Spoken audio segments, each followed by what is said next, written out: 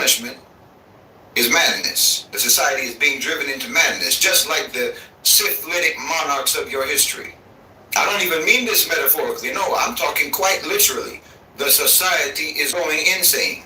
I mean, look at any old film clip.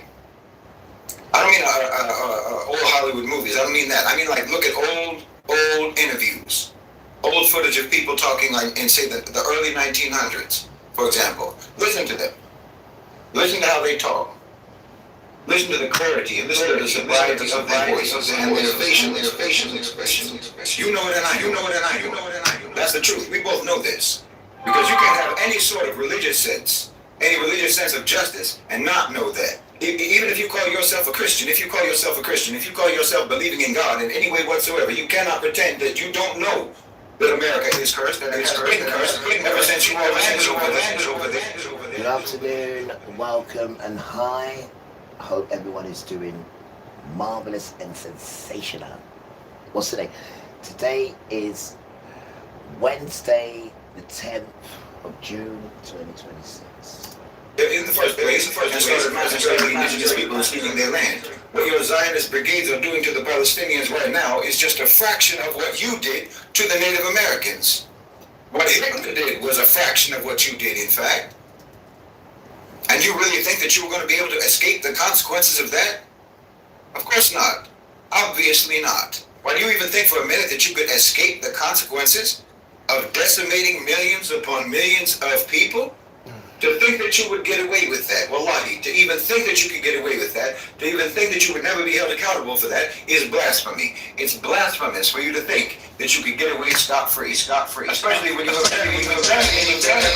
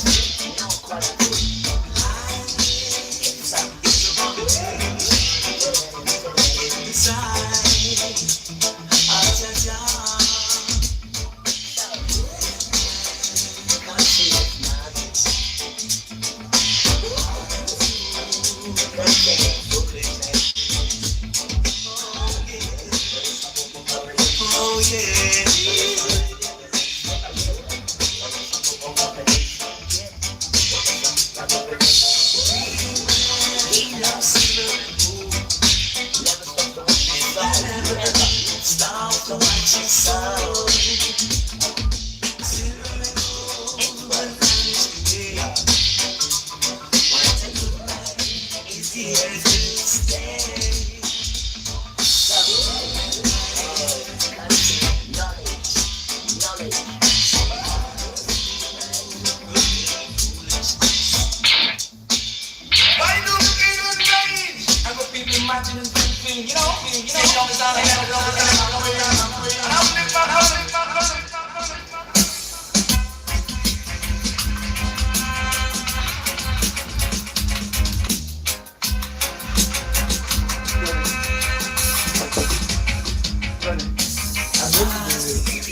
I'm trying and like, you want one? That's right then. What one?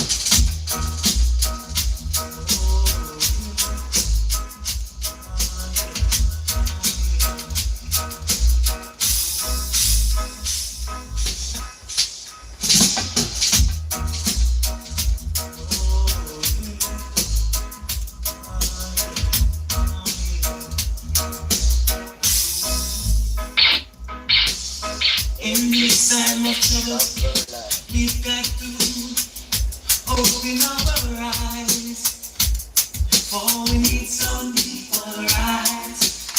In this time of trouble, we've got to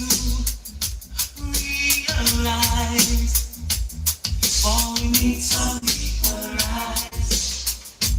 Get up and fight for your rights, my brother. Get up and fight for your rights, my sisters.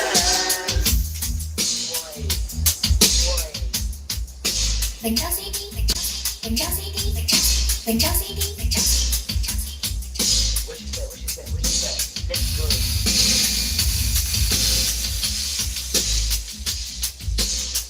Right, for there ain't no place to hide. Get up and fight. Yes, I did. I want to have a did. SW9. Worries.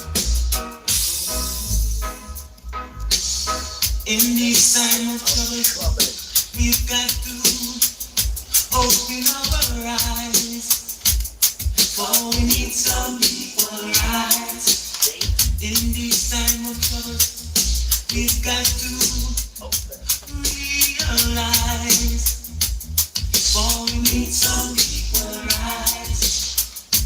Get up and fight for your rights, my brother. Get up and fight for your rights, my sister.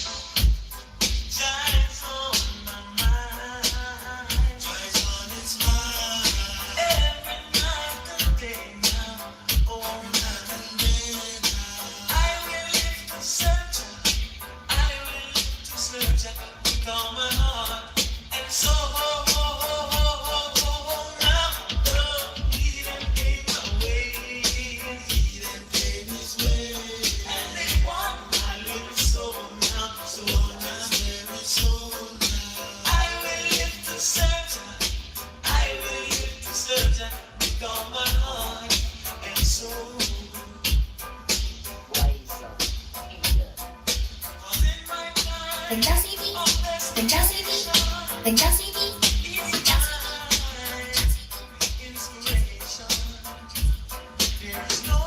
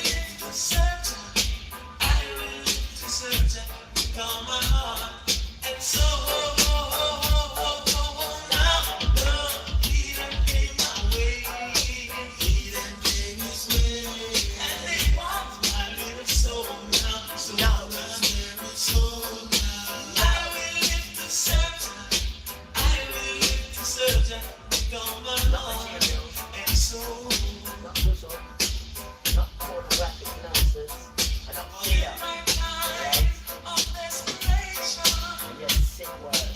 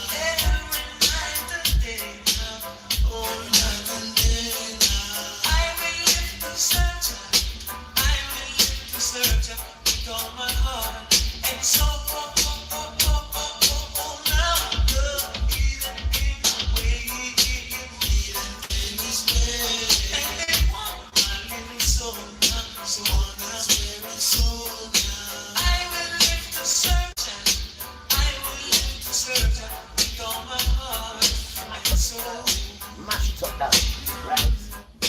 And it's ego, so you're gonna mash up this word so let's show you what to fucking do. I didn't bother. Just hear that.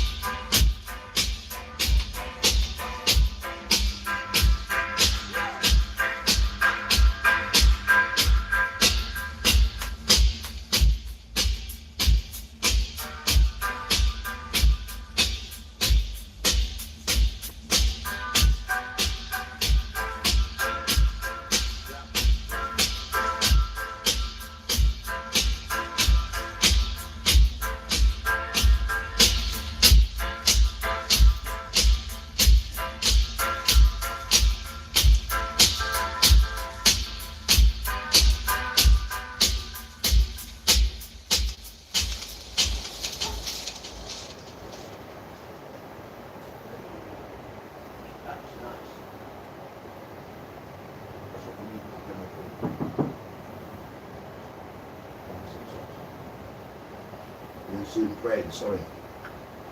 Just a banker. He was praying and this is sorry, Papa. Next time you look, I will, sorry. That was nice. Everything's blessed, Papa, man. You're in your place, man. Everything's blessed. Right, there's a lot of work to do, man. We're going to have to shut that one down. Great with this. Yo, Esau. Now bring it back over to now. Excuse me. Any parents now? Don't speak your mouth. I know I'm finishing it.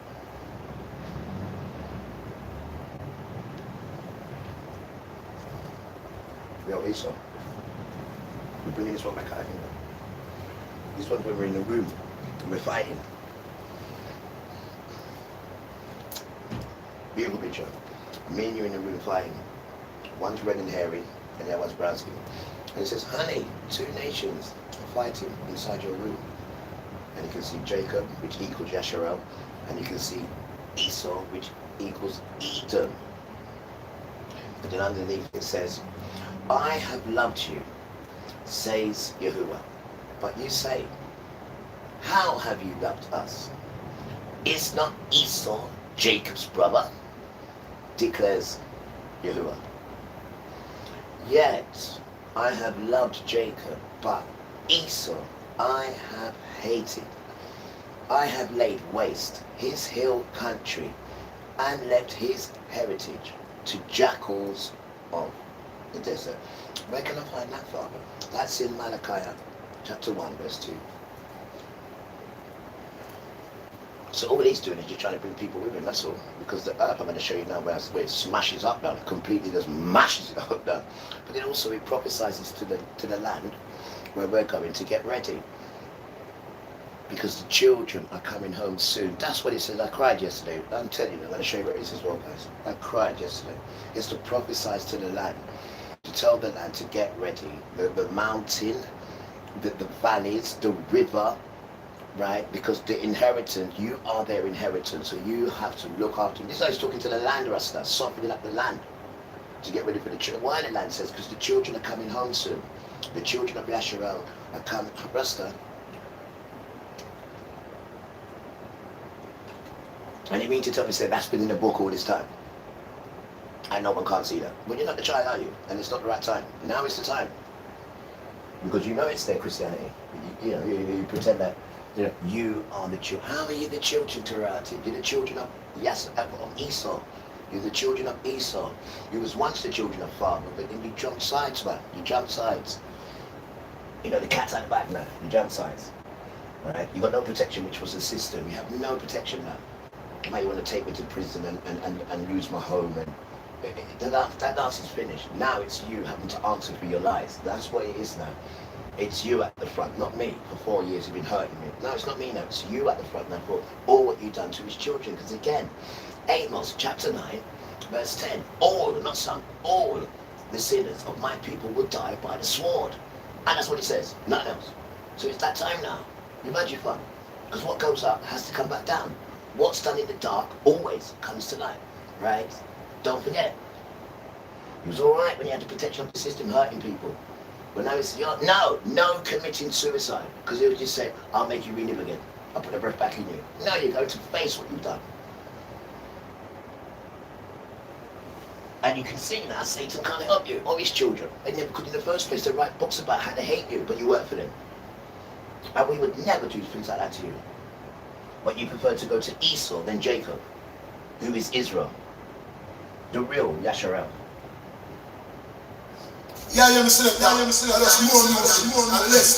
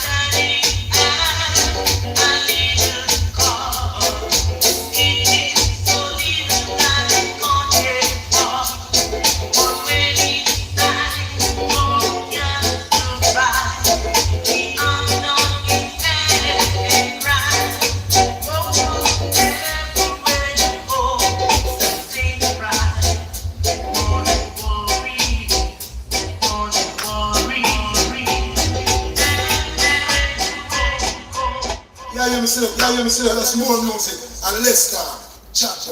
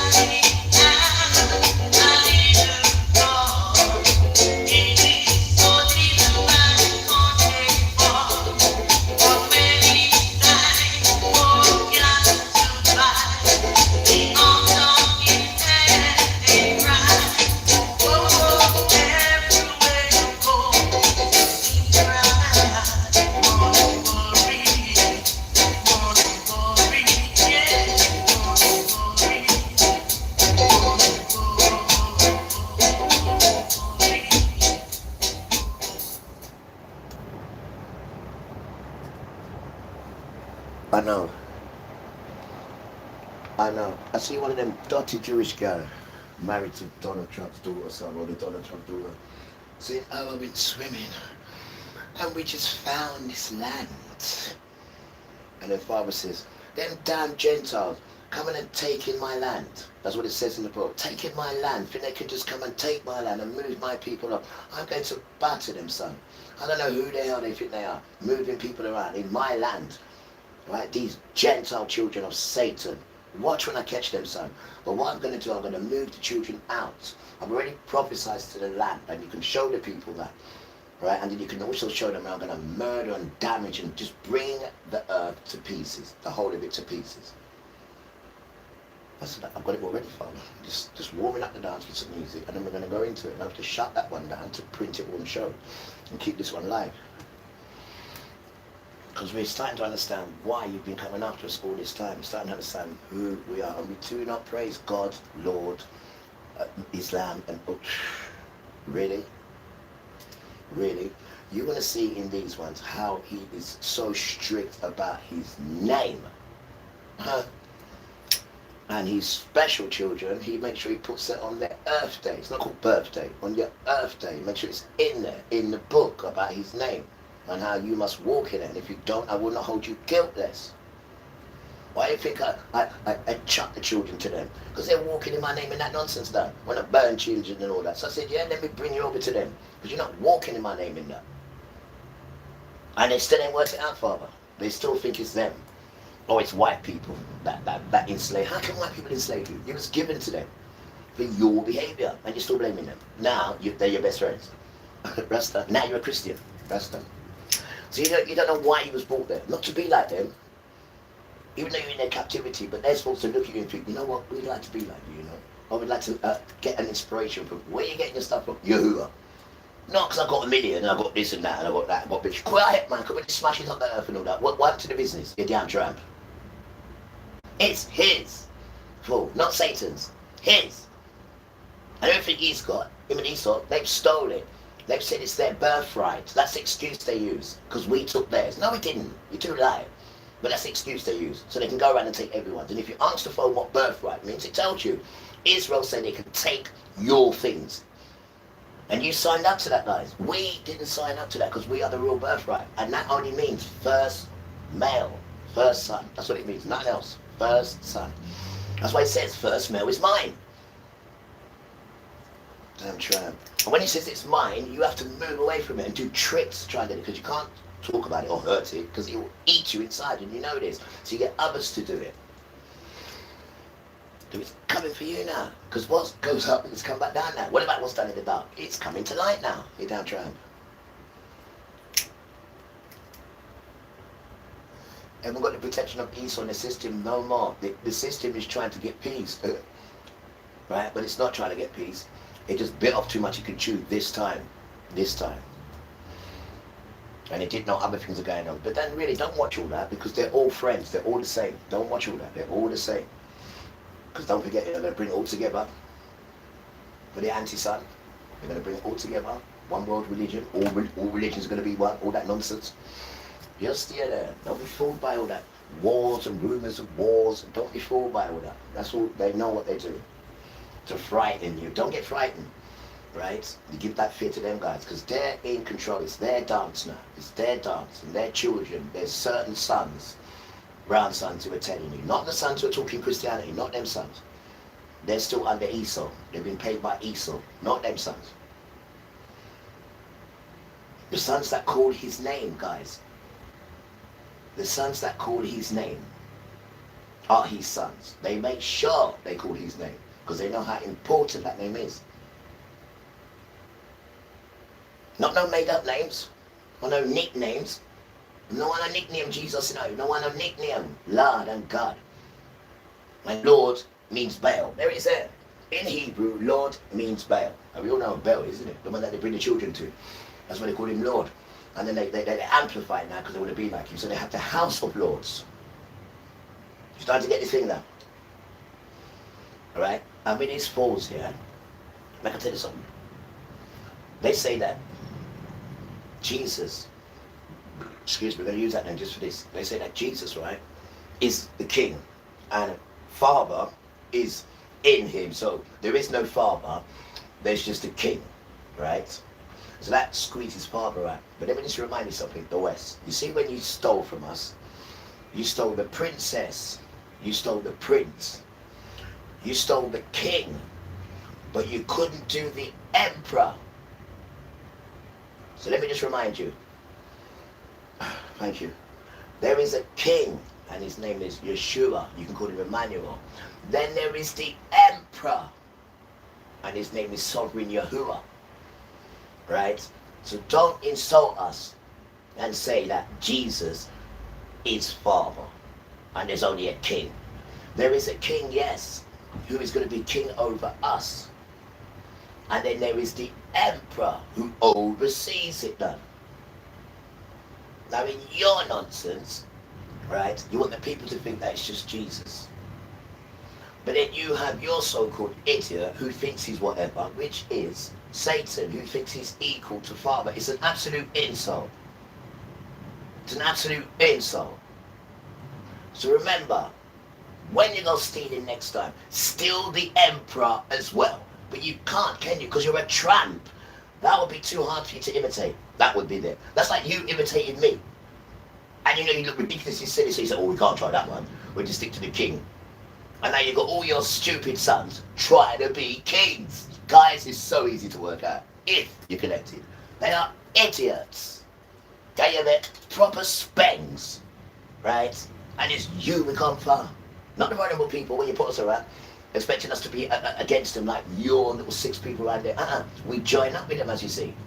right? It's you we come from, right? Because when my time comes, there is nowhere in the universe, well, I don't even believe there is one, there is nowhere on the planet, that's better, right, that I would ever drive any car, it no matter where I come give me, with 666, wait, private as well. There is no Rasta. I take my orders from an emperor, not no damn king. And he ain't, none of them are nothing done. You guys are higher than any of all these lot. Than the Antichrist, the Satan. Why? Because they're going to die. And the Esau children. They're going to die. So you are higher than them.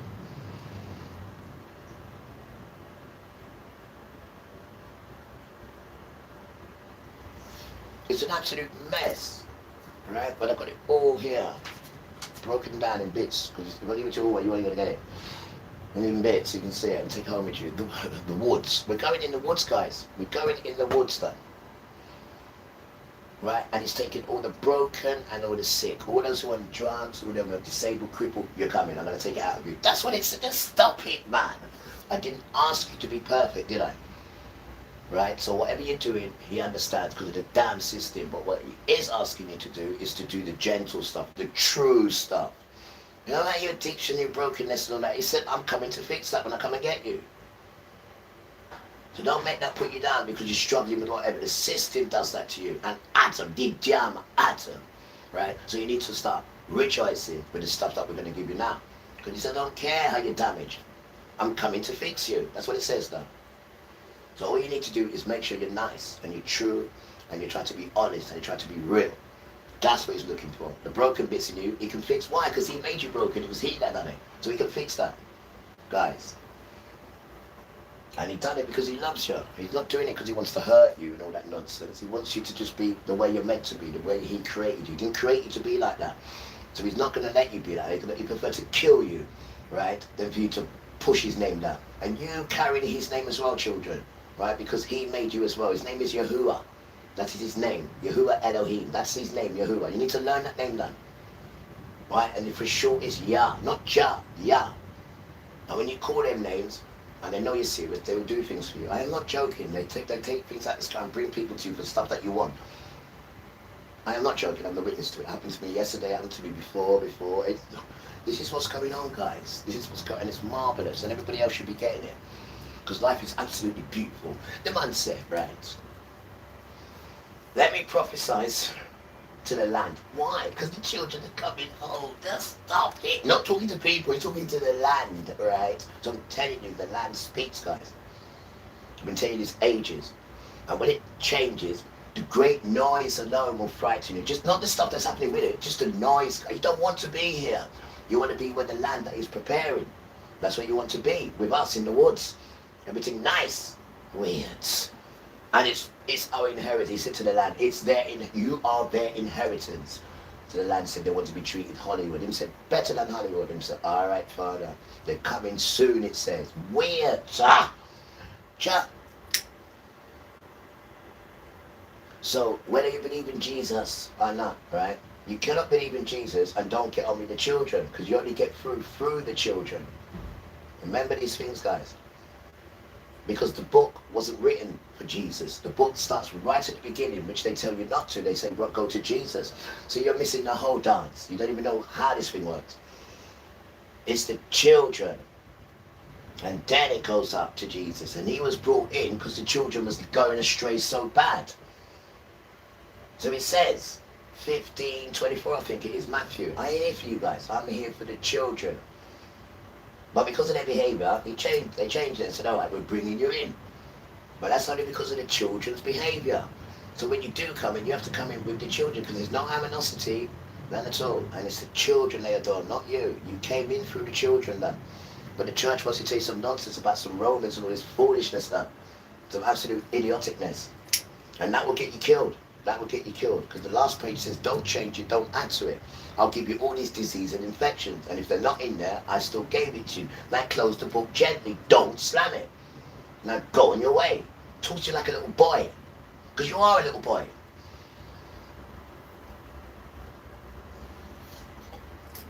Little boy. With your little toys. What happens when father smashes your toys? You ain't got nothing in them. You don't even have to wipe your ass then. You don't even have to cook food. You don't even have to do the basics. You showed up with toys. Boys and the bleeding toys. I don't know even yours, you stole them. Damn tramp.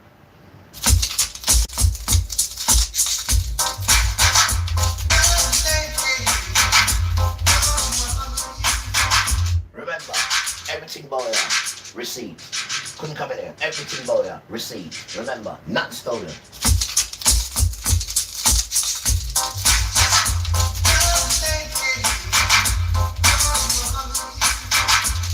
No quality, no quality. I've been down the lead to the edge. Remember, just because the system gets you on tablets or gets you smoking, gets you drinking, that doesn't mean you ain't got no quality, right? That just means that the system was concentrating on you, and the system found out something that you were not strong with. But that doesn't mean anything at all, because it's designed to do that. And there is no help, guys. There is no help. But there is. Emmanuel is your help. That is your help now. Whether you like it or not. And his name's not Jesus, won't help you with that name. There's no power in that name. It's a nickname. His name is Emmanuel. And that means Elohim is with you. So when you call that and you fixate on that, then you have Elohim with you, which is the emperor, which they haven't got. Because they're a joke, Rasta. Right, weirds.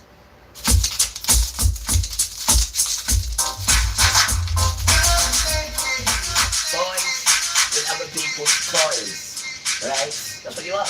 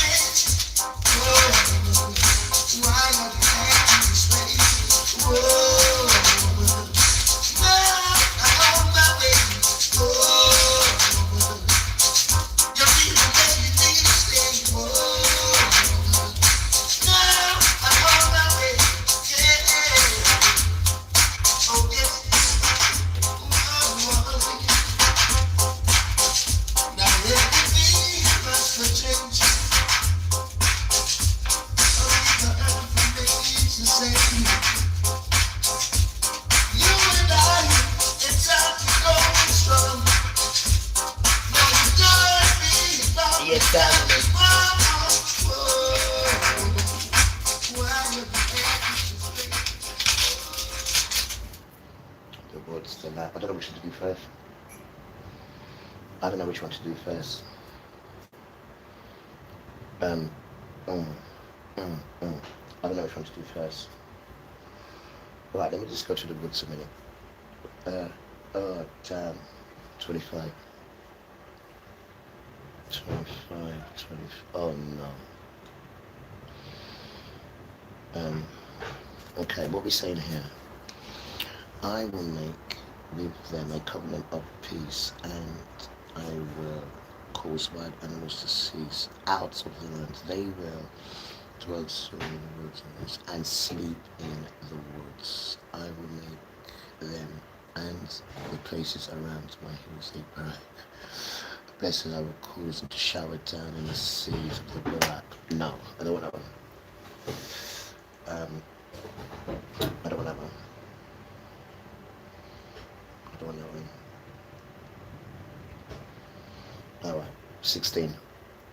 16, there it is. 15. I myself will be a shepherd of my sheep, and I will seize them to lie down. So I'll seek, there she is. I will seek which was lost, and I will bring back that which was driven away. And I will bind up the sick. Right, no. Son of man. I think you should start from here. Son of man. Against the shepherds. Prophesy and tell them, even the shepherds. Right, and then start from there.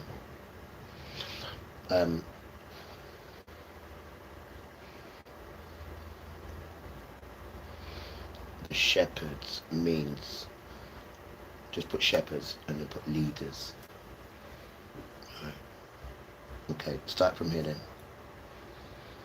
Yeah, you have to do it as a story. Behold, I'm against you. Yeah, you have to do it as a story. Alright. Yeah, because you haven't read it all. You have to do it as a story. Okay, let's start with Son of Man. Or Yahuwah's word came to me saying, no, just Son of Man. Prophesies. Yeah, just Son of Man. But it was Son of Man. Start from there. No, start from the beginning. Yahuwah's word came to me saying, yeah, and then to it, Son of Man. Into it, there's a lot to do there. I know. Alright. I got it. So what I'm doing is, right, I need that. I need that machine. Alright, cool. Boy. Yeah! Now let's give them some praise unto the Most High. Jah, Rastafari, I listen last the first for giving I and I this great and wonderful privilege. Come together in love and perfect unity, rather than this brown and the silky one says. Oh, there's the king. Keep the fire blazing. Well, Gyro, Rather than this melody, glory from the heart, yeah. Ladies, set your guard and come and sing it, my brother, man, yeah. I said I could not resist such wonderful invitation now. Ladies, set your guard and come and sing it, my brother, man. And I could not resist such wonderful invitation now. Come and sing, King of Man. Come and sing another man. see that for Gyro. Yes, I said that you love people in the morning. Hey, you love people in the evenings. Hey, kill our fighters, but keep us fighters. Whoa, you love them in the morning. You love them in the evening. Now let's give them some praise unto the Most High. Jah, Rastafari, I listen last the first for giving I and I this great and wonderful privilege. Right. Come together in love and perfect unity, rather than this brown and the silky one says. Oh, there's the king. Keep the fire blazing. Well, Gyro, Rather than this melody, glory from the heart, yeah. Ladies, set your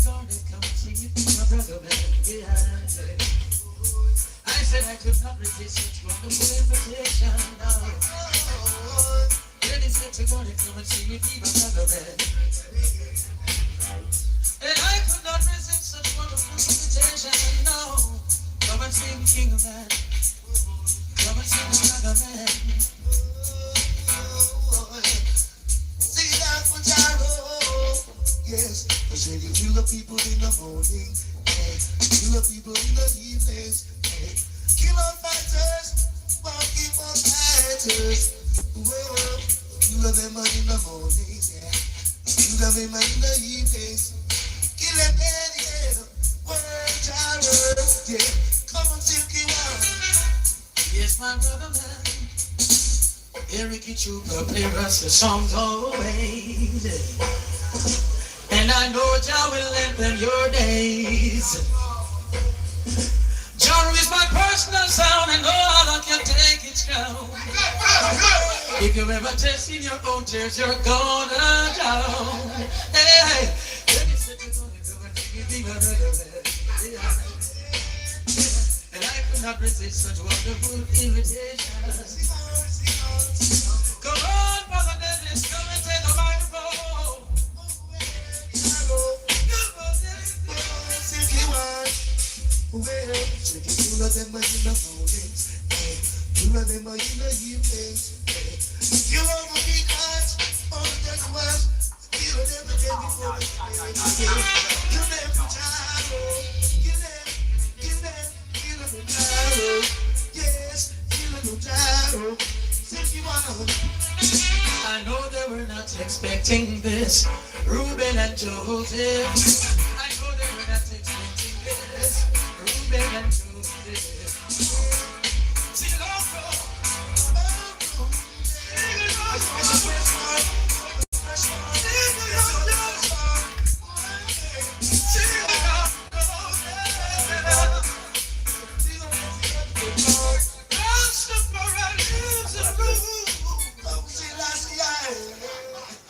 I forgot to do it on this one. I forgot to do it. Is it like this? I forgot to do it. Oh, it is. Oh no, no problem. Right, now one more. You. Let me give it to you. I got here. There she is. One. Is it up? It's nice. It's this one. So. One. Yeah, I'm coming. These stitches.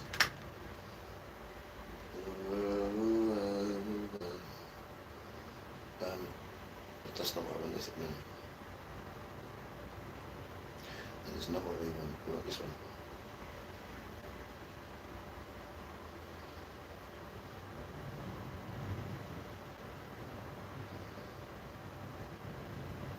Right, come in. Come in. There she is.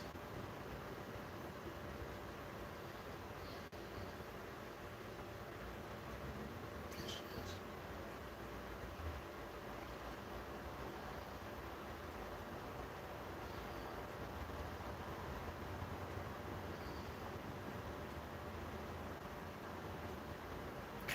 Stop it.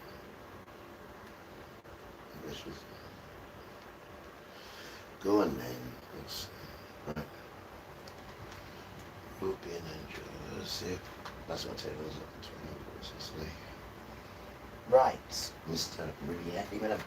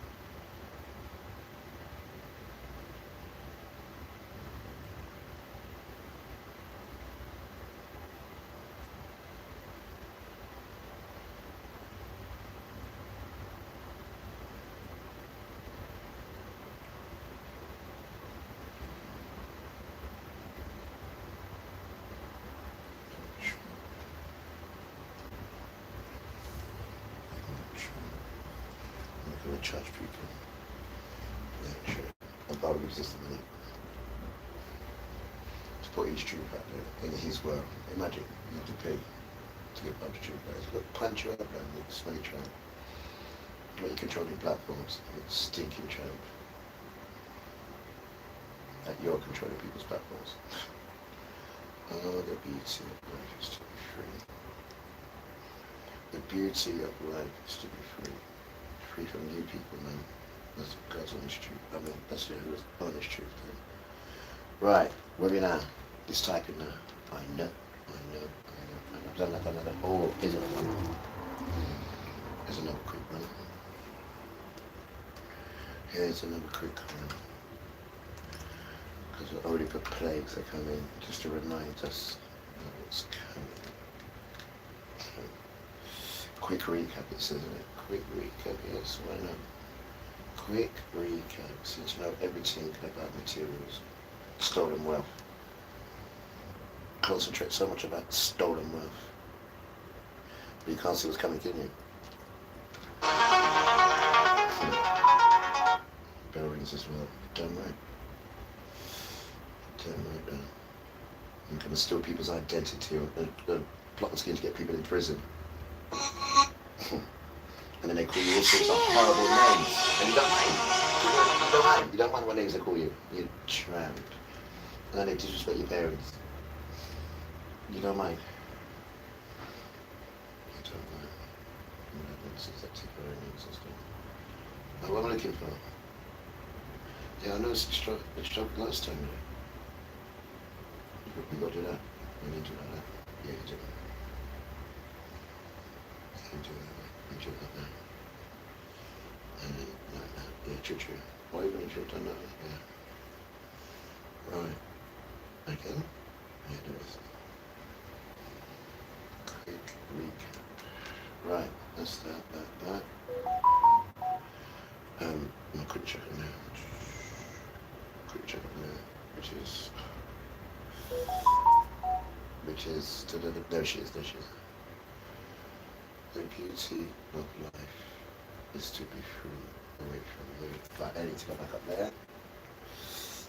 Get the fat there. And put the new one in there. And I do it on Friday. Pay this money.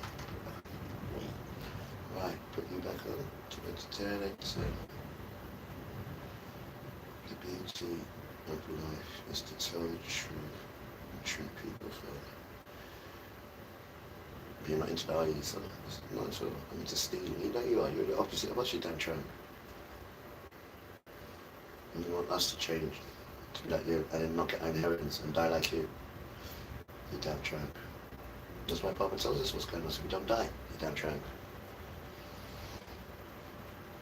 It doesn't have to believe it. It's not what you believe. It's not important about what you believe. It's what's damn true and what's going to happen. That's what's important. Idiot.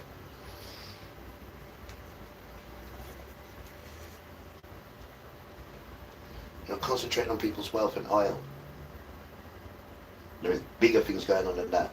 And all that's going to get smashed up because it's not yours. It belongs to him. He can do what he wants with it. You're concentrating on his wealth. Because you're a tramp, that's why.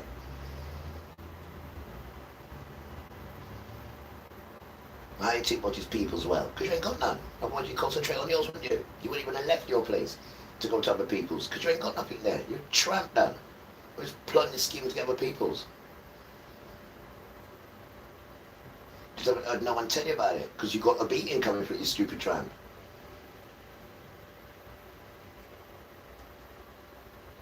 Because that is not the way to live, yes sir, and you would know that. That is not the way to live. You're like a cocker sprung.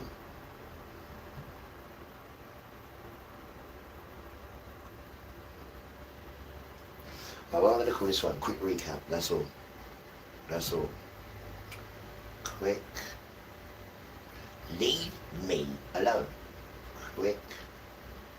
And you want to hurt children. Children just learning how to love their father and do what their father says. And you want to come and take people's freedom and take children's home. So what would happen to the Jesus child then? Huh? So he'd be homeless as well. This is how wicked you are, sir. This is 2 in 1, you know, and it would never work, sir. Because what he's doing is going to expose you now for that wickedness that you plotted. Because then the two of them would have been homeless. And one of them would have been in jail. So he's going to damage you for that. Why? Because Amos chapter 9 verse 10 says, all the sinners of my people will die by the sword. Not some of them, all of them.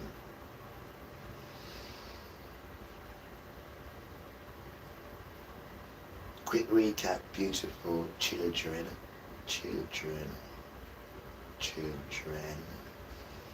of Yahuwah, of Yahuwah. Quick recap, we need to see this one, guys. This is what's coming, so just got to make sure you got the recap.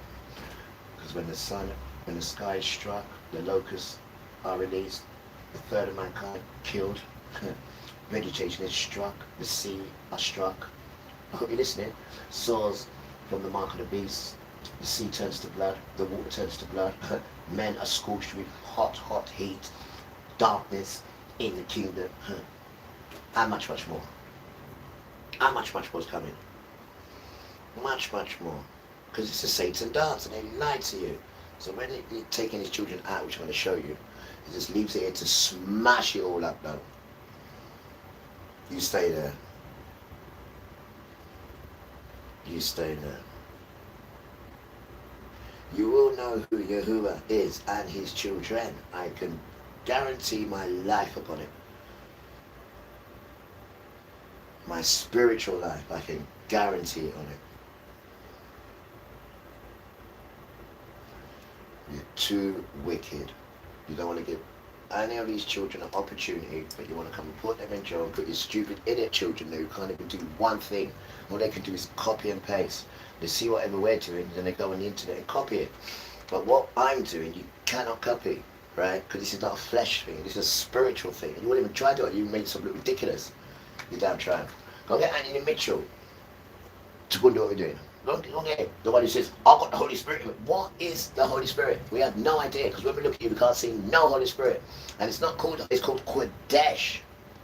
Spirit, the root of Kodesh. You never know the name of it, you damn tramp. So how is he going to come to you if you don't even know the name of it? It's just nonsense, just copy and paste all the time now. And then when you see real children, you're going to put them in jail. Because they make you look like what you are, an idiot. You're not the right son. It's about sons. The world was given to sons, no one else. Sons. And everyone comes in through the sons. And that's how far the program. No, I'm a bleeding way.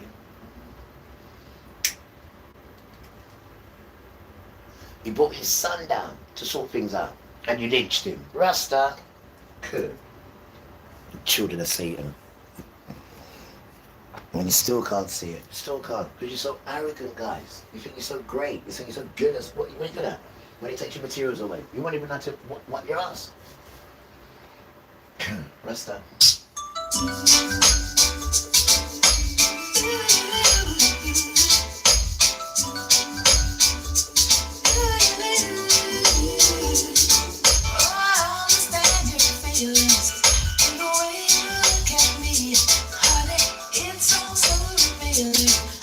Finally go through. I fought a lengthy battle, trying to win your love from me. And just when I thought it was hopeless, you have finally seen me. So I won't stop loving you, boy. All I have is for you, boy. And I won't stop loving you, boy.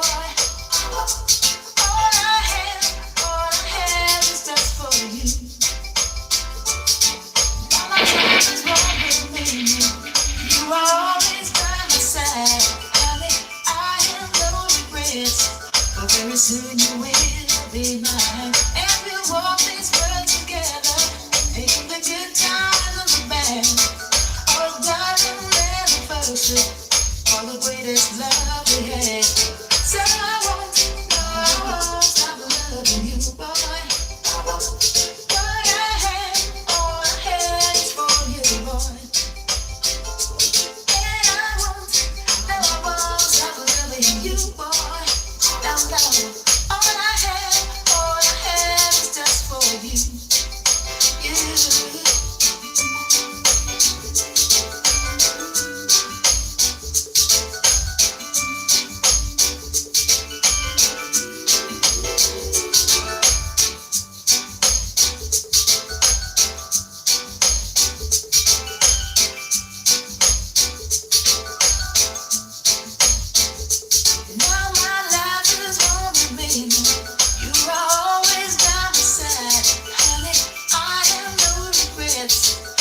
Pretty soon you will be mine.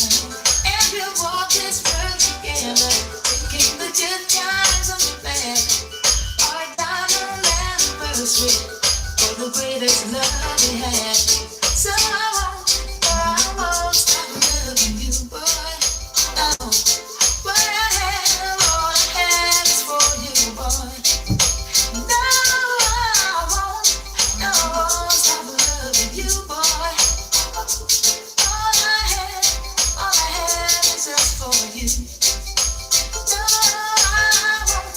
No, I won't stop loving you, boy.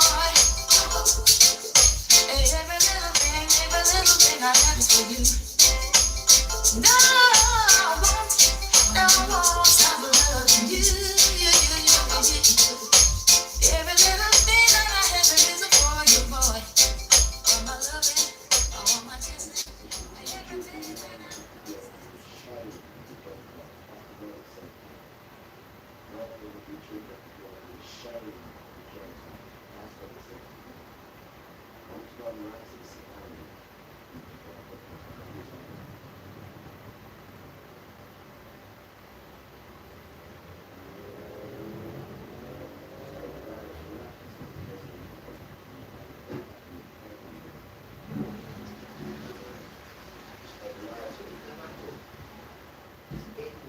It's in me. It's something I could practice to do. This thing's just in me, Rustin. I've been like that since a child. That's why they keep coming after me. And then Satan's children come and put me in, as an altar boy and thought I'd really enjoy it and all that nonsense. I didn't see him coming for you as an altar boy, as an infant, did he? I didn't see it all. I'm ringing the bell when the bread breaks the bread and all that nonsense. Trying to brainwash me into that nonsense. That's what you tried to do, Dan. And then get me in the compression box. That's when Father stopped it. Yeah, man. You didn't even do that for your own sons. You didn't even do that for your own sons. But you're so concentrated on this son. But when you couldn't get him, you want to now try and destroy him. And it's clear as day, because everyone can see what your system, because these people, they ain't got the strength to do this stuff. At all. The amount of mistakes they made, they should be in jail. The amount of documents we've gotten them to go court with, they should be in jail. They've even violated court. They've even violated the procedure of court. You'll see when we get there anyway, you damn tramp. You'll see when we get there. Bring all you want. Bring them all to Josephine. Bring them all. The judge, the lawyer, the one who does the cleaning out here, the nurse, she's driving by, she heard music. Bring them all. Bring them all. Because none of them live here, but bring them all. And this place was the worst place for any kind of stuff like that. This place, you just don't know what this place is like. But they wrote it and given it to the judge, what this actual place is and what it's like. And what it's been like for years. And no one don't complain about no one else and the madness that goes on there. But as soon as this boy puts music on, dance system. And they put me here because they thought you would fold. Because what they do, guys, they put brown boys in homes where you've got people who've got mental health issues, you've got people who are sick, you've got people who've got junkies, you've got all of them here. And then they put brown boys here. It's written in their philosophy is what they do to us. And they expect me to, fall off my grace and be like, or turn on them. And then that's why the woman over there made up all them lies. Like, I turn on these people. And now I hate white women and I hate the vulnerable here. And just some wicked lies. And then she put my name on it. And now she wants to go behind a screen now. She doesn't want to come to court now and carry on telling her lies. Because we got good representation now. You get your ass there. Get your ass to Jesse Fitty, yeah, girl. Since you're going around bullying people to sign this nonsense about me. So now you can come to court and get the court to sign it too. You're like a batty fierce. You don't like it now when it's level, do you? You start staining the house. Well, we're going to throw not stones at a glass house. We're going to throw rocks at it. Because the foundation of that house is putty. Watch and see. There's no foundation to that home. Watch and see. Well, you shouldn't throw stones at other people's homes when yours is a glass house. You're still there. And you're not even British. You're not even English. Tarantid.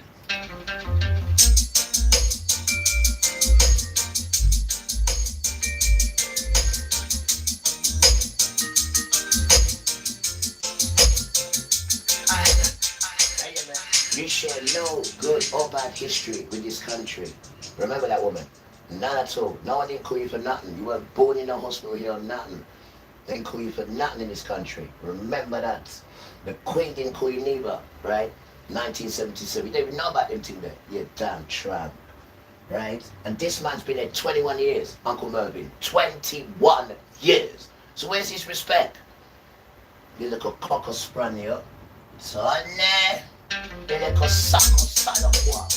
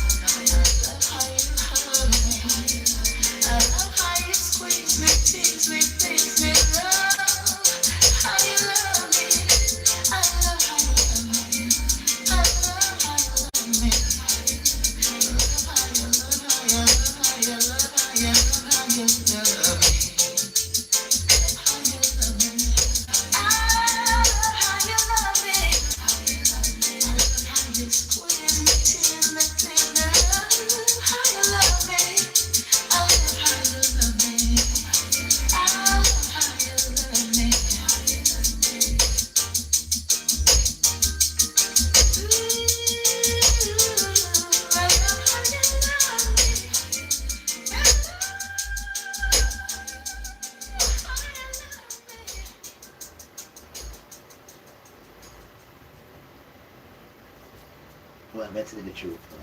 I still can't get over the land. I can't get over it, man. I cannot get over it, man. I really can't. I really can't. I'm going to sit down and do it now. I'm going to sit down. I can't stand up and do it. I need to get it real properly right.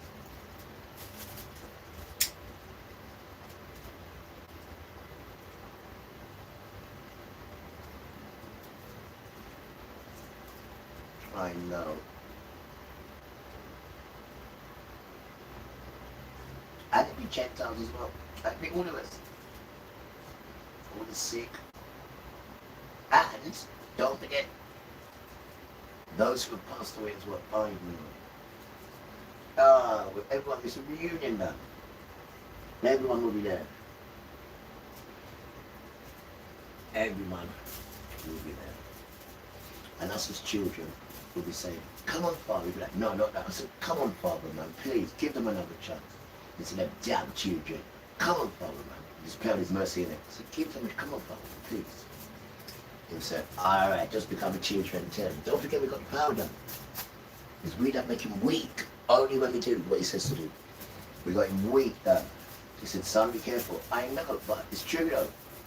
When you're a good boy, you're having weed, Cresta. I'm telling you, you can ask for things, bro.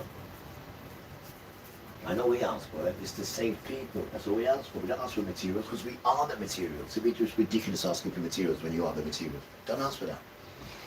Ask to save people, Resta, and to open people up to truth so they can see it. Because this time last year, I couldn't see all this. Not at all. So everybody's at a different level. So you need to respect that. People are at a different level. And people have different levels, again, of learning.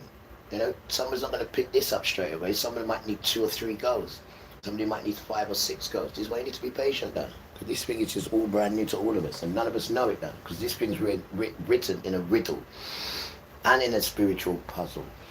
And, you know, you might read some of it and think, yeah. And then you read it again, it will tell you. And then you see it completely different. Because he tells you. And the bell rings, I heard it. And it's marvellous stuff. It's absolutely marvellous. Absolutely. And it's for everybody. Journals. And the man's blessed the land already. Do. And the land said, why? He said, because the children of Yeshua are coming home soon. Just stop it, Dodo. I'm going to sit down and do that one. I can't do it standing up. I need to sit down and do it properly, man. I've got it all here now, so I need to sit down and do it in a special way. I know. Weird. And it says, the cripple, the broken, the addict. I will fix you. Don't stop it. Dodo. Wow. Yeah, because the earth is just used as some sort of washing machine to try and wash out the humanity and everybody, and broken us and damaged us all along the way and turned us all against each other. And the wickedest thing is, right, we have the judgment coming. Because now people are starting to wake up, and Father's starting to show people that we've been tricked. But it's not like we can say, all right, then let's come together. No, because the judgment's coming, and Satan is coming as well. It's dangerous though. This is why he's opened up the light, so people can see the ones he wants them to see, because it's in place. It's in dark. The dance is in place now. The judgment, right, and the Satan dance. There's different energies fighting right now. Trust me, now. Different energies. Trust me. What a time to be alive. Because your ancestors would have loved to have been alive to this. But they couldn't do it. They were in this situation because of you. Right? They couldn't do it. So Father picked the generation. Because don't forget, you know, it's his plan. It's not just thinking. No, he's designed it to go this way. And the Ruah is the earth. When he blessed the earth, he blessed it with the Ruah. So he controls it just by what he says. It goes by the control of his word. That's how he controls everything, by his word. Magical, mystical, man.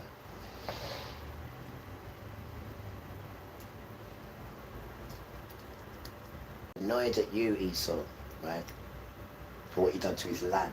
He says in there many times, I didn't give you no permission to take no land and do anything with it and carve it up with you on any of your friends. Any of your shepherds. He refers to you as shepherds in this, right? And we are the sheep. This is what I'm going to type up for you. He refers to you as shepherds. Let me read a little bit. Let me read a little bit. This is what I'm going to start off with. It's new, right? So bear with the reading. It says, right? Where we going? I can't even pronounce where it is. Yo, Jesus. My brethren.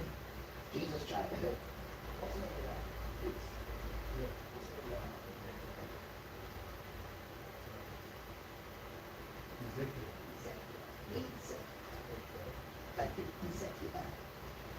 Alright, I got it.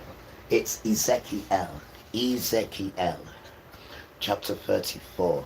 Ezekiel. This is the one. Ezekiel. It says, Yahuwah's word came to me, saying, Son of man, prophesies against the shepherds. Now remember, the shepherds are the bullies, yeah? Of Yasharel. Prophesies and tell them, even the shepherds, the sovereign Yahuwah says, woe to the shepherds of Yasharel, who feed themselves. Shouldn't the shepherd feed the sheep? You eat the fat. You clothe yourself with wool. You kill the fattening, but you don't feed the sheep. You have strengthened the diseased. No, sorry, I apologize. You haven't strengthened the diseased. You haven't healed that which was sick. You haven't bound up that was broken. You haven't brought back that which was driven away, which is the flock. You haven't sought that which was lost, but you have lorded it over them with force and with vigor. They are scattered because there was no shepherd. They became food to all the animals of the field and were scattered. My sheep wandered through all the mountains and on every high hill. Yes, my sheep were scattered on all the surface of the earth. There was no one who searched or sought. Therefore, you shepherds, hear Yahuwah's word. As I live, says the sovereign Yahuwah, surely, because my sheep became a prey, and my sheep became food to all the animals of the field, because there was no shepherd, and my shepherds didn't search for my sheep, but the shepherds fed themselves and didn't feed my sheep. Therefore, you shepherds, hear Yahuwah's word. The sovereign Yahuwah says, behold, I am against the shepherds. I will require my sheep at their hand and cause them to cease from feeding the sheep. The shepherds won't feed themselves no more. I will deliver my sheep from their mouth, that they may not be food for them. For the sovereign Yahuwah says, behold, I myself, even I, will search for my sheep and will seek them out, as a shepherd seeks out his flock, in the day that he is among his sheep that are scattered abroad. So I will seek out my sheep. I will deliver them out of all places where they have been scattered in the cloudy and the dark day. I will bring them out from the peoples and gather them from the countries and will bring them into their own land. I will feed them on the mountain of Yasharel, by the watercourses, and in all the inhabitants' places of the country. I will feed them with good pasture, and their fold will be on the mountains of the highest of Yasharel. There they will lie down in a good fold. They will feed on fat pastures on the mountains of Yasharel. I myself will be the shepherd of my sheep, and I will cause them to lie down, says sovereign Yahuwah. I will seek that which was lost, and will bring back that which was driven away, and will bind up that which was broken, and will strengthen that which was sick. But I will destroy the fat and the strong. I will feed them in justice. As for you, O my flock, the sovereign Yahuwah says, behold, a judge between sheep and sheep, the rams and the male goats. Does it seem a small thing to you to have fed on the good pasture? But you must tread down with your feet the residue of your pasture, and have drunk of the clear waters. But must you foul the residue with your feet? As for my sheep, they eat that which you have trodden with your feet, and they drink that which you have fouled with your feet. Therefore, the sovereign Yahuwah says to them, behold, I, even I, will judge between the fat sheep and the lean sheep, right? Because you thrust with side and with shoulder and push all the diseased with your horns until you have scattered them abroad. Therefore, I will save my flock, and they will no more be a prey to you. I will judge between sheep and sheep. I will set up one shepherd over them, and he will feed them, even a descendant of my servant David, which is Yahuwah, which is Yeshua, sorry, which is Emmanuel, David. He will feed them, and he will be their shepherd. I, Yahuwah, will be their Elohim, and my servant David, prince among them. I, Yahuwah, have spoken it. I will make them a covenant of peace, and will cause wild animals to cease out of the land. They will dwell surely in the wilderness and sleep in the woods. Camping, just stop it. Carry on. All right.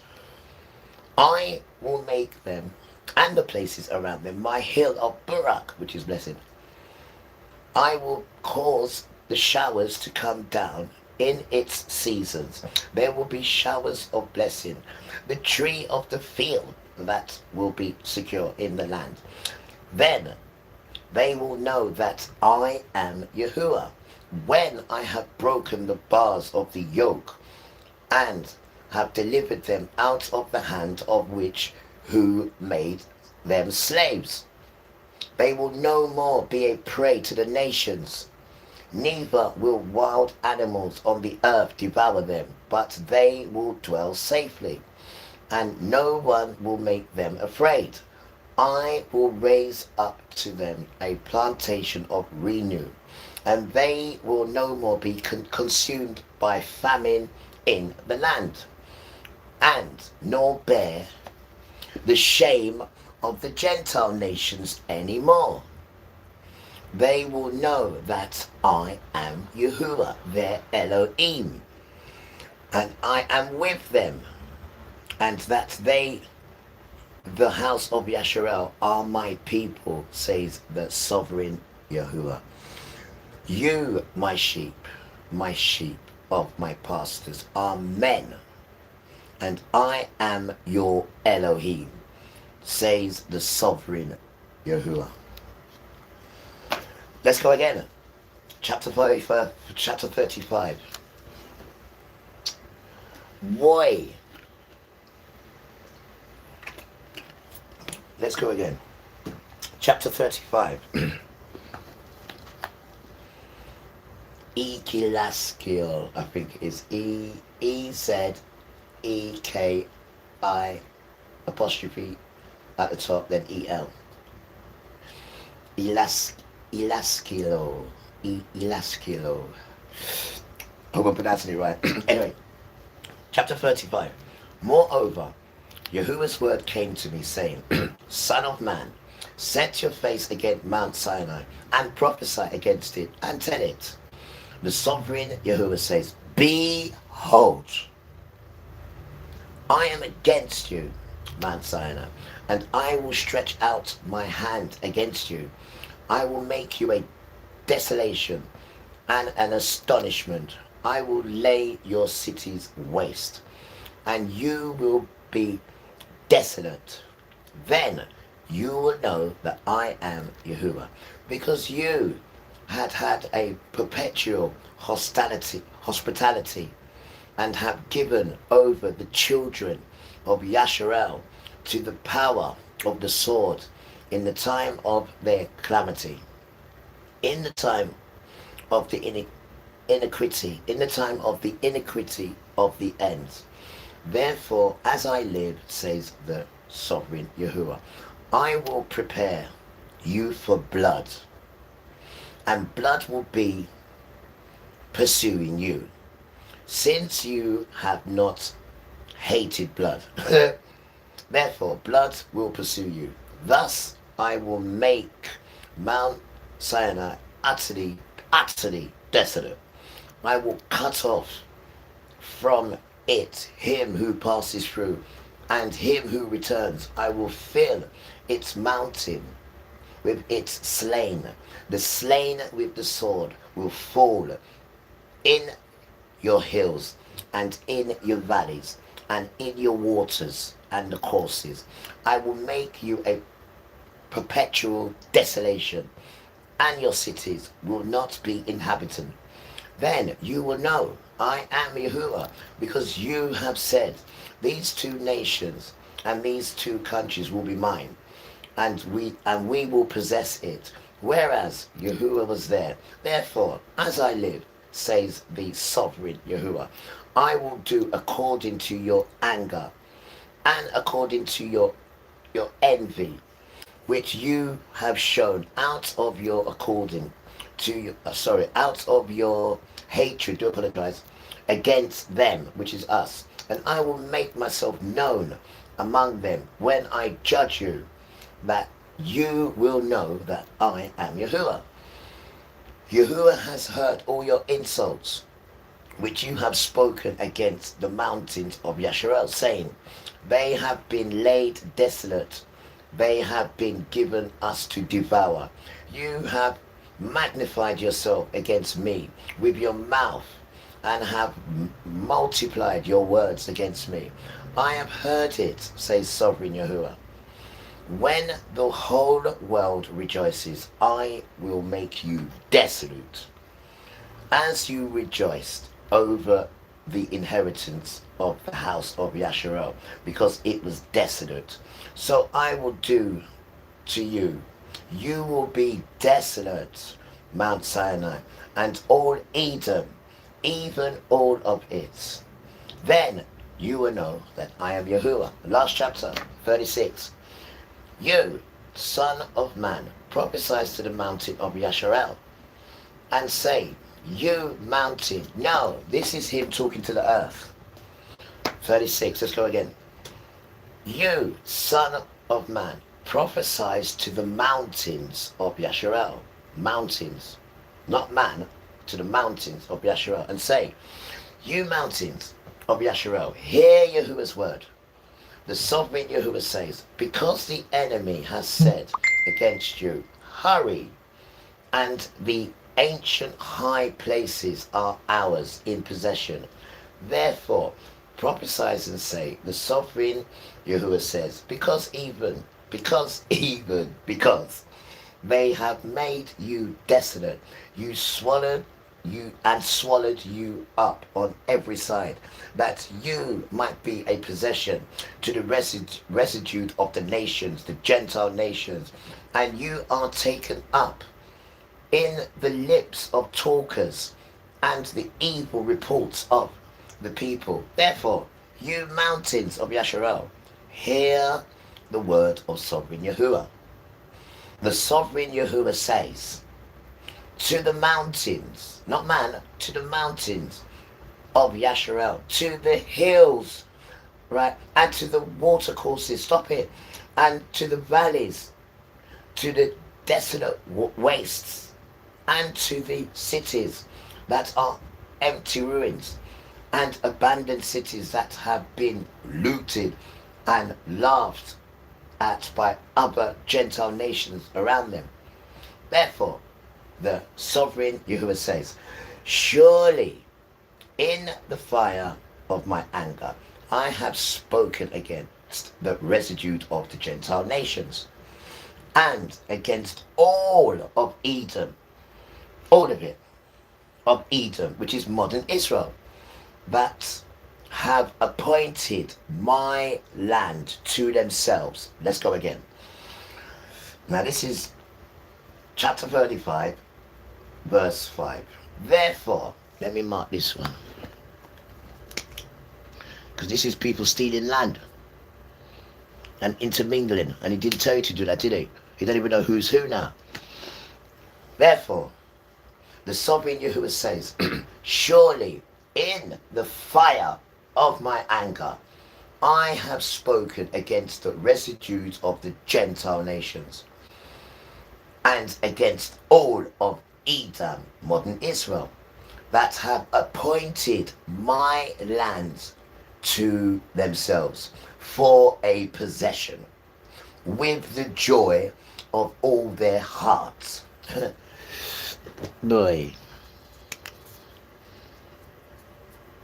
surely my anger. Okay, and he tells you who as well. He's telling you who. The Gentiles and Esau. There it is. I got it. For you taken my land for your own possession with the joy of your own heart. Did anyone say you could take it? With despite of soul. To cast it out for a prey. Therefore, prophesy concerning the land of Yasharel, and tell the mountains, the hills, the watercourses, and the valleys, the sovereign Yahuwah says, behold, I have spoken in my anger and in my wrath. So that's 2 in 1, you know, war is done. Because you have bore the shame of the Gentile nations. Therefore, the sovereign Yahuwah says, I have sworn, surely the nations, Gentiles, that are around you will bear the shame. But you, mountains of Yasharel, you shall shoot out your branches and yield your fruit to my people Yasharel. He's talking to the trees now. For they are at hand to come home. And the bell rings again. You hear that? Let me go again. But you, mountains of Yasharel, you shall shoot out your branches and yield your fruit to my people Yasharel. See? For my people Yasharel, sorry. For they are at hand to come home. For behold, I am for you, and I will come to you, and you will be tiled and sworn. I will multiply men on you. All the house of Yasharel, even all of it, the cities will be inhabited, and the waste places will be built. I will multiply men and animals on you. They will increase and be fruitful. I will cause you to be inhabited as you were before, and you will do better than at your beginning. Wow. Then you will know that I am Yahuwah. Yes, I will lend my people. I will lead many people, my people, Yasharel, to your land. They will possess you. They will possess you, and you will be their inheritance. Oh, he's talking to the land, sorry. They will possess you, and you will be their inheritance, and you will never again breathe them of your children. That's so beautiful.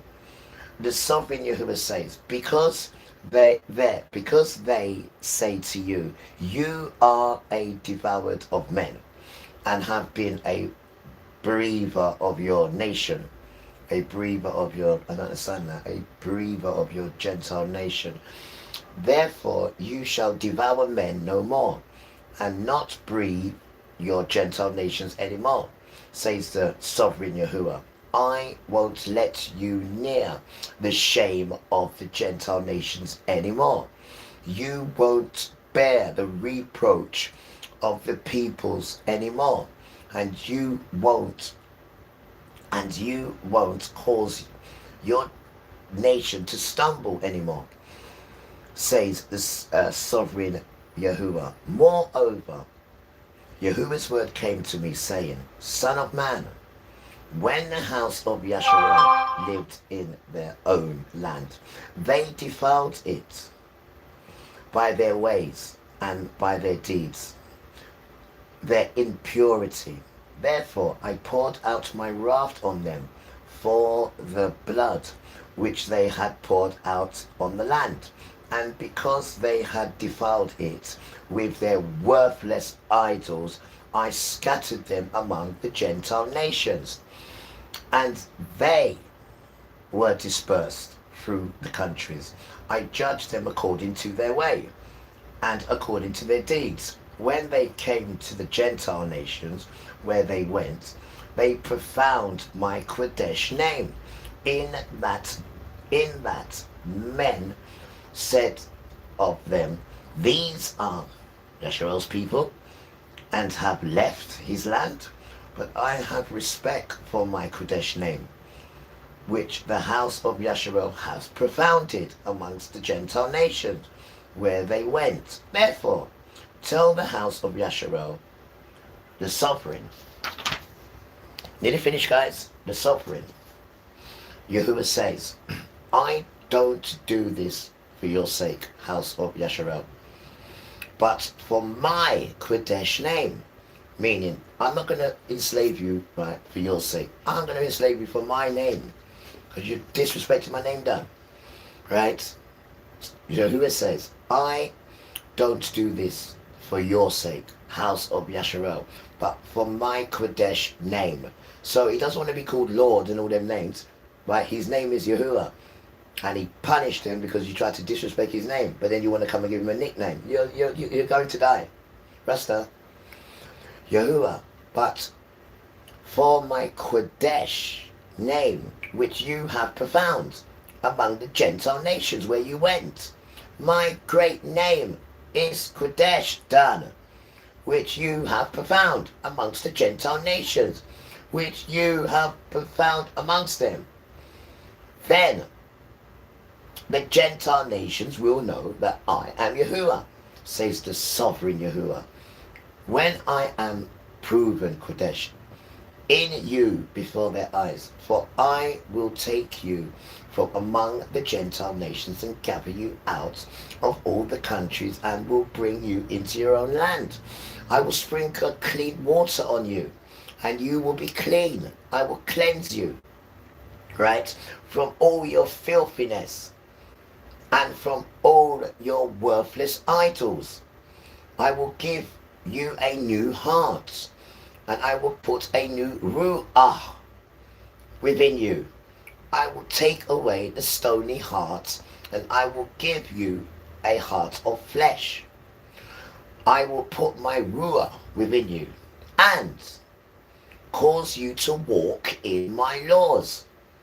You will keep my right rulings and do them. You will dwell in the land that I gave to your fathers. You will be my people, and I will be your Elohim. I will save you from all your uncleanness. I will call for the grain.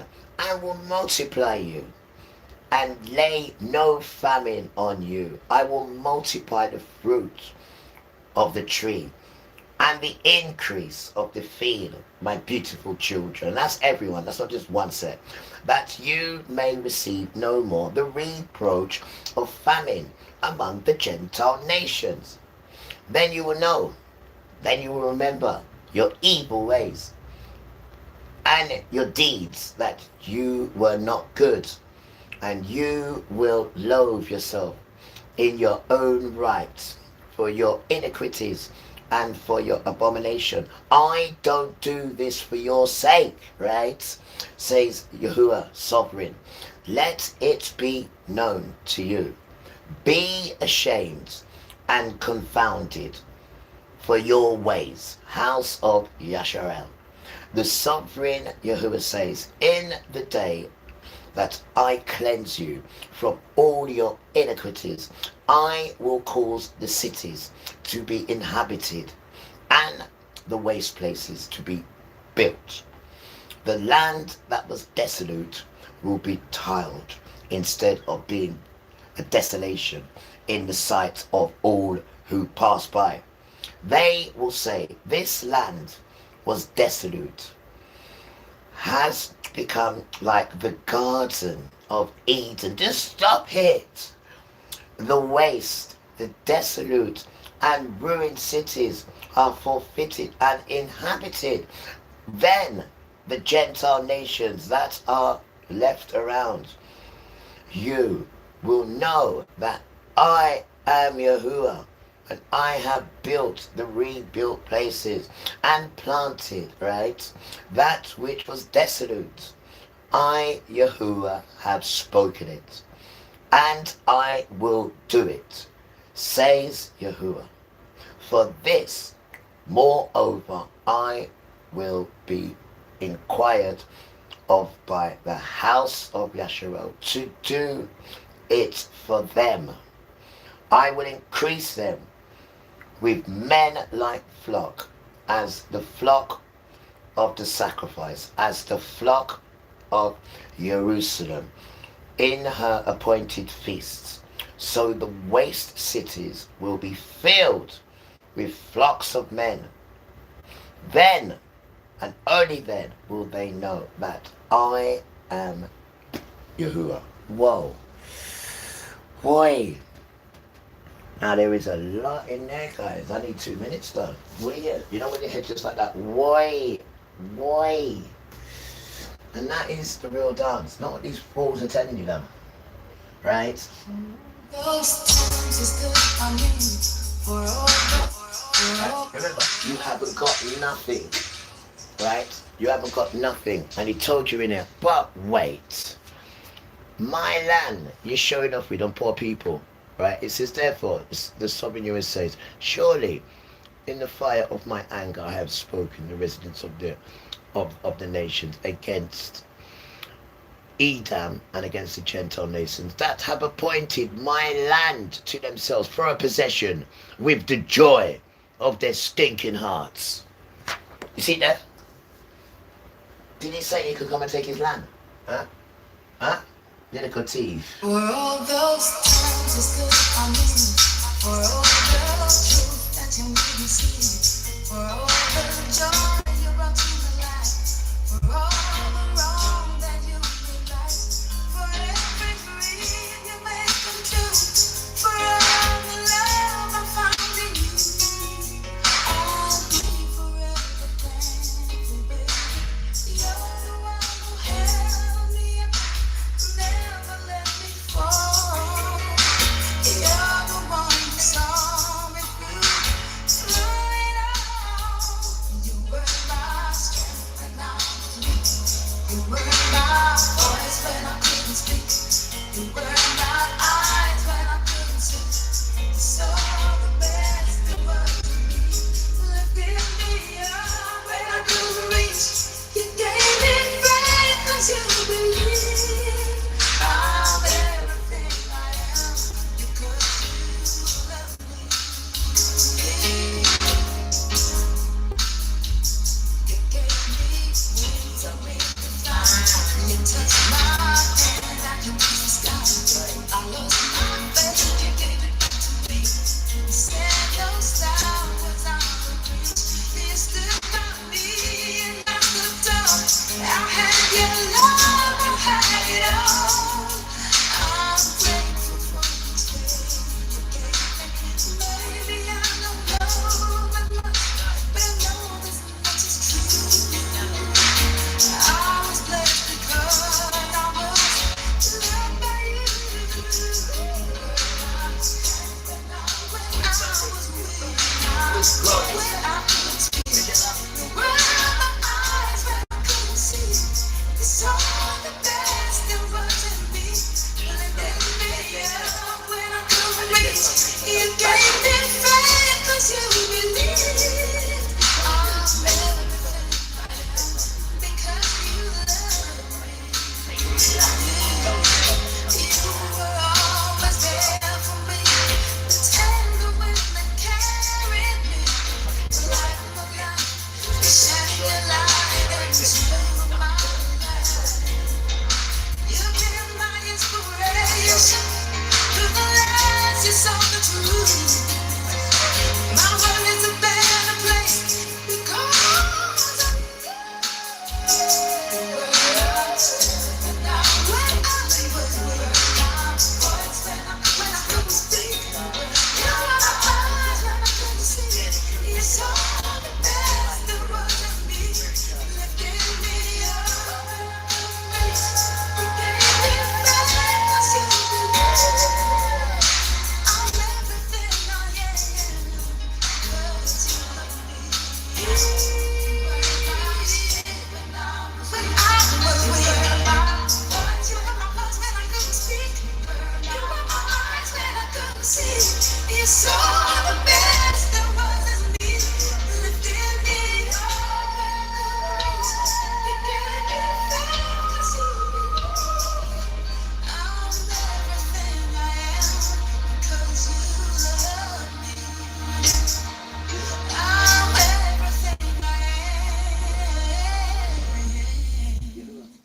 Because you love me.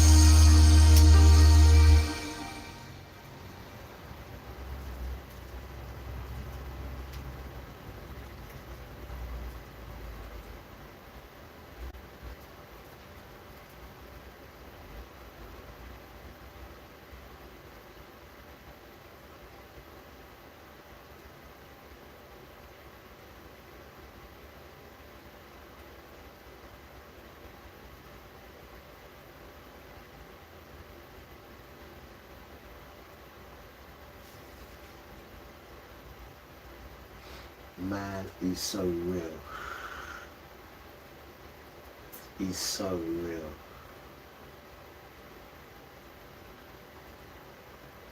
He's so real, man. And I got you to read all three of them, innit? Yeah, because that's the freedom that he's on about. 34, 35, and 36. And they didn't expect me to get me to read them, bro. I know it. Yeah, the children do anything for it, and our reading's not even good. They made sure of it, but we do anything for Yahuwah. We'll try and try for it. Amen.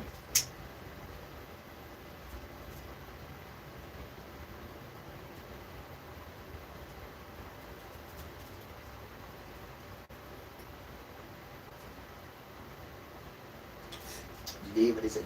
He said the sickness out here. I know the worthless idols. I'm putting your heart in you, and in the spirit. Do it to everybody. If you just get past the basics, and go back to the basics, and then accept you. It's not asking you to be Superman or Superwoman. Just go back to the basics, then, and then you can come back home. You've got to at least know how to do the basics, man. And he said, you've got a heart of stone. He said, I put back your heart of flesh. I know the team was magnificent, man. That's why I had to sit down for a minute, miss. You don't eat them things when you go to church. And then you got to pay them money. Come on, man. And then they're telling you, we got the Holy Spirit. I have no idea what the Holy Spirit is, miss. No idea at all. No idea. I've never heard it before. No idea. But they've always got to come with a carbon copy nonsense, then. It's got no spirituality in it at all. None at all. It's just like I keep saying, let it be light, let it be light. And then you just say it forever and there's no light. But if you say it in Hebrew, now completely different. And remember, no one don't even know what Hebrew is. And everybody's a damn Hebrew. That's how wicked these fools are.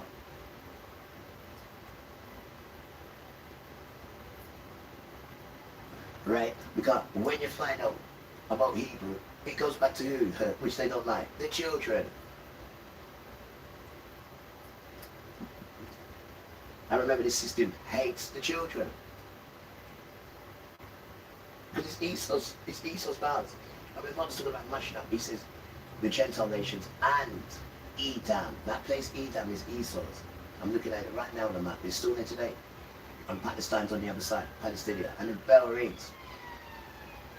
And I've got the original map. And they was only around the side of us. They wasn't in the middle at all. The middle was only for 12 tribes. It's all there. All the tribes are there. I've got the map in front of me, the proper one, the massive one. They charged me so much money for it, but I got it.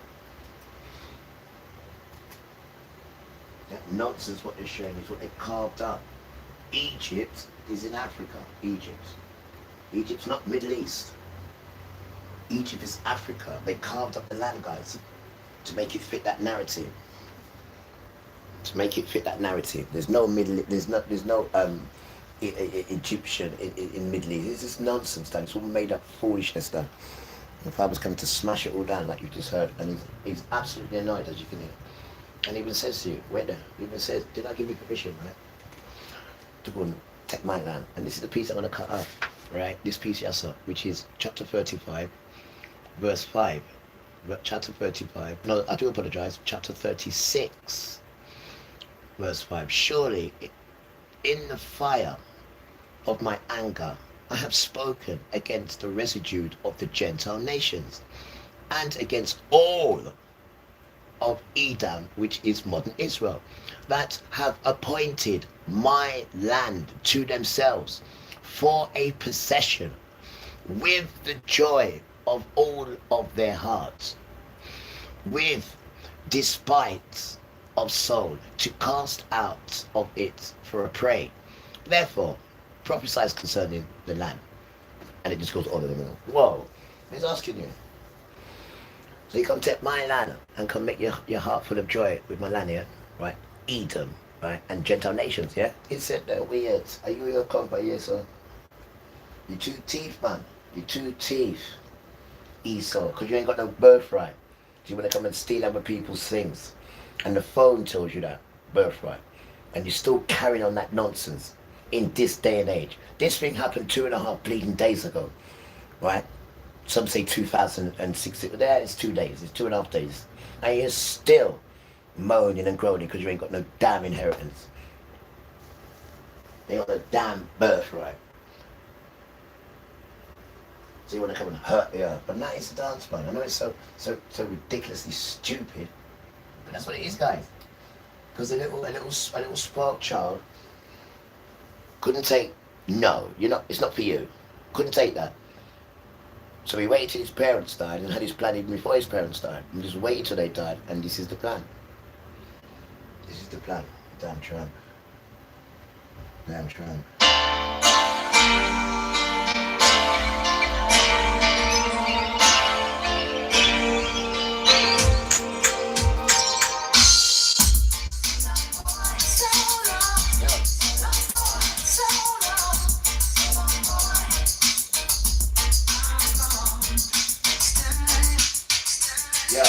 Esau children, right? It says all of Esau. But what you need to remember, right? You wasn't taken out of anywhere to go in the wilderness and then get blood sprinkled on you. And then it says, I'm not in a religion. I'm in a blood covenant. So there's lots of things Father's done to secure these sons, to secure them, to say they're mine. These ones are mine. They ain't done that with none of your children at all. Esau. So you had to go to Satan, right? And Satan is an idiot. We keep telling the children, this is a joke. So you can imagine what the king's like, and the emperor. And don't forget, you haven't even got an emperor. You couldn't even do the emperor. The furthest you can do is a king. And he's not even a king, that's Satan. He's a batter. He got dropped, right? And he's under a command. When the end of the earth is finished, so are you. I gave you mercy to the end of the earth. Move from me and leave my servants alone. So we can't come up to the servants and do stuff like that. But he can go around and get other people to do it. Because if he comes near them, he gets put to death instantly. Instant. Go and ask him. So he gets you to do it. And now you've got to go to Jefesifit, which is courthouse. That is your Jefesifit now, may I tell you. And everyone's going to be watching that in October. I can guarantee you, Rasta. You know, she said she had tried to cancel her seat, and she's got front row seat, and to speak. She know why I do it, that she wants to go behind the camera. No, because then the camera's going to be infected, and then the camera's going to be lying, and we all know the camera doesn't lie. So leave the camera alone and come to the front, right? Put on your best brassiere, put on your best blouse, put on your best outfit, and go and get your hair done, because now is your time to shine. Because you go around here, you know, poisoning people. So now Father's put you on a stage show, right? Because pure stage show artist now, you know, right? So now you have your chance to be a stage show artist. Sophia Long something. I can't pronounce your second name. Sophia Long something. Your name's in there, right? Bring the cripple to can't stay in this, and you brought him last time, and the judge said, "What are you doing here?" But you still find yourself here again. So this time you get in front row seat, love, because the judge told you don't come in no more, and you still find yourself at the front. So now you're going to be at the front. There's no you turning back now, because he's got people to represent him now, to hear this thing properly. And now you want to go behind a camera. No, man. It's an insult to justice, that is. You damn tramp.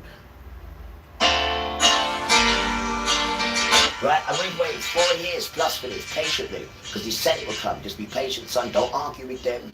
Just carry on being nice. Get your ass in Jessifit now, you damn tramp. And bring it crippled son with you.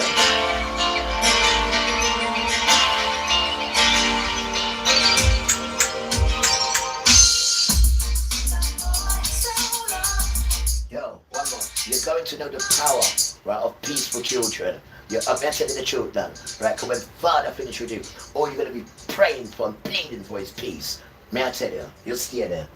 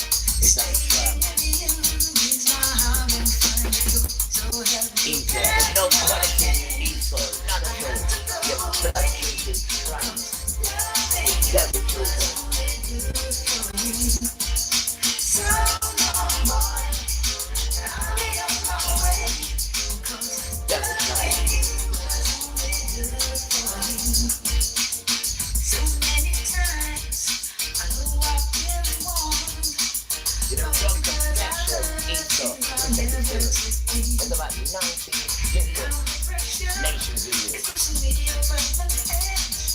Right? I mean, your people, like that actually do a DNA test. Why's that?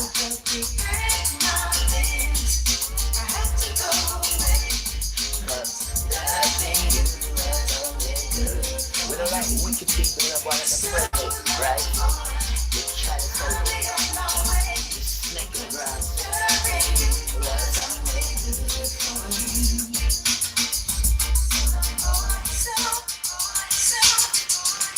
Let me.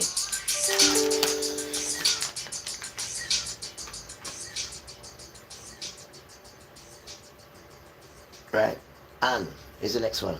You damn stinking smelly Pope, right? You didn't tell them about the black Pope, did ya? Where you stole it from, where you copied it from. Anyway, I'm not even talking about that. Listen, we want our shit back done. Excuse my language, Grandma. We want our things back done. And we're coming for it spiritually. We're going to start crippling the spirit down. So get your thing ready. Don't go like you don't know what I'm on about, you damn tramp. There's no why, reason, or thought for me to have any conversation with you. Only for one thing. We want back the covenant done. Right? We want back the covenant. We want back the covenant. We're going to soon put something in your spirit down. Because like you're not listening now. We want back the covenant down. Right? And we know where it is. Mr. Vatican. We're talking to you now, Dan. We know where it is, Dan. Mr. Vatican. Yeah, yeah, man. Rome. We want the thing back, Dan. And you better make sure nothing's missing, bro. You damn teeth. You thought you could really make us not be a nation, innit? You thought you think Father's that stupid. Don't forget, you know, is he the one who gave us to you for a while? But you've never had so much riches in your life. That's why you couldn't even do the emperor or the empress. Not so. That was too hard for you, innit? Damn tramp. And that's why you can't get no one to imitate me. Because we are the real children. You can't imitate the real children. And you think Anthony Phillips, it's an insult, Anthony Phillips Mitchell. It's an insult, that child is. To a child of father. It's an insult. He don't even call father's name. It's an insult. And that's their best boy. And he's brown skin again, don't forget. Always the brown boys. Don't forget that, whether you like it or not. They are the chosen children, the brown boys. Right? Esau's father is brown. To Satan. Well, there's no way Satan could be close to father and be father's best boy at one stage. If he wasn't looking the same way we look. Damn it, yeah. So what do you think he is? Looks like you and father's gonna have him around it. Don't be stupid. Idiot. He just uses you and gets his children to write books like the Talmud just to let you know how much he don't like you. He doesn't like nobody. Doesn't like anything peaceful, anything not, because it reminds him of father and what he used to have. He's just using you, stupid idiot. Just being used. And then he tells you the most precious thing is your children. And he says, when your daughters are 3 years and one day, we can have sex with her and nothing will happen to us. I mean, if that's not a slap in the face, what is, man? What about this one? We don't protect children. God's sake, man. I mean, sorry, goodness sake, man. Where are we? We're in hell. Hell on earth. We're in hell. You see Father prophesizing to come get his children out. And just letting you know who he's coming for. Gentile nations and all, it says. All of Edom. All, it says. Not some. All. Rasta. So we're mad, isn't it? We don't know what we're talking about. Oh, okay. We don't know what we're talking about yet. Okay.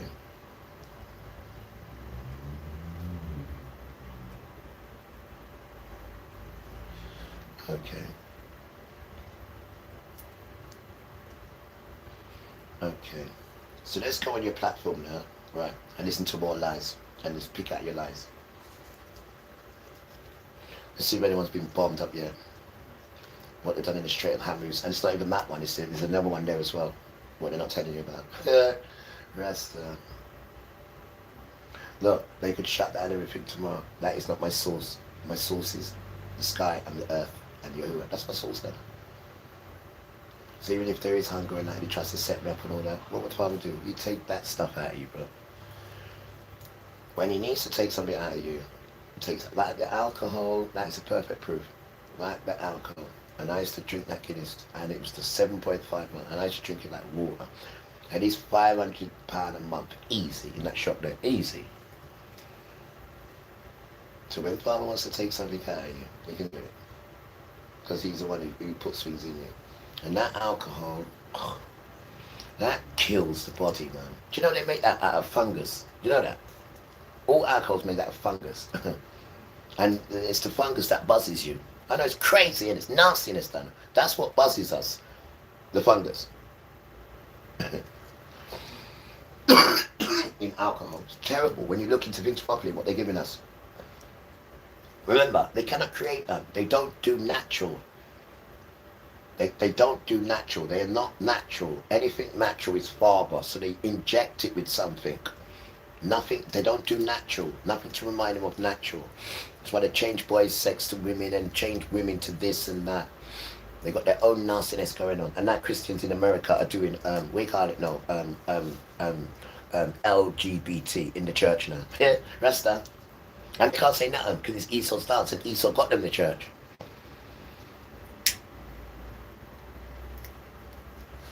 And Esau got them the church. And true, like Esau controls like all the council and all that. Right. But this child went through it the right way of getting this, you know, the 5 years of slogging and yeah. And just because anyway he does control it. But he only controls it on paper, right? Spiritually he don't control nothing. Nothing at all. And when Father intervenes as well, what does he have to do? Depart. I let you live, didn't I? Until the end of the move. And he has to move, guys. He has to move. Has to move. What about when you're praying? Damn, they're praying. So let's go and get them. We can't. Why? They're praying. Imagine that. You're praying and he can't even do nothing. Why? They're praying. Rasta. So what can you do? I can do everything to the other people, but these ones here I've got to use my head and get you to do it. You damn tramp. And that's the dance. Just because people don't know what's going on. That's not my business, man. Yeah? It's not my business. I don't live that world. I live this world. So I know what's going on. And it's all against us. Because we are the children. Trying to say who? They are the children. Now they're the twin of us. But to every good there is bad. And they're the opposite. They are. They are the opposite. They are. And Father wouldn't have them as these precious children. And don't insult him, man. Don't insult him. It's because you want to believe that lie, that's all. Because they've got the same complexion as you. And then look at the way they treat you. You'd like to be ruled by people like that. And the way they treat you. Because this world is their world. This is the world you'll be living with them. And then when the 7 years come, there's no hiding now. They can bring out Satan, they can bring out this, and they can show you who they are. Just shut up! Just do what we're doing. And the bell rings. That's how they're treating you. You stay there. It's called signs and wonders, guys. When you hear these things, when you're speaking, and they're coming at the right time. It's signs and wonders. Birds fly by at Pacific times. This is how it works. You're not spiritual, that's why. You don't know what's going on around you. All this stupid stuff they show you in, and boobs, and that's pretty, and that's nice, and that. Really? That's Satan. That's Satan doing that. Putting sparkle on you. Oh, that's nice, isn't it? And put the next sparkle. Oh, next advert. It's confused with nonsense. Just nonsense. Just nonsense. He's occupying everybody. Nonsense.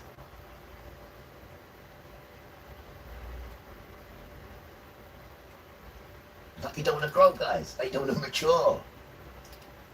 You don't want to come together. You don't even have to have a conversation with each other. Like meaningful.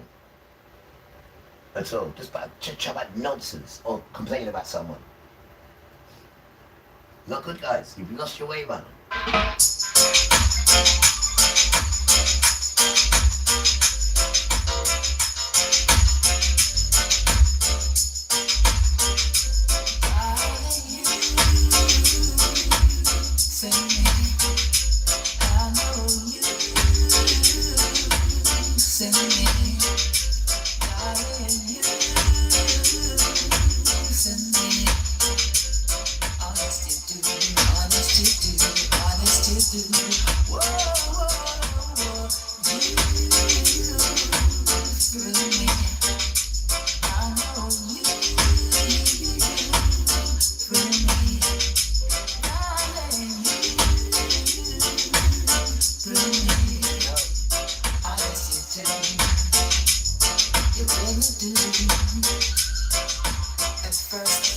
thought it was infatuation, but ooh, it's lasted so long, so long. Now I find myself wanting. I wanna marry you, take it home. Whoa, you say I know you say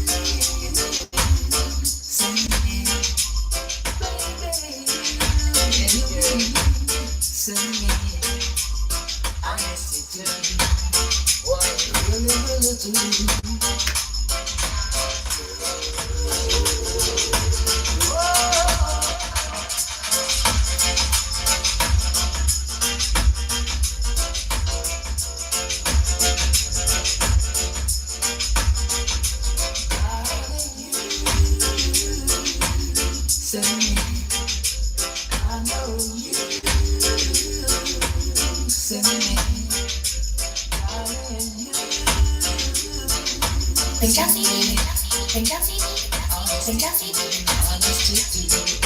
you to what you really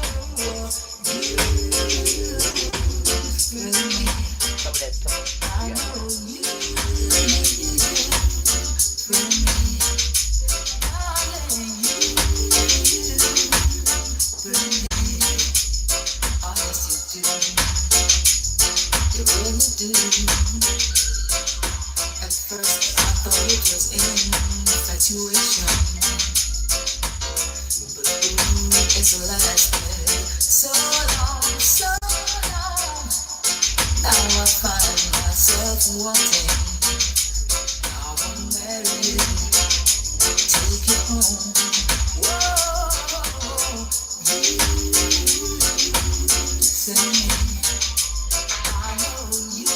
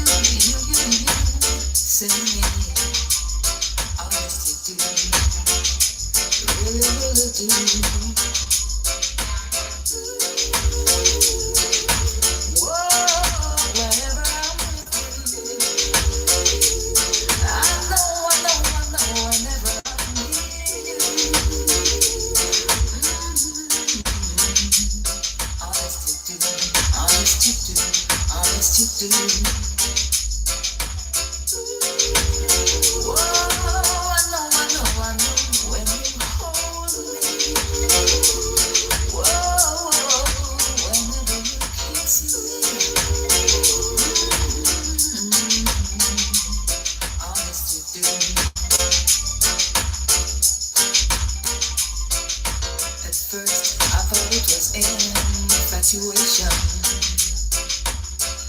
but ooh, it's lasted so long. Now I find myself wanting. I wanna marry you and take you home. Whoa, you say I know you say I know that you say honest you do, you really do. Whoa, I know what I need. Oh, I know when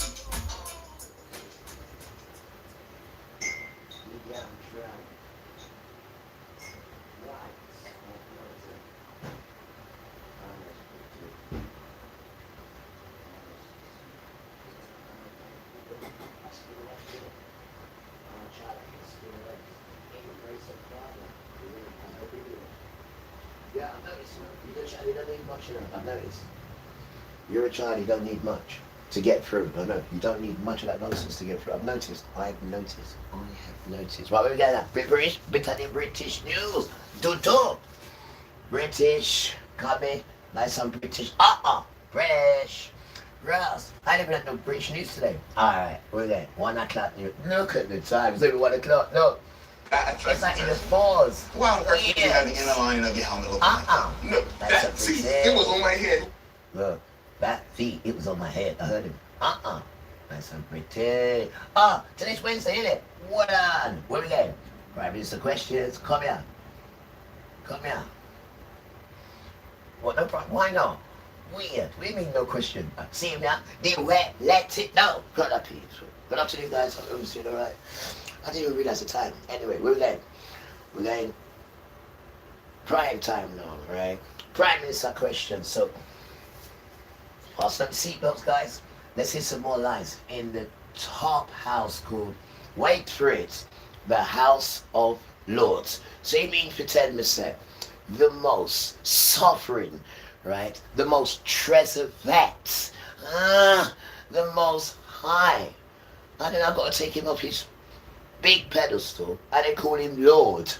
And then look at these guys here and see, Father's on the same level as these guys here and their House of Lord. Don't you dare insult Father, you hear, sir? How about Lord your God? How dare you? How damn dare you?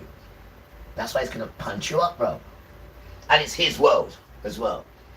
And you got these Gentiles with no mannerism and no respect because you're in a dance with Satan. And look how he treats you as well. So you deserve it now. But don't forget to know, right? You are the stool pigeon. You. Because after this, if you survive the tribulation, then you come over to us. And that's it. Why? 2 nations. It always goes down to 2 nations. Don't forget it, Dan.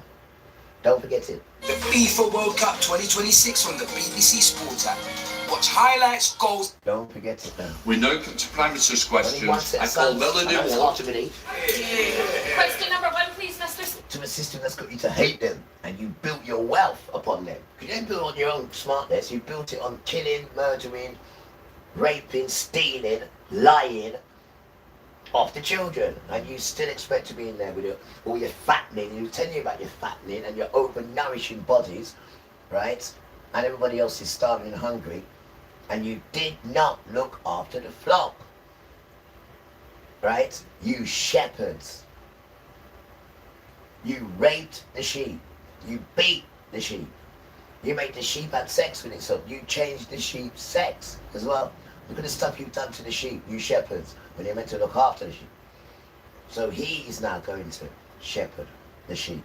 But he's going to desolate you, like he told you earlier on today, in those 3 chapters. He's absolutely annoyed with you.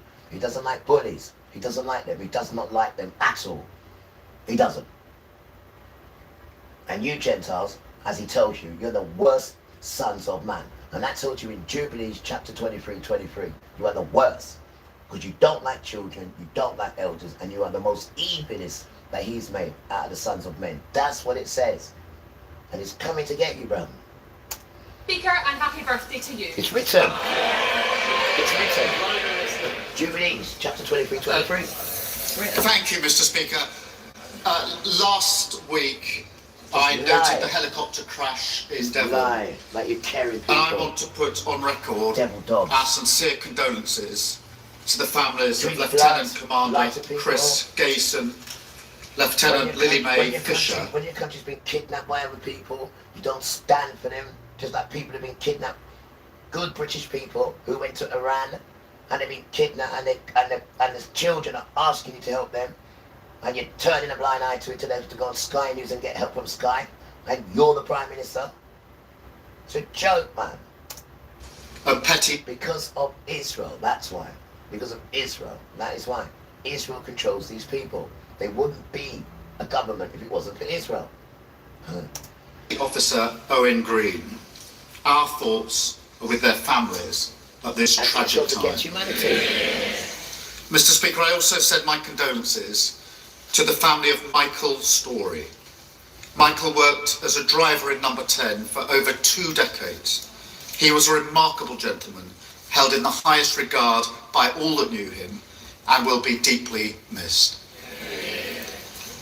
Mr. Speaker, people are rightly sickened by the horrific attack on Monday night in North Belfast.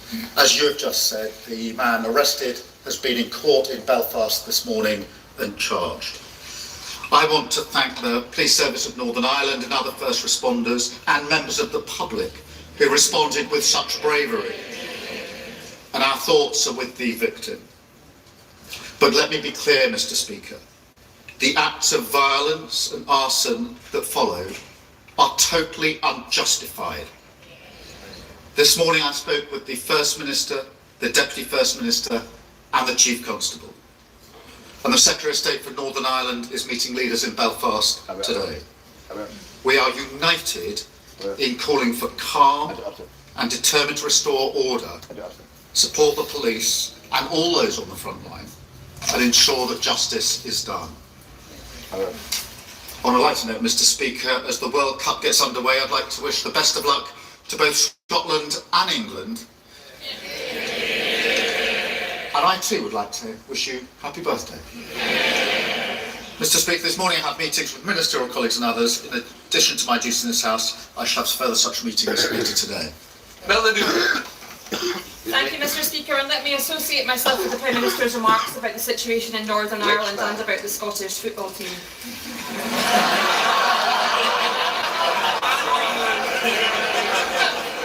Mr. Speaker, the existence of Israeli settlements and settler violence against Palestinians is a major and deliberate impediment to peace. By working with Israeli human rights researchers, I have uncovered 32 British charities which are funneling money to Israeli settlements on Palestinian land.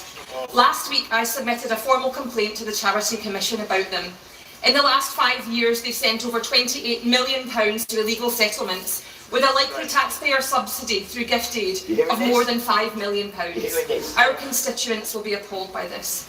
Does the Prime Minister agree that funneling money to Israeli settlements is extremist activity, not charitable activity? And will he be clear that it is banned? That's your own English people selling out. Look at that there. In plain sight. Selling out. Sell out, sell out, sell out to Esau. Can I thank my honourable friend? Settlements are a flagrant breach of international law and no UK charity should be supporting them.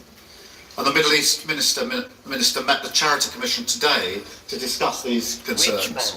No. We announced yesterday further sanctions against those who support settler violence, and we will continue to look at strengthening those sanctions. All right, settler violence means what do we call it now? The birthright, guys, because if we get the phone out and say birthright, and you look Israel, modern, says any land we can take, it's in our birthright, it's ours. We set the system up, it's ours, it's our birthright. Any land we see, we want. Any car we see, we want. And this is what's going on in real time. If you get the phone and say birthright to it, you'll see what it really means, which is the proper Hebrew children, which is us. But when you look at what it says for them, then you'll see it says that their birthright says they can take anything they want from you, because it's their birthright. I mean, I know so much nonsense in my life. And then they train the children from 13 to 24 to go into a school of birthright, which tells them the stuff that they're entitled to. So they brainwash this thing. So then when they go out, this is what, I've just been to school. The school says I can, it's just nonsense, but this is what's going on. And look at the Prime Minister. Because he's got no choice then. Otherwise, he ain't gonna get no job. He's got no choice then. No choice at all. So what it is, he wants to control the Middle East, because the Middle East belongs to us. It's ours. And he thinks he can control, Satan can control the whole Middle East and then bring Satan in and have the Middle East and everything. But Father will smash it all up before that, I promise you. Because they're not showing you what Father's doing and what's really going on. They're still going on with their plan, because the 7 years can go on. But they're not going to get it the way they think they're going to get it. Not at all. Or the way that, Satan's told them the plan. Not at all. Because these people don't really believe in Yahuwah. They don't believe in him at all. They think he doesn't exist. They think it's just Jesus. And Jesus doesn't exist, but Emmanuel exists. And he's coming to smash it up. Father's just come to oversee it. But he's the one who's doing all the moving. The two of them are powerful, bro. And these are just idiots that can only mess around with the things that you can see. Yes, they got 33% of what we got, but that's only 33%. When they see us, they say put us in the pigs, right? But when they see you, they got power. But then they want to take your power by telling you to not read your Torah because I'm going to put you to death. I mean, why would you put someone to death for reading a book? Because that's where the power is, right? And then why would you tell someone to put poo-poo on someone who's the most peacefulest, comes and takes sickness out of people, right? Comes and feed people from the sky, right? When they're fat, when they're hungry, 5,000 pieces of bread and wadi per piece of fish. And then you want to kill him. and then you want to come put poop on it. He didn't rape no one, didn't murder no one, didn't kill no one, didn't burn no one's children, but still you want to put poop on it. And then you go and do it, and then he gives you materials, and then he says, right, your children now, when they're 3 years and 1 day, my sons can come and have sex with them. I mean, what kind of deal is that? So what you're doing there, you're selling out your children now. That's what you're doing. It's the forefathers again, the ancestors again, selling out the children now to this tramp. And settlements are a flagrant breach of international law, and no UK charity should be supporting them. And the Middle East Minister met the Charity Commission today to discuss these concerns. We announced yesterday further sanctions against those who support settler violence, and we will continue to look at strengthening those sanctions. British businesses should have no economic involvement in illegal settlements. And let me just say, the situation across Palestine remains desperate, and the UK will continue to lead efforts to prevent human suffering and get aid in and preserve the viability of a two-state solution. They of the opposition. Mr. Speaker, can I also wish England and Scotland the very best in the World Cup? Can I wish you a very happy birthday, Mr. Speaker, many happy returns. And may I take the opportunity to associate myself with the remarks that the Prime Minister made about the helicopter crash. Beautiful children all over the planet here. I hope you can see this is all pretend now. I hope you can see it. This is what they've been holding us around for years, but fathers now lift the lid on the truth. I hope you can look at these people now and see it. These are all children of Satan doing an acting job to keep us fixated into this life. But you can see it's falling apart now. It's wicked, nasty, horrible. There's nothing good in it. It's Satan's. It's coming apart now. You need to see it. This is not life. This is not how humans live at all. At all, at all, at all, at all. We are broken away from humanity. This is what this system has done. And made you look upon these and these machines like this is life. They've taken away the humanity, which is Father, and brought in Satan's nonsense now. But when Father takes it away now, and then you go back to yourself, you don't know yourself, you hate yourself, and then the drugs that we're all on, and then when you can't get that, and then the physical pain that you get, wow, and then stuff that starts happening as well, wow, wow, wow, wow. Condolences to their family and, of course, to the family of Michael Story as well. Can I also thank him for his short statement on Belfast? The scenes in Belfast are just deeply, deeply disturbing. They have no control on anything. All they can do is just speak it. They have no control of what's going on. They just come up with the same words, thoughts and prayers, and this is bad, and we're going to make sure this doesn't happen. That's just words. And it just keeps continuing. And this is stuff that we don't even know about. There's other stuff that's going on that we don't even know about. I went out there yesterday and I couldn't believe it.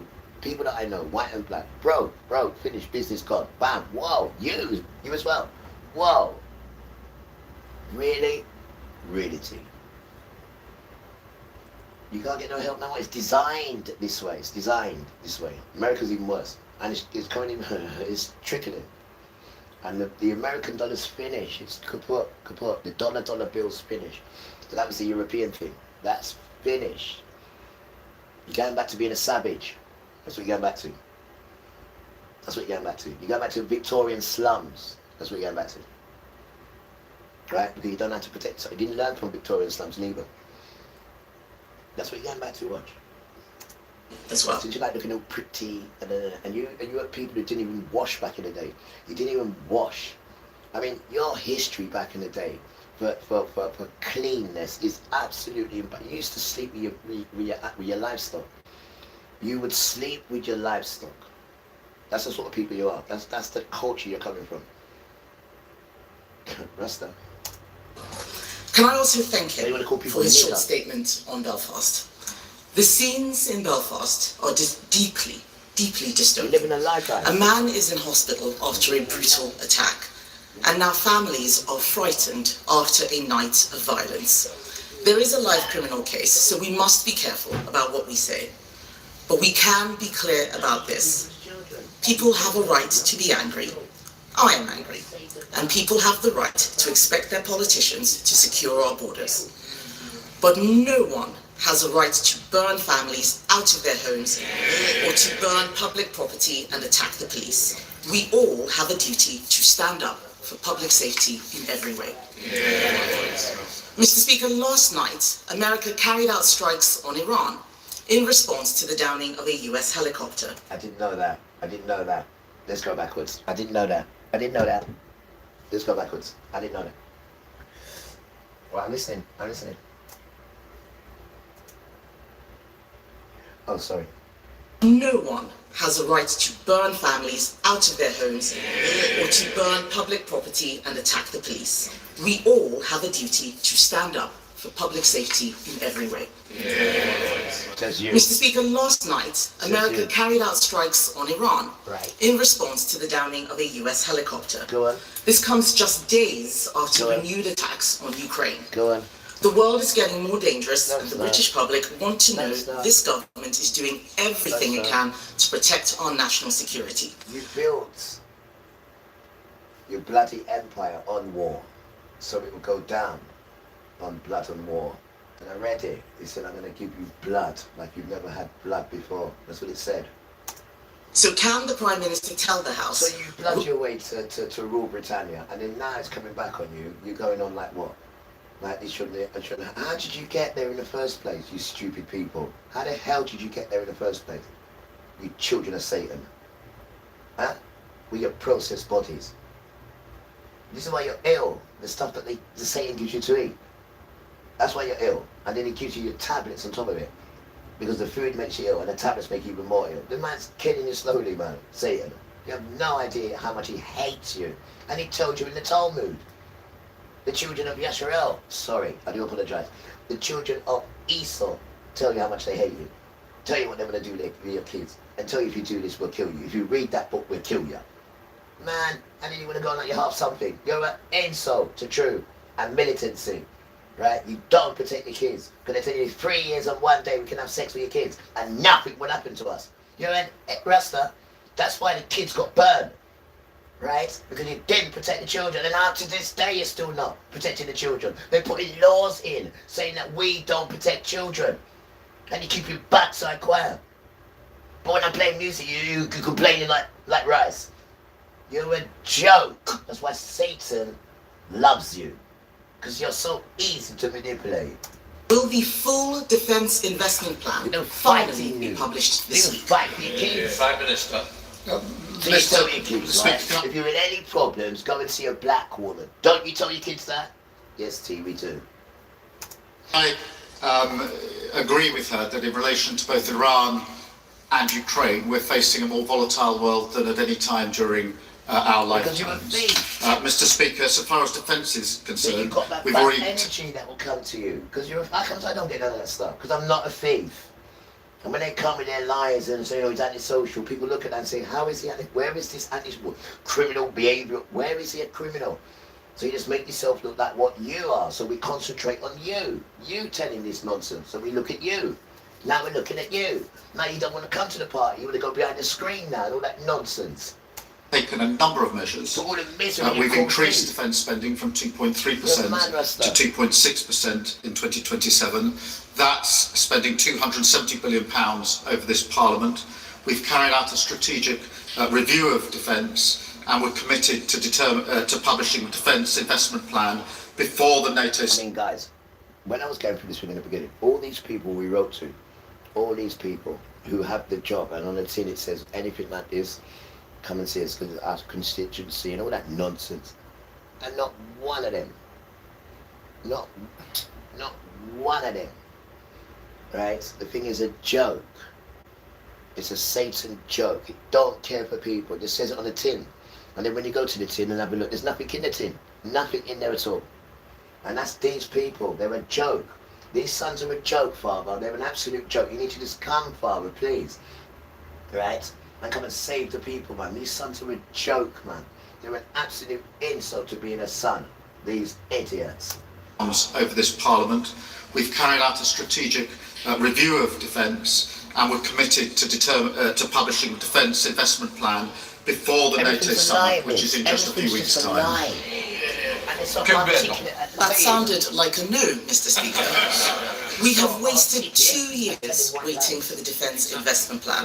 Projects have been put on hold, and Britain is getting weaker with every passing day.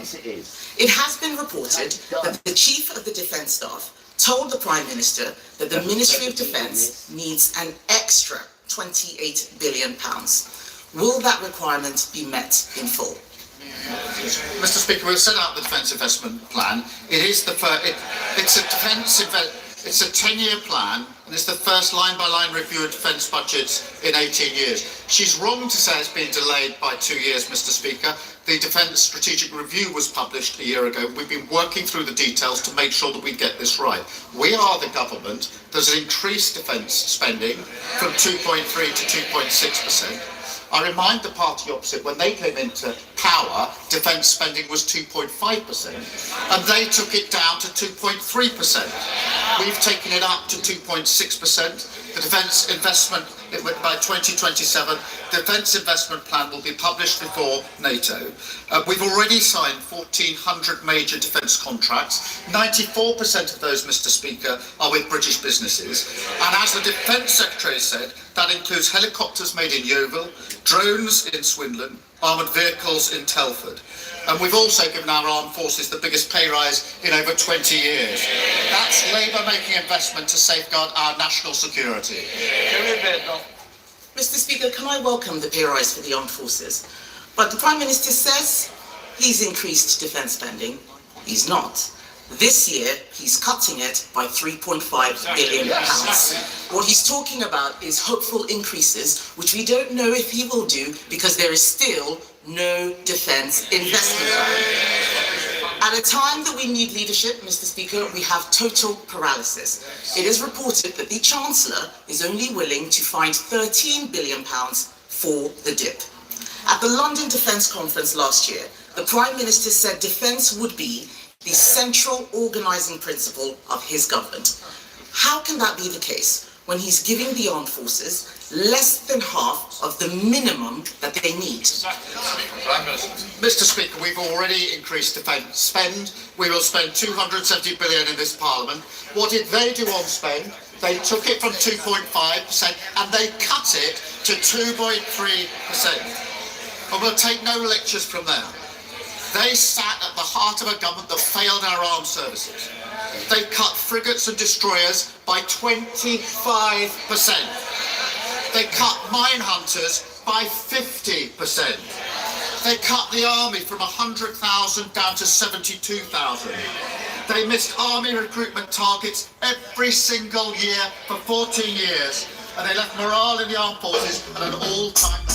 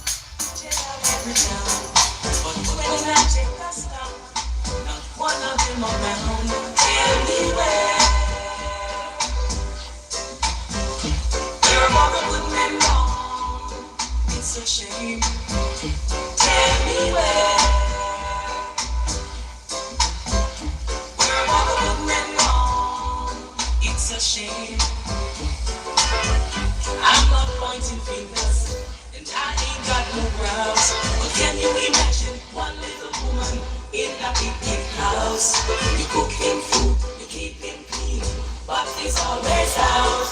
And when you need a shoulder to cry on, you don't know when him sneak out. And when you need a shoulder to cry on, you don't know when him sneak out. Tell me where are the good men gone? It's a shame. Tell me where.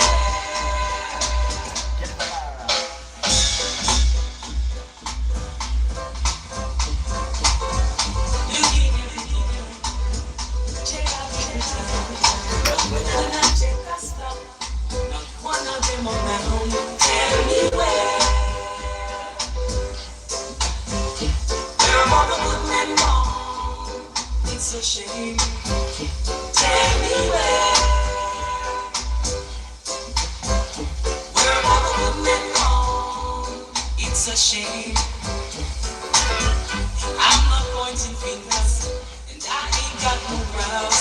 But can you imagine one little woman in a big, big house? You cook him food, you keep him clean, but he's always out. And when you need a shoulder to cry on, you don't know when him sneak out. And when you need a shoulder to cry on, you don't know when him sneak out. Tell me where are all the good men gone? It's a shame. Tell me where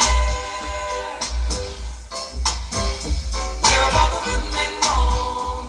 It's a shame. Mama used to tell me, don't play with little boys. Little boys, they never learn. A girl is not a toy. Get so bad, makes me sad. I never give a boy a man's job. Get so bad, makes me sad. I never give a boy a man's job. Oh no, no, no, no. Tell me where are all the good men gone? I wanna know. Tell me where are all the good men gone? It's a shame. Tell me where are all the good guys gone? I wanna know. Tell me where are all the good men gone? It's a shame. Tell me where. I mean that this is not your birthright. You can't say you stop it. It's not your birthright, Esau. It doesn't really come people up to you. You're damn trying. Like everything here, people say, I am not people. I belong to Yahuwah. I'm not a Gentile. You say you can take all Gentile stuff. We're not Gentiles, damn tramp. You are a Gentile. You damn, and you know you are. You damn tramp.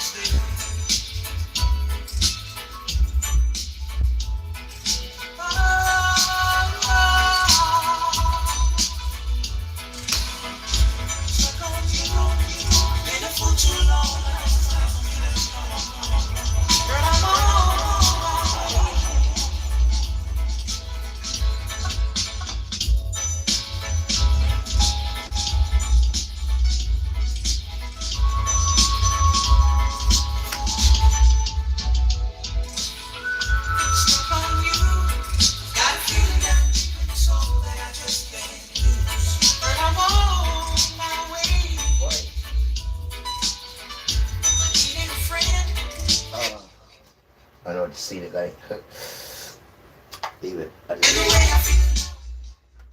do apologise. I'll see you later. I'm sorry, Lane. I'm sorry, Lane. We're here now.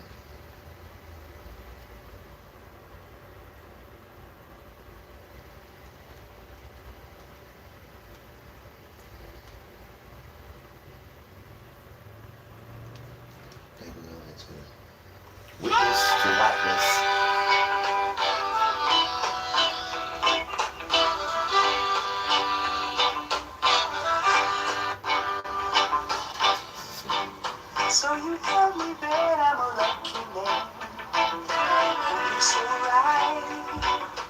yes, you're so right.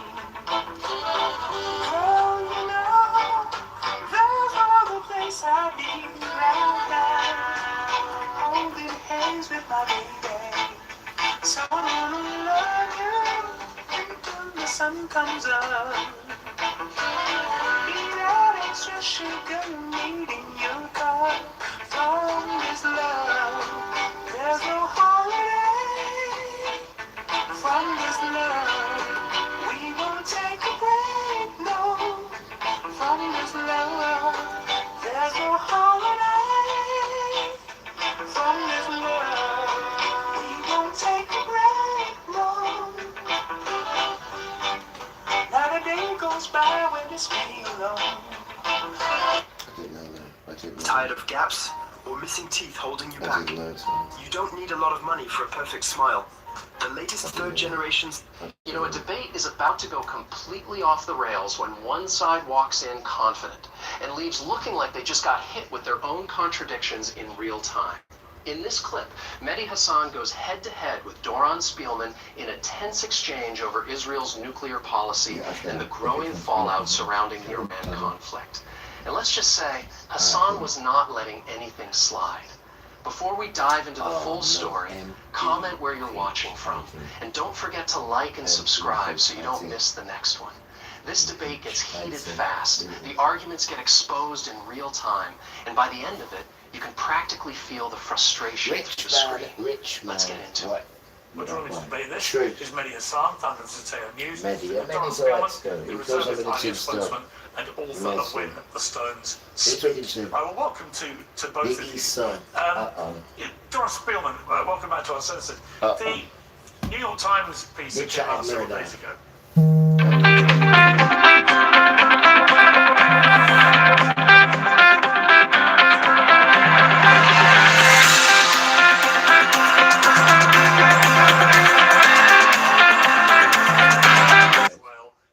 Out the supreme leader of Iran and his top people who are all going to be congregating, that inevitably what would happen is...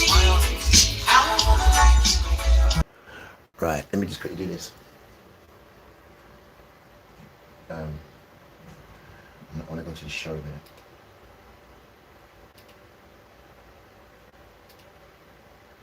Let me just quickly get the show. Right. Right, here it is. Let me put this on a minute and I'll get the show. No lectures from them on defence and security of our country. Right, yo. Mr. Speaker, we've heard him say this about 100 times. There is still no defence investment plan. He is the Prime Minister now, at least I think he is. Should I be calling Andy Burnham instead to ask these questions? He is the Prime Minister, and the reason that he's dithering is because he doesn't know where the money is coming from. The military is waiting, the bond markets are watching. He has only three options: cutting spending, more borrowing, or higher taxes. We know that the Chancellor wants to put up tax to pay for it. Will the Prime Minister rule out raising taxes? Prime Minister. Well, Mr. Speaker, she asked the House to simply ignore the last 14 years on their work. So we may have failed the armed forces, hollowed them out, but please just forget all that and act as if it didn't happen. Well, you can't forget all that, given the damage they did to our armed services. Mr. Speaker, she says forget all that. I remind the House, when they left office, 47 out of 49 major defence contracts were delayed or over budget. That is what we are fixing. And you can't just scrub away and forget. I know they want to forget the last 14 years in power, so do the British public. That's why they're sitting over there. But Mr. Speaker, we've increased defence spending. We are going to publish the defence investment plan, and that will be done before the NATO summit coming up in just a few weeks' time. Mr. Speaker, I remember when the last government led Europe when we were fighting the war in Ukraine. When Russia invaded, we were ready. We supplied Ukraine with munitions. We increased defense spending. But I wasn't asking him about our record. I asked him if he would rule out tax rises. He did not rule out raising tax rises, so tax rises are coming. He can't borrow more because the markets have no confidence in him. The reason the Prime Minister is in this mess is because he maxed out on spending in his first 2 budgets. That's why the benefits bill is set to rise to over £200 billion by the end of the decade. He has things the wrong way round, Mr. Speaker. He has a benefits plan until 2031, but no defence investment plan. Why not just cut welfare? Mr. Speaker, she talks of leading the way on Ukraine, and I did pay tribute and due to what the last government did on Ukraine, and we stood with them. We continue to lead the way because it's the United Kingdom and France that are leading the coalition of the willing that have got the military plans together for security guarantees in Ukraine. Equally in Iran, Mr. Speaker, it is the UK government and the French government that have put together the coalition for the reassurance military plans as soon as the Strait of Hormuz is open. That is what we're doing to lead. But, Mr. Speaker, we are not going to take lectures on defence from the party opposite after what they did to the armed forces, and nor are we going to take lectures on the economy, which they crashed and we've had to pick up. Mr. Speaker, at a time of increased global instability and tension, war in Europe and the Middle East, he is paralysed, giving the armed forces less than half of the minimum that they need. Tony Blair says cut welfare for defence. Lord Robertson, former NATO Secretary General, he's one of them, says cut welfare for defence. We all know why he won't cut welfare. It's because he is too weak. Too weak to make a decision, too weak to face down his backbenchers and cut benefits, too weak to stand up for our national security. As the sun sets on his premiership, he is scrabbling around for a legacy. But isn't it the case, Mr. Speaker, that the real legacy will be a bloated welfare state and a weaker armed forces? Mr. Speaker, when they were in office, they didn't reform welfare or invest in our armed services. So the very choice she puts up, they did. Defence spending went down, welfare spending went up, £88 billion overall on their work, 33 billion under the shadow Chancellor. So, Mr. Speaker, they did neither welfare reform nor did they spend our armed forces. And every week she reminds us why the British public sent them packing, because she ignores what we're turning the country around. Growth is up. She doesn't want to talk about that. Interest rates are down. She doesn't want to talk about that. Immigration is down after she cheerleaded for it to go up, and the NHS waiting lists have coming down to the fastest rate for 17 years. I'm going to keep fighting for the people who elected a Labour government and sent us here 2 years ago. People who want to live in a safer world. Parents who want to have a better future for their children, and young people growing up in poverty who deserve a better future. We're investing in this great nation, standing up against those that divide us, a stronger, fairer Britain. There will be a taxi, but it might be for somebody who didn't request it. Richard Burkham. Thank you, Mr. Speaker. I'd like to associate myself with the Prime Minister's comments on the horrific events in Belfast. The co-founder of US tech giant Palantir once claimed the NHS makes people sick, but now Palantir is running the NHS's new data platform. The Financial Times has reported that Palantir staff have had unlimited access to identifiable NHS patient data. And also there's deep concerns about Palantir's human rights record in relation to Trump and ICE and Israel's military action in Gaza. NHS patient data shouldn't be left in the hands of a US tech giant. The government has an opportunity, Mr. Speaker, to end this contract through a break clause next year. Will the government take the opportunity and kick Palantir next year out of our NHS? Mr. Speaker, as the Health Secretary has said, the existing contract will be reviewed, as it always is, ahead of the break clause. And data security is always a priority. On the single patient contract, there will be some strong cybersecurity protections, and we will protect this data, like we do with all health data. We've focused on modernising the NHS, so patients don't have to repeat themselves and get the care they need more quickly.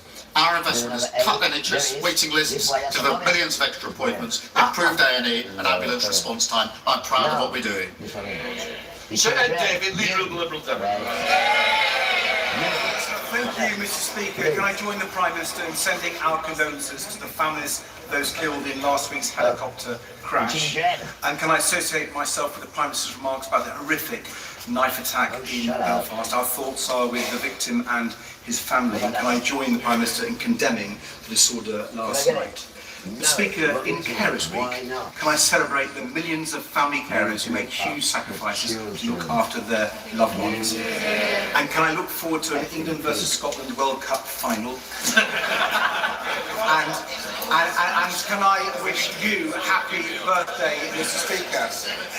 Mr. Speaker, as the chaos over the defence investment plan goes on, I'm sure members on all sides were shocked to read yesterday's reports. The government is considering slashing the hospital programme to fund the shortfall. Surely in 21st century Britain, people can expect both a decent local hospital and armed forces that keep them safe. So will the Prime Minister rule out any cuts to the NHS budget to fund defence? Mr. Speaker, can I first agree with him about the amazing work of our carers? We will take the necessary measures to defend our country, the first duty of any Prime Minister. We will also take the measures, as we have done, to invest in our public services. And forgive me, I was running a public service when the government that his party were part of were stripping them bare under austerity. So we're really not going to take lectures on austerity from the gentleman opposite. David, well, I was hoping you're going to hear more about defence investment. I would urge the Prime Minister to look at our plans for defence bonds to get £20 billion into defence. But Mr. Speaker, turning to those horrific scenes in Belfast, too many times we see the same pattern. An appalling crime that makes us all feel immense pain and anger, and then extremists who exploit that grief and anger to spread hatred and violence, aided and abetted by social media barons like Elon Musk and their divisive algorithms. Does the Prime Minister agree this is not who we are as a country, and that it is not free speech if it is controlled by tech billionaires and their algorithms? So really crack down properly on platforms like X that are fueling violence and hatred. Prime Minister. Mr. Speaker, we will Before you drop $500 on an expensive name brand camera, you absolutely have to check this out. And I agree with him. So that would be an irrelevance to all this. And all that's happened is that, and a lot of people in the room on the American side thought this was fantasy land. And all that's happened is the first... You know, a debate is about to go completely off the rails when one side walks in confident and leaves looking like they just got hit with their own contradictions in real time. In this clip, Mehdi Hasan goes head-to-head with Doron Spielman in a tense exchange over Israel's nuclear policy and the growing fallout surrounding the Iran conflict. And let's just say, Hasan was not letting anything slide. Before we dive into the full story, comment where you're watching from, and don't forget to like and subscribe so you don't miss the next one. This debate gets heated fast, the arguments get exposed in real time, and by the end of it, you can practically feel the frustration through the screen. Let's get into it. Well, joining me to debate this is Mehdi Hasan, founder of Zateo News, and Doron Spielman, the reservist IDF spokesman and author of When the Stones Speak. All right, well, welcome to both of you. Doron Spielman, welcome back to Uncensored. The New York Times piece that came out several days ago painted a pretty extraordinary picture of the Prime Minister of Israel sitting in the Situation Room at the White House with the head of Mossad appearing on a large screen and painting a picture of what would happen if the United States joined Israel in taking out the Supreme Leader of Iran and his top people who are all going to be congregating. That inevitably what would happen is the IRGC, the sort of ruling regime underneath the Supreme Leader would collapse, the people of Iran would rise up, and that nobody would care or notice the Strait of Hormuz. That would be an irrelevance to all this. And all that's happened is that, and a lot of people in the room on the American side thought this was fantasy land. And all that's happened is the first part happened. The Ayatollah and his top people were taken out in a successful strike, but the IRGC remained in place. The people haven't risen up, and the Iranians have worked out the Strait of Hormuz can be used as an economic weapon to rival anything that people can do against them militarily and cause enormous global economic damage. Do you accept that the Americans were sold a pup here? Pierce, thank you for having me. I think actually, Pierce, we're going to look back at this as a war that was as consequential as perhaps if the West had information in 1936 to act against Nazi Germany. We have to put this in perspective. Wars take time. Iran has had 40 years to embed. There's not been a single U.S. president, starting with Ronald Reagan, who I greatly respect, going all the way through Clinton and Obama and Biden, who's been willing to pay the political capital to stop the Iranian terror regime, the largest regime in the world, from developing a nuclear weapon. And why? Because it requires a preemptive strike. You have to preemptively stop Iran. If you don't preemptively stop Iran from having a bomb, the alternative is you're only going to stop it when that bomb lands on your soil. We don't want to have a 9/11 where instead of 2 passenger planes, we're dealing with an atomic weapon. And I think President Trump has been incredibly consistent from the very beginning. And here obviously shares a value with Israel, which is that Iran cannot be a nuclear regime. It's very, very simple. You cannot have an Iranian terror regime that instead of blocking the Straits of Hormuz with ballistic missiles, they can block the Straits of Hormuz with a nuclear weapon. You can't get a regime that when they shoot at Israel, which we've had more than 6,000 of their weapons, both from Hezbollah and Iran, we've had over 1,000 over the last 12 months, any one of them loaded with a nuclear weapon. We have to take a step back here. We see the face of the regime. They're an evil monster. They're hitting their own allies. How could we even conceive that we would not take the opportunity to eliminate this before it grows? And the shock, Pierce, is that I have people like Mehdi, who's going to join us shortly, and people all over these kind of this liberal fantasy land. That you can transplant what you hear in the Oxford corridors, you just act nice, and you kind of reason with them. Well, maybe they want a bomb, but they're not really going to use it. It's only for civilian energy. What are we talking about? Wake up! This is the face of terror with a bomb that's being stopped. And therefore, I think President Trump, Prime Minister Netanyahu, and it should be the entire Western world, is now has an opportunity to stop this before it happens. And I think, if anything, it's praiseworthy. Praiseworthy. Okay, Mehdi Hassan, it's praiseworthy. Well, it's not praiseworthy. The entire war has been a disaster. I think everyone agrees on that. Even the Israeli opposition agrees it's been a disaster the way Netanyahu and Trump have handled it. I think any objective person can look at the state of this war, even if you are pro the US government, pro the Israeli government, and say it's been a success. But let's put that to one side. I want to take on board what Doran said across the board, because a lot of it was pure projection. I mean, I'm hearing him talk about monsters in charge of governments, the face of terror, nuclear weapons. Who are we talking about here, Iran or Israel? Because I would ask a few questions for your viewers to consider today as they listen to Doran. Which country in the Middle East has nuclear weapons? It's not Iran, it's Israel. Which country in the Middle East has not signed the NPT, the Non-Proliferation Treaty? It's not Iran, it's Israel. Which country in the Middle East is defying a UN Security Council resolution calling for that country to open up its nuclear facilities to IAEA inspectors? It's not Iran, it's Israel.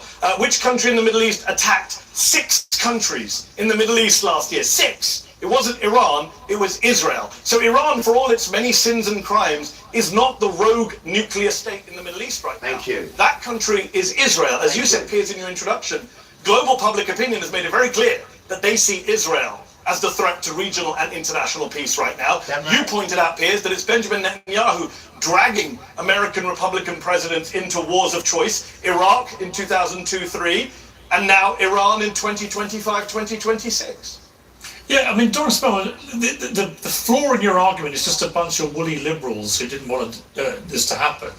If you look at actually the reaction from American conservatives, you know, you got Tucker Carlson, Megyn Kelly, Candace Owens, Alex Jones.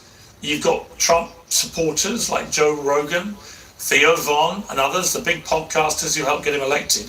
There's a massive cross-section of very influential people many of whom are conservative Trump supporters historically, who have condemned this war and want nothing to do with it.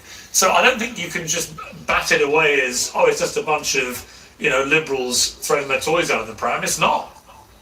I love the word projection because projection is used by people who don't live in the real world, because the alternative to a projection when it comes to a nuclear weapon, when does that projection end, Mehdi? Does it end when Iran is trying to develop enriched uranium, and already back before the JCPOA had already developed 6 times, and now they've developed almost 90% of enriched uranium, which is 20 times the amount you need for an atomic weapon? Is that for civil uses? Is that still a projection, or is it when they actually press that little button and it lands in the U.S.? Well, let me ask you. Hold on, Pierce. Hang on.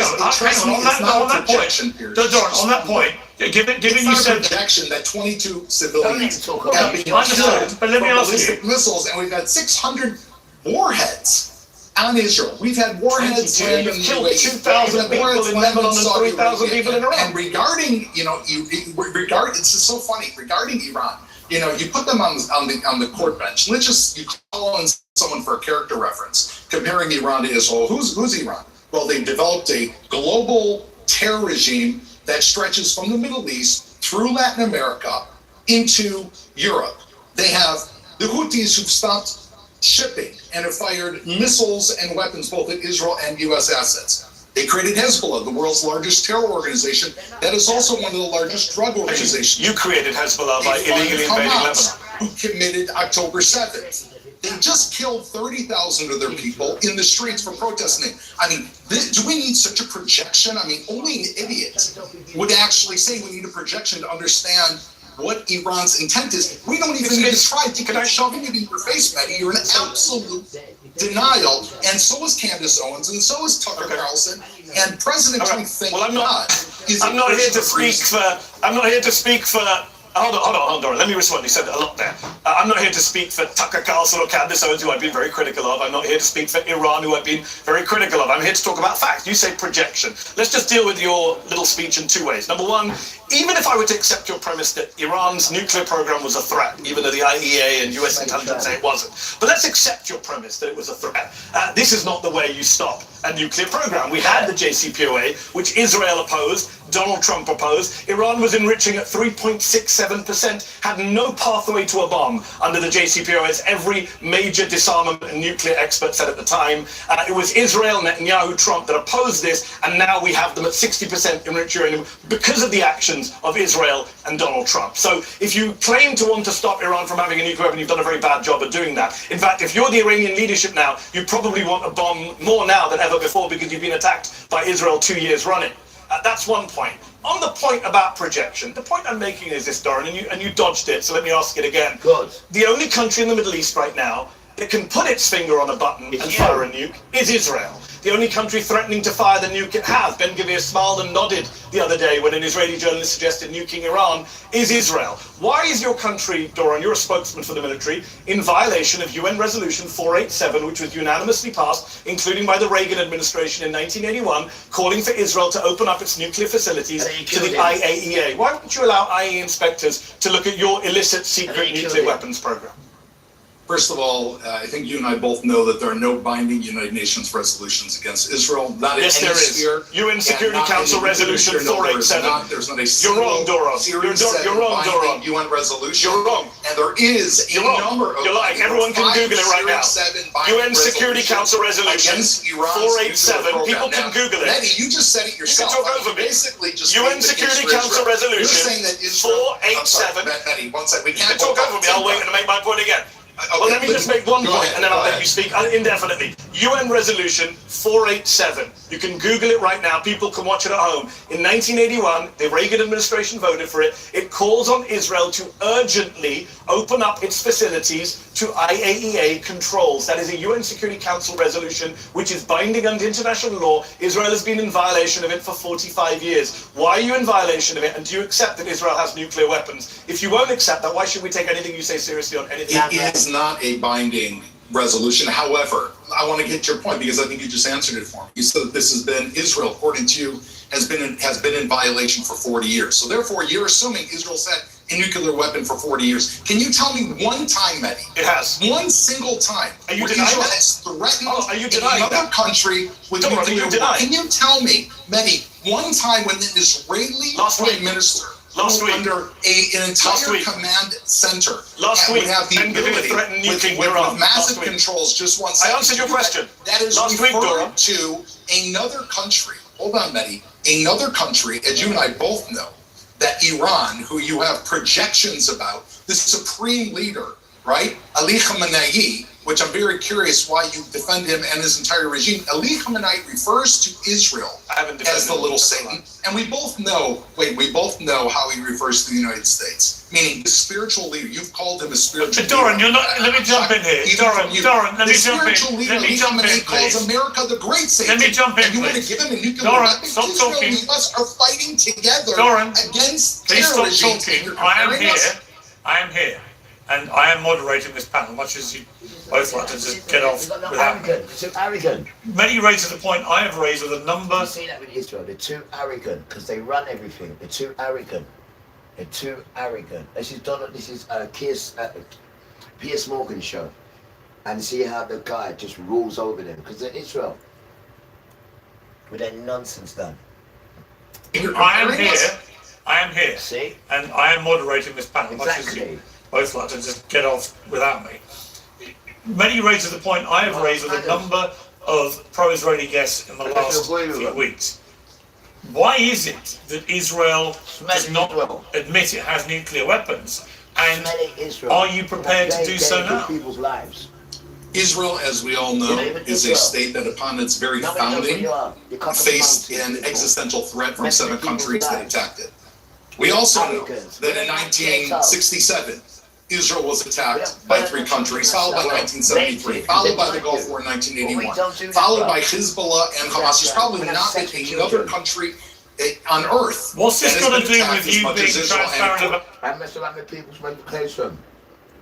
That's why we don't like your medication down. We don't control us and that's stupidness. And we know the game inside out. You're stupid tram. Another country on earth. What's this got to do with you being dependent upon your system? And you foolish that. Father makes things work in many different ways. Don't like us, depending upon your system now. Don't you ever forget that, Satan tram.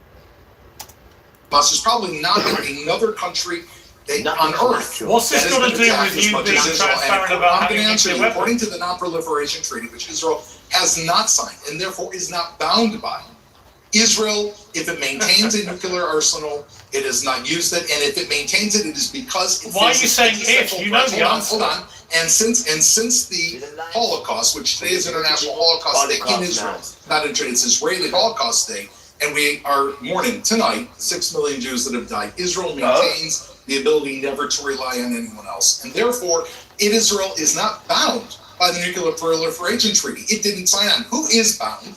The United States is bound. And it has followed it. Yeah, but how can you demand? How can you demand? Yes, Iran. I answered you. You're not answering my question. An existential threat. I just want to say Iran has signed it and violated it from 2002. How can you, with a straight face, defend Israel's determination for full transparency by another country over its nuclear weapon ambitions when you have so far steadfastly ducked my very simple question as to whether Israel has its own nuclear weapons? And I have not ducked your question. Do you have them or not? Pierce, and I explained to you that while I do not have first-hand knowledge of Israel's nuclear facilities like you, I've heard the former reports. You don't know. You don't know. Hold on, I'm answering. As a reservist IDF spokesman, you don't know of Israel's news. I would assume it is highly likely, as do you, that Israel has a nuclear program. Israel never signed the NPT, and the reason Israel never signed the NPT, I would assume, even though I wasn't in the room, is because Israel maintains its individual right to defend itself. To compare that now to Iran and a potential nuclear program in a regime that is the world's #1 global terrorism Or they are not just terrorism, they engineered the idea of terrorism. They represent terror that has killed 241 American Marines. They have killed 85 Jews in Buenos Aires. They have killed thousands of U.S. soldiers with roadside bombs. They have carried out 22, according to MI5, mass casualty attempts in England since 2022. They just killed 40,000 of the protesters. Israel has a protest about cottage cheese. Israel's protest every day. How can you compare the idea that Israel would have a nuclear weapon and Iran, the potential of Hitler? Let me respond. They've got no manners. What's talking nonsense? I noticed that Doron said that Iran killed 30,000 of its people a few minutes ago. Now he's saying 40,000. By the end of this discussion, it'll be 100,000. It's funny how they inflate the numbers of people killed in Iran, but never recognize the 100,000 people you killed in Gaza, that your military killed in Gaza. 100,000 people minimum killed in Palestine, which are actually verified numbers by international organizations like the Lancet Medical Journal. You deny those. But let's put that to one side and deal with some of the stuff you've been saying. Number one, just some fact checks. A UN Security Council resolution is binding under international law. The Reagan administration voted for it, and you've never followed it. You proudly say you haven't signed the NPT. People watching at home will laugh their heads off. You're basically saying, because we didn't sign an international treaty, we don't have to follow international law. So then why doesn't Iran just pull out of the NPT? Why doesn't everyone just pull out of the NPT and do what Israel did? You say Israel reserves the right to defend itself. That old chestnut. No other country in the Middle East is allowed to defend itself. Israel is the country that bombed, count them, 6 countries in the Middle East last year. I can't think of a single country on planet Earth, aside from the US and Israel, that bombed half a dozen countries in the calendar year 2025. That is your country that you're defending, a rogue nation that bombs whoever it sees fit and then claims to be a victim. You say that, for example, you mentioned in your comment, you said 1967 we were attacked. Complete flat falsehood. Israel attacked first in 1967. Everyone knows that. It's a documented fact. You can call it a preemptive war, but you can't just lie on here and say you were attacked. You were not. You said that Iran pioneered the use of terrorism in the Middle East. Actually, that was the Zionist gangs. That was the Stern Gang and the Irgun who blew up British diplomats, bombed the King David Hotel, hung British sergeants, attacked British civilians and military and Arabs. It was actually Jewish and Zionist terror gangs that pioneered terrorism in the Middle East 100 years ago. So a lot of your facts are just completely wrong, and you're dodging Piers' central point, which is that you do have nukes. You know you have nukes. You're not allowed to say you have nukes, which makes this whole conversation so absurd. But the idea that you would come on TV and go after someone else's civil nuclear program, remember the US says Iran did not have a weapons program, while you yourself have weapons. That's the US intelligence community's view. They said last year, that is what the US said last year. The US annual. Then why do we need let me read out the quote to you. Program that you let me read out the quote to you. Let me read out the quote to you. If you stop interrupting me. I didn't interrupt you, Doron. You spoke for a while. In 2025, this is what the Director of National Intelligence said. We continue to assess Iran is not building a nuclear weapon and that Khamenei has not reauthorized a nuclear weapons program he suspended in 2003. A country that doesn't have nukes is being lectured by you, a country that does have nukes. It would be funny if it wasn't so tragic and you hadn't killed so many Iranian kids as part of your supposedly disarmament program. Let me ask you, Doron, let me ask you a question. Doron, you can respond. Can I respond? You can respond, but let me ask you another question. Like Israel wasn't attacked in 67. That Israel is... You can't even speak, and it's your show, and you can't even speak. Because he pays your bills. Look at it, you can see it as clear. There's no mannerism for you at all. And it's your show, Piers Morgan. No mannerism. Because he controls you, and he can see clearly. And it's only the Asian boy who's attacking him. Here. Damn try. Basically decided you launched the 67 war. Listen to Mehdi. What Mehdi does is he tells a fantasy story. It's historical fact. Israel woke up one morning 2 years ago and said, you know what? We're a country of 9 million people. Let's go attack 6 countries throughout the Middle East. Not 2 years ago, Doron. Not 2 years ago. Because we just 78 years ago, there was no October 7th. By the way, 78 years you've been bombing your neighbors. From the very beginning. Very long time. And you interrupted me, Doron. I assume that you want to hear my answer. That's why we're here. October 8th. You interrupted me when I was trying to read out the threat assessment, remember. October 8th, there was also a war. That war began when Hezbollah sought Israel weakened on October 7th and launched a campaign of 6,000 rockets at Israel. And then Israel responded. Iran fired 500 ballistic missiles, which has been attacking Israel consistently. And Israel decided back then with the United States that it is time to deal with the number one terror regime in the entire world. And what I hear from you, many, is you make an incredibly compelling case diverting the conversation away from stopping Iran's nuclear power by hyper-focusing on the Israeli democracy that you yourself admit has had nuclear weapons for 40 years and never used them. And you were essentially getting a get-out-of-jail-free card for Iran. Mehdi, are you willing, if there's a possibility in your projection, if you projected that Iran would have a nuclear weapon, would you be concerned? All right, well, I want to ask a question based around that. Which is, hang on. If I could just ask a question of Doran, which is this, which is, if the whole purpose of this war was to stop Iran developing a nuclear weapon, do you concede now that if you don't get the enriched uranium, either voluntarily handed to you by Iran or by seizure, which would require the use of ground forces, that the whole war will have been a failure? Do you accept that? No, it wouldn't have all been a failure, because obviously we will not get the most important thing, which is to remove the enriched uranium from Iran, and that is the number one. So it would be a failure if you don't get the uranium? If we do not get the uranium, the number one goal of this war will not be fulfilled, and it's going to put the war in a sense of stagnation, which I think will probably continue until that happens for one of two reasons. Either Iran is going to develop a nuclear weapon and threaten the rest of the world, and the world will then try to stop them. Probably too late, or at some point in the future, I don't know when, either the US or Israel will try to make that happen. However, this war has been incredibly successful for a very simple reason. We have destroyed Iran's nuclear production capabilities, its launching timers, its hard fuel, all of the many things that go in order to take that bomb, put it on a warhead, and shoot it have been destroyed. Their ballistic missile program has been weakened. How do we know? Because last summer, with respect, Doran, with respect, last summer, after the 12-day war, we were assured that the whole nuclear capability of Iran had been put back decades. It was done, flattened, it was over. 8 months later, a massive war was launched against Iran because it turned out that was all baloney.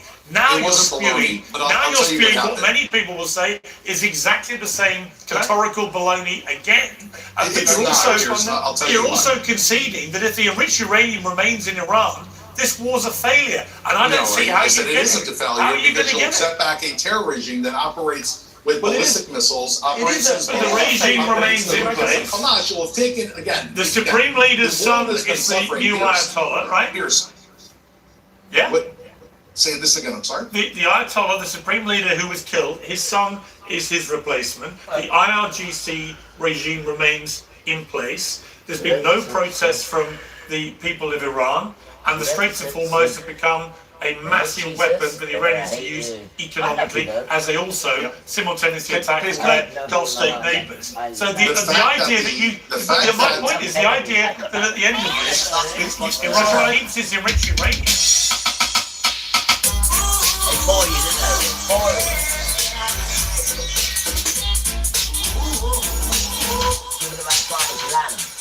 I've been giving them my land. You're just fighting over my scraps. I didn't give it to you. Weird. Right? You shepherds. I'm coming to see you. That's what he says. I didn't give you no land. And you're still arguing over land that people's got this and that. I didn't give you no land to argue over. You damn ponds. I gave it to the poor people. Not you. It's dangerous. Not you. Give my land back. No. Here comes the blade. Watch out. Watch out. Watch out.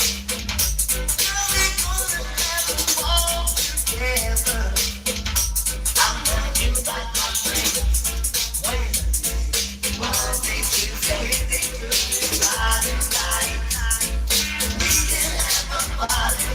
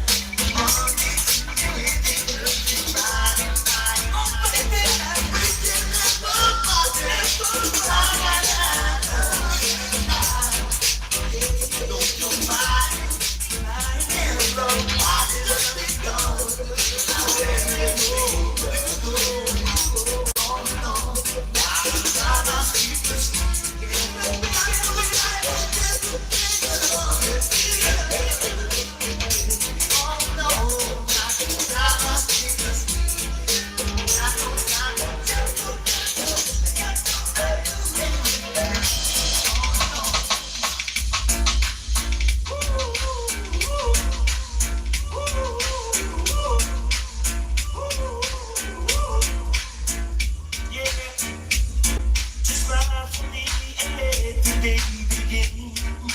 You are the sunshine that lights my heart within, yeah. And I know that you're an angel in the sky. Come take my wings and together we will fly. On the wings of love. Only the two of us together flying high. On the wings of love.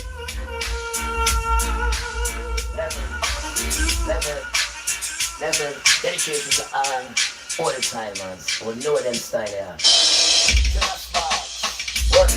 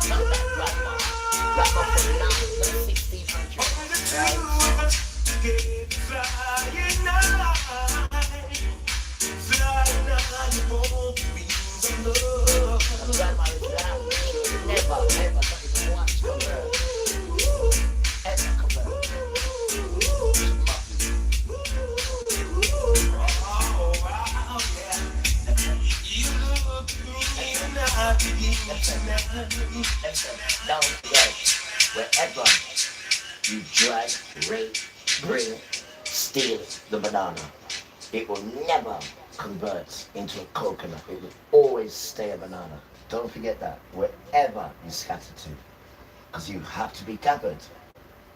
That's why it's called scattered and gathered, damn tramp. Whoa, yeah, yeah.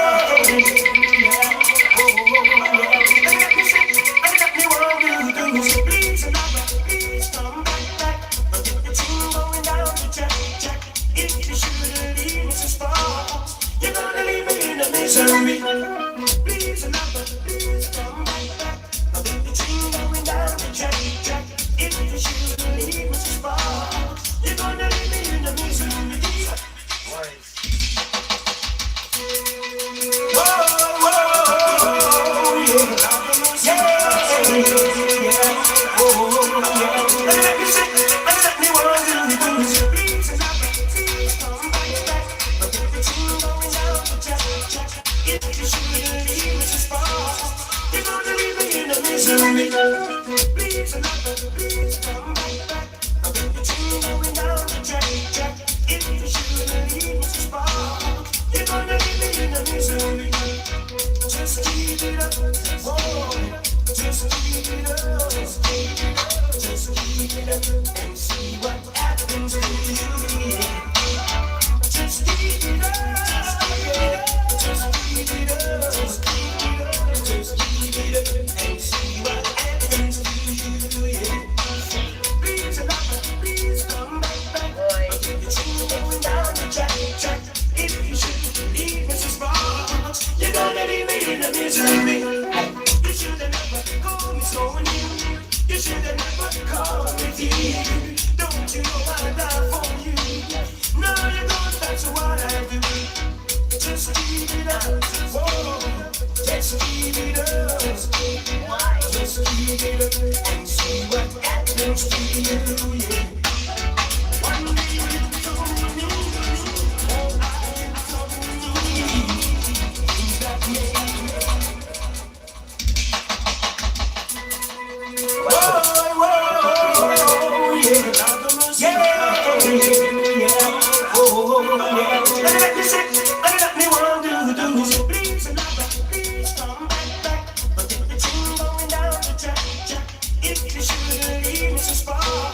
You're gonna leave me in a misery.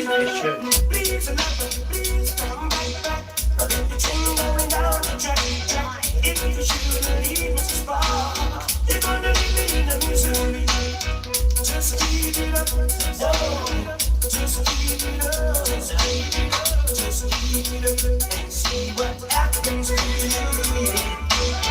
Just keep it up, just keep it up, just keep it up, just keep it up, and see what happens to you.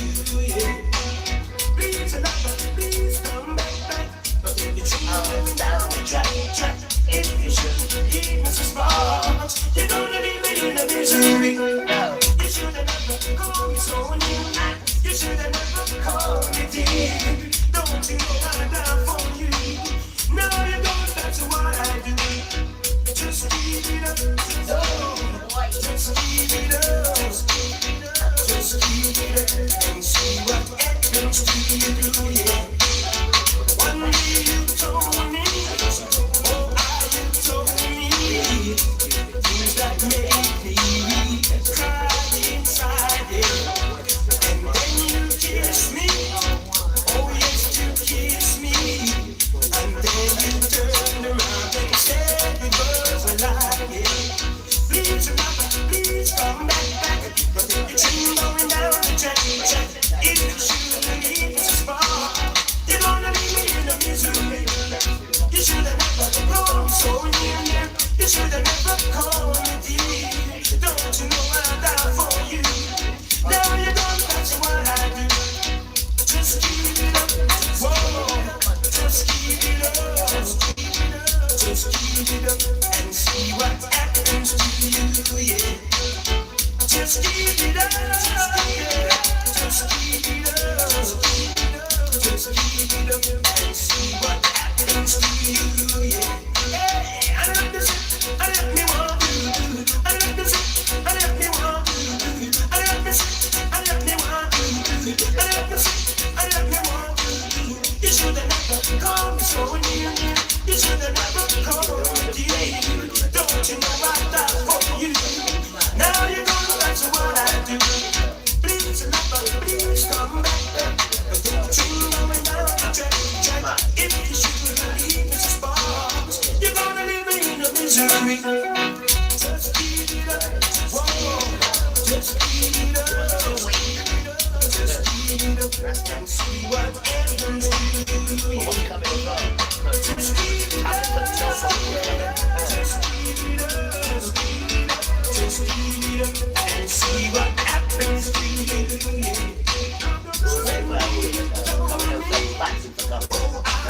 I will ready for them. See? Cause all we like is pure bad things, and we right through it and get stronger, and there's more to come now. I feel it, bro.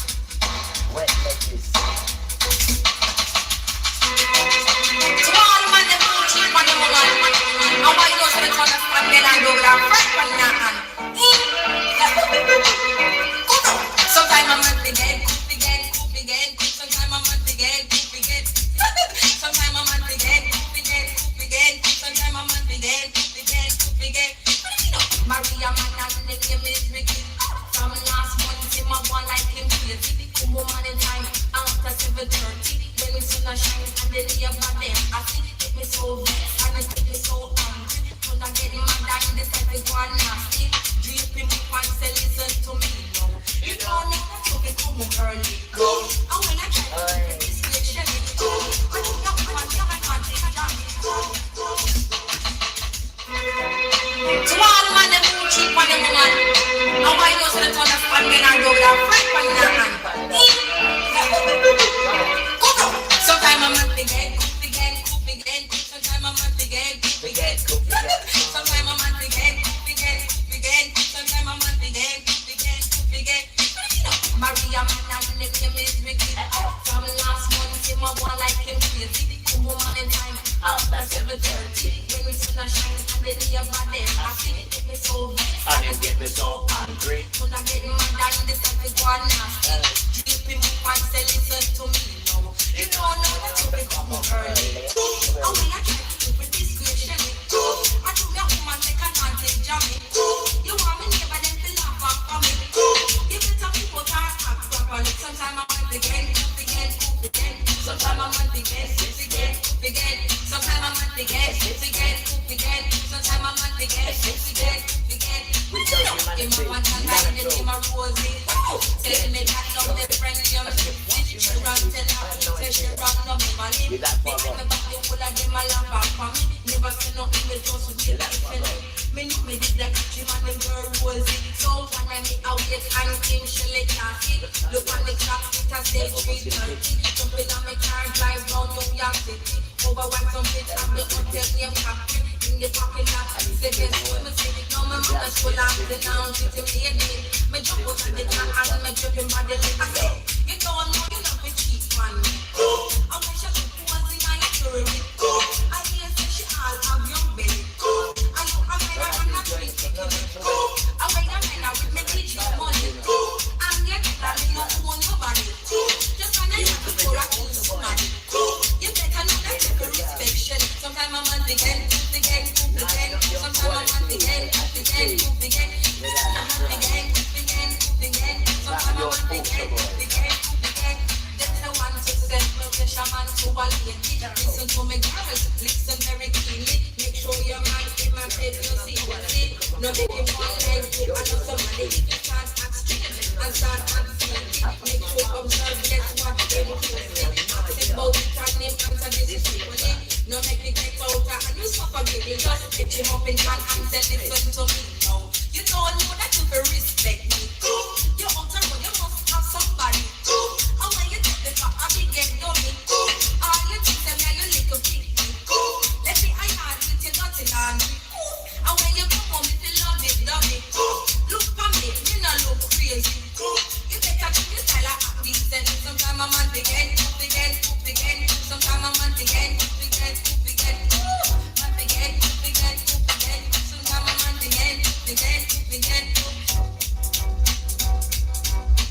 Zimmer, give me the keys to my Zimmer, and I have the keys to my Zimmer, give me the keys to my Zimmer, and I have the keys to my.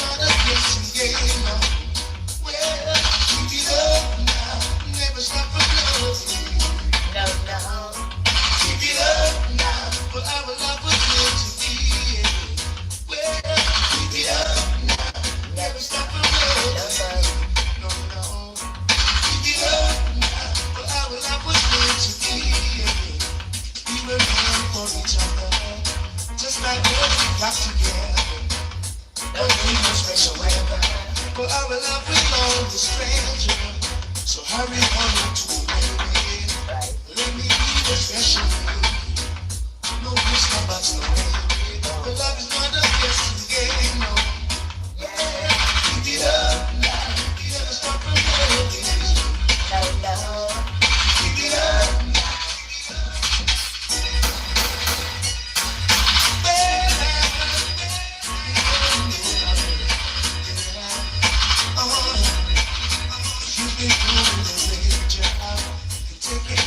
But you're stupid, and we all know it.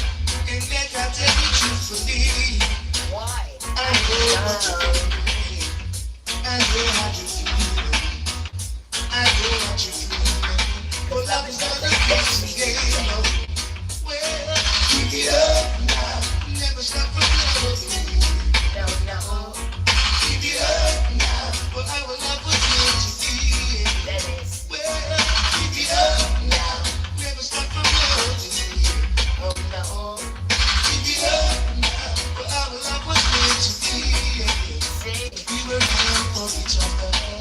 Just like we're lost together. No special weather. For our love belongs to stranger. So hurry on to me. Let me be the special lady. No whisper but no way. For love is not a guessing game, no. Keep it up now. Never stop from loving me. No. Keep it up now. For our love was meant to be.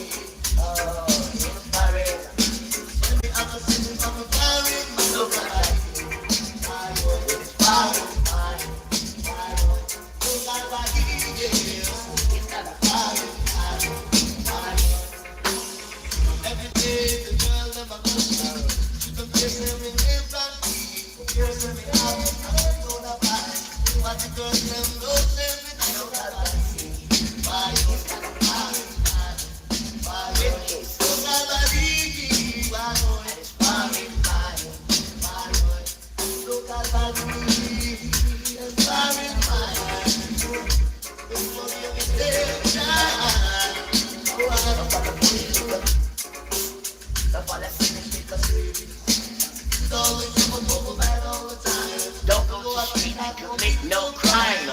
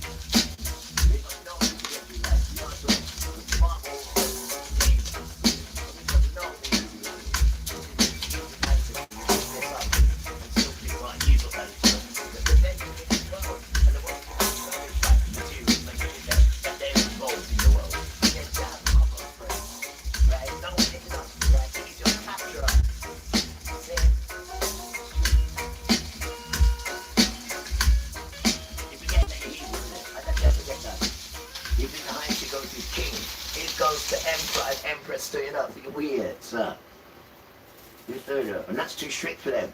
That was too strict for them. So you think this thing is just queen and king and princess and prince, huh?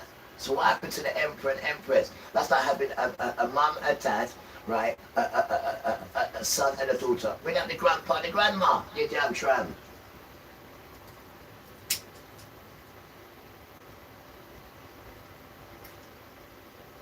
You see, it comes in a pecking, respectful order. But you want to cut past that because your balls have dropped now and say, shut up, mum, and think you know everything, and then transfer yourself into a woman without no period and can't even give birth and don't even know the elements of being a woman, you damn tramp. Me just doing it just to piss father off. My boys are so stupid to take the operation and the tablets. I mean, you concentrate on these tablets now. You've got tablets that change children's sex into another sex. You put all your time and your consideration and your thoughts into making the tablet, right, to change the children. Even this damn children, right, from chucking them in the river, now to changing their sex, and now to having sex with them, right, and to giving them as an honor to those who practice your nonsense as a priest, and they get a kiss of an adolescent boy as a treat. It's written in the Quran, which is written by a man's hand, right? And you're telling me that is going to get you to the other side. That thing there. It leads by example. So that means the people who are running it need to be leading by the example with the beautiful words that come out of it. And where is the foundation of these mystery religions? What is the foundation of them? How have they come about? What the foundation? There isn't none. They kiss themselves onto other ones and then they're born. And none of these nations, none of these mystery religions are in the book. Not one of them are in the book. Not one of them are in the book. There's no such thing as Roman Catholic in there. There's no such thing as Christianity in there at all. There's no such thing as Muslim in there at all. Sikh, none of them stuff are in there. None of them. But because beautiful children have just grown up with it from their grandparents, they've just grown up in it and believe it's right without questioning it. Because they did question it and they don't even know it. They don't even know what it is they're following. Because if they knew it intricately, they'd be out of it. And there is no one in them mystery religions that walk with the example of what their books tell them to do. And there is no Ruach Kodesh spirit in them that you can see from afar or from near. And then when you see them, they say, oh, I've got the spirit in me, but you can't see it. And you don't even know what it's called. They call it the Holy Spirit. It's not called the Holy Spirit, you damn sausage. It's called the Ruach Kodesh. Go and find out what it means. I'm still learning it now.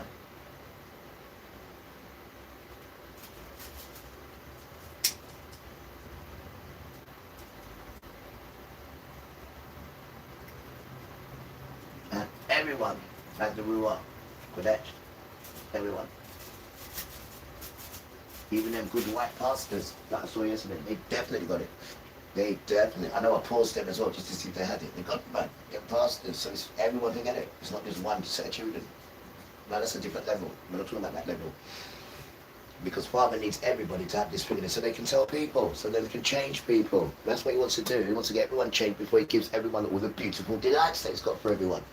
So he wants to gather as much people as possible before he hurts people. Not just going to come and say, I'm going to hurt them. He's going to give them a chance. He's getting his real, true prophets to tell the children to come. When they tell you to come, you know they're the real ones. When they're telling you to come, you know they're the real ones. Because Father's saying, bring them. Because what I'm going to bring is going to be devastating. And I don't want to hurt them. But if they keep staying in that, I have no choice but to hurt them. But it's for the prophets to come and tell the children the best way they can to come. Come out of that thing. Come, and we'll tell you until it changes. This is our duty to tell you the most gentlest way they can. It doesn't matter if they want to stop your medication, they want to kick you out your house, and don't rush that. You just carry on doing what I'm telling you. I'm just saying, son, so people can realise as well, all the stuff they're doing to me. Just called that man, said, oh, you can't get your medication 12 now because the guy, we can't find him, and we don't know where we're going to find him, and this, that, whatnot, expecting me to panic. I just said, you know what, all right, just phone me when you can then. I said, I'll phone you tomorrow. He said, all right, I'll phone you tomorrow. I said, all right, phone me tomorrow then. All right, and put the phone down. Not expecting that, was he? Expecting the complete opposite. It's a joke, man. It's a game, guys. It's a game. It's a game. It's a game. And people are going to get really hurt, guys. And you should realise it's a game. Just me telling you that now. But we put it on so everyone can see it now. This thing is real. Real. This thing is super real. And we call him out now because we love the people, but we don't love Esau. That's right, we don't love you, right? And we don't love America. We're not the American people. We don't like the system, what's going on. Because every day he tells us which ones to politely tell. Things that he wants them to tell. And they know, they tremble when they hear it. They tremble because they know. It's the real children telling you. Not Anthony Phillips Mitchell, not that. Not that. So we blow him out the pond. So you know straight away. Yo, on to that boy. Listen, wait a minute.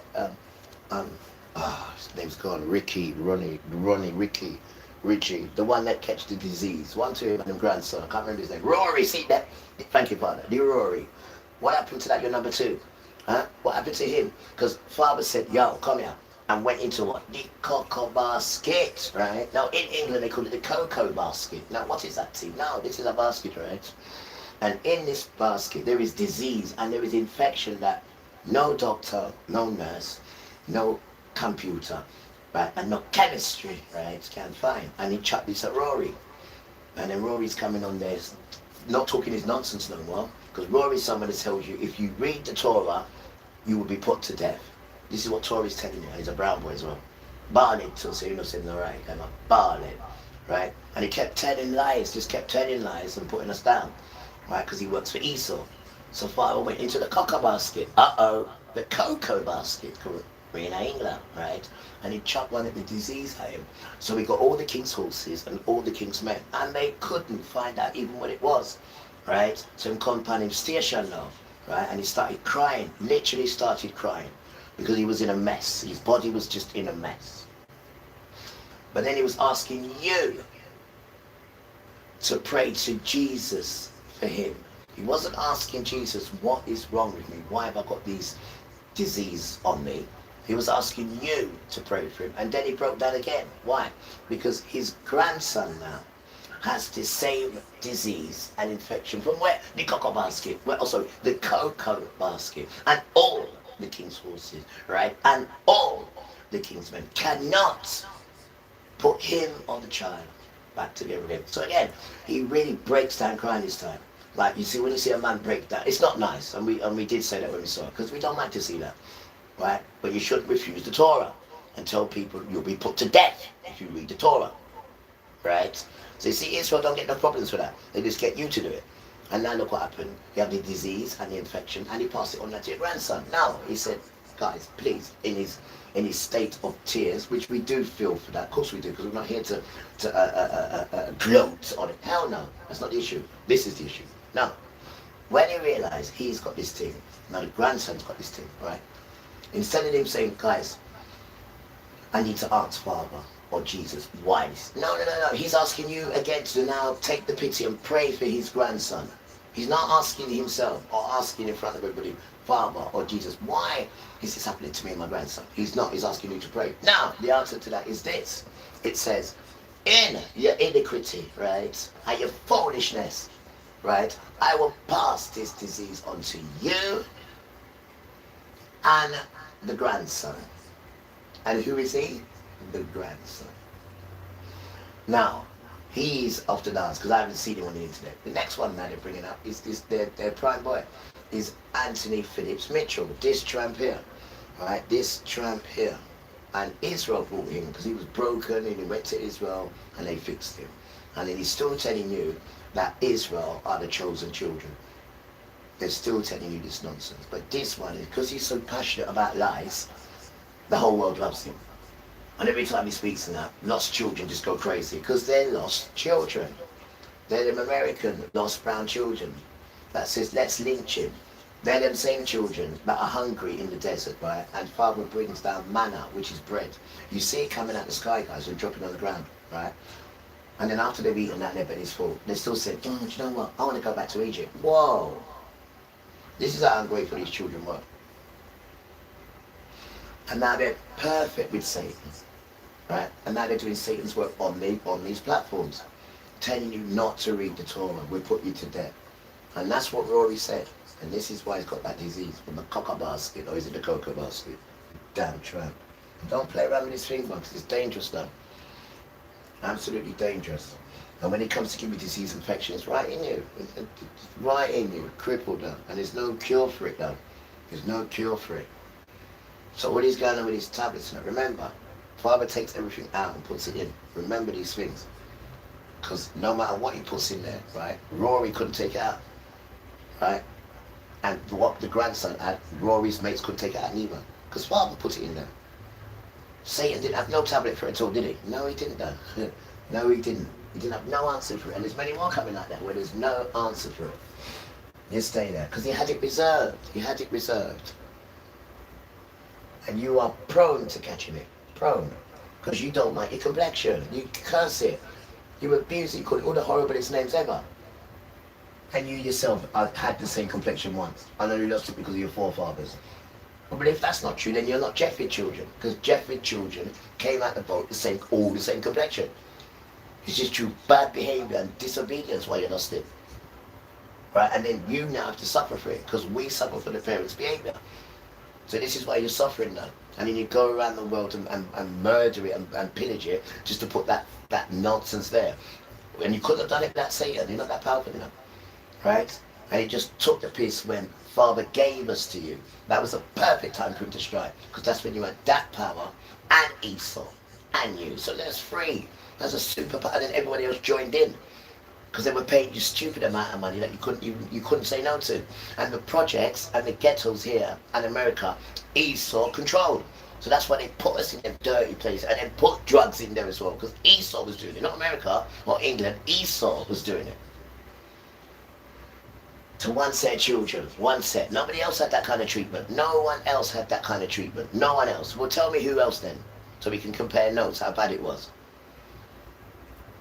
And no one else, no other people's women, when things are really bad, as it's been said, and then you put a bad seed in her head, say, get rid of him and I'll pay you welfare. Get rid of him and I'll make everything all right. And then when you do have a disagreement, what's she going to say? He put the seed in. He never done it to any other. You know, any other family, get rid of him and I'll sort you out.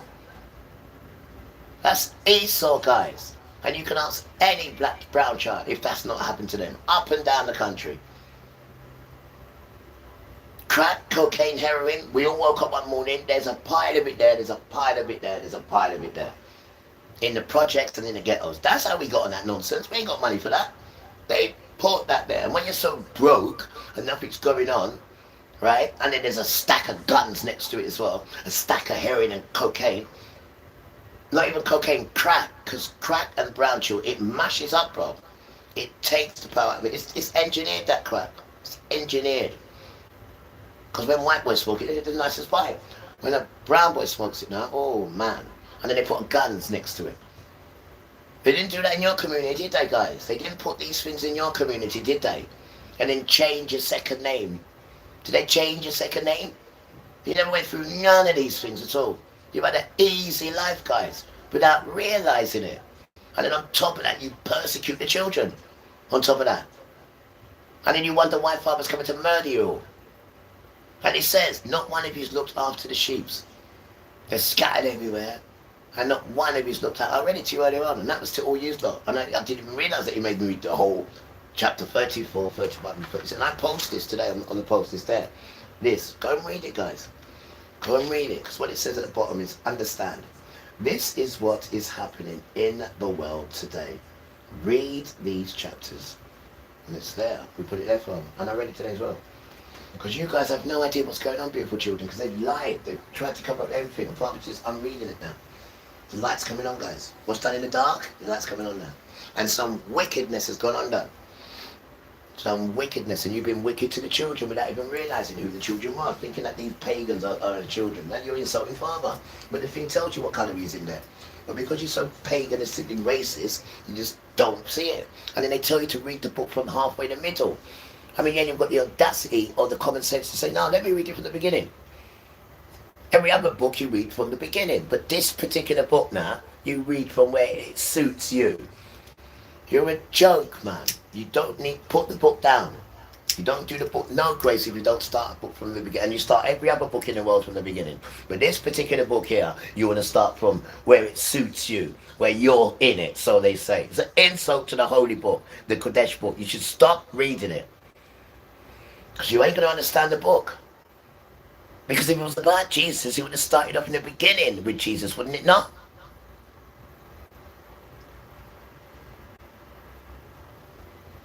Starts with the children. And because the children's behaviour, he had to bring his son to save the children.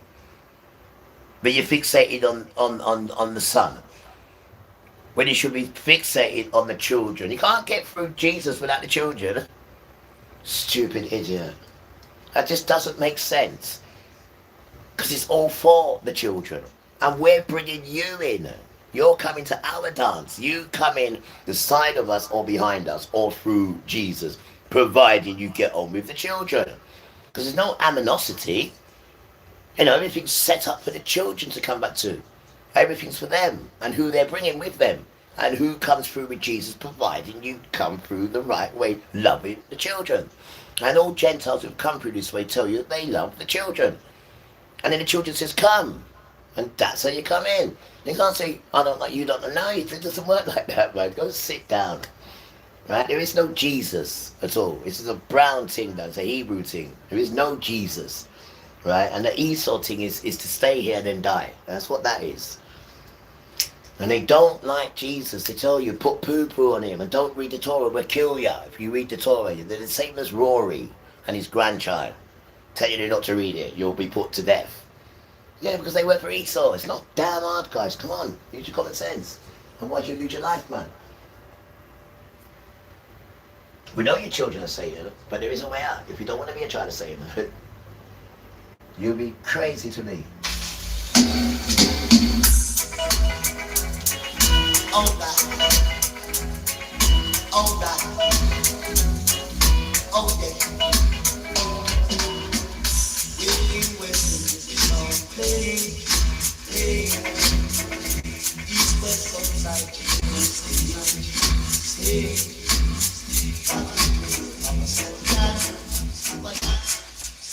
Yeah, what are you scared of? What do you think you're scared of?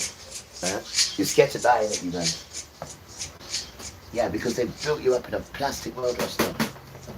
A world of me. And you're just scared to die in it. You're so scared of Esau as well. You're soft, guys. You're soft, man. You're soft. The machine grow you up soft, man. You hear me, guys? The machine, this machine. It grow you up, and then the machine brutalizes you. It makes you scared of the machine. You see how it works? That machine is dangerous now, right? And you've turned against the children of Father all your life. And it's only now you're really realizing who the real children are. Some of you think you don't care. Well, that's your death. Because you will not be able to go anywhere without these children, whether you like it or not. The earth will get smashed up for the children. It says it up there. The earth means nothing to him without the children. It's the children's earth. It's not yours. It's not yours. They was punished. That's why they was given to you. Remember that. You've been used, guys. Remember that. But he still brought you in. But you have to get on with the children to come in. And when you do the Torah and do everything, then you blend in with the children, because the children are the Torah. So when you start to do the Torah, you just blend in. There ain't no this, that, what, no, because the Torah says this. There's no ape. The Torah says, and we know the Torah. So we are teaching you. You are converting to us. So we are showing you. So I don't know how Israel's converted into something, but then they hate Jesus and put poo on him, but they've converted into this thing. And this thing is Jesus, and they hate Jesus. You must think we're Christianity. You must think that we are Christianity, Rasta.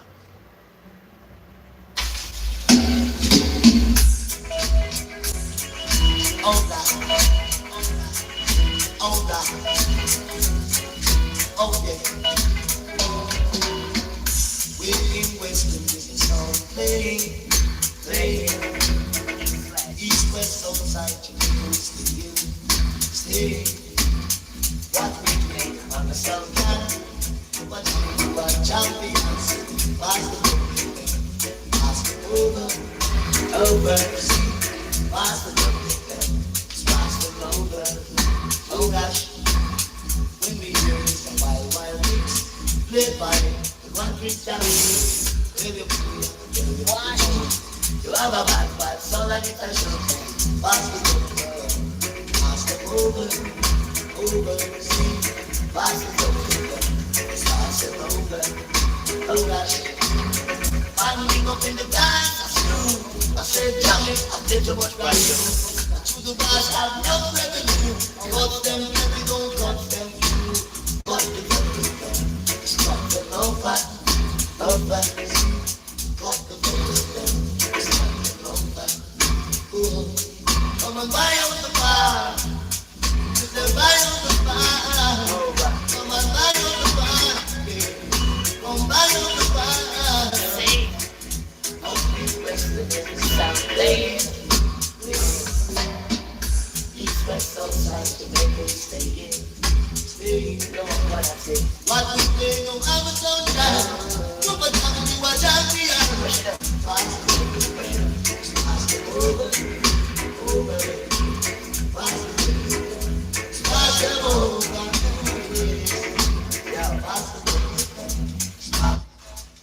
Let me show you something. See, people who are talented, right? You don't need these idiots to show your talent. Just walk in your gravestone. Because these fools ain't got no talent. They have to do choreography, sit here and practice and have a mirror there. They're an idiot now. Those who have your talent, yeah, your talent comes from within. Don't make these people show you can't do that. You've got to look. It hasn't got to look no good. You dance how you feel. Right? And these people have no feeling. This is why they've got to copy and do some routine nonsense. And forget that. You're going against the grain, man. Damn fools. Come with your pagan foolishness, though. There's no love in you guys, man. You don't show love. Because there's no love in you. There's no humanity in you. Oh, God. When you just talk, and it can't show nothing. Oh, yes. We're in Western music song. Play. East, west, south side. Stay. See, what we play on the sound platform. Too much pain, you are champions. Pass the over. Pass the over. We love you, when we hear it, in all struggle, no good they find love today. You have a bad soul and it has pass the over. See, pass the over. Dedication, I'm up in the dark. I said, giant, I'm getting the brand. To the bars, I'm not ready. Cut them, every go, cut them. Cut the loafer. Cut the come and buy on the bar. Good smell, mine. Buy on the bar. Thank you. Come and buy on the bar. Come buy on the bar. Love. I mean, you wish you were a special guy today.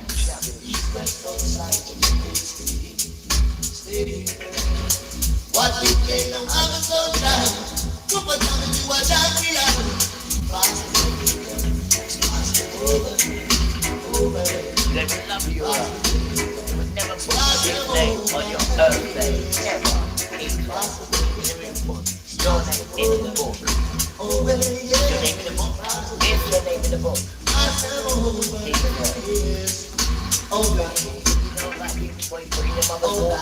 Did he? Did Satan come to you to be his water boy? Did he? You can't even read what's going on in damn sausage. You've been used.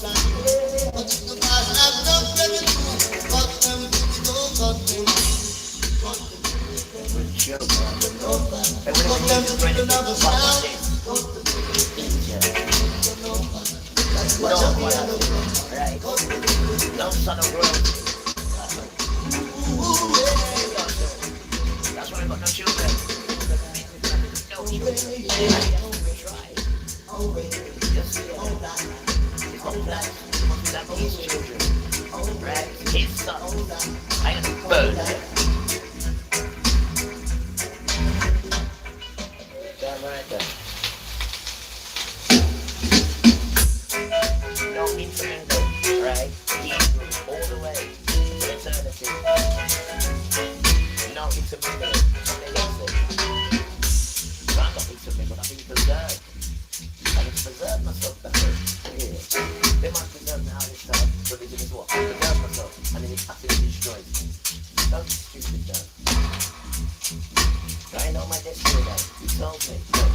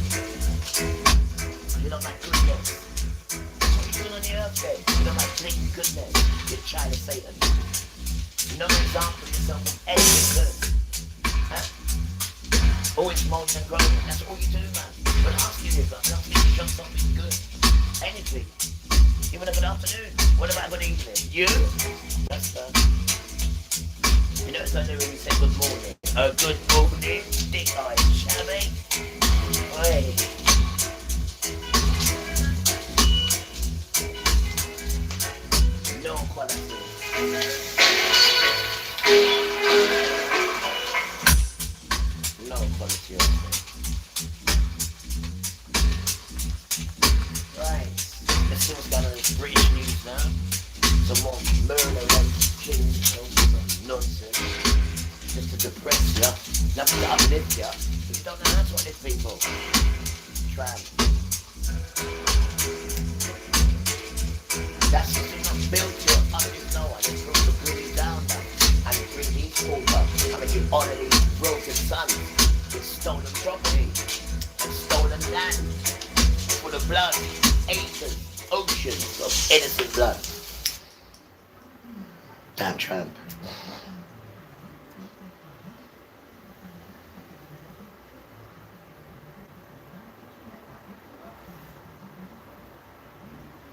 Dedication to peace and love and truth and gentleness and kindness and honesty and compassion and empathy and sympathy, and it just goes on, and long suffering and hardship. And so, oh, make sure you put that one in. That's what I bleeding did. That's what I bleeding did. All right, let's do some news. Let's do some news then. Some typing. I want to see that. Do some typing. I know he won't let me sit down. He won't let me sit down. I have no idea. I need to go see them boys, don't I? There he is, right there as well. Perfect timing. Perfect timing. Perfect timing. I know. No. Don't leave that on. That's too much noise. Right, let's see what's going on with... No, they're talking nonsense. Let me go and see what's going on here. And let me see if I can spin a web down there. The web spinner. BBC One, it's very nice to have you along. There's I like lots this more guy, still to come, including we've pitched up at Ashton Gate. Right. Has been charged with the oh dear. masked protesters. Oh dear, look guys, more violence. The widespread violence. Look guys. Right, I won't be long, I'm just going to spin away. Tonight at 6, the family of the man who was brutally attacked in Belfast say unrest is not welcome after the widespread violence last night. Cars and houses were set on fire. Families were forced from their homes by groups of masked protesters. Police are braced for more possible violence tonight. A man from Sudan, 30-year-old Hadi Aludid, has been charged with the attempted murder of Stephen Ogilvie, who lost an eye in the attack. What happened to that poor man was absolutely disgusting. But what's going on now, there's absolutely no need for it whatsoever. Also tonight, the US says it fired on an oil tanker off the coast of Oman after it attempted to transport oil from Iran. India says 3 of its citizens are missing. The Home Secretary joins a police raid in Birmingham as she announces illegal mini-marts, barbers and vape shops can be shut down for up to a year in the wake of a BBC investigation. And England captain Ben Stokes is dropped from the second test against New Zealand after an incident in a London nightclub. In the West, an inquest hears how the unlicensed driver who knocked over and killed this boy thought she'd hit a post. And our first interview with the new boss of Bristol City as he takes up his role. The details in 30 minutes.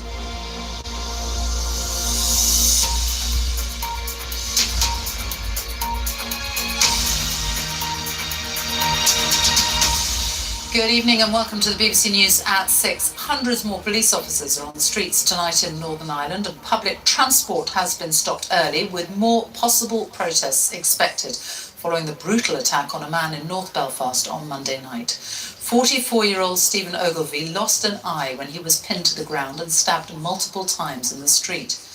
It happened here in Kinnaird Avenue in North Belfast, some 2 miles from the city centre. A Sudanese man who'd claimed asylum 3 years ago appeared in court this morning, charged with attempted murder. Violence flared across Belfast last night, with the fire service saying they attended more than 60 incidents. Some families were forced out of their homes by masked gangs, and there were further violent incidents and demonstrations across other parts of Northern Ireland throughout the evening. Well, the Prime Minister has called for calm and said what happened last night was totally unjustified. Chris Page is in Belfast and joins us tonight. Chris. Well, Sophie, Belfast city centre here has been strangely quiet for a few hours. Most workplaces shut early and people went home amidst worry that the demonstrations, the roadblocks, even the violence of yesterday could be repeated. Police have arrested 3 people so far. They have charged 2 after an incredibly difficult night were forced to flee their homes. I should warn you that my report does contain some distressing images. There were hours of flames, destruction and intimidation. much of it directed at migrants. In North Belfast, homes were set alight. One family was led to safety by the emergency services.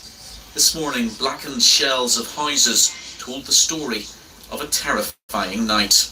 Last night was an act of self-harm by the people involved against the incredible communities in Northern Ireland.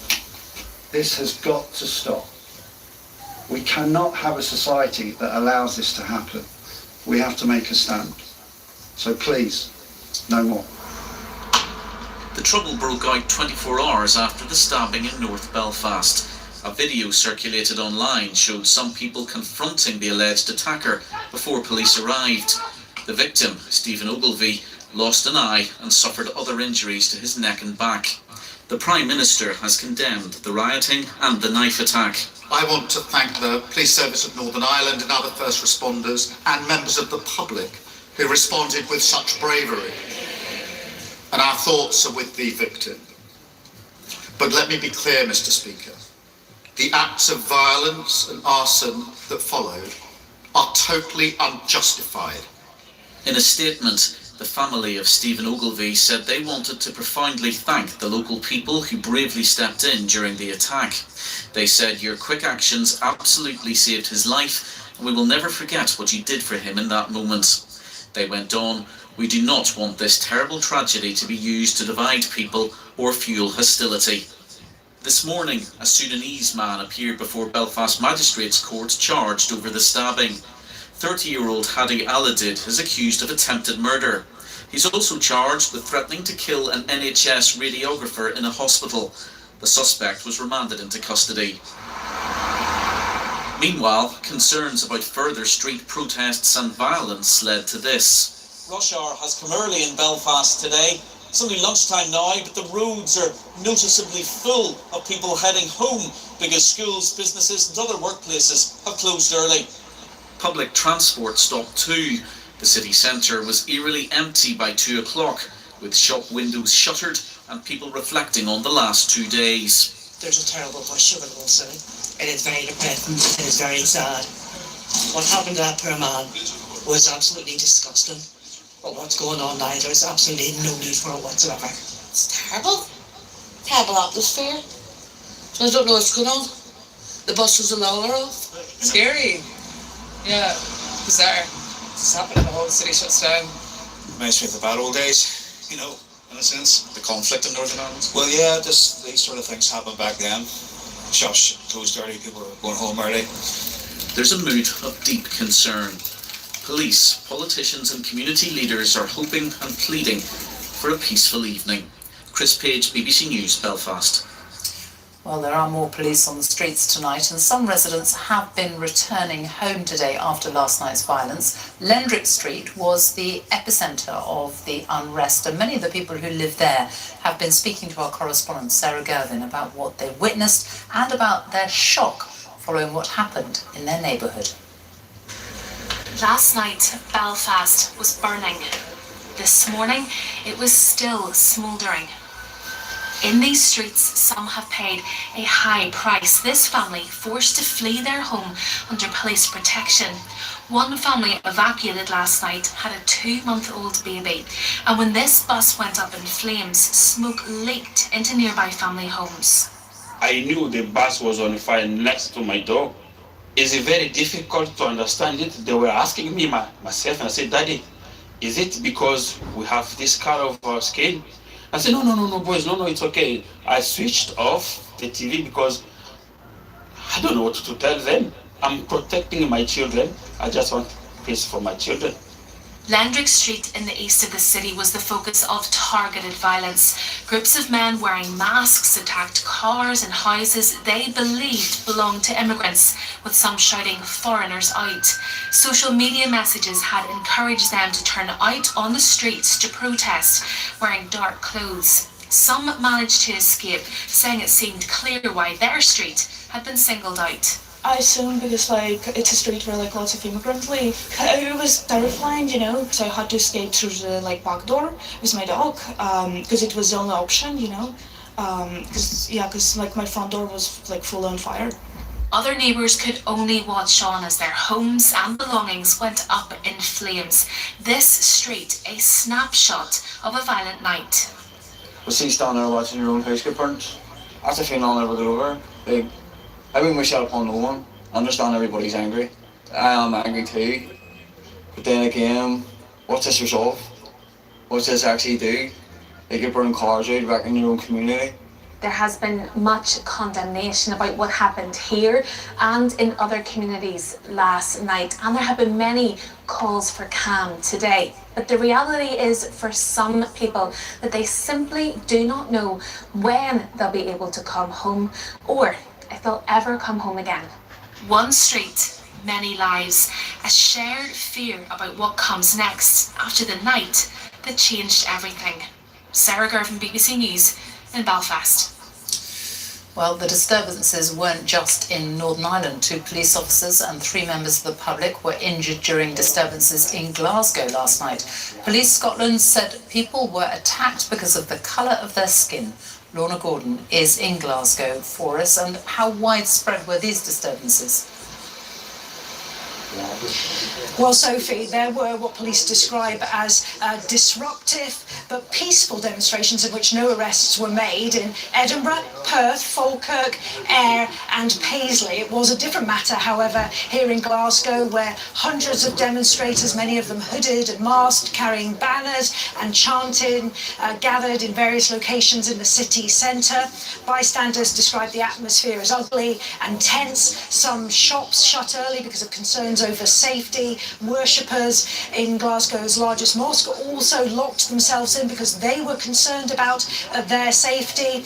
As you say, police said 5 people were injured, 2 of them officers. They have made 3 arrests. They have warned there will be more to follow, that those involved should expect a knock on the door. Last night's events here in Glasgow have been condemned across the political spectrum by Labour, the Scottish Greens, Reform UK. One of their MSPs has condemned the violence, but has called for people to go out and protest peacefully tonight, while Scotland's First Minister John Swinney has described the scenes on the streets here in Glasgow as unacceptable. The police, meanwhile, say there is a visible and stronger police presence on the streets here in the city centre tonight. They say they are not expecting trouble, but they've increased the visible policing and they will respond to any increase in tension or protests if they do occur this evening. Lorna Gordon, thank you. Well, the Sudanese man, Hadi Aludid, who has been charged with attempted murder, arrived in the UK in 2023 after travelling by bus from Dublin in the EU and crossing the border on his way to Belfast, where he claimed asylum. The route he took and the ease with which he could travel are now under close scrutiny, as Seema Gatecha reports. Let's start with how the suspect of the attack in Belfast got to Northern Ireland. As we know, he's a Sudanese national. He's said to have travelled from Sudan to Paris and then to Dublin before taking a bus to Belfast in February 2023, where he claimed asylum. 7 months later, he was given leave to remain in the UK for 5 years. According to the government, he claims to have entered Northern Ireland via the Common Travel Area, or CTA, which allows for free movement between the UK and Ireland. Excuse me. It's led to questions about how many are crossing the border and claiming asylum, and if they could pose a threat. The government doesn't publish data specifically on the first point, but what we know is that an unknown share of 8,000 people who applied for asylum in the year to March arrived in the UK via the CTA.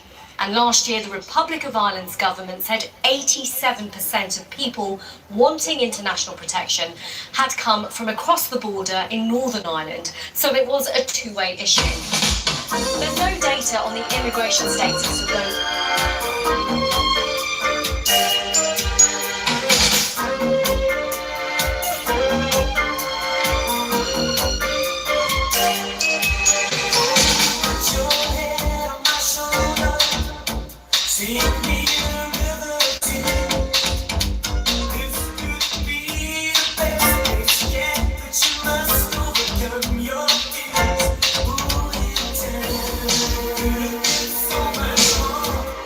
Together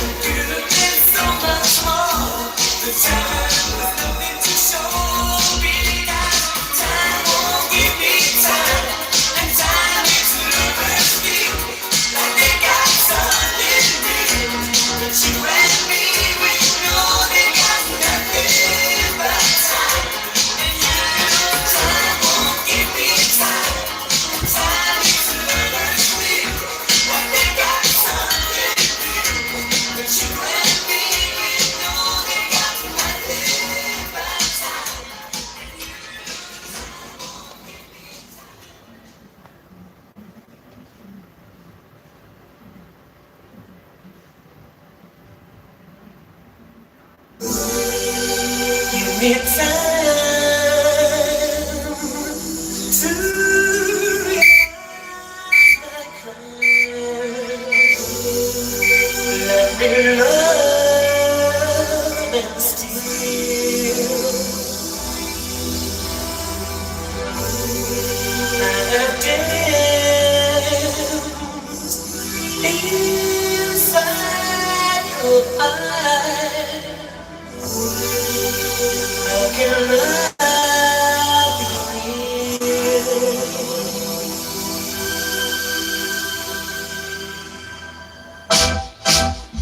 Do you really want to hurt me?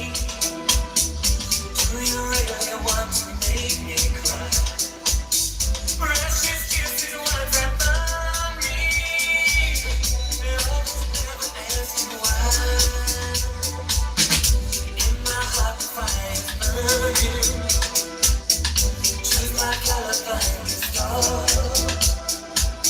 Precious people always tell me that's a step too far. Do you really want to hurt me? Do you really want to? Give me time to realize my crimes. Let me love and steal. I have danced inside your eyes. How can love be real?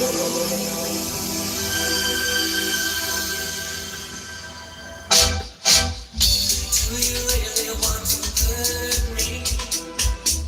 Do you really want to make me cry? Precious kisses, words that love me. Love never ask you why. In my heart, find you.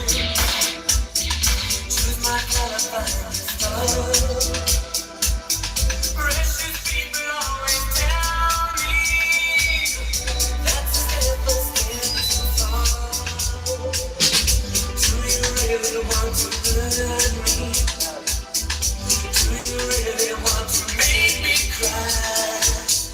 Do you really want to hurt me? Do you really want to make me cry?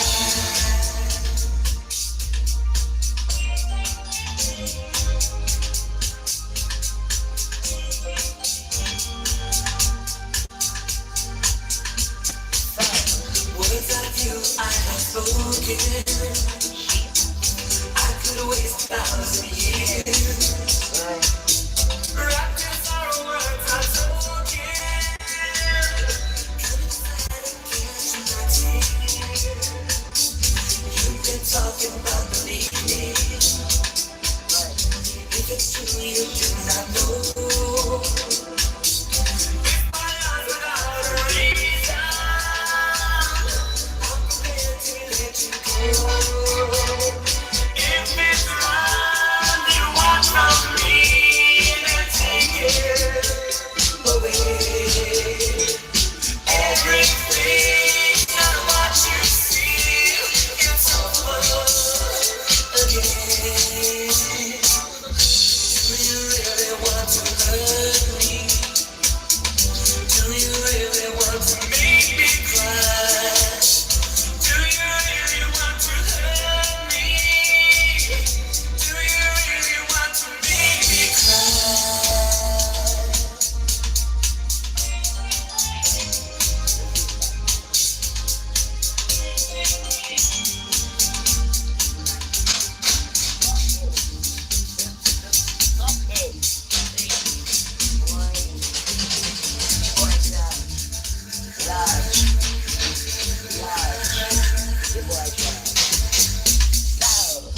Do you really want to hurt me?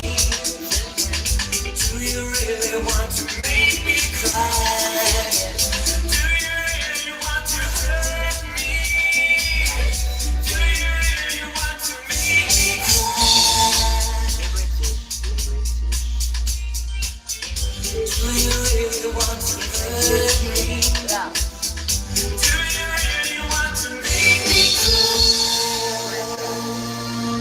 Right? Now our question here. Dedication to all British residents and all British citizens. Now, Esau, now our question. Right?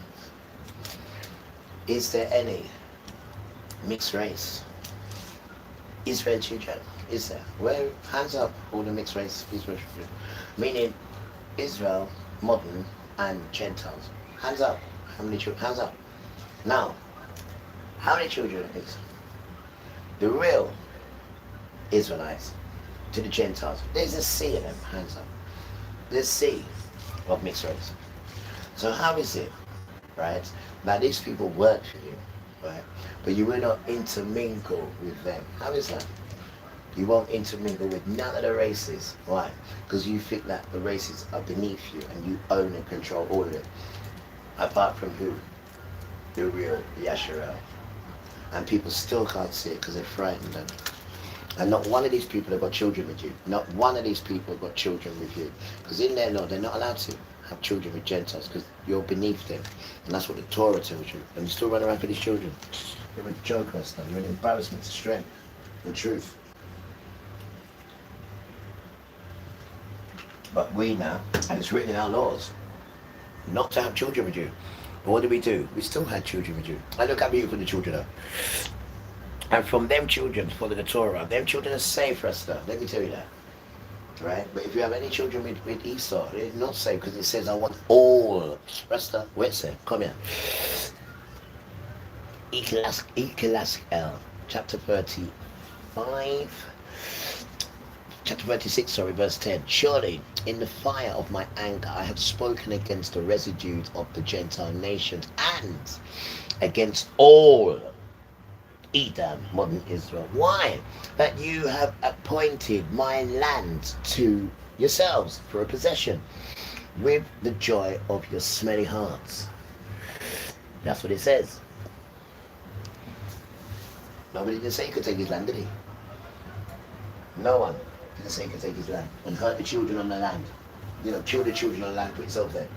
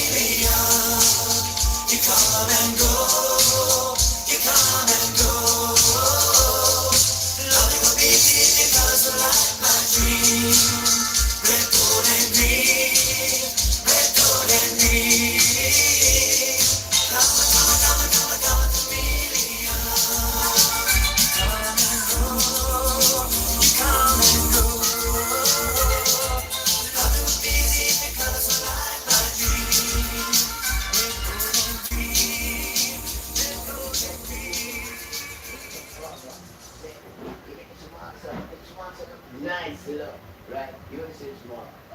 So nice, right? Great, right now. What's next to it? A syringe. Don't you say, watch this, this.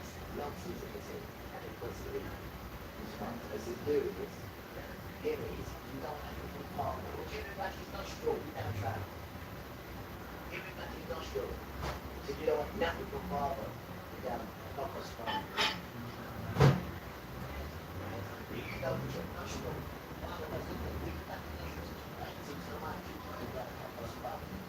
You make no sense.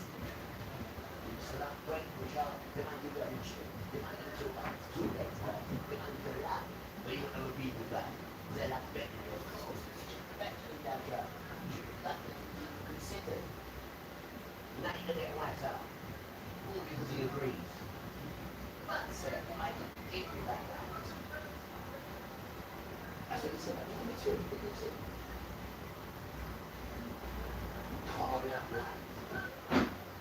And I look at the state of the land. It mash up. They don't mash up because you carved it up. I know this. You damn tramp. And now he's gonna get to beating. He's gonna get to beating. No. You're gonna get a beating from Yahuwah. What I'm trying to say. He wrote it there. I read it to you and I'm not reading it again. I'll do something else. What's up, all? A Hebrew birthright. A special legal and spiritual status given to the Hebrew firstborn son. Modern Israel say it's okay for them to steal people's homes, cars, money, and anything that belongs to other people's and their possessions. Remember, fool, answer your phone about the only Hebrew sons having a special spiritual legal for firstborn Hebrew sons only. That's what it says, you know, Trump. So taking people's, property and that might make you feel better, right? But you're forgetting the special spiritual legal connection. And we get twice for everything. And we are leaders. The firstborn son is a leader. Go and look what it says, you damn Trump. That's why you couldn't be a firstborn. It's not just the wealth that comes with it, it's other stuff that come with it, you try. That's why Father said, me can't make you my first son. Yes, sir, you try. You have the son of not even a second son behavior, you have the son of no behavior. I'm sorry, you have the son of no son. Because sons don't behave like you. I'm jealous of everything, want everything you see, plot and scheming to take other people's, change people's sex and all that. Just change it, everything that Father's done. Just do the opposite of everything the Father's done. The opposite. Everything, the opposite. And then when you don't want to do what you want us to do, you want to come and say that we're criminals with this, with that, and then you get people who are vulnerable to come and dig at us, and then when they get caught, it's them that has to answer for it. Idiot.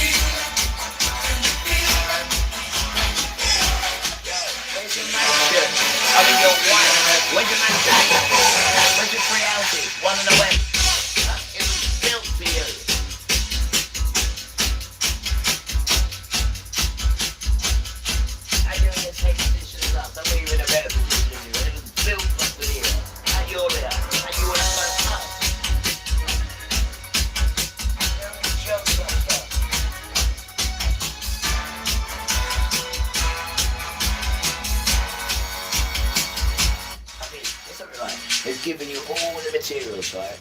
And we haven't got nothing, right? And we are more happier and more peaceful and gracious than you. And you have to keep concentrating your wicked energy and bringing it around to us. Right? Because you're so jealous that you don't even need to look in your direction, we're just doing what we're doing. And it just irks you, innit? And they're also even looking in that complexion way. Right? Because it's troublesome, the energy of it is troublesome, Dan. So we're up in Moya on our omen spirits. Can't have you around, man. You're too jealous for us, though. They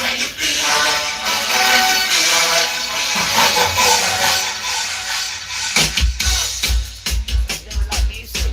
They were like music.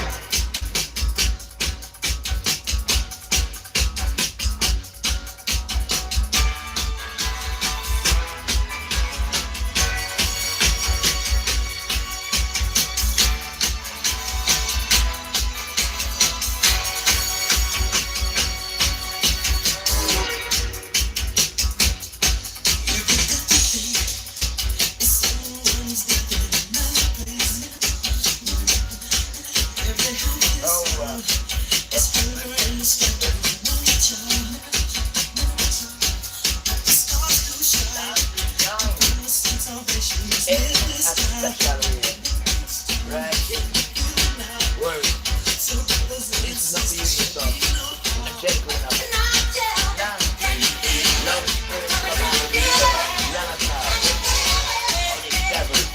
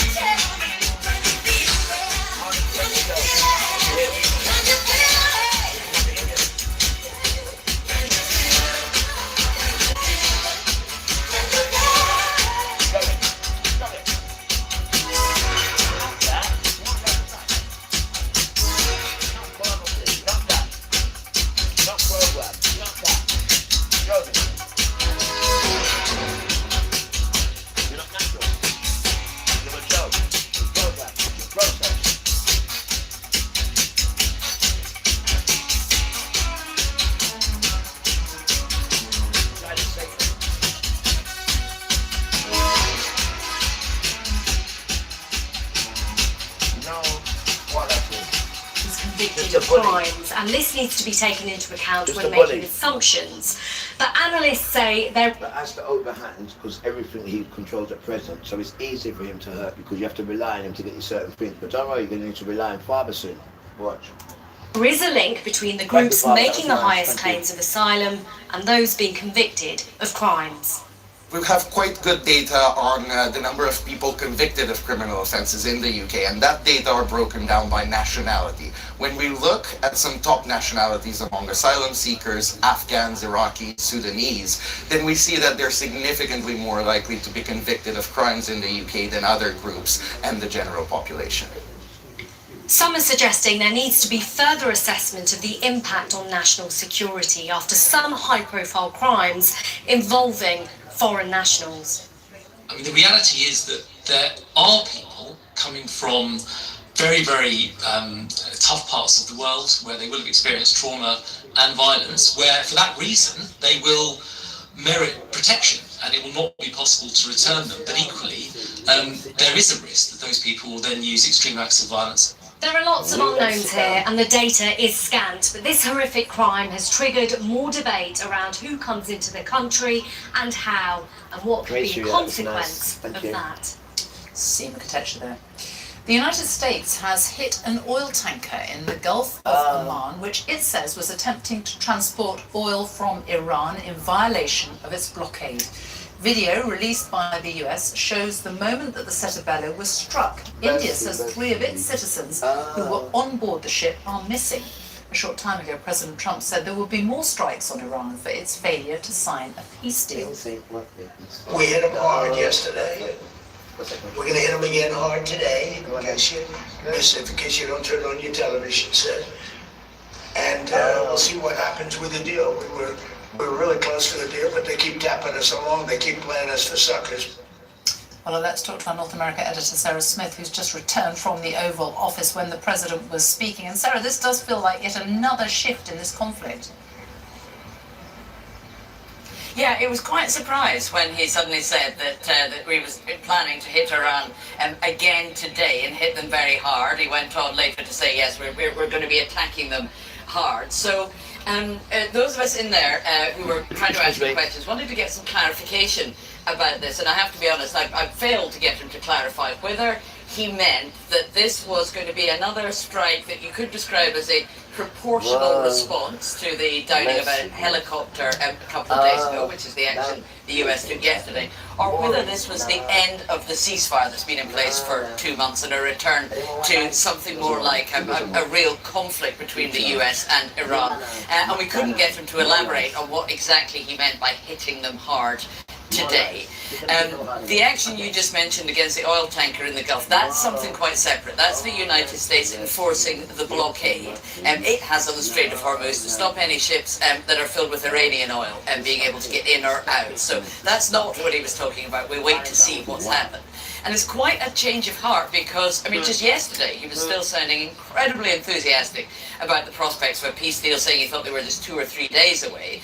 Today, in the Oval Office, he was telling us that Iran is taking too long to negotiate this deal. They've just been stringing us along, playing us for suckers, and sounding very impatient about what had been happening with the negotiations. So it does all seem to be quite a sudden change of heart. But I mean, the key thing to note is that Donald Trump did say we're going to be hitting them hard again today. So we wait to see exactly what he means by that, and more importantly, what the response will be, because even if he wants to do something reasonable and proportional, that doesn't mean that's what Iran's response will be. It's situations like this that can easily spiral out of control. Thank you. The time is just after 6:15. Our top story this evening. The family of the man who was brutally attacked in Belfast say unrest is not welcome after the widespread violence last night. And coming up, they're almost ready for the biggest World Cup in history. We're in Mexico. One of the co-hosts ahead of kickoff tomorrow. And in Points West tonight, the student who was let down so much, we have Barnaby Webber's mother in the studio. And calls for the government to give drinkers a tax break ahead of the World Cup. See you for that and much more in 15 minutes.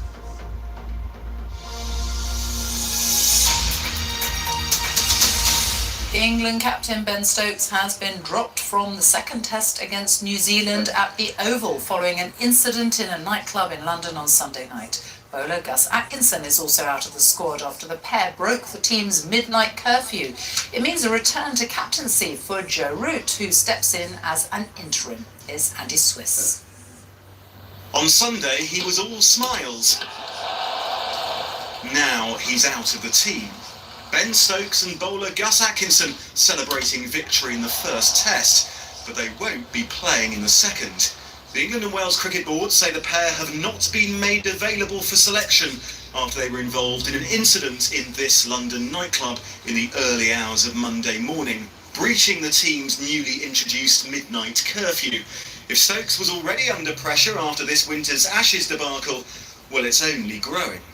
He'll be thinking, what have I done? Obviously, it's not great for the captain at all to be breaking that protocol that's just been put in place. But if you're part of the leadership group, which he is, and he stipulated that he wanted a curfew for this group of players, and at the first time of asking, he's broken that, I think it's fair and right that he does miss one game.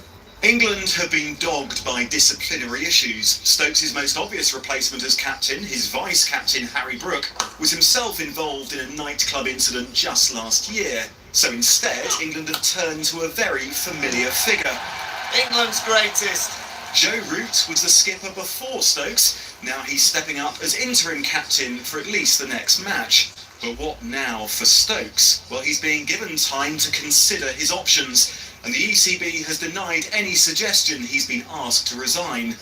But for now at least, English cricket's biggest star is on the sidelines. Andy Swiss, BBC News.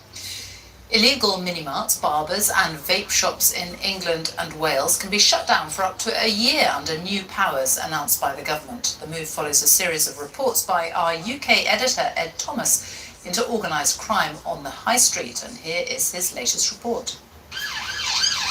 How bad is the organised crime on the street? Awful. All the areas that I've worked in West Midlands Police, it's by far the worst here. High streets, in the grip of crime gangs. Crack cocaine, heroin, prostitution and exploitation of girls, you name it, you can probably buy it. This is Soho Road, and this is where the raids will begin today.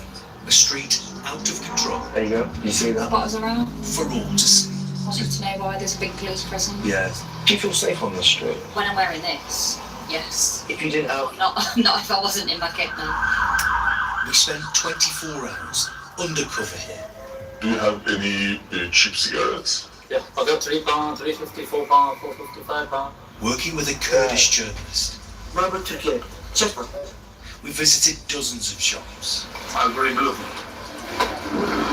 And found the sale of illegal cigarettes rife. LMB 3 pounds, Rotman 450. It's legal to pick up the fuel for international crime networks on our streets. What's the intel on this place? Weapons, drugs, illegal workers. Now the police, the government, want to show us how they're taking on high street crime gangs. The Home Secretary said the raid's going on.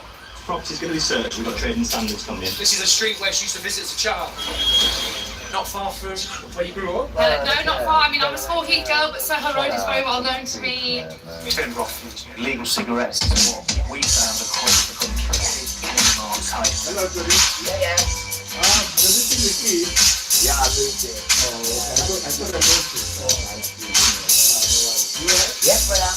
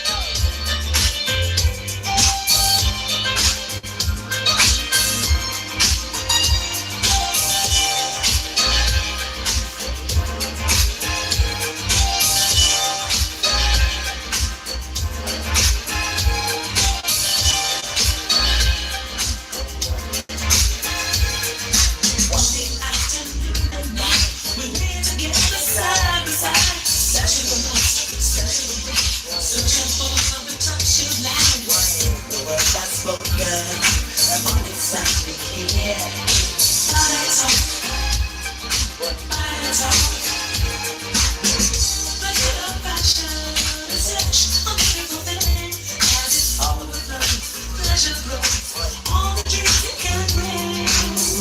Love to the eyes, the gentle sides. Body talk, body talk. Come so something pure, my touch and no rest. Innocent is what they say, but I'm not safe.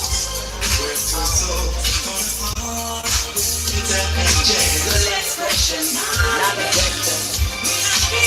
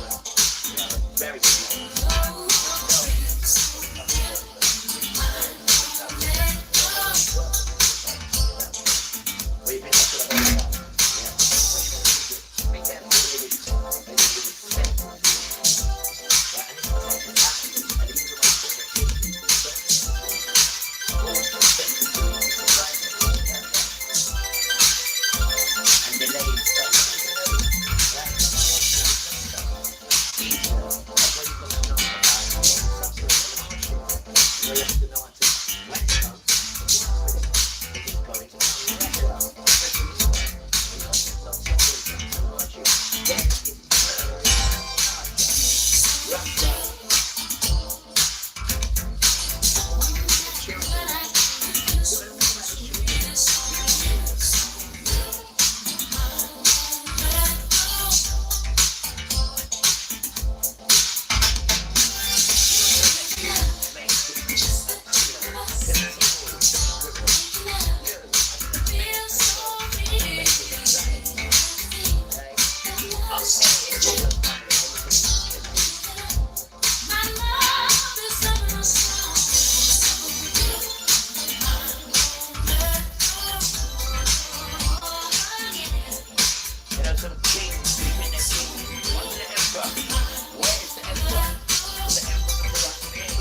There's no emperor.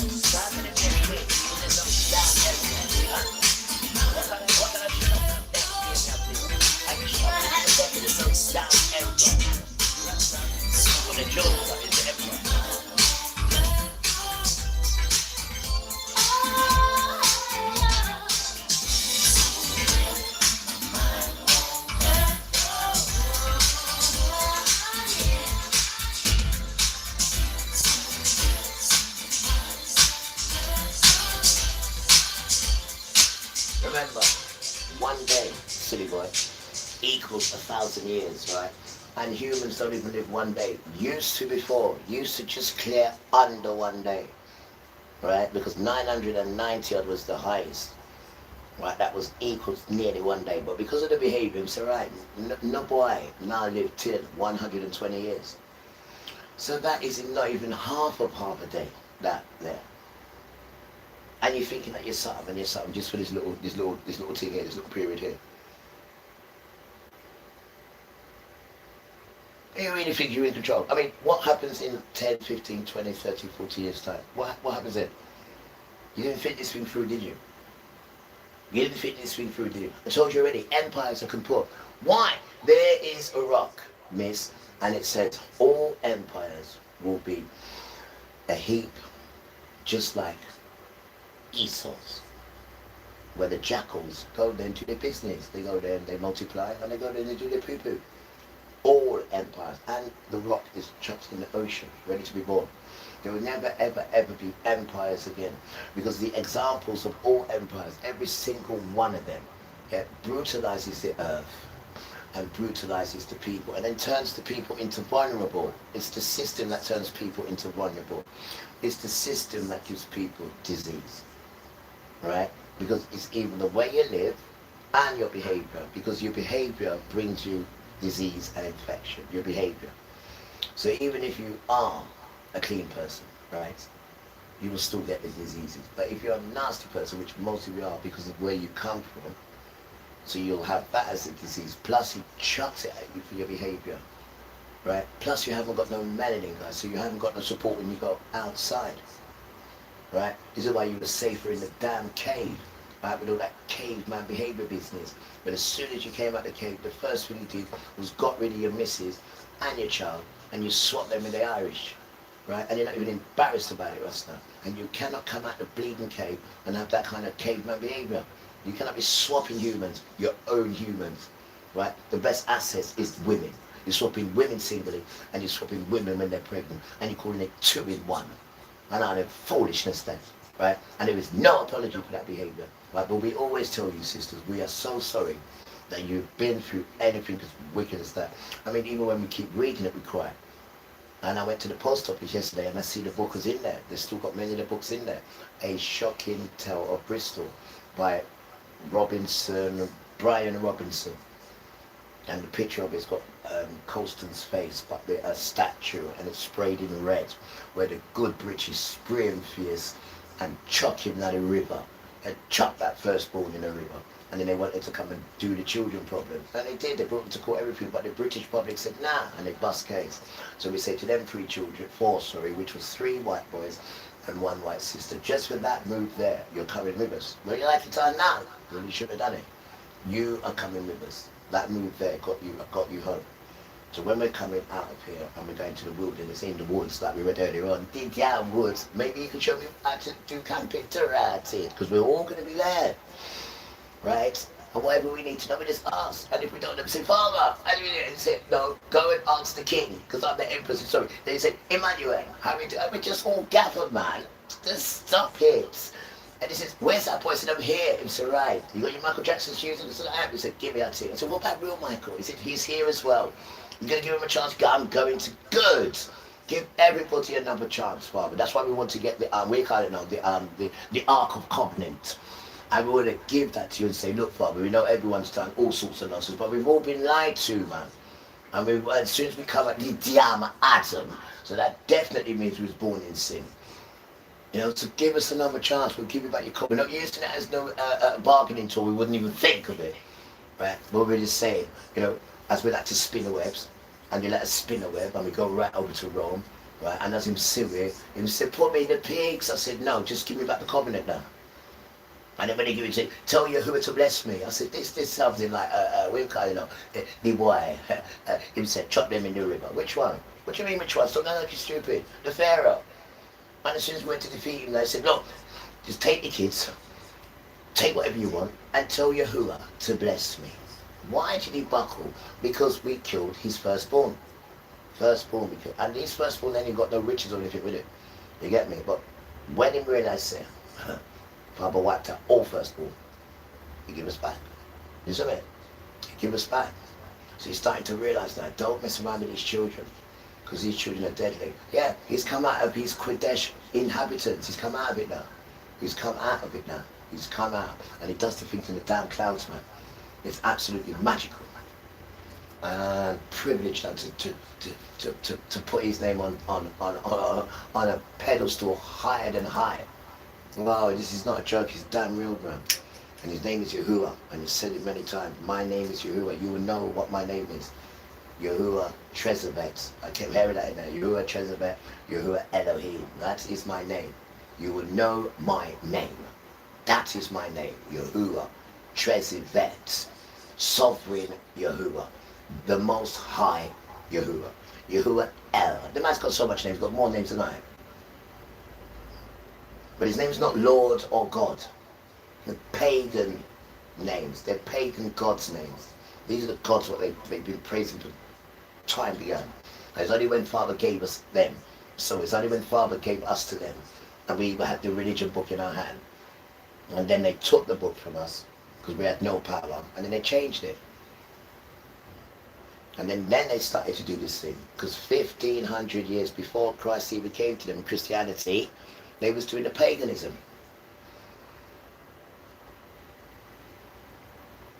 That's what they was doing with Satan. But because now the children have lost their power from Father for 400 years and been chucked and given to them, then Satan says, wow, it's perfect deal. The Father says, come here, tramp. Remember, first male is mine. You do anything, you say one word about them or anything, I'll actually kill you. I will reverse it from when I said I'll kill at the end of the dance. I will reverse it. So he has to go around and get people to do stuff. That is the truth, guys, what I'm telling you. It's the damn truth. The damn truth. So when you rely on him for medication and that, now they delay it now. You seen that now? Get someone to phone up and come with all sorts of nonsense that don't make sense and wait to panic. And I say, yeah, all right, cool. All right, just contact me when you find him. Just be a nonsense. It's Satan. He's got his dance. It's his dance. And he thinks, oh, I'm going to go back and be a junkie. No, yeah, I'm controlled by fire. It's him giving the money to go get it, you know. He knows exactly what he's doing. I put my trust in him. And you put all the superstar children on drugs, and then you control them. And then they're so in your control, they beg you just to get it. You know, because you put them on such high doses of drugs. Unbelievable. Even Michael Jackson, poor thing. Even the horse couldn't even handle the drugs that Michael Jackson's on. The horse, there's drugs that Michael Jackson's on, but you don't even know. He's got a whole bed full of drugs, Michael Jackson, just to function. That's not to get buzzed, that's just to function. Just to function. And that's what they done to him. They turned him into their megastar and took his complexion. There's the bird, there's the bird. Right, where is it? Right in front of me. There is the bird. right in front of me on the radiance. There's the bird. That's what he done, miss. That's what he done. There is the bird, man, in your own eyes. All those who are looking. Do you see the bird there? You damn tramps. You carry on. These creatures are there to protect us. We are the children, guys. I'm not lying to you. There's so much stuff I want to know about myself. You need to stay away from these children, guys. You'll be dealing with badness, because they will come and hurt you. They will hurt you. We're here to tell you good stuff. We need to tell you about Father. And you want to come and mess around with these children. I wouldn't advise you. There is some children who pretend they're it, but you can tell who is real and who is not. Because not only are we supposed to say what we are, we're supposed to show you how Father wants us to live. And we're trying our best to get this thing right. Obviously, we're going to make mistakes. Right? But people need to see this thing. Because this thing is just not like, you know what, I'm the Israelites and, you know, Father this, that, whatnot, and, you know, we dress up in the costume and wear it. No, no, no, no, no. Because they tell you to take that costume off. They tell you to take it off. You're not worthy to wear it.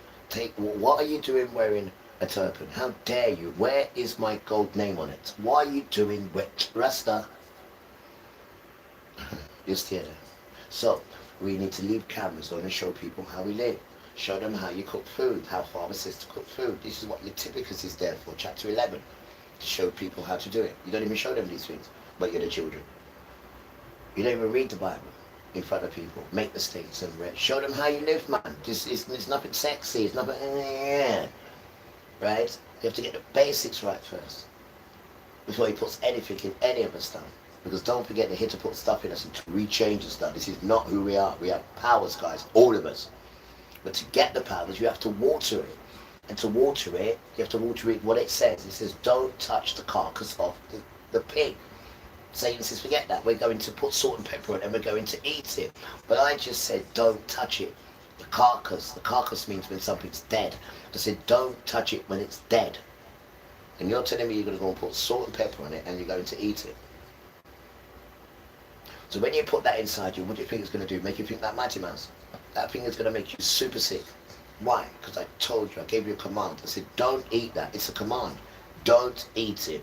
So if you do not do my command, not me, but if you do not do the command, what do you think is going to happen?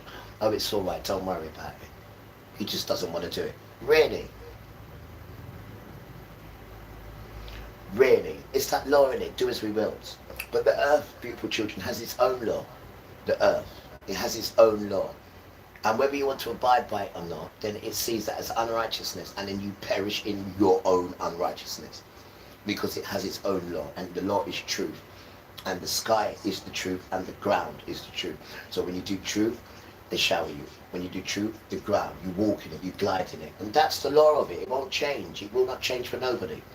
Whether you put your law in and say, or maybe get Satan to squash everything and put up all this nonsense, see? And then when you've got the children walking by and they're seeing greenery struggling to grow through concrete, we have to attack it. Because you've changed everything into a concrete jungle. You're telling grown up people say, New Year's Day and New Year's Eve is in December. When everything is dead in December.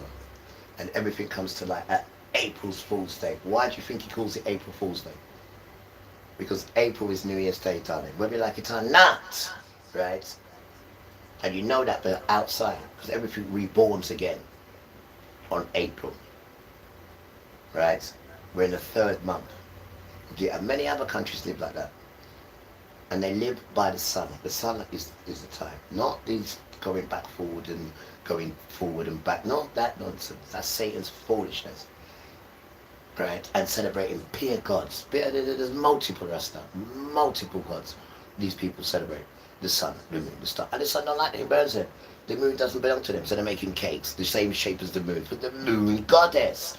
Right? So we don't do birthday. Father, make sure when my birthday, I'm always broke. You make sure. We don't have no cakes because you're celebrating that nonsense to her, the moon goddess. So when you entertain that, it's like the Ouija board. You do that, even if you don't know you're doing it. You're doing it. You're celebrating that birthday thing. That's her. You celebrate, so she comes into you. It's the same thing with the Ouija board done. Everything you celebrate is a pagan festival. Mother's Day, that's the worst one. Father's Day, they're the worst ones. They're the worst ones. Bonfire, which they call bonfire. Bonfire is they come round And they say, give me someone to burn their bones, a dog or a human, and we'll give you tighties when it comes around. And this is how they live. Esther. Easter, the worst one's the egg, because that one is to Satan's wife, and she is Venus with a penis. That's his real wife. And the egg and all that nonsense there, Easter, is celebrating her. Because in the Bible there's no Easter. Come and show me where there's Easter in the Bible. Come and show me where. And all that stuff is, we call it now, the Sabbath day. No, it's not. I do apologize. It's the celebration of, I forget the name of it, it's the celebration of Father when he took us out of Egypt. That's what that season is there for, really. That's what that is. The Passover, there it is, yeah. That's what that is. It's called the Passover, not Easter. It's the Passover for when Father took us out of Egypt. So we have to remember it every year. We celebrate it just like when he comes for us soon. Every year we'll celebrate that day because he come for us. And that's what the Passover is, when he took us out of Egypt. And then they want to come and turn it around and say it's Easter and all the foolishness there, which is not in the book. But because you don't know the book and you got all these fools telling you nonsense because you won't read it, you do lazy research. You just get caught up in all that nonsense, and then you got to pay them money as well. I mean, it's an insult to holiness. It's an insult to it because you're interfering it with money and as you pagans done, and that's why you pagans are going to die. Because you know exactly what you're doing. You're lying to the people just to keep that complexion there and to keep Esau's children, who are the ones who are doing it. And you don't even know who they are. You just think they're just people who call themselves Jew-ish. What, sometime-ish? What about tomorrow-ish? Miss, maybe-ish? What about later-ish? No, Jew-ish. So what about the children that you converted into? If you convert into something, then isn't it the children that you've converted into that will teach you? So how come we never talk about the children that you've converted into, which is their thing? And what you've converted into, which you couldn't really, because you hate Jesus. You hate him. You say put poo-poo on him. And that, what you converted into, is the Torah. It's all the Torah. I know everything so far from the Torah. The spirits are in the Torah. But you tell people you tell people that I will kill you if you even read any of it. I will put you to death. So it's mixed messages, man. It's just foolishness, that. Absolute, that. So somebody's going to die. Because it says, Revelation chapter 22, last page, do not change it, son. Do not add to it, son. Because I will give you all these diseases, and cocoa basket disease too, and cocoa basket disease too. And if you don't know what they are, you will know. And if you can't find them in the book, I still give it to you. That's how serious it is, that. And then I'll give it to your children as well, and your children's children. Don't change my book. And then what are you going to do? You're going to change it. And then you're wondering why you're sick. And then you're wondering why you're sick. You honestly don't believe this thing's real. No, the children was in detention. They had no power, no hand. Right? They came out of detention 2019. Right? And he chucked COVID at you to distract you. Right? He put them in detention he put them in detention 1619. I've shown you the boat. It's called White Lion Boat. You can text it and ask it on the phone, it will show you. The year you're looking for is 1619 to 2019. That's the 400 years finished. Then he went to work and got all these children that he wants on that 19th year as well, and started to waken the dry bones. There, that's when it started there. With me anyway, that's when it started there. On the 11th of May, on my 49th birthday, put me in Cardiff prison for 4 months. And that's when he come to me. 2019, the 11th of May, my 49th birthday. I remember it like yesterday. And all that time that you're worrying about, I got mine, did you get yours? Yeah, I got mine, yeah, I got mine. Oh, didn't have one, I got mine, yeah, I got mine. All fighting over each other, you know, to get this stupid nonsense, right? This foolishness. And then I got the next one, the booster. But I think by then, I think the penny dropped, even though it was way too late.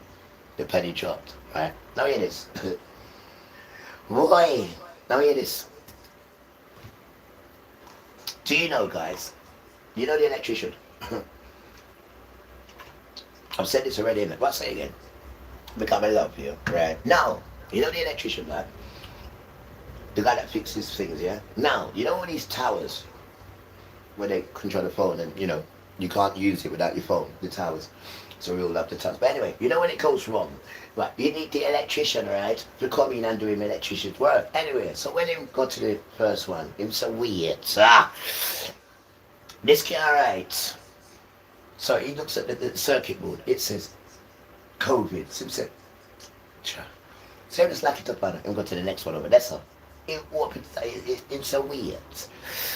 So he clean him eye and go again. He said, where else? What's going on here? COVID. So he goes to that one. And they all say circuit board of COVID. Circuit board of COVID. On the towers. So they're saying, this is what they're saying, not me. I don't know, I ain't got nothing on me. They're saying, when they turn that thing on, when they turn that thing on,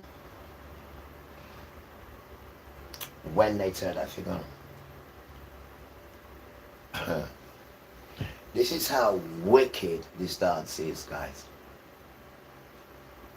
You stay there. This is how wicked this dance is. You stay there. And all this world, right, it's been building up for, right, beautiful children, is this moment. This. Why? To bring their king out, right? But before they bring the king out, they're going to bring the son out. And the son is the Antichrist. Right? Forget the Muslims one. That's one's out already. Right? Because he's not reading the book. He hasn't got the same spirit. And he's not the twin. He's not the twin. Yes, they're real. And they only have 33%. And Father's already written them off then, right? And that's in Malachi 1:2. So they've got no strength. And Jesus already on the third day smashed them up. So there's no strength in them. So absolutely none. So we don't worry about them. But what we are saying to the people, you don't know what's going on. But this is what's coming through. This is what they've been organizing all this time. Just to bring him out. This. And it's going to happen. Because Father said, I'm going to let it happen. So it's going to happen. And this is what they're getting ready to do. Why? And then you'll realise that this place never liked you at all. Never. Well, you should know that, the way our Esau talks about you. And that means because it's his dance. Not the government that you see, not I'm British, I'm English. That's nonsense, Donna. That is nonsense. Absolute foolishness. Because you are a people, you don't even know who you are. You don't even know who you are. You're an intermingled people. And if I was you, I'd do a DNA test to see how many nations you actually have in you. You're supposed to have one nation in you, by the way, yeah? And I can guarantee you got German in you, mainly. You're definitely Germatic. There's definitely Germatic in 100%. Because that wet man had disinfected everything. There's a lot of nastiness going on with Europeans sexually, a lot of intermingling and some filth done. That Esau, right, was driven to do, to upset Father. The opposite of what he wants. Just mix up everyone. So we had to preserve who he needed to preserve, because it's not you he wanted to mix up, it's the sons he wanted to mix up, guys. The sons. So then Father's thing can't work, because if there's one drop of any other blood in there, it can't work, miss. It cannot work. It cannot work. This is lineage bloodline, miss. Lineage, done. Lineage. That's why it's preserved. And he tells them up front, that one's mine. Don't touch that one, I'll kill you. So it's got to be kind of the way he is. And he tells us, I'll utterly destroy you. I'll give you my name, everything. I'll put it in the book. I'll give you a name. I'll destroy you. Yeah, it doesn't rhyme down. So he scares you, but then then he gives you. So then you're thinking, why would I want to upset him? He gives you everything you need, but then he also warns you and tells you as well, I'm not a joke, right? Just because I'm merciful and lovely to you and them, but you, I take a bit different. I will utterly destroy you, right? Because I'm using you to do my team, and you let me down. So I tried to come up with this stupid. Yeah, I didn't ask you to, did I? And you did it on the day of 6 and 6 p.m. as well. So you don't even know why we made you do that. You don't even know why. You don't even know what's going on, son. But think about it. On all days, I made you do that on the 6th of June, which is June is 6, and it was at 6 p.m. as well. I know, and I don't know the meaning of it. And that was a horrible night, and it was the worst night ever. But we did it.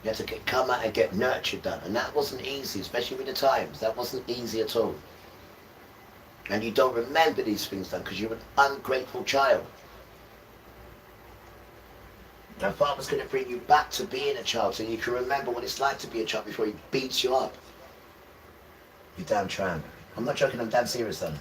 Streets, bake shops, and that's what's powering all this. I think the BBC has You're an done fantastic embarrassment to work humanity, exposing the guys. scale of this national problem. I know all over the country, local people feel that their high streets are being hijacked. Hello, please. The shop worker here, a student from Afghanistan. Do you feel like you're doing anything wrong? With illegal cigarettes, you shouldn't be stopped. But you're selling them. You realise what you're doing here is against the law. Perhaps you should ask the manager. He's the owner. Where is the manager? He's not here now. For 18 months, BBC News has exposed high street organised crime networks. We've got sort of samples of the illicit tobacco that they keep. In response, the government will now change the law to close illegal shops for longer. I think it will really change the game. I know that the 6 months for these closure powers that we have at the moment isn't enough, because that extra time will give the authorities, particularly the police, the chance to pursue prosecutions and put these people behind bars. It's all the illegal things. The criminality that's spread to high streets across the country. Police have told us organised crime have got a grip of that street. Do you get that? That something has gone badly wrong in our country, on our high streets? I absolutely get that, and I know things have got badly with our country. No, listen, people just need to, people who smoke, they can get a cigarette for free, even if it is bad. The cigarettes, yours are even worse. £3 and £20, which is a damn difference done. And you stop interfering and bring that to people. This is what I'm saying. When people are addictive, it's not them, it's you. You make the people addictive. You do it. And then you judge them after us stuff. You do it. It's you, man. It's your horrible system, man. It's you. And then you want to look down upon the people that you have made this way. You want to categorise and put them in first class, second class, but you ain't in no class because everything you got stolen, it's all ours. And when we do get it back, we're going to share it with the people.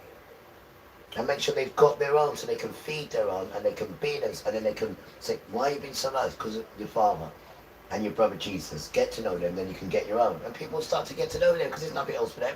And when you treat people nice, what do? They follow you when you treat them nice. Genuinely as well. No ulterior motive, right? Just genuinely. And it takes time to build trust, right?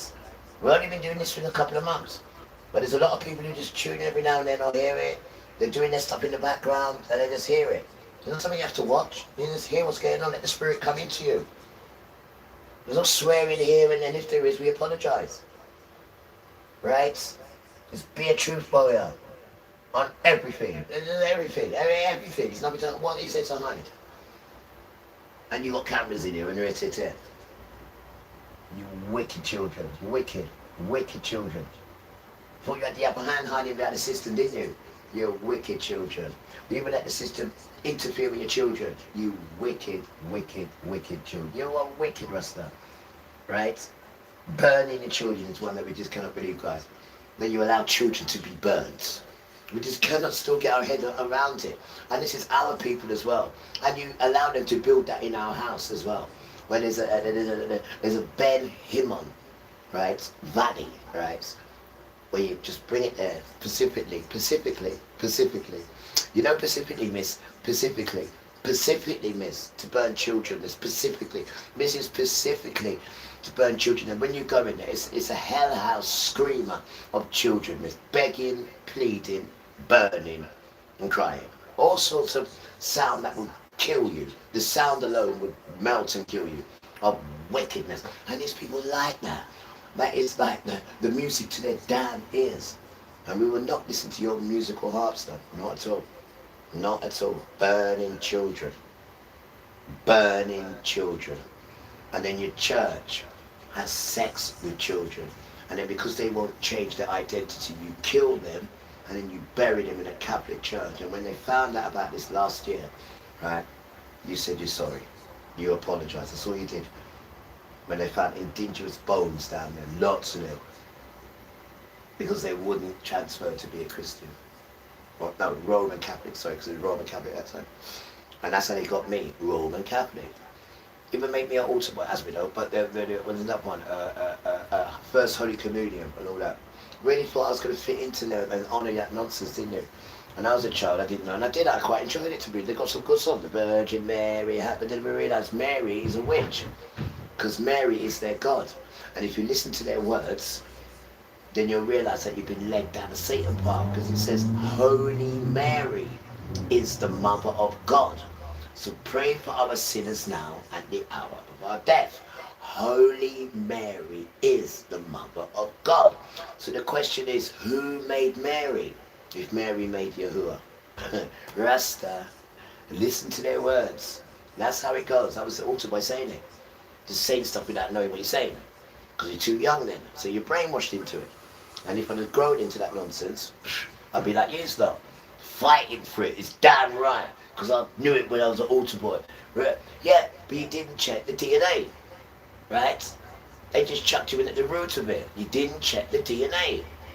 Right? And there's no such thing as Lord. Lord is Baal. Lord is House of the Lord. Lord is Lord of the Rings. You cannot call him them names. He said, don't drag my name to law. I will not hold you guiltless. Don't compare my name with your little pagan friends. I'm on a different level to them pagan, but I come to kill them because they've got no respect for my name. They lather this in my name and they lather that. And I'll lather it back to them and I'll put hooks in their jaws. You stay there.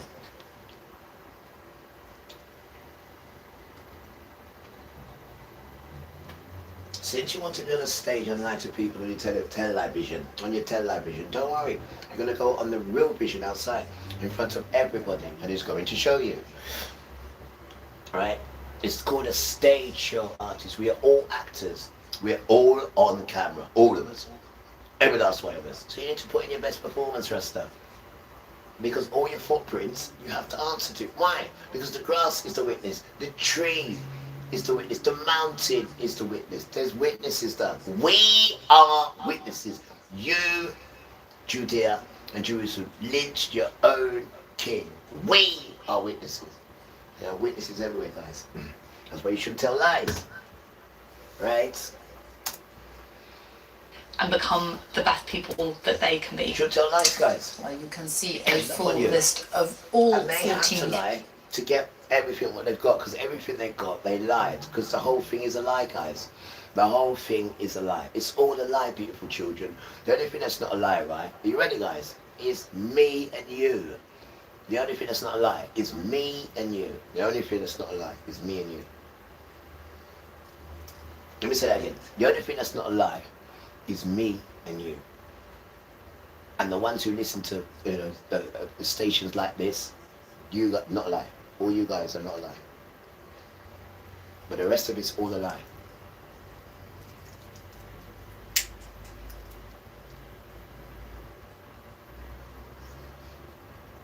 And it doesn't do blood.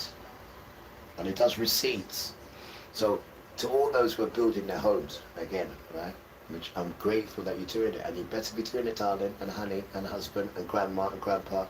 Remember, it doesn't make sense building your home, children, if you've got stardom items in there. If you're doing this thing, you've got to do it properly.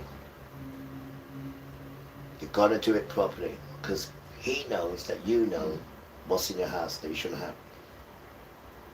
You're building a church now, and if you can't let go of the materials, then don't bother. Because you cannot have a house with materials. You have your materials, what you need. You've got to know how to deal with materials. Yes, you're allowed to have materials, of course you are. But it's the honouring of the materials is the different thing. Honouring it. That's the different thing. And they teach you to honour these things. They teach you to worship it, burn incense and all that. No. No. That's called making allegiance to them. That's like the Prince Hall Masonry. No! I was just saying for her. No! No. Dressing up and putting on. No!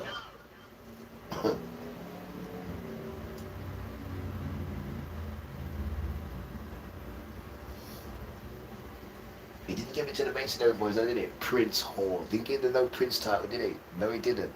And they're vexed. And he's not here. Get to be Prince Masons.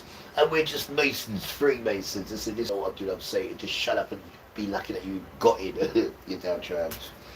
You only got Masonry because of these boys. Because of these boys, that's why. Everything revolves around these boys. The whole world, guys, goes around these sons here. Whether we like it or not. I mean, these sons are so powerful. Even when they're in detention, you got other children trying to be these sons. This is how powerful these sons are when they do the right thing. And you're on the right side of Father and Emmanuel, then the imposters have to move away. Because just by your behavior alone, it shows that you walk with Yahuwah. And people are not blind, and people are not stupid. And people can feel this thing and bounce off it themselves and wake up just through one person. They don't even get to see these people. And when they do get to see them, they think don't make sense. They say that they're into Jesus, but then the next thing they hate him. You know, there's no cameras in Israel. You can't see what's in Israel because Israel don't let us see cameras. And you're all right with that. Yeah, because they're building Satan's temple, you damn tramp. That's what they're doing in there. Building Satan's temple. That's what they're doing, you damn tramp.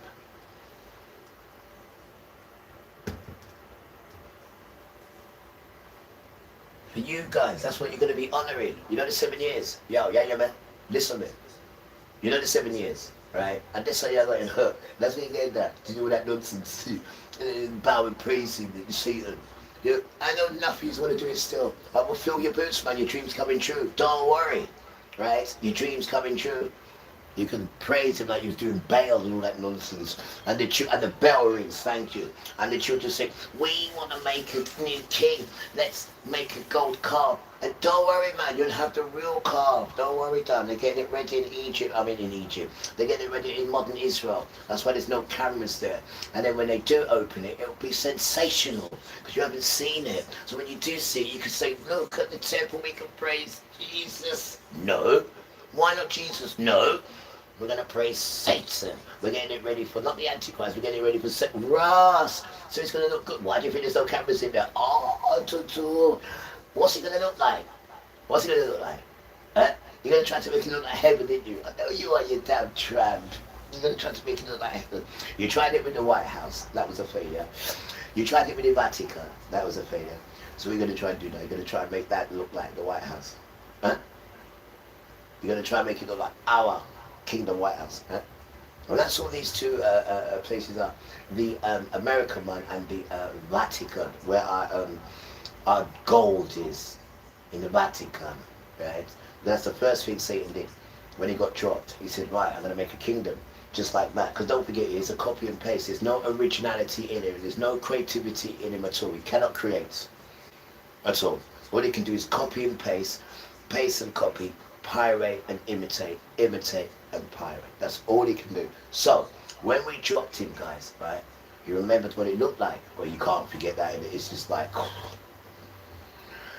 sight for sore eyes. Anyway, so he remembers what it looked like. So he imitated it. The first thing he did, not the White House, the first thing he did was the Vatican, right? And the Ark of the Covenant. That's what it is. That's what it is. Right? So lock it up, this up. So he said, no, I need something for the people now. I need like a base for the people, and I need a church thing, like a match. Well, I got a church, right? Now I need the Vatican. I got the Vatican, so what do I need now? I need to tie the people. I need some sort of government thing where we can run the people. So I know what? I'll do a White House. And there it is, done. There it is. I'll just copy, what's up there and just see if I can change it up a bit. And there it is, done. That's what it is. That is it. That is the dance, done. That is the dance. That is the dance.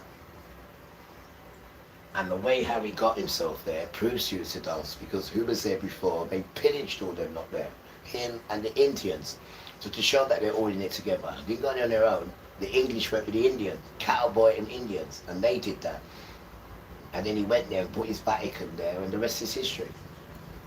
And then the disrespectful black children, who are the Hebrew children, Father cursed them and said, right, you can go here, stay in this country, right? And you can build it for him as well. Because you don't know what them ancestors were really like, right? And it says in the book, I scattered you in places, I scattered you in certain places. According to your behavior, it says. So we know them ones that he scattered in America, their behavior was absolutely abhorrent then. But some of them have changed their behavior, and some of them are superstars now, right? Some of them have not followed what their ancestors did, but the majority of them have. The majority of them have. They just carried on, bro. That's like, you know, like being a field nigger, militant, sleep outside with the monkey and the lion and all them things there. Nah, he says I'm sleeping at home with Master in Master's house because I get to say all my Hail Marys and my alphabets out of belched and my bed is full. That's your little set out. You know what I mean? So you're hearing grandma getting raped and all that. He said, I just put a pillow over my head. I said, you little cock or spran, you know, move from me, you little tramp.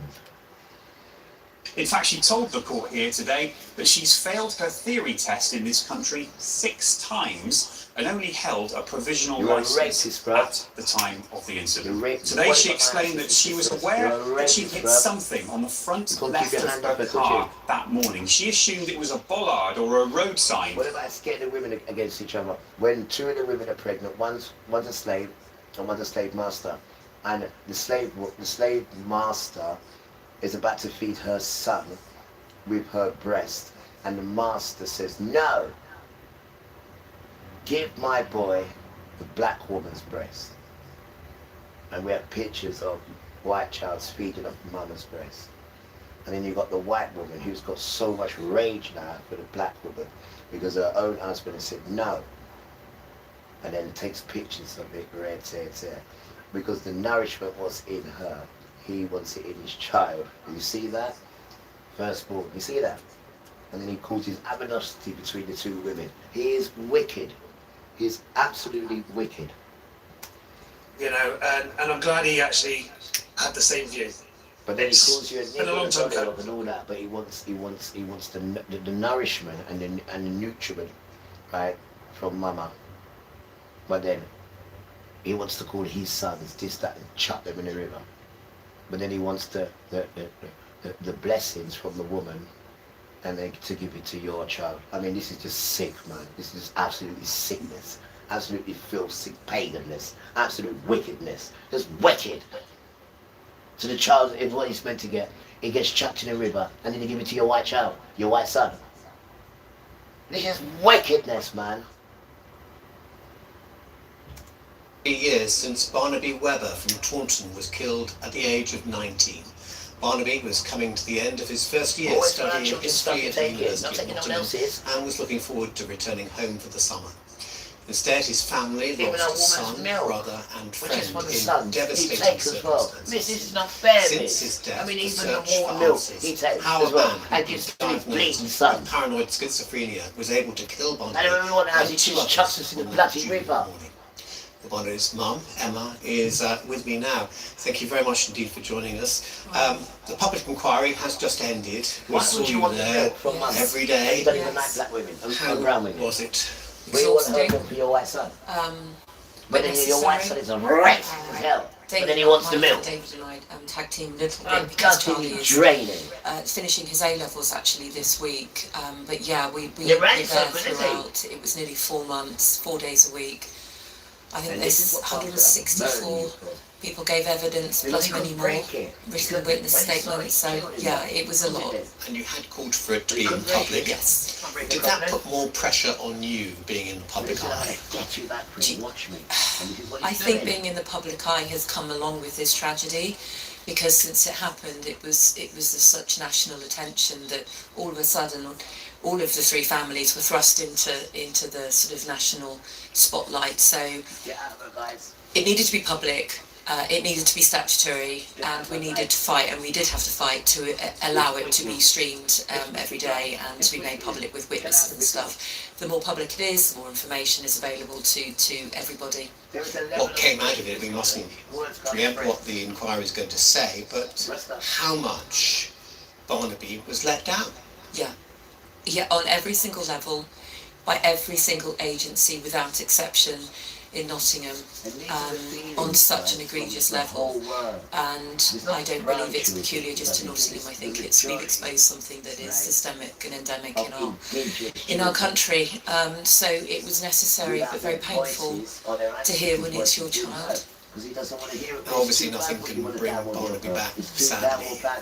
But you do feel there should be consequences, don't you? Yeah, absolutely. Yeah, the three things we wanted addressed in the inquiry, once the truth had all come out, was accountability for individuals and organisations that failed, the miscarriage of justice with Hal Cain to be addressed. We did not believe that the diminished responsibility plea was correct. And then the third, from the public's perspective, the most important is that the changes, the reforms, the improvements that must be made on a national level to help prevent things like this happening again. Now, obviously, politicians are involved, and you have meetings, don't you, planned now? Yeah, we do. We do. The findings of the chair of the inquiry will be next spring, so it's quite a long period of time away. And the inquiry had terms of reference that didn't cover everything. So we have always said we never are going to rely on the inquiry to answer everything, and therefore the urgent evidence that's been presented and things that have come up now have warranted us needing to meet with the Prime Minister, the Home Secretary, the Attorney General, the Health Secretary and the Justice Secretary, basically half the Cabinet, because all of those departments feed into those ministers. Is there one thing at the top of your agenda that you'd like changed? And the infection is ESO. Other than the miscarriage of justice, which is personally for us, that's the Attorney General, Justice Minister, but I think mental health is, yeah, absolutely. We do not believe and will never believe that he was diminished fully. We believe he had incitement and culpability and planning in the heinous crimes that he carried out. Putting that aside, I think if there's one thing that we must address urgently is mental health, how it's looked at in this country, how sectioning's looked at in this country, look at what's happening around us with all these horrendous acts of violence. It's been 3 years. In fact, by the time the inquiry reports, it will be 4 years. A lot of people will have moved on. They already, look at what's happened since June 23.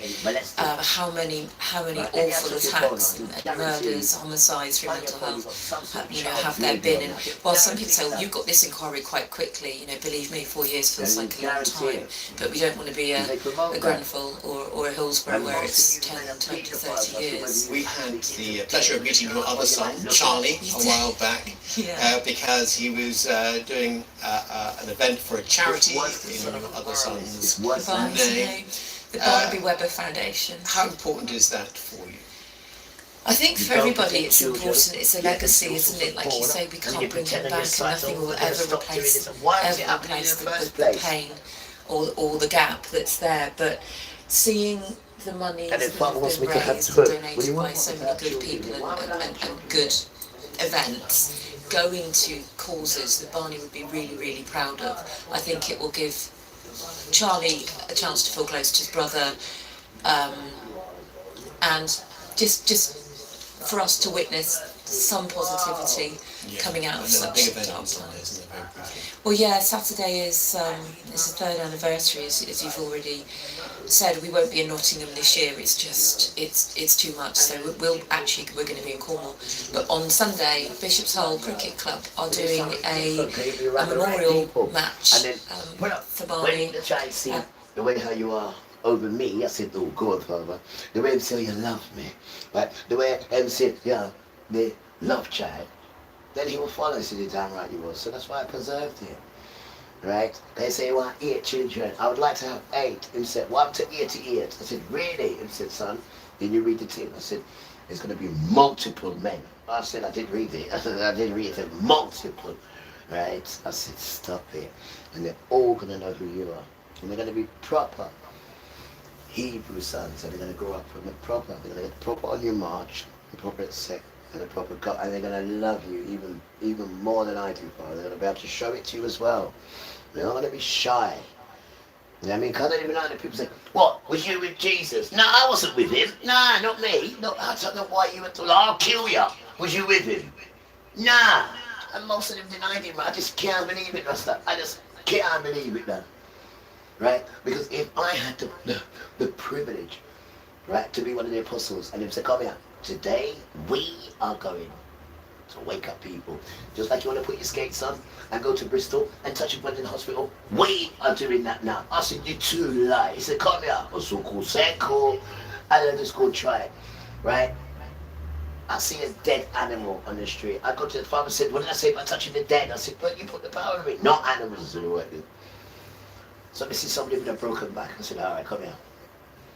I'm in a scusser. Let me rub your back for you. And I rubbed it. He jumped. I said, what are you doing? I said, oh, well, you're in the bad back. He said, no. I said, well, no, thank you. Thank you for what? I said, all right then. Well, we know some have the power. So, what we are saying is this. You mean for telling me, sir, the Emmanuel, because Jesus can't do it. The Emmanuel, he gave you the golden touch, right? And said, come, let's go and heal the dance. And you went round touching people and people was fixed, right? And then you mean to tell me, sir, when they killed him, when they lynched him, right? And then now you got these little idiots coming up to you with guns or whatever, or with some steam in their flipping nose bridge and saying to you, oi, was you with that?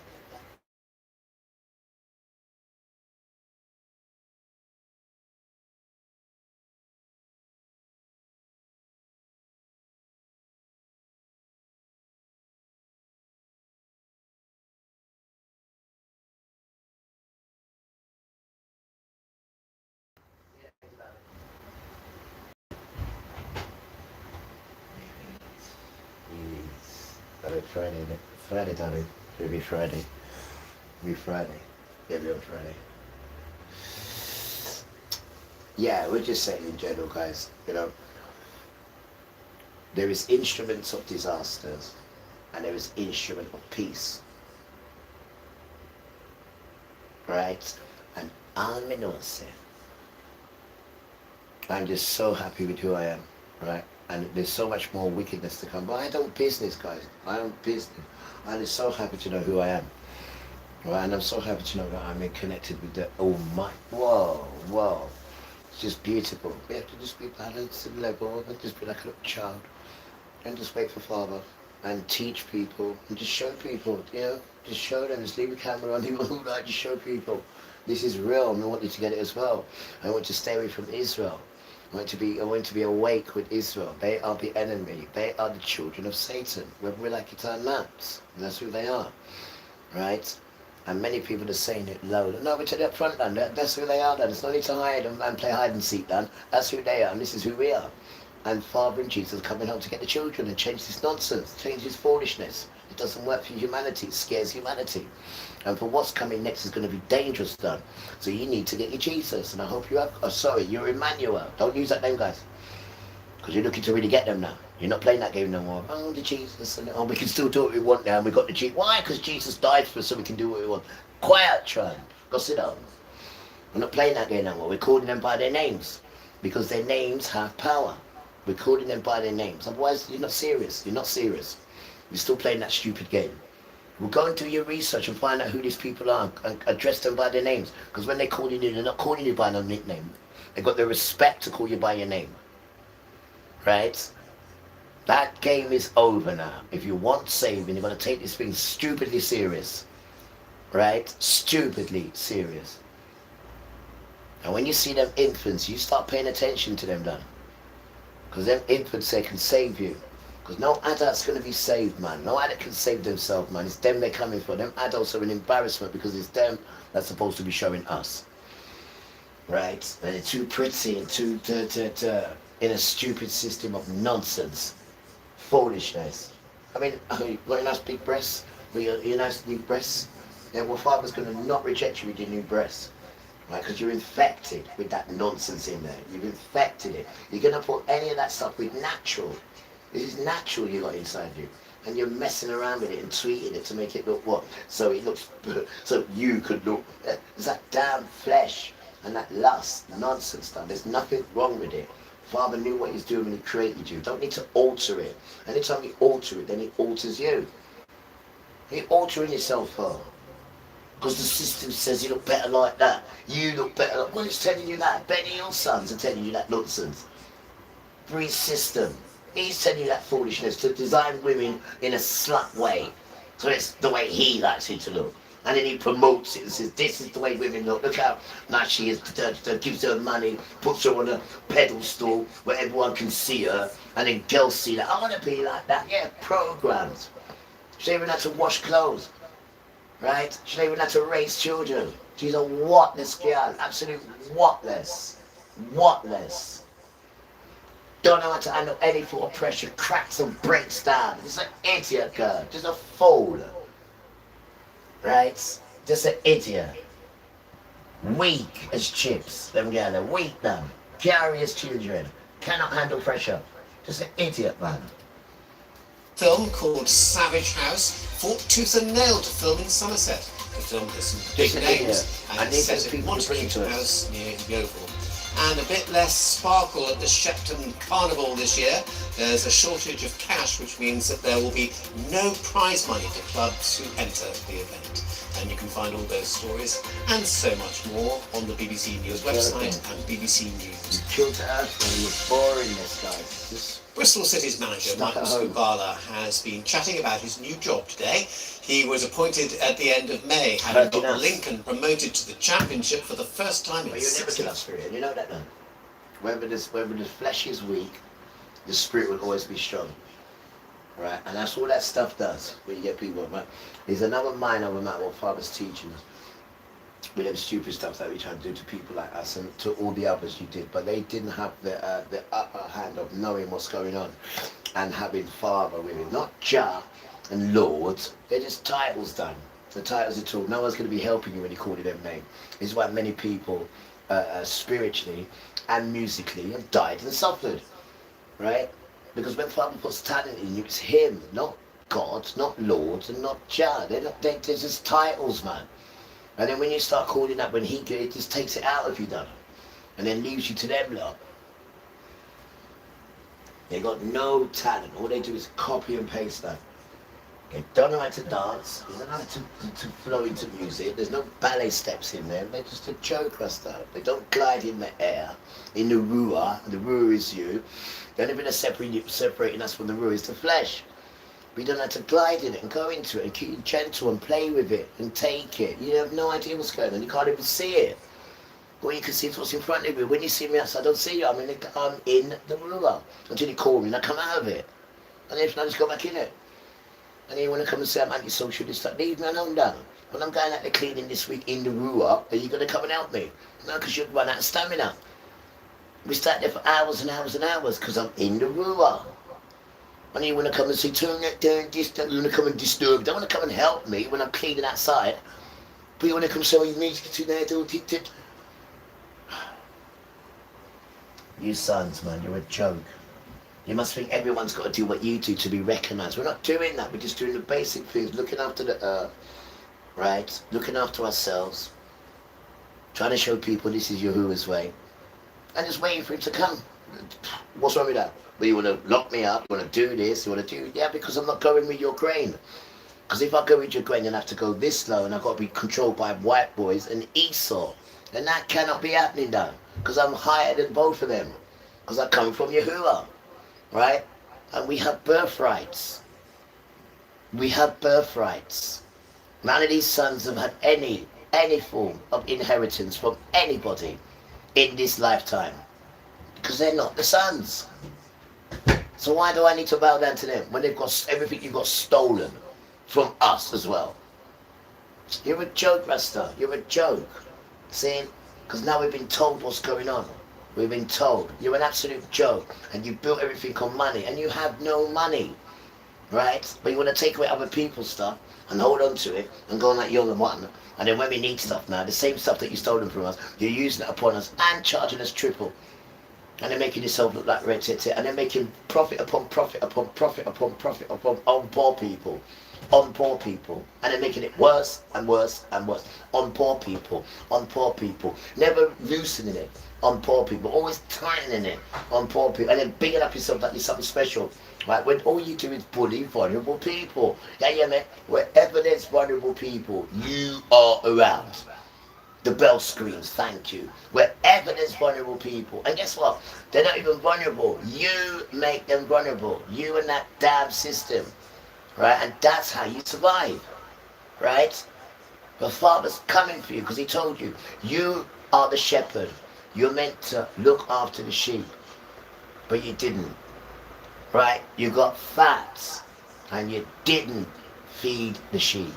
Well, Father says, I am going to regather the sheep now, and I am going to be their shepherd. But while I'm going to be the shepherd, I'm going to take away your food from your mouth now. I'm going to treat you the same way you treated the sheep, because you were supposed to gather the sheep. They're everywhere scattered, and you didn't even go and collect them. This is what it says, darling. This is what it says. I'm tramp.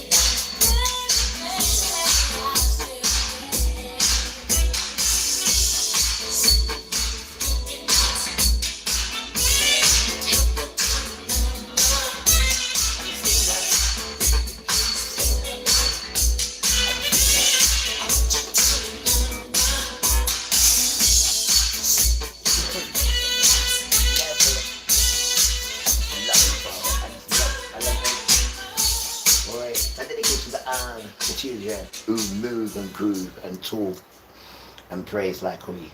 Because you got the Ruah. And you need to care it now. You need to look after it now. You need to care it and protect it and look after it the best way you can now until Father comes. Because it's a grace to be in this room. When you don't run it, it's care it down, work with it now. It'll guide you, give you everything you need, comes from that. It brings people to you and they know what you need. Boy. But there's many angels he uses. An angel hasn't got a colour. This is what I'm seeing as well. And I know yesterday you brought a brown one to me as well. Because I was saying, innit, I don't see no brown ones helping. And one come yesterday. I don't see it though. I see it. Yeah, for real, did. But now you all get that comes to fruition. So it seems. So it seems, bro. Right. Hope everyone's doing good. I've been on my feet all day now. I think it's time to just relax and do some reading. The Spirit said to me every morning, because I made a comment saying I'm not too with Jesus, not with him, but I don't really know too much. And the Spirit said you have to start with Matthew every morning. Yeah, you have to get that Spirit in you. That's what he told me. The Jesus boy said this. Is it alright? That's alright. You go back to Matthew in the morning, so get that in you. To get the Jesus Spirit in you. I was told. To raise up his Father, innit? Oh, please. One child, you know? This is share your love. I said, I'm trying then. One child, you know? One child. We're all trying to make the child perfect now. I know, I see them. The good angels. No, not like this child. How? Do it like this. That's good. That's better. I said, thank you. I said, you're welcome, child. They're good manners, you know, my mum. The Sandra. To do.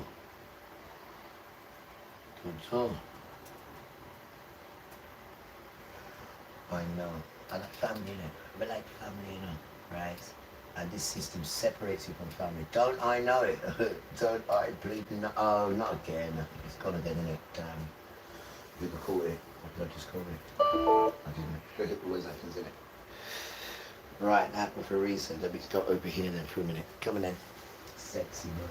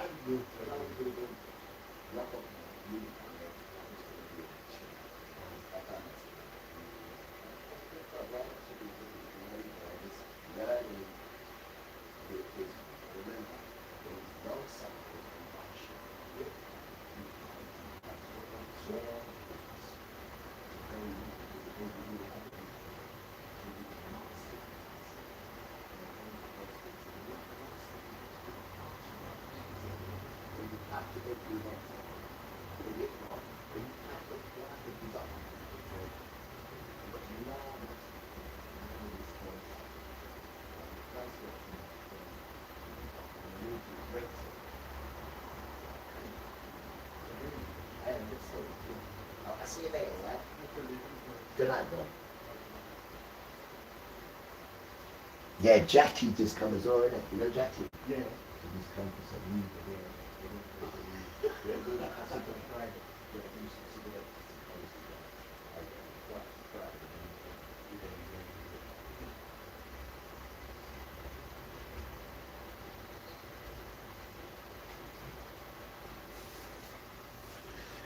just got to be understanding. I am very understanding. Life is difficult, bro. Life is difficult for everyone. It is. You just got to be understanding, which I am very. Let's just move some money around and think of it that way. We'll be alright. No, man, no panicking at all. I know. You're going to surprise myself. You're damn right. You're damn right there. There's a lot of suffering to come, I know. He's building it up for him. I know. Always making children suffer today. Oh no. Wow, I want to chill out now, guys. I've had a nice day today. A nice day today. Oh, here we go. I know, why does it keep coming up? Let me just push it a bit more. Well, I've finished now anyway. I finished. Oh, there it is. I've finished now. That's Alright, last tune. Last tune. That's cool.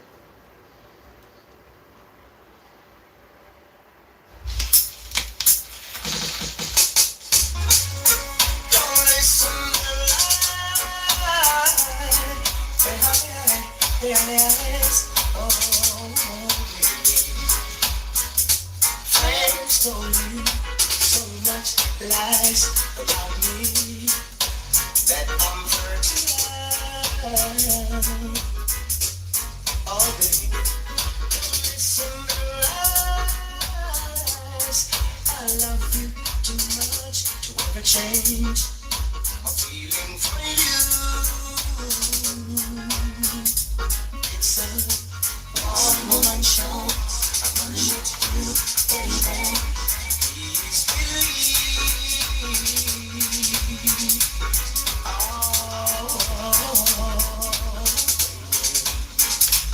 It's a one-woman show. I'm gonna let you, baby. Don't listen to lies.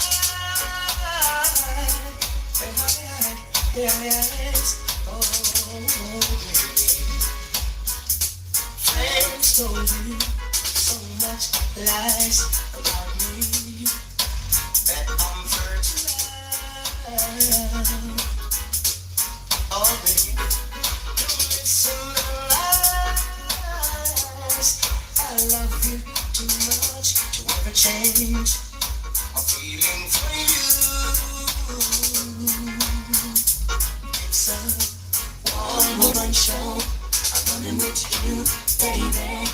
Please believe.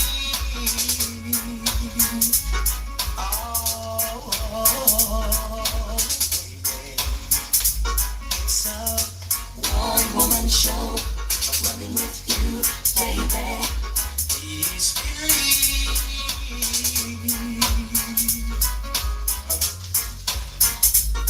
I love you so.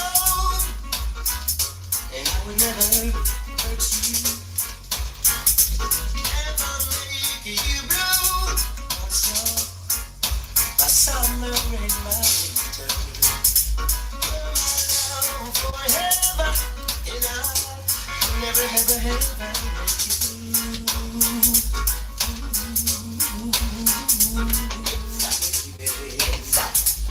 It's a one-woman show. I'm running with you, baby. Please believe. Never hurt you, no, no. Friends tell a lie all the time, trying to separate us. All day. Spreading false rumors on me every time. Time to chill out now. But it's a one-woman show. I'm running with you, baby. Please believe. Right. Listen to lies. They're lies. They're lies. My sweet baby. I want to hold you, my love. Squeeze you, my love. Make you be my one and only love.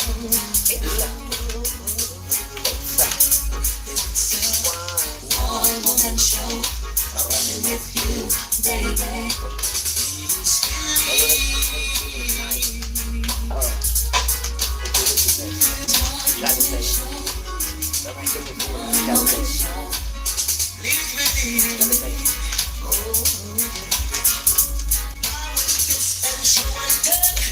I will treat you so well. I will never, never, never, never, never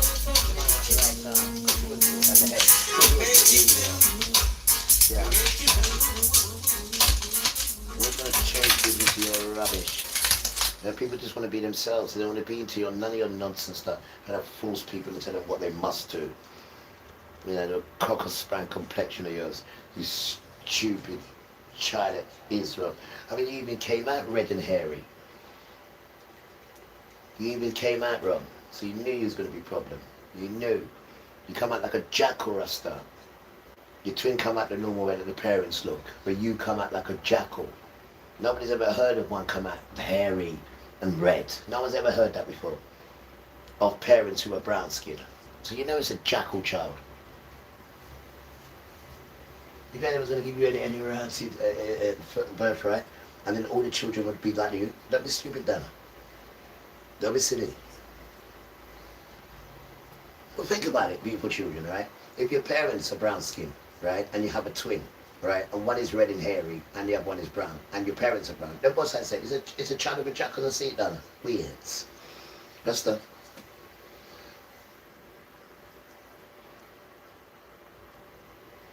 And even when a child come up, right, you don't see Jacob a wool upon him. You say, no, you're coming out of the state of you, you're scared of kids. And you exactly do that, you scared of kids. You damn tramp. Why like him sexy when him hairy? I know, miss. I damn well know it. From head to toe, you know, hairy. What you say? The wolf, man. Huh? And him vex, right? Because when him see him bread, I'm saying him bread a handsome man. Weird. And when him look at him vex, then. And him say, I've got my inheritance. So he never had none in the first place. He said the older one, which was you, will serve the younger one. What does serve mean? Huh? Damn tramp. And even when you thought you had it, you sold it. Even when you thought you had it, you sold it. Right? For Lintons and rice. Lintons and damn soup, right? And nobody didn't force you, did they? Somebody said to you, give me a birthright, right? If somebody said to you, you say, give you my birthright. If you can measure, right, the earth and get the right measurements, I will give it to you. Now, son said, that's the right answer. I said, thank you. Your birthright, you're going to go and sell it for food. You're damn trying. And once you've eaten the food and you belch, and then you've gone on your way, you thought about it and you thought, oh, you know what have I done? No, I hate you. You, Rasta, why do you think you come up red and hairy, you damn sausage? You come out as a jackal child, Rasta. But if your parents are brown and you come out that colour, red and hairy, you're a jackal child, Rasta. So what else can it be? A new twin? Stop being stupid, bud. Stop being silly. There is no way father's going to give it to a child that doesn't even look like him. Doesn't even look like him, or the wife. You're mad. You're mad, Rasta. So you got to make up your own laws. And it's only because you're a twin, you know, why you got to go for so far. Esau. Because they just whacked you out straight away. But obviously he has a plan why he let you live, you and that damn Satan children. And you get exposed there, innit? All the four corners of the earth is talking, exposing you. Not that the earth is round. Another lie. Just another lie. Another lie. It says I'm going to gather you from the four corners of the earth. There it is right there. There it is right there. So how can it be round if it's got four corners? Did you make the measurements? So you're just, again, talking nonsense that you don't even know about. You didn't even make the thing. The man's asking you about the measurements. Do you know the measurements of the earth? But it's round. You're a joke, Rustin. You're getting found out really stupidly.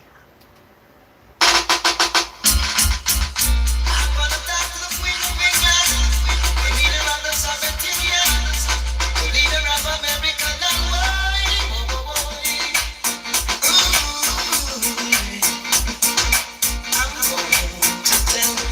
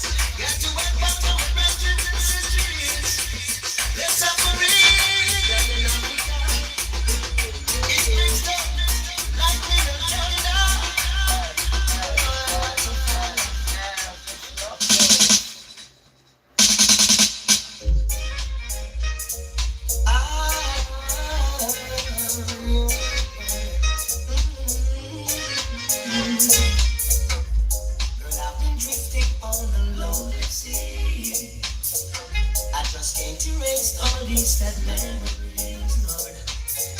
I'm wondering if you ever think about me. Girl, have I ever crossed your mind?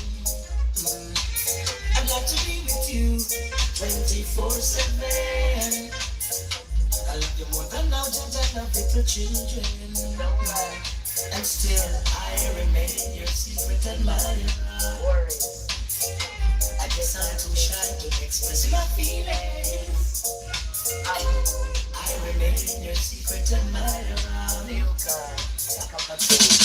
Let's go, baby. Let's go, baby.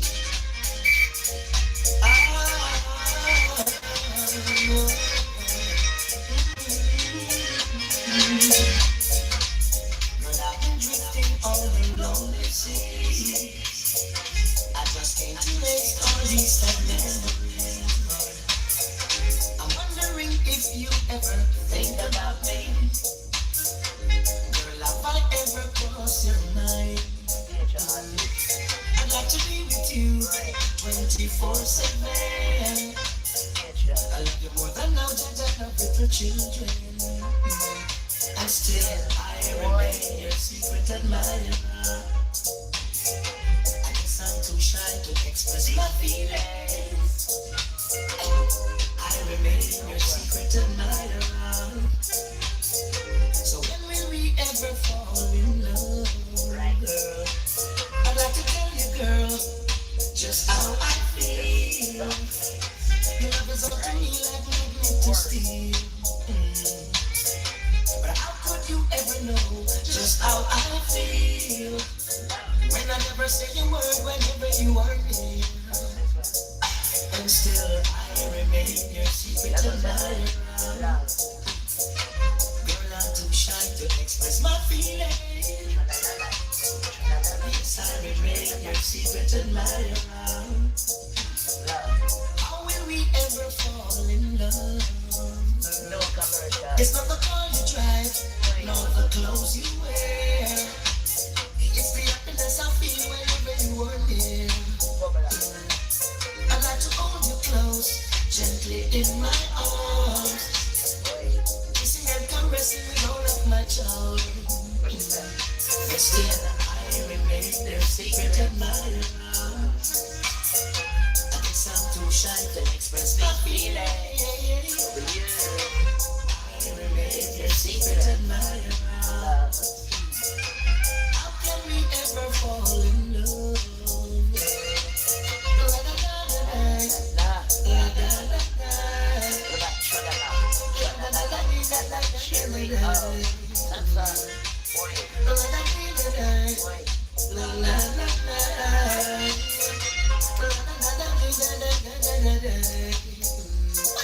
Still, I remain your secret admirer.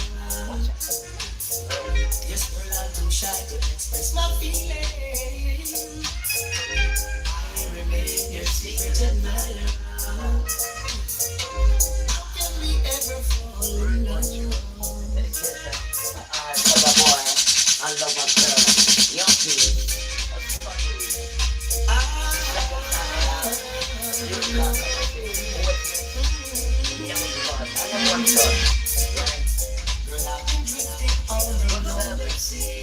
Good service, I just came to waste all these sad memories. I'm wondering if you ever think about me. Girl, have I ever crossed your mind? I'd like to be with you 24/7. No. I love you more than now, just like little children. And still I remain your secret admirer. I guess I'm too shy to express my feelings. I remain your secret admirer. So when will we ever fall in love, girl? I'd like to tell you, girl, just how I feel. Your love is on to me like magnet to steel. But how could you ever know just how I feel when I never say a word whenever you are near? And still I remain your secret admirer.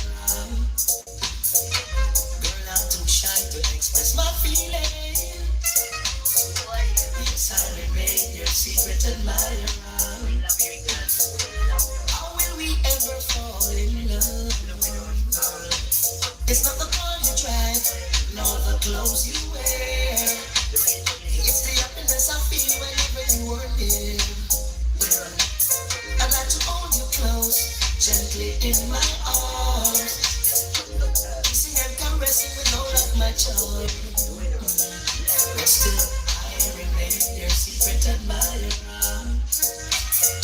I guess I'm too shy to express my feelings. I remain your secret admirer. How can we ever fall in love?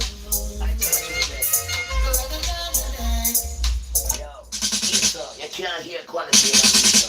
You can't hear it. Right? I'm material. Don't give it quality. Don't forget. They don't speak. Work this idol. Don't forget. There's no breath. If you walk this idol. Don't forget. Right? Eat. Girl, I've been drifting on a lonely sea. I just can't erase all these sad memories, Lord. I'm wondering if you ever think about me. Girl, have I ever crossed your mind? I'd like to be with you 24/7. I love you more than now, just I love little children. And still, I remain your secret admirer. I guess I'm too shy to express my feelings. I remain your secret admirer.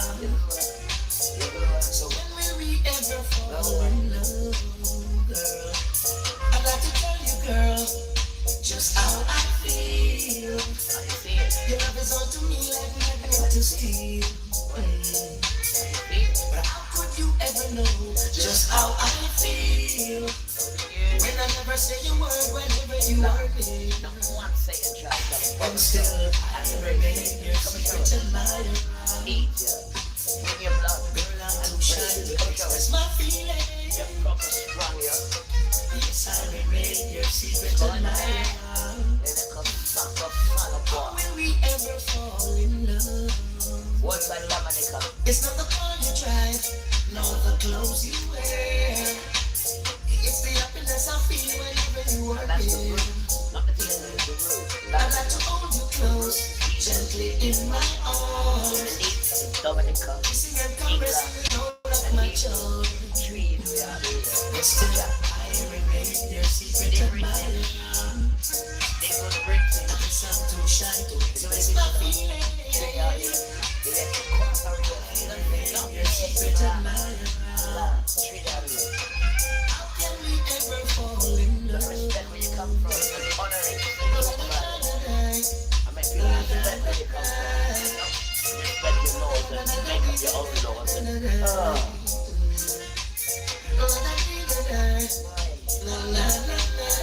Don't get gas, you sold your electric. Watch that. Still, now we gotta get some brown. What's the British gas? Wait up, wait up. They have me here. Wait up. You said it down. Your secret admirer. Think about the people, me too. How can we ever fall in love? Girl, I've been drifting on a lonely sea. Just like smoking women. I just can't erase all these sad memories. I mean, that's the best thing in life. I'm wondering if you ever think about me. Girl, have I ever crossed your mind? I'd like to be with you 24/7. Rasta. That's the truth, man. You see, you, Father, you're so beautiful with the truth. The man couldn't even sell himself. Because nobody will buy him. He said, no, go get me someone else apart from you. Stop it, don't get vexed. Weird.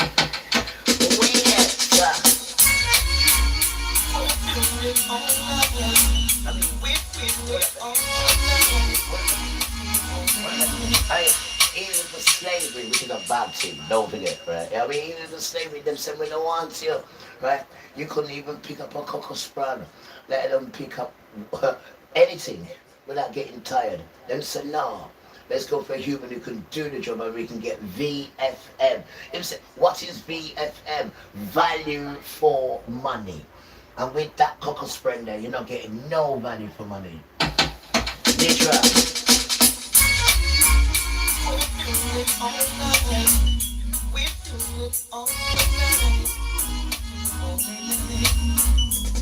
We're doing it all night, Saturday night. We're doing it all night, till the broad daylight. All night, Saturday night. We're doing it all night, till the broad daylight. We'll it catch it tonight, and we are going up on the town. Get yourself ready. Go get yourself ready, because you're coming with me. The moon is shining, the night is sweet. Come on, baby. Spend the night with me and do it all night. Saturday night, let's do it all night till the broad daylight. All night, Saturday night, let's do it all night till the broad daylight. The same old faces we used to meet. The same old faces we used to reach. Everyone will be there.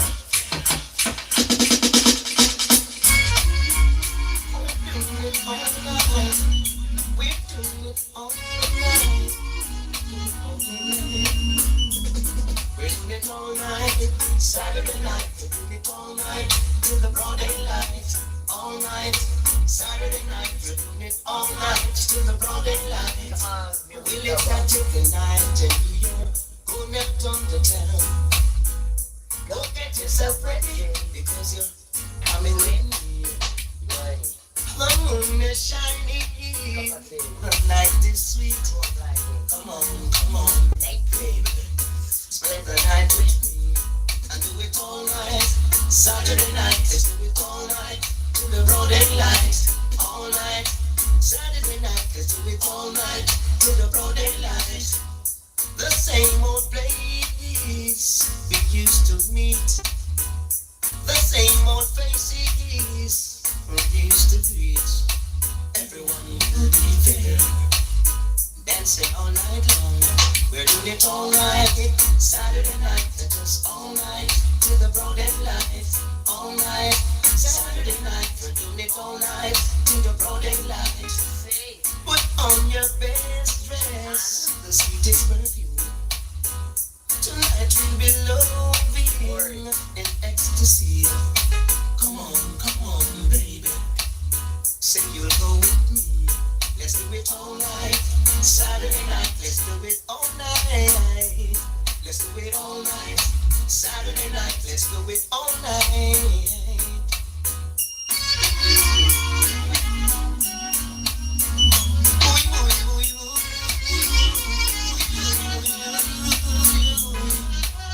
Well, it's Saturday night and we are going out on the town. Go get yourself ready because you're going with me. The moon is shining, the night is sweet. Come on, baby. Spend my night tonight. Let's do it all night. Saturday night, let's do it all night till the broad daylight. All night, Saturday night, let's do it all night. All night, Saturday night, all night. Everyone will be dancing, everyone will be moving, loving and kissing and holding all night long, hugging and kissing and holding, making love, making love.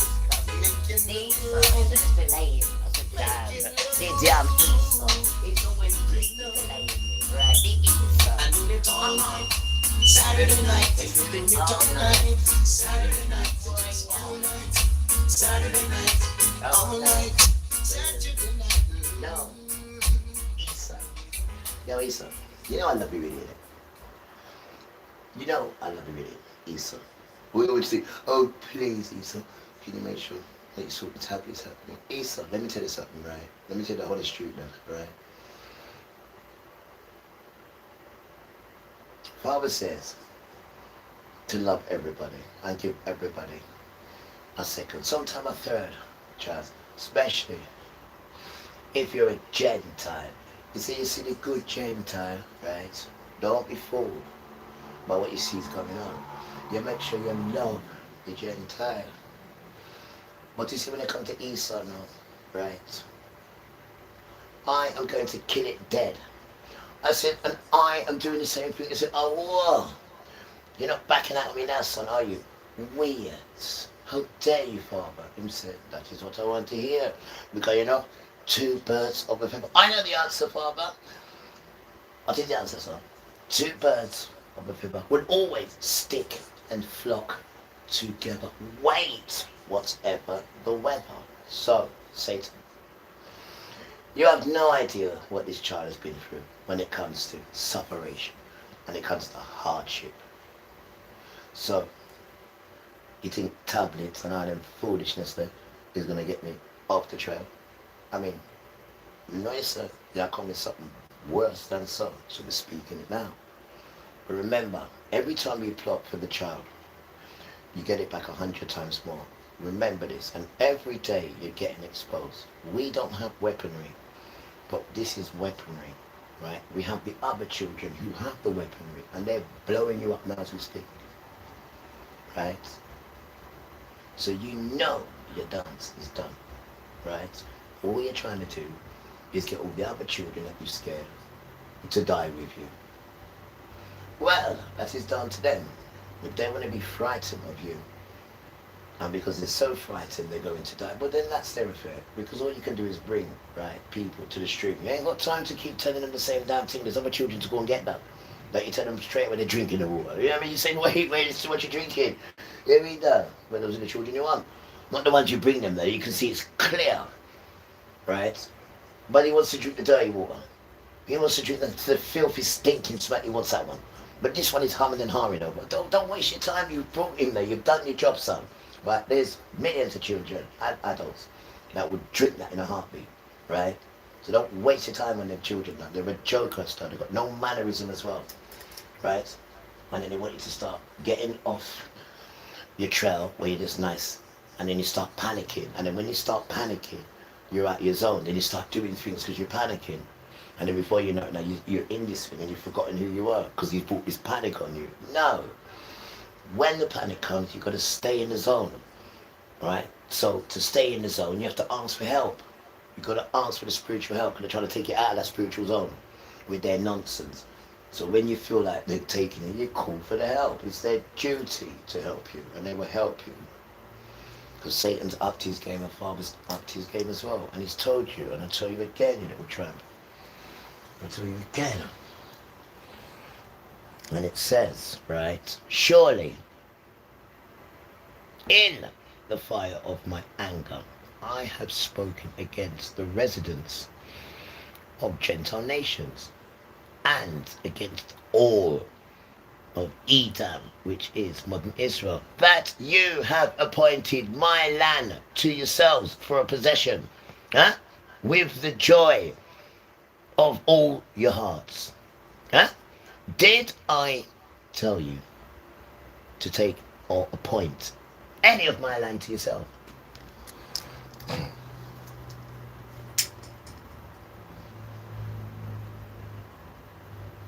Right?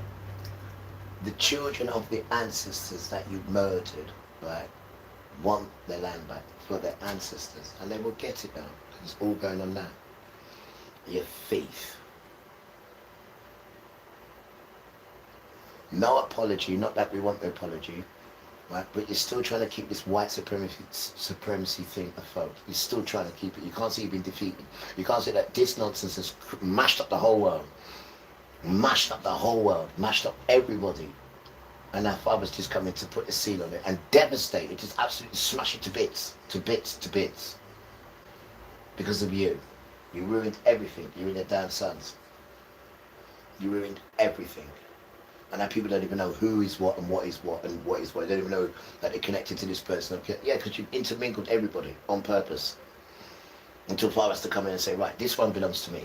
And then when he says that, it's mine. You have to keep away from it.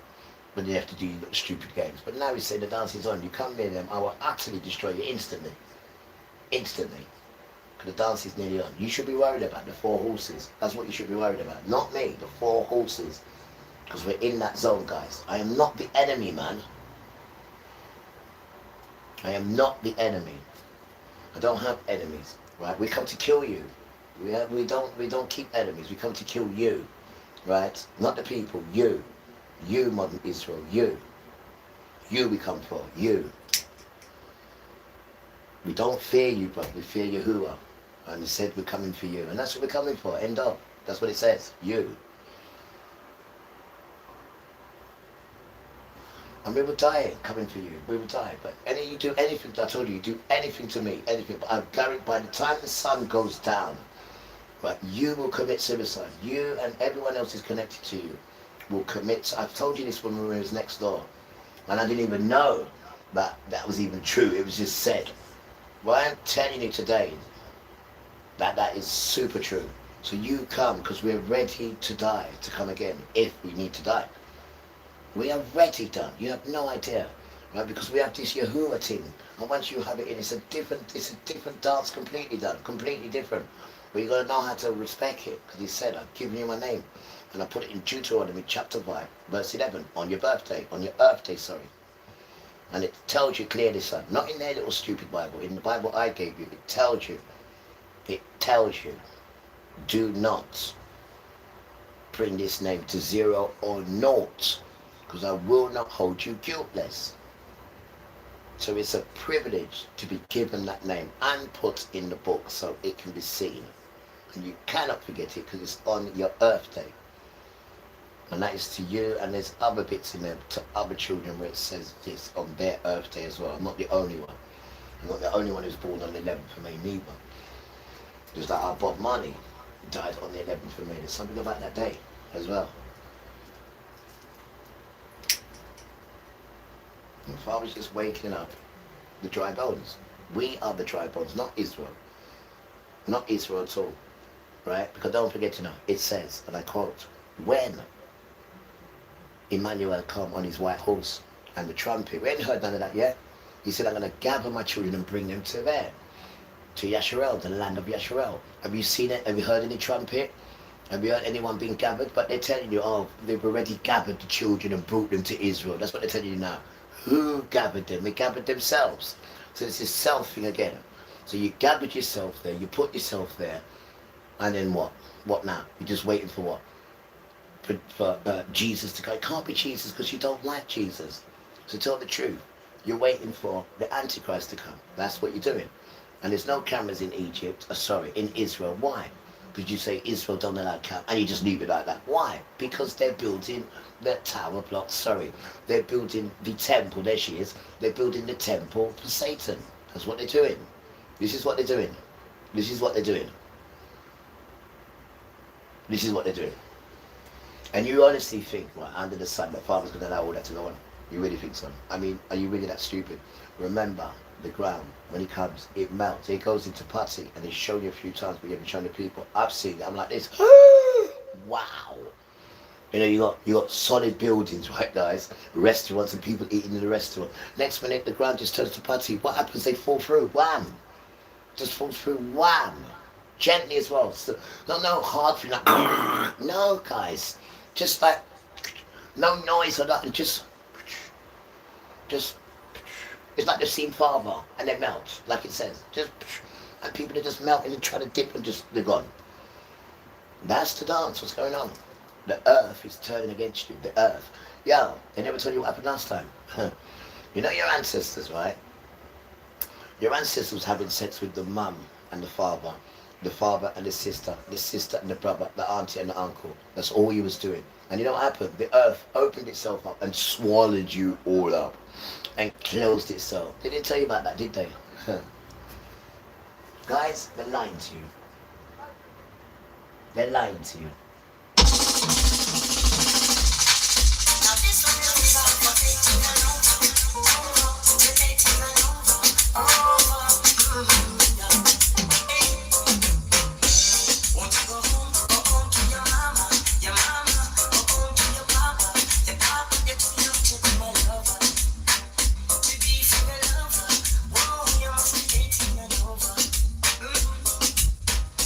Checking you out, what you up to.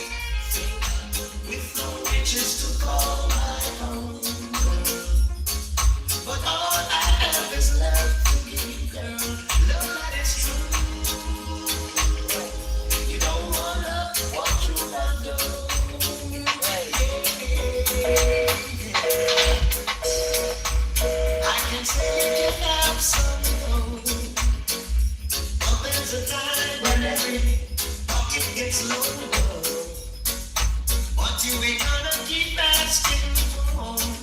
You're gonna pack your things and walk through that door. 'Cause I'm not a king, ooh baby, with no riches to call my own. And all I have is love to give you, girl. I'm a fool. You don't want love to walk through that door. That's up. I'm poor, baby. Need some more. I'm poor. What about stuff with medication? Oh, no. Boy, no. With no riches to call my own. But all I have is love. No. I'm a fool. So you don't want to know. Right. We're over here. I think it's short. I know the world. Right. With no riches to call my own. Right.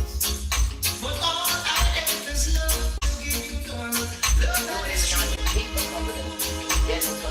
You don't want love to walk through the door.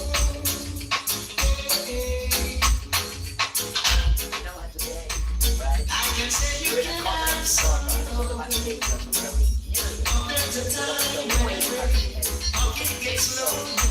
But you never keep asking for more. You better pack your things and walk through the door.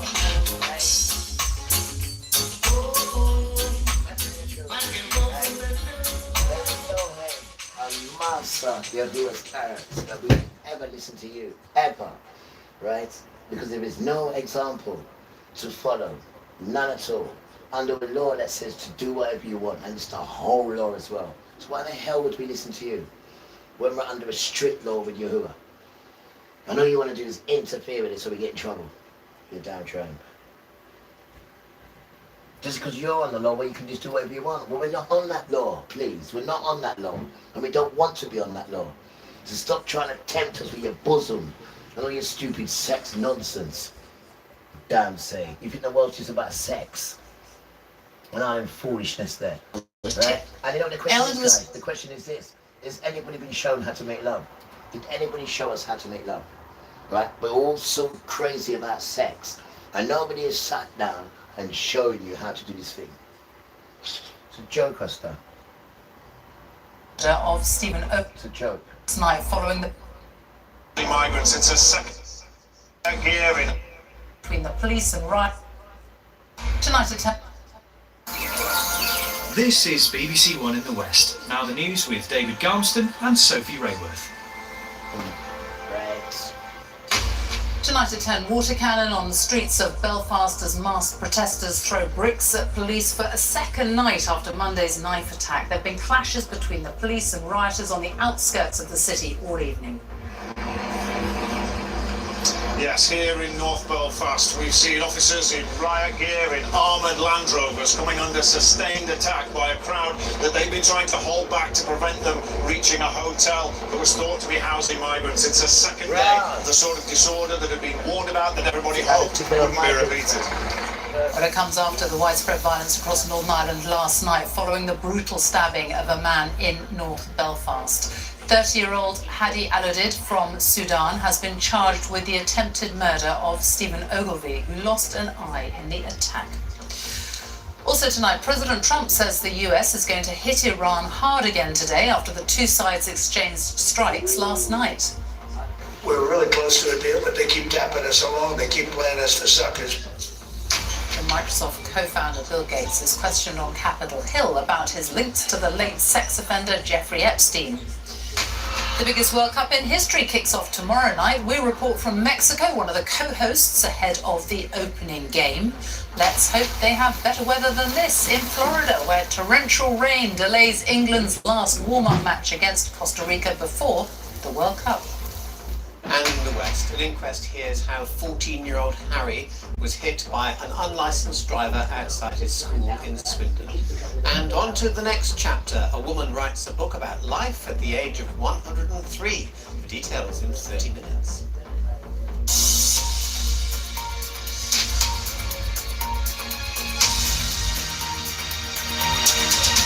Good evening. There is more violence on the streets of Belfast tonight following that brutal knife attack on Monday. These are live pictures from the outskirts of Belfast, where large groups of masked rioters have been confronting the police all evening. Police have been using water cannon to try to disperse them. The rioters have been knocking down people's garden walls and trying to dig up driveways to get bricks to throw at police officers. The scale of these disturbances appears to be smaller than last night, but it is ongoing. And this is where it's happening. The crowds gathered northwest of Belfast by the Sandyknows roundabout. It comes despite the family of the man who was brutally attacked on Monday night, saying that unrest was unwelcome. 44-year-old Stephen Ogilvie has lost his left eye. The suspect from Sudan, Hadi Aladid, has been charged with attempted murder. Dan Johnson is at the scene of the latest disturbances for us tonight. Dan. Yes, there's been a battle here tonight for the last 3 hours between a crowd of demonstrators made up of hundreds of people, but also hundreds of heavily armed PSNI police officers. If we just zoom in down the road, you can see the armoured Land Rovers. You can see there is something of a burning barricade in the road there that is still smouldering away. You can also see the water cannon that the officers have been using to drive back this crowd. And all night we've seen lines of police officers forming up, trying to push that crowd away down this road. They've been trying to keep them away from a hotel just the other side of the road here, which is believed to be housing migrants. That's somewhere that these demonstrators were hoping to target, perhaps in the hope of repeating some of the scenes of violence that we saw on the streets of Belfast last night. Now, we haven't seen the repeated torching of individual homes, but we have seen the police here coming under repeated assault with bricks and stones and bottles. But the police are out on the streets in number. They are heavily armed. The message seems to be that they will not tolerate the sorts of disturbance that were witnessed on the streets of Belfast last night. But there is, to some degree, a repeat of those scenes. Dan Johnson with the very latest there from Belfast. Thank you. Well, our Ireland correspondent Chris Page reports now on the violence last night and the clear-up today, and a warning that his report does contain some distressing images. This is usually one of the busiest junctions on a main route out of Belfast. But tonight, Sandyknows roundabout was the latest front line for the police. They were faced with at least 200 people. Officers were attacked with bricks and rioters burned this vehicle. Police used water cannon to try to drive away the crowd. Yesterday, there were hours of flames, destruction and intimidation, much of it directed at migrants. In the north and east of the city, several homes were set alight and some families were led to safety by the emergency services. This morning, blackened shells of houses told the story of a terrifying night. Last night was an act of self-harm by the people involved against the incredible communities in Northern Ireland. This has got to stop. We cannot have a society that allows this to happen. We have to make a stand. So please, no more. The trouble broke out 24 hours after the stabbing in North Belfast. A video circulated online showed some people confronting the alleged attacker before police arrived. The victim, Stephen Ogilvie, lost an eye and suffered other injuries to his neck and back. The Prime Minister has condemned the rioting and the knife attack. I want to thank the Police Service of Northern Ireland and other first responders and members of the public who responded with such bravery. And our thoughts are with the victim. But let me be clear, Mr. Speaker. The acts of violence and arson that followed are totally unjustified. In a statement, The family of Stephen Ogilvie said they wanted to profoundly thank the local people who bravely stepped in during the attack. They said, "Your quick actions absolutely saved his life, and we will never forget what you did for him in that moment." They went on, "We do not want this terrible tragedy to be used to divide people or fuel hostility." This morning, a Sudanese man appeared before Belfast Magistrates Court charged over the stabbing. 30-year-old Hadi Aladid is accused of attempted murder. He's also charged with threatening to kill an NHS radiographer in a hospital. The suspect was remanded into custody. Meanwhile, concerns about further street protests and violence led to this. Rush hour has come early in Belfast today. It's only lunchtime now, but the roads are noticeably full of people heading home because schools, businesses and other workplaces have closed early. Public transport stopped too. The city centre was eerily empty by 2 o'clock, with shop windows shuttered and people reflecting on the last 2 days. There's a terrible hush of the whole city. It is very depressing, it is very sad. What happened to that poor man was absolutely disgusting. But what's going on now, there's absolutely no need for it whatsoever. Reminds me of the bad old days, you know, in a sense. The conflict in Northern Ireland? Well, yeah, these sort of things happened back then. Shops closed early, people were going home early. The trouble tonight isn't as widespread or large scale as 24 hours ago. But these scenes are still deeply worrying for police, politicians and many communities. Chris Page, BBC News, Belfast. Well, one of the streets in Belfast that was at the centre of last night's violence was Lendrick Street in the east of the city. Some residents returned to their homes today. Our correspondent Sarah Gervin spoke to them about what they witnessed and about their shock over what happened in their neighbourhood. Last night, Belfast was burning. This morning, it was still smouldering. In these streets, some have paid a high price. This family forced to flee their home under police protection. One family evacuated last night had a 2-month-old baby. And when this bus went up in flames, smoke leaked into nearby family homes. I knew the bus was on fire next to my door. It's very difficult to understand it. They were asking me myself, and I said, "Daddy, is it because we have this color of our skin?" I said, no, boys, no, it's okay. I switched off the TV because I don't know what to tell them. I'm protecting my children. I just want peace for my children.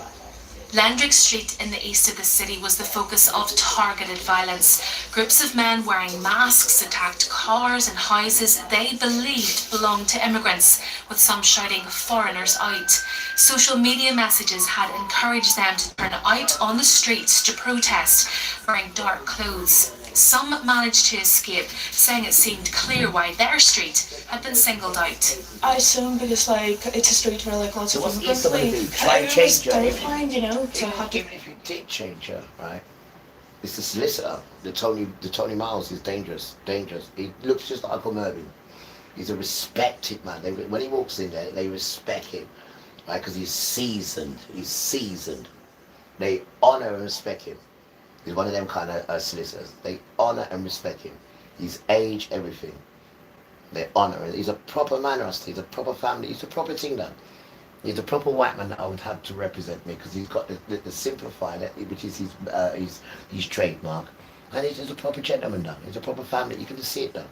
And he does. He can just work things out simply. Because as soon as he got the letter from the solicitor who's saying why he wants to change over, for me to change over, the reasons why. And he just looked and said, "What kind of foolish letter is this?" I said, "Thank you." So I just knew straight away he was the one we're looking for. Because even about the foolishness the barristers were, I said, what is he talking about? I said, "Well, if you don't know, then how am I supposed to know?" You damn tramp. There's real people out there, as you see. I don't bow to that nonsense. They just deal with truth. They just follow the truth evidence. Wherever the truth goes, they follow it. Not you stupid, idiotic people. You're an embarrassment to truth.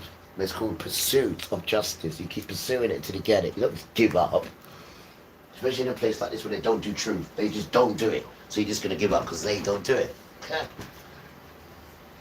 But then you haven't got a father because your father would batter you. He would batter you then. And just give up like that. You're better off just going selling the children next. Now Trump. No respect for life, guys. No respect for your home. No respect for keeping things nice and tidy and beautiful and Kodesh. These choppies don't do this. It's just nonsense stuff. They want to come and watch people out there and they call them nigger and all sorts of nonsense stuff. Escaped through the back door with my dog. Right, come on. Because it was the only option, you know. Because my front door was full on fire. Other neighbours could only watch on as their homes What's and happening, guys? belongings Have you went seen that up there? in Whoa, what's flames. happening? What's happening? This What's happening, street, guys? a Have you seen that there? You snapshot right? of a violent night. I didn't see you guys here. I see you standing there watching your own house get burnt. How you doing, guys? You nice? I went myself Hope on the so. wall. Hope you had a good day, guys. Understandably Hope you had a good day. angry Hope you had a too. good day. But then again, what's Let's this keep this result? here for a little bit. What's this actually do? They get burned cars. Nobody knows. There has been much Some of my food in it. consternation Leafy about what chip, happened right? here and in other communities Well, last come on. night. And there have been many calls for calm today. But the reality is for some people that they simply do not know when they'll be able to come home or if they'll ever come home again. One street, many lives, a shared fear about what comes next after the night that changed everything. Sarah Gurr from BBC News in Belfast. The Sudanese man who has been charged with attempted murder arrived in Belfast in 2023. He travelled from Sudan via Paris and Dublin before crossing the border into Northern Ireland, where he claimed asylum in the UK. The route he took and the ease with which he could travel are now under close scrutiny, as Seema Katecha reports. He came in the wrong way or something? Let's start with how the suspect of the attack in Belfast got to Northern Ireland. As we know, he's a Sudanese national. He's said to have travelled from Sudan to Paris and then to Dublin before taking a bus to Belfast in February 2023. Come on. I'm sorry. I'm innocent. Miss Sexy. I'm a British. I'm a British. British. Between the UK and Ireland. It's led to questions about how many are crossing the border and claiming asylum and if they could pose a threat.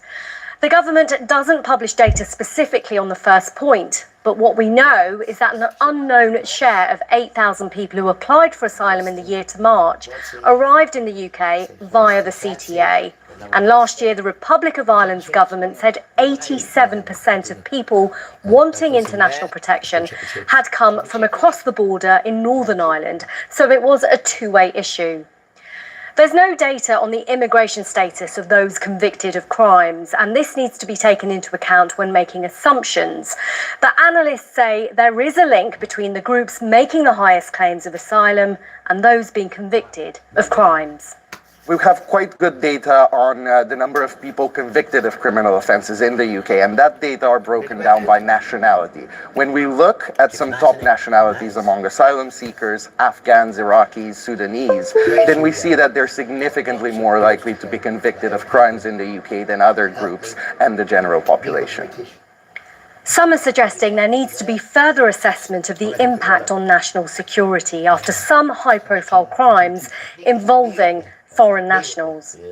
I mean, the reality is that there are people coming from very, very tough parts of the world where they will have experienced trauma and violence, where for that reason they will merit protection and it will not be possible to return them. But equally, there is a risk that those people will then use extreme acts of violence. There are lots of unknowns here and the data is scant, but this horrific crime has triggered more debate around who comes into the country and how, and what could be a consequence of that. Well, let's go back to Belfast now, because Clive Murray has just arrived on the scene of these latest disturbances. And Clive, tell us what you can see. Yeah, we're in the Glengormley area of North Belfast. It's predominantly loyalist, and we're behind police lines, just about 150 yards down the road there. Massive police and riot police presence there. We can see smoke rising up off in the distance, wheelie bins, all kinds of things that have been set on fire, and it's in the last couple of hours or so that the riot police used water cannon to push people further back. Now, this area was quiet last night. There was no rioting, there were no problems at all. The violence last night took place in Station Road, about a mile away from here, and the big fear with those disturbances was that there would be pockets of rioters that would join together across the area, stretching police resources. That didn't happen last night, and it seems to be isolated pockets of violence that are taking place around. What's been interesting talking to people over the last 6-7 hours, particularly in the loyalist areas, is this sense that they've been forgotten over the last 5, 6, 7, 8 years. They have seen migration increase into their communities. They talk about customs changing, of people dressing in different ways. They talk about it being a change of culture. I put it to a lot of people that it might seem to others to be pure racism, that you're simply responding to the color of other people's skin, and they reassured me that that wasn't the case. They talked about being a complete change of culture, a situation that they didn't vote for, that they didn't ask for, and that they're now protesting against. A lot of the people I've spoken to, they've been critical of those who have sought to cause violence and burnt people's homes and cars and so on. They say that the majority of people are peaceful, but what they want to get across is their level of anger, they say, at uncontrolled migration as they see it, that has completely changed their communities. And this kind of thing could continue over the next few days with a lot of consequences spiraling off from that. Clive, with the very latest there from Belfast. Thank you. And Victoria Derbyshire is going to have more on this on Newsnight on BBC Two shortly. Victoria. Hi, Sophie. Yes, we will get reaction from a former First Minister of Northern Ireland, and we will talk live to the country's independent reviewer of terrorism legislation, who says it is time the impact of migration on national security is talked about. Join us live, 10:30, BBC Two, iPlayer, and around the world on BBC News. See you shortly. Victoria, thank you. President Trump has said the United States will hit Iran hard again today after the two sides exchanged strikes overnight following the shooting down of a US Apache helicopter over the Strait of Hormuz. We hit them hard yesterday, and we're going to hit them again hard today, in case you miss it, in case you don't turn on your television set. And we'll see what happens with the deal. We're really close to a deal, but they keep tapping us along. They keep playing us for suckers. Well, this afternoon, the United States revealed that it had hit an oil tanker in the Gulf of Oman, which it said was attempting to transport oil from Iran in violation of America's blockade. The US released this video showing the moment the tanker, set abello, was struck. India says 3 of its citizens who were on board the ship are missing. Well, let's talk to our North America correspondent, Tom Bateman, who is in Washington. Where does all this leave these negotiations, these peace negotiations? Yeah, so for the administration sounding increasingly belligerent tonight, and President Trump himself looking increasingly impatient. He's accusing the Iranians of having dragged their feet over these negotiations, of trying to take advantage of the Americans. Tehran, for its part, says that Mr. Trump is consistently changing his mind when it comes to his particular demands. I think the risk is, in this clear gap between the two sides, they are each seeing the advantage of military pressure to try and boost their leverage when it comes to the negotiating position. And the danger there, of course, is of a further descent into violence, another spiral of military escalation. And Mr. Trump feeling the pressure at home too, because of the rising price of petrol. He claimed today that the Americans had secretly, in a military operation started last month, got about 200 commercial vessels through the Strait of Hormuz, putting those oil supplies on the global market. We can't verify those figures, but he's had some very unwelcome news today that the cost of living in America has been accelerating at its fastest pace in 3 years. Tom Bateman, thank you.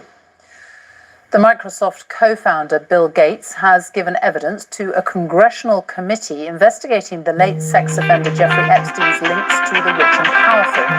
In his opening statement, the billionaire businessman said he regretted using the ceasefire and called it a grave error of judgment. He denied ever witnessing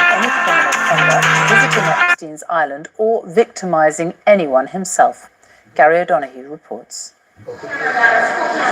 Bill Gates appeared on Capitol Hill in apologetic mode, saying he should never have met Epstein in the first place, but insisting he never witnessed any criminal conduct and never himself victimized anyone. I hope my testimony is helpful to the important work of the committee to find justice for the victims. Thank you. His connection to the convicted sex offender came under scrutiny when the Justice Department published more than 3 million files of documents relating to the criminal investigation of Epstein, with Gates' name appearing thousands of times. Among the photos released, one shows Gates outside a plane with Epstein's pilot. Gates has admitted flying with Epstein. Other images show Gates with his arm around Epstein and a number of unidentified women. Then there are the draft emails written by Epstein. In one, with the subject line simply Bill, Epstein claims the co-founder of Microsoft contracted a sexually transmitted infection from what he called Russian girls, and that he had helped Bill get drunk.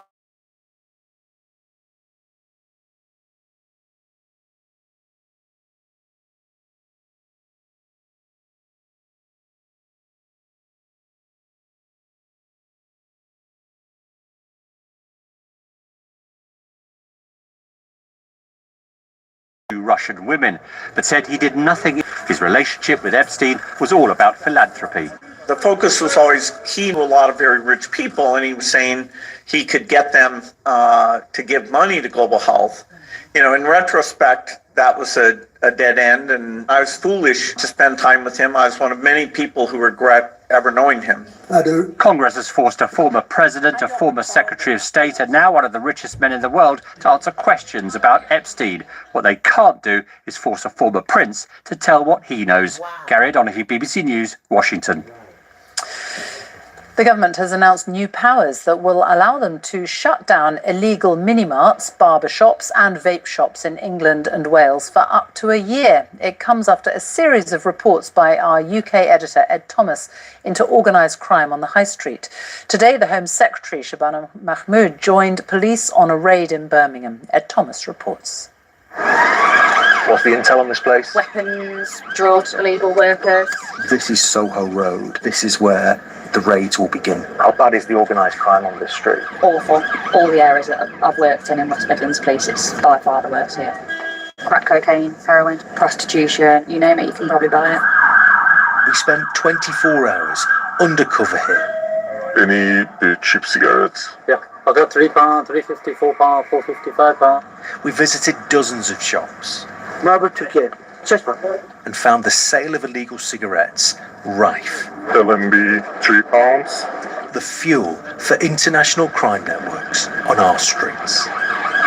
Now the government want to show us how they're taking on high street crime gangs. So the Home Secretary's here, the raid's going on. Property's going to be searched, we've got trading standards coming in. Not far from where you grew up? No, not far. I mean, I'm a small Heath girl, but Soho Road is very well known to me. Illegal cigarettes is what we found across the country. Mini-marts, high streets, vape shops, and that's what's powering all this. The BBC has done fantastic work exposing the scale of this national problem. I know all over the country, local people feel that their high streets are being hijacked. Please. The shop worker here, a student from Afghanistan. Do you feel like you're doing anything wrong? With illegal cigarettes, yeah, you should be stopped. But you're selling them. You realise what you're doing here is against the law. Perhaps you should ask the manager. He's the owner. Where is the manager? He's not here now. For 18 months, BBC News has exposed high street organised crime networks. Illicit tobacco. In response, the government will now change the law so illegal shops can be shut for up to a year. That extra time will give the authorities, particularly the police, the chance to pursue prosecutions and put these people behind bars. Illegal vapes. Do you get something that has gone badly wrong in our country, on our high streets? I absolutely get that. And I know things have gone wrong. All of this activity feels like it's not getting a response from the state. It makes people lose faith, not just in their local area, but in democracy. But is this too late, though? Because people have told us they've lost faith in the Labour Party to fix this. Look, I don't accept it's too late. This national crackdown is going to lead to thousands more businesses being raided, being closed. The promise is change. The challenge is restoring faith after years of crime gangs taking over the places we call home. Ed Thomas, BBC News, Birmingham. The 5 siblings of Sarah Sharif, the 10-year-old girl who was killed by her father and stepmother nearly 3 years ago in Surrey, will now stay in Pakistan after they were taken there following her death. Our Pakistan correspondent Caroline Davis joins us from Islamabad. And Surrey County Council have been trying to bring them back to the UK. What happens to them now? Yes, so there has been more than 2.5 years of this legal limbo, which of course means that these children have been uncertain about whether they would stay in Pakistan as they are at the moment with their family, or if they would come back to the UK. This stems from the fact that after Sarah's death, the children were made wards of court in England, and Surrey County Council, as you say, have been trying to get them back through the Pakistan system. Meanwhile, their Pakistan grandfather here in Pakistan has been trying to fight through the courts to have them stay with him. Surrey County Council say that they are now withdrawing from this case because the proceedings in England are now coming to an end. They say that they have no choice in the matter. They can't continue to pursue it. Meanwhile, we know that the children have got joint citizenship according to the grandfather's lawyer. That means in theory, if they wanted to, they could come back to the UK. And the custody battle is still ongoing. But the question, of course, is now that things are still not concluded. The fact that Surrey have now withdrawn, it makes it incredibly likely that the children will stay here in Pakistan. Caroline Davis, thank you. People living in the Greater Manchester constituency of Makerfield will head to the polls to elect their new MP in just over a week's time. The by-election was triggered by Labour's Josh Simons standing down. We've already heard from some of the candidates during the campaign, and today it's the turn of the Green Party candidate Sarah Wakefield, who says her party would spend more money on youth clubs to reduce antisocial behaviour, a key issue in the by-election. We just don't have the levels of youth provision that we had even 20 years ago. We need to be investing far more in youth clubs, in youth workers, in sports facilities, in creative outlets, so that our young people have things to do, places to go, safe places where they can enjoy and become the best people that they can be. Sarah Wakefield there, and you can see a full list of all 14 candidates for the Makerfield by-election on screen now. Voters in the constituency will go to the polls on Thursday, the 18th of June. The England cricket captain Ben Stokes and his teammate Gus Atkinson have been dropped from the squad for the second test match of the summer against New Zealand. The pair were involved in an incident which resulted in a member of England's security team being punched in a nightclub which they attended after breaking the team curfew. The biggest World Cup in history kicks off tomorrow night. Mexico, one of the co-hosts, will play South Africa. 48 teams are taking part in the tournament in the US, Canada and Mexico, but the build-up to the event has not been without controversy, including Africa's top referee being denied access to the US. Tonight, FIFA's president, Gianni Infantino, said the decision to deny Omar Artan entry was outside his control. Our sports editor, Dan Rowan, reports now from Mexico City. It's a country where football is part of the national identity. Mexico's gearing up to play host to the World Cup finals for a record third time. But for many here, the prospect of attending Thursday's match is a distant one. That was a dream that I had from my childhood. Janice followed her team to the last World Cup in Qatar 4 years ago. But here, in her own home city, it's proved impossible. Come on, the prices are insane. Insane. I can tell you it's not affordable for all the Mexican population. We have people that cannot afford even $1,000 tickets. It's sad and I could say frustrating because it's our World Cup. But the record costs facing fans are not the only issue. Despite FIFA cozying up to President Trump, a number of US visa controversies have overshadowed what was billed as a welcoming event. Africa's top referee, Omar Artan, barred from entering the US and sent back to his home country of Somalia. FIFA supported me throughout my ordeal, all the way until my return journey home. And God willing, I will take part in the next World Cup. The US government says Artan was barred over an association with suspected terrorists, and tonight the sport's most powerful figure had his say. Unfortunate as well what happened to the referee, but again we don't control everything. We try, discuss, we will speak, we will see. Maybe sometimes it's good as well to just, chill, relax. We work on everything. We try to solve everything.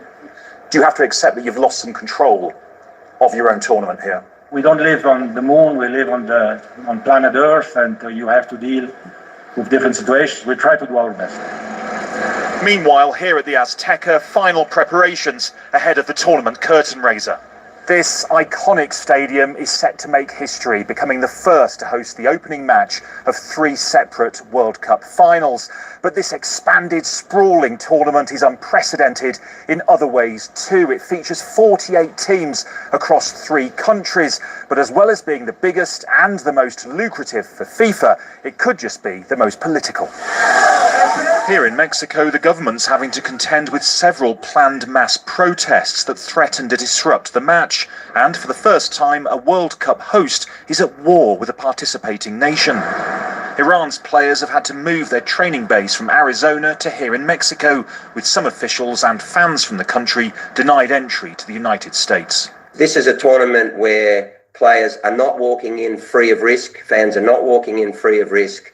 And for a sport that has trumpeted its commitment to its own human rights policy for almost a decade now, that's nothing short of disgraceful. 32 years after the US first played host, this tournament is expected to fuel the growth of the game, although as then, extreme heat could feature. It's Ronaldo. The World Cup has provided some of sport's most captivating moments, and organisers will be hoping that once the action starts, the focus shifts onto the stars of football's greatest show. Dan Rowan, BBC News, Mexico City.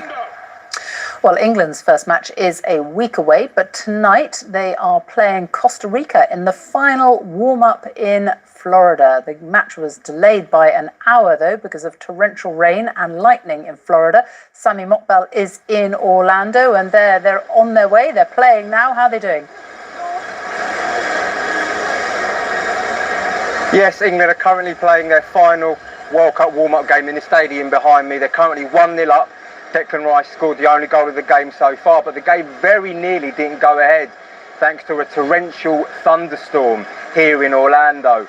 Downpour really doesn't do it justice. Thunder, lightning, drenched supporters. And it was only because of the drainage system here at the Intercoast Stadium that the match has gone ahead, though an hour late. On the pitch, Jude Bellingham has started the game, and that is key news moving forward. Thomas Tuchel will hope the grey skies that descended over Florida is not a sign for them moving forward. Orlando, thank you. Let's have a look at the weather here. Down back with the rain.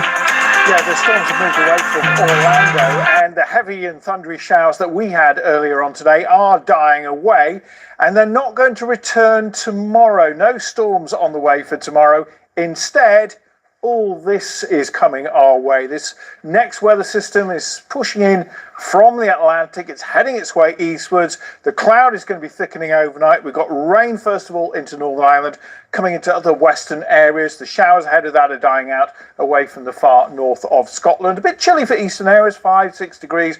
It's going to be a bit warmer further west where we've got that rain. And whilst some eastern areas will start dry tomorrow, very quickly the cloud will thicken. This rain is setting in, and we've got fairly extensive rain as we head through the morning into the afternoon. The rain becomes lighter and more patchy. Still, there's going to be a lot of cloud, a bit misty over the hills. Quite breezy, but it will feel a little more humid tomorrow, and more places will see temperatures getting up to 17 or 18 degrees.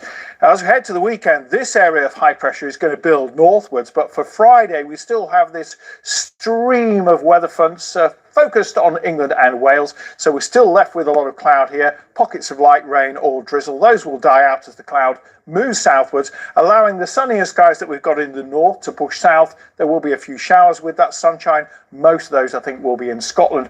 Quite a keen wind will be blowing to end of the week, but it's going to be a warmer day on Friday. The highest temperatures of 21 or 22 degrees will be in the Midlands and eastern parts of England. With high pressure building towards the UK for the weekend, it will be turning drier. We'll get some sunshine as well. The highest temperatures will be towards the southeast, likely to reach the mid-20s. Sophie. Very nice, Darren. Thank you. That's it from us. Time for the news where you are. Good night. Thank you, Sophie. Hello and welcome to Points West. I'm David Garmston. Good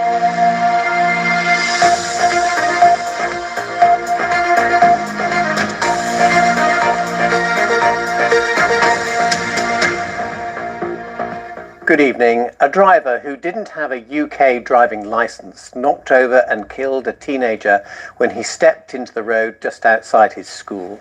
She didn't stop and went on to an appointment at the hairdresser's, thinking she'd hit a bollard. Today, an inquest was held into the death of Harry Parker from Swindon. Andy Howard reports. It has been an emotional day for Harry Parker's family here at the Coroner's Court in Salisbury. We heard from the police, from some people who witnessed the collision, and from the woman who was driving the car at the time it hit Harry, Ivy Mwengi, who appeared via video link. They all gave evidence to piece together what happened on that morning in November 2022 when 14-year-old Harry was killed whilst walking to school in Swindon. Remember, this is not a trial. All the charges against Mrs. Mwengi were dropped due to a lack of evidence. That's despite her driving without a UK driving licence, without being insured, and driving away from the scene. In fact, she told the court here today that she's failed her theory test in this country 6 times and only held a provisional licence at the time of the incident. Today, she explained that she was aware that she'd hit something on the front left. When we come back, guys, we need to have a talk. When I come back, I'm just going to spin a whip. I'll be back Of 5 her minutes. car that morning. She assumed it was a bollard or a road sign. She stopped 10 minutes up the road to check because her wing mirror had been folded. Except to compound the wrongdoing and to add to your record of crimes. You understand me? You have done nothing to atone. You haven't done anything to atone for what you have done. You and I both know that. Right. Genocide, chattel slavery, rape, torture, lynching, murder, dehumanization, discrimination, segregation, exploitation, subjugation, war all around the world. Why, what sort of a God do you worship that would turn a blind eye to all of that? Got to do it. What kind of a God did you have in mind when you say God bless America? Yes, Father. Because I know you're not talking about the God. I know you're not talking about the creator of the universe. Bless America for what? Bless America for what? If you did what you did and then say God bless America, that's just another blasphemy. All right. Well, you're taking the Lord's name in vain when you say God bless America. That's the truth. You can't invoke God to bless what he has prohibited. You can't invoke God to bless what he punishes, to bless what causes his wrath. You have been worshiping someone else entirely, something else entirely. You have taken a whole other being as your God. If you actually think that your actions merit any sort of blessing, no one would bless what you have done as a nation except Iblis. No one would approve of what you have done except for the devil himself. That's why I told you that, and why you need to know. You need to understand this about your society. The West has been worshiping the jinn. They've been worshiping the shayateen ever since prehistory, like I said. And that formed the whole character, the whole ethos of their so-called civilization. You can't properly understand the West if you don't understand that. Honestly, you can't be dismissive about that. And like I said last time, this is in fact exactly why they're almost the only people in the whole world who pretend that the devil doesn't exist. They're almost the only people. They're the only people.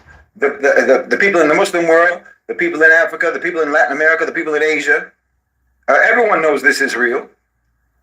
Even in places like Russia and China, after decades of state-imposed atheism, most people there even also still accept this reality. Different people in different places call the jinn different things, sure.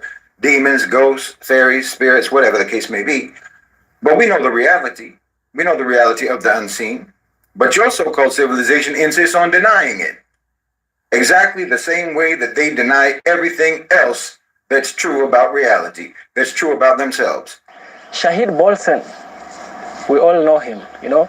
He made a statement that critiques systemic inequities.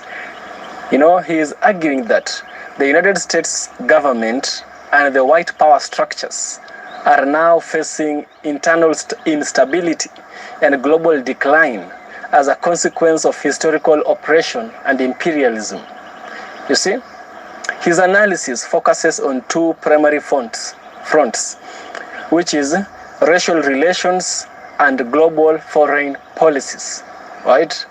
Basically, what he talked about in what we are going to watch is how you can never escape the consequences of your actions. In one way or the other, they will always catch. Can you dare believe it? There's actually a light that never runs out of power. Lift it and it turns on. Close it and it turns off. No need to plug it in at all. It has a solar panel on top, so it automatically charges in the sunlight, and a single full charge can last for months. It even features a high brightness flashlight in front and works as a power bank to recharge your phone. Perfect for power outages, camping, and outdoor work. Right now there's a special deal. Buy one, get 4. Don't miss out. Have you seen the latest warnings from FEMA and emergency experts? They're officially advising every household. It's no longer a matter of if the grid goes down, but when. We're talking major blackouts, extreme weather, and zero warning. And the single most terrifying thing in a crisis? Being trapped in total darkness. Think back to the last big storm or power outage in your area. Without power, everything stops. No Wi-Fi, no heat, and most importantly, absolute darkness. If your flashlights are sitting in a drawer with dead batteries, you're vulnerable. Traditional lights fail exactly when you need them most. That is a massive safety risk your family simply cannot afford. Here is your ultimate survival upgrade, our solar multifunction lantern. Why is this a game changer? It is 100% independent of the power grid. With its built-in high-efficiency solar panel, it recharges itself during the day, even when it's overcast. It's waterproof, drop-tested, and blindingly bright. Use it as a hanging lantern for the whole room, a focused flashlight, or snap it onto any metal surface with the magnetic base. This is the exact type of prepper-grade gear experts are demanding right now. But it's not just for emergencies. Camping season is just around the corner. Whether you're hiking, fishing, or just hanging out in the backyard, this is your new best friend. Rugged housing, multiple light modes, and a heavy-duty battery that lasts all night long. This isn't some cheap plastic gadget. It's pro-level preparation for your daily life. Listen, safety should never be a luxury. Normally, one of these units goes for $78, but we want every room in your house and every member of your family to be protected. That's why we've launched our exclusive Emergency Preparedness Bundle. Get 3 lanterns for just $57 total. That's only $19 per light. It's a small price to pay for total peace of mind. Click the link below before the next storm hits, and our stock is gone.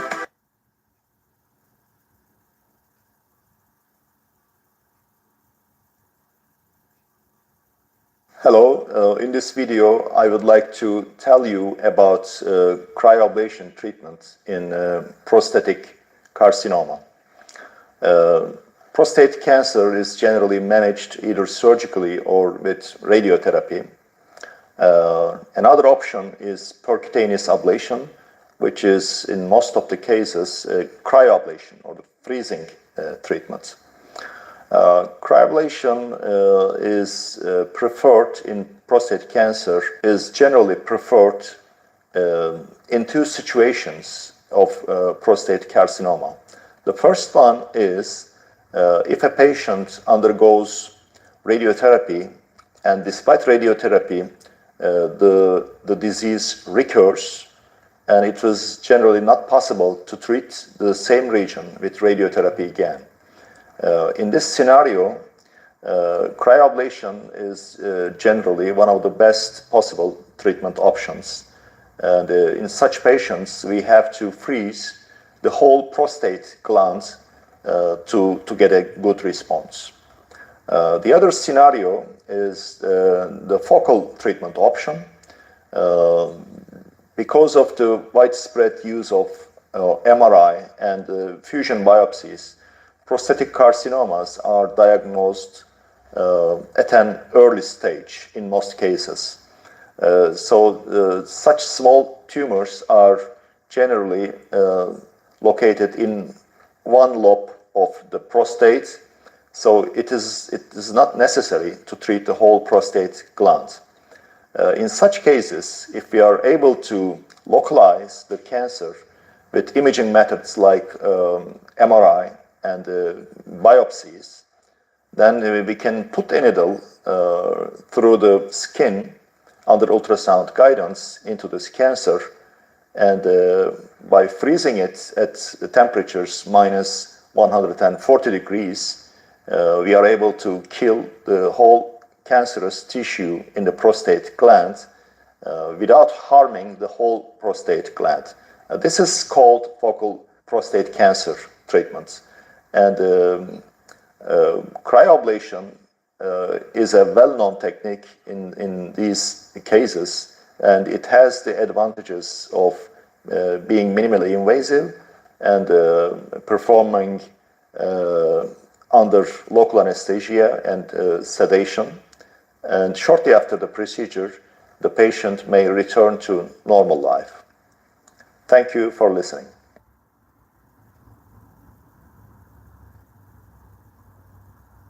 Catch up with you.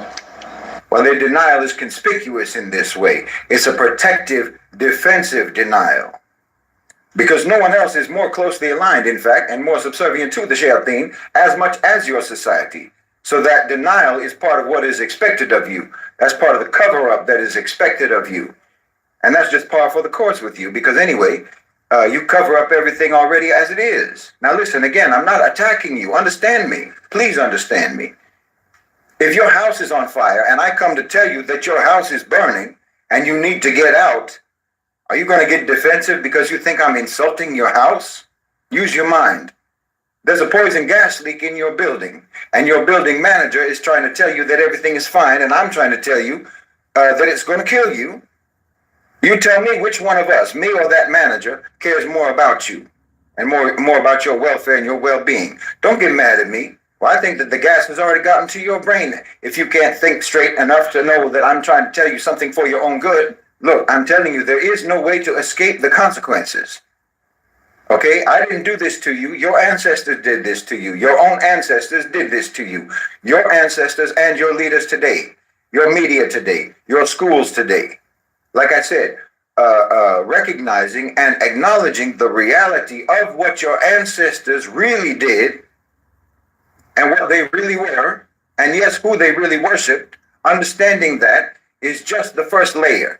And as soon as someone accepts this reality, that layer, they just accept that. Then they'll jump immediately to, well, how do we make a change? I'm not like my ancestors. Isn't that good enough? How do we make a change so that we can avoid these negative consequences?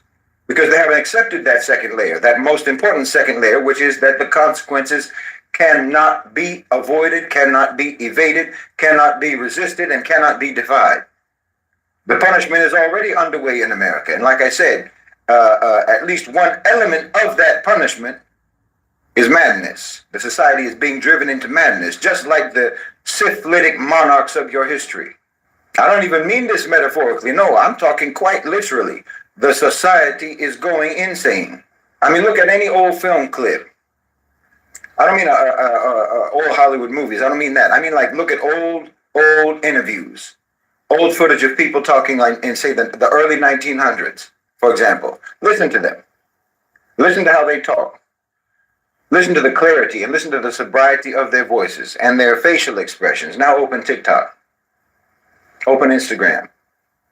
Well, if you took someone from 2025 and you send them back to 1925, no matter what they were talking about, everyone would think that they are drunk.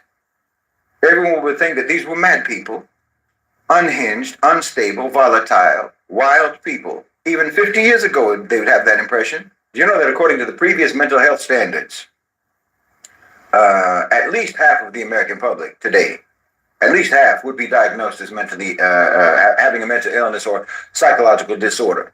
I mean, even according to the modern standards, it's not far from that. Roughly a quarter of all Americans have been diagnosed with some sort of a psychological or mental disorder, and about half of all young people. And I'm telling you, this is the toll of your history. That's what this is. This is the devil taking his due. Don't you know your own folklore? Don't you know about the devil taking payment in the form of your progeny? Those stories don't come out of nowhere. It's the story of your so-called civilization. Your ancestors sold you out for the sake of pomp and splendor in their day. They sold you out so they could sip their mint julep tea on the veranda of some great plantation house in the American South, while human beings were being whipped and being raped and being treated like animals. They sold you out so that they could have their steal their land and have their homesteads and their farms and their ranches soaked in the blood of Native Americans. They sold you out so that they could have the minerals and the oil and the gas and the gold and the diamonds from all around the world, from all around the global South, when colonized people were the ones digging those resources out of the earth for them, and then they themselves got buried in those same holes. That was the bargain. That was the deal that your ancestors made.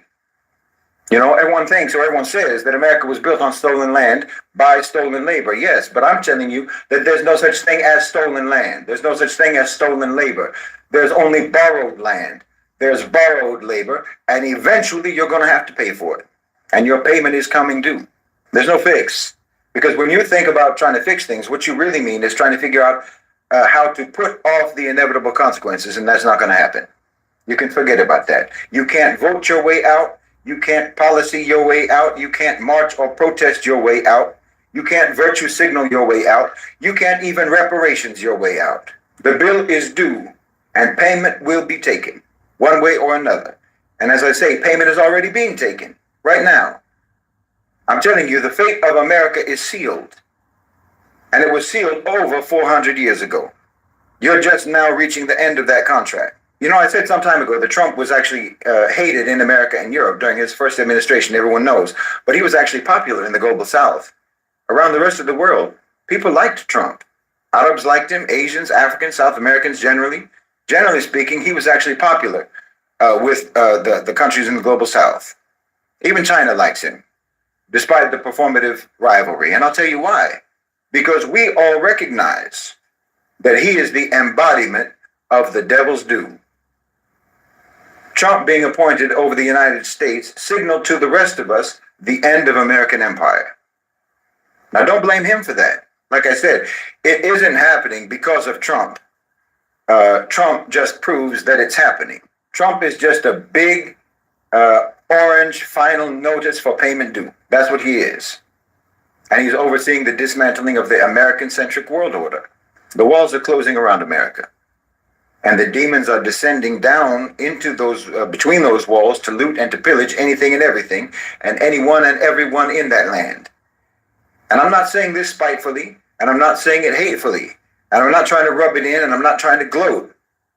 You understand? I'm not trying to insult you, but you need to understand this was always going to happen, and they have not prepared you for it.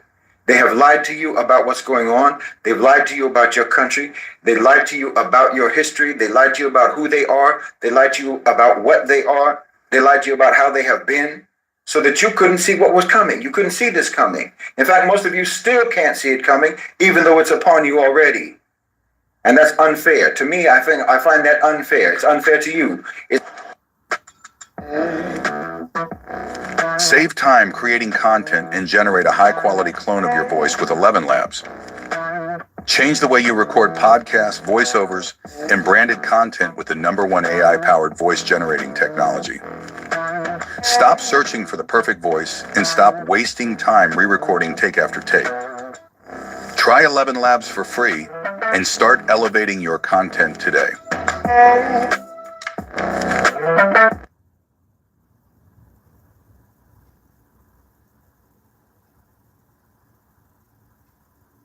I order my ink cartridges from inkcredible.co.uk for my printer. They offer a range of cartridges, from high quality and affordable cartridges to genuine cartridges too. The website is super easy to use and they have free track delivery. Check them out, you will not be disappointed.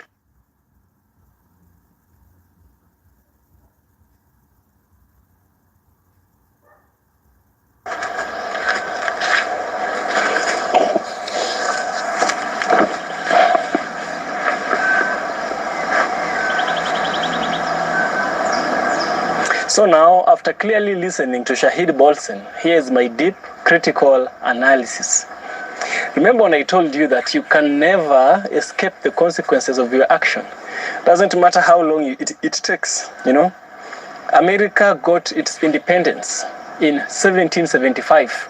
That tells you that it has done a lot of things to the rest of the world. Good things. Let's give credit where credit is due.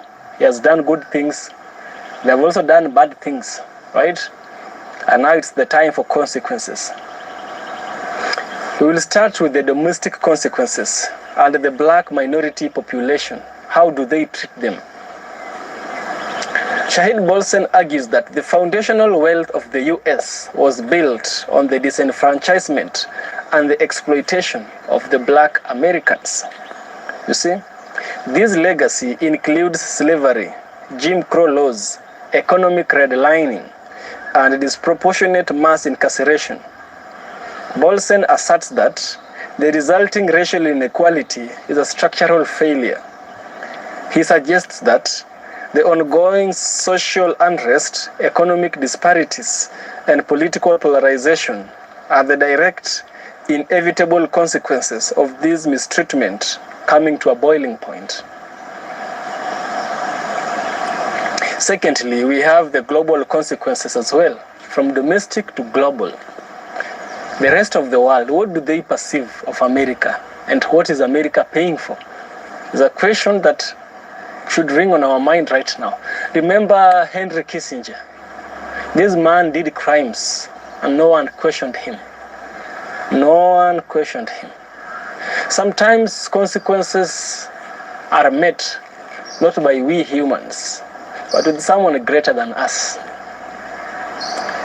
Now, on the international scale and on the stage as well, Bolsen often frames US foreign policies as a form of imperialism. He highlights historical military interventions, economic sanctions, and regime change operations in the Middle East, Africa, Latin America, and Asia. Shahid Bolsen argues that these actions have caused widespread instability, civilian casualties, and anti-American sentiment. He contends that the US now faces global isolation, the decline of the dollar, and the rise of opposing geopolitical blocs as a direct reaction to these decades of aggressive foreign interventions. Right? What is the core theme? What is the core theme? You know, what is the story here? What do we need to know? What do we need to learn from Shahid Bolsen? Right? So Bolsen's overarching arguments is rooted in the social theory that long-term exploitation creates deep systemic fractures. He proposes that the US government cannot project itself as a beacon of freedom while maintaining inequality at home and dominance abroad. Shahid Bolsen views contemporary American societal struggles not as a random event, but as the natural and unavoidable bills coming due for past actions. Yes. This is Evans from Kenya. I hope that you get enlightened. If you have, subscribe and support me on Patreon. I'll also appreciate. See you in the next one.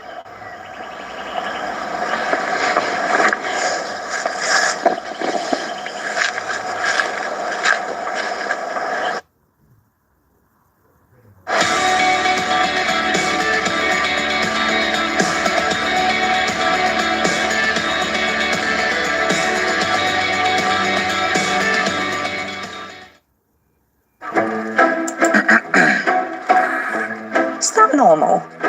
We take compliance seriously here. We're very thorough. 4 eyes everywhere. We had this problem at my last place. And? We used ADP. HR, payroll, and workforce management, working as one. And compliance built in. Compliance should give confidence, not slow everything down.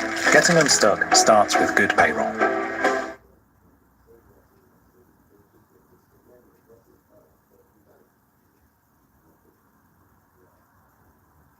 What's going on, boss? How you doing? They sent this over here. Apparently, you guys reported somebody missing. Yes, my son's mother. It's been a couple days. She hasn't been here. This Detroit police officer is standing on the porch of 44-year-old Rondell Waters. He has no idea that the man he's talking to has just murdered his 33-year-old ex-wife, dismembered her, and has been sleeping next to her body. if you're gonna be a mother, be a mother. It's not about partying all the time. After Rondell does everything in his power to keep officers out of his home, what starts as a routine missing persons check will unravel into one of Detroit's most horrific discoveries, hidden just feet from where he's standing. Is that smell? There is a body in the same place that you sleep. That's going to require an explanation. What? Man, what the heck is all talking about? On December 2nd, 2021, police officers were dispatched to the couple's residence after a disturbance call was made regarding an argument taking place at the home. This is the beginning of a horrific story. Hello. Huh? Alright. Who is she to you? His mother. She don't stay here? She can't stay here. She doesn't though? No, she can't stay here. But does she live here? Got talking to her mother. She's supposed to stay with her mother, but she doesn't have anywhere to go. So and she's want me to have to get on you. Okay, I'm gonna go talk to her, but first I need to find out if she actually lives here. She was staying. Remember the last time you came? I wasn't here.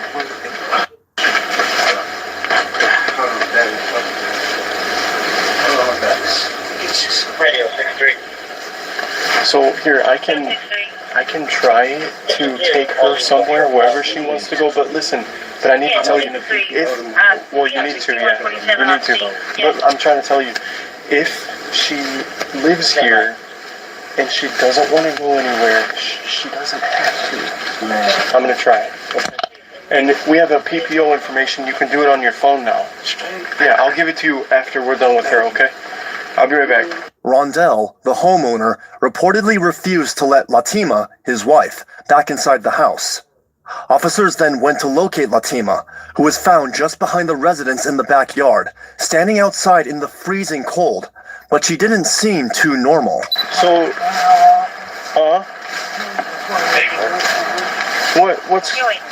what's going on? You're just chilling out here? That's it. Calm as everything.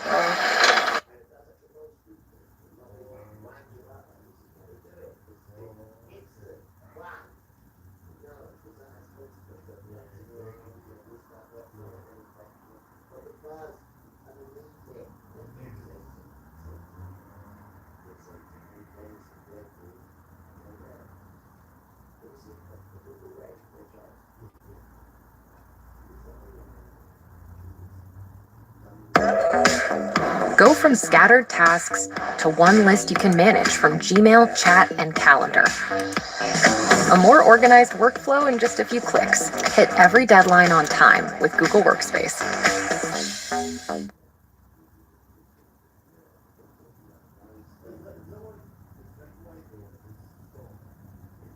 Okay.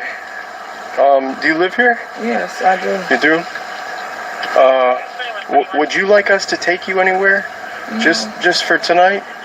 A friend's house or a relative's house? No, because he just talked to me through the door. And it's just like, we just talked through the door just now, before you guys came. Yeah. And I told him I was coming to sit through the backyard. You're going to sit in the backyard? I just told him I was going to sit. No, I believe you. I believe you. But we got called out here for a disturbance. So, I mean, somebody called on you. I don't know who called on me. Yeah. I don't know who called on him. But we are okay. Me and him are okay. Okay. We good. Well, are you sure you don't want to go anywhere? We can take you anywhere you want. No, it's okay. Are you sure? Yeah, I'm okay. I'm fine. I think maybe it would be for the best if you went somewhere. No, it'll be okay. It'll be fine. Because right now, we'll just take you wherever you want to go, but if we have to come back, we don't want to have to take you to jail. I understand that. You understand? It's no need for me to take me to jail. Well, I'm just saying. What would be your need for me to take me to jail? Oh, if someone makes some accusations. I've been sitting outside in the backyard just smoking my cigarette. Alright. And just sitting in the backyard where I live. Well, I've been chilling with him. I definitely, I recommend you go somewhere else, but you can do whatever you want. You can do whatever you want. I'll be chilling in his back. I'm not gonna lie to you. I'll be chilling in his backyard. Look, my mum's calling me. I have to go. Weirds. Yeah, guys, I'm back. You know what? I've just been told off, guys. I've just been told off by Yahuwah. I've just been told off, guys. Yeah, man. You just told me off. You would have to admit, in that eventuality, the war's a failure. Not just no, because a war, Pierce, it's very rare that you get a victory, what's called, unconditional surrender of any enemy. I don't think it's happened since World War II. What you get in wars are cumulative gains. Again, this is not fast food. It's like a McDonald's drive-through. The woman says, "What do you want?" You say, "I want, then the Iranian regime." Dedication to Brennan.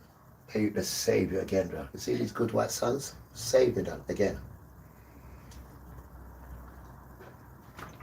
Look at that when you need help. Look at the white boys around there. Come round strong. Dedication to Brennan, man. I say again. Thank you, Brennan. And me and you kicked off first, didn't we, Albert Chrissy? Now look. We're friends now. Look at that. And I need help, and the boy just come and help me, bro.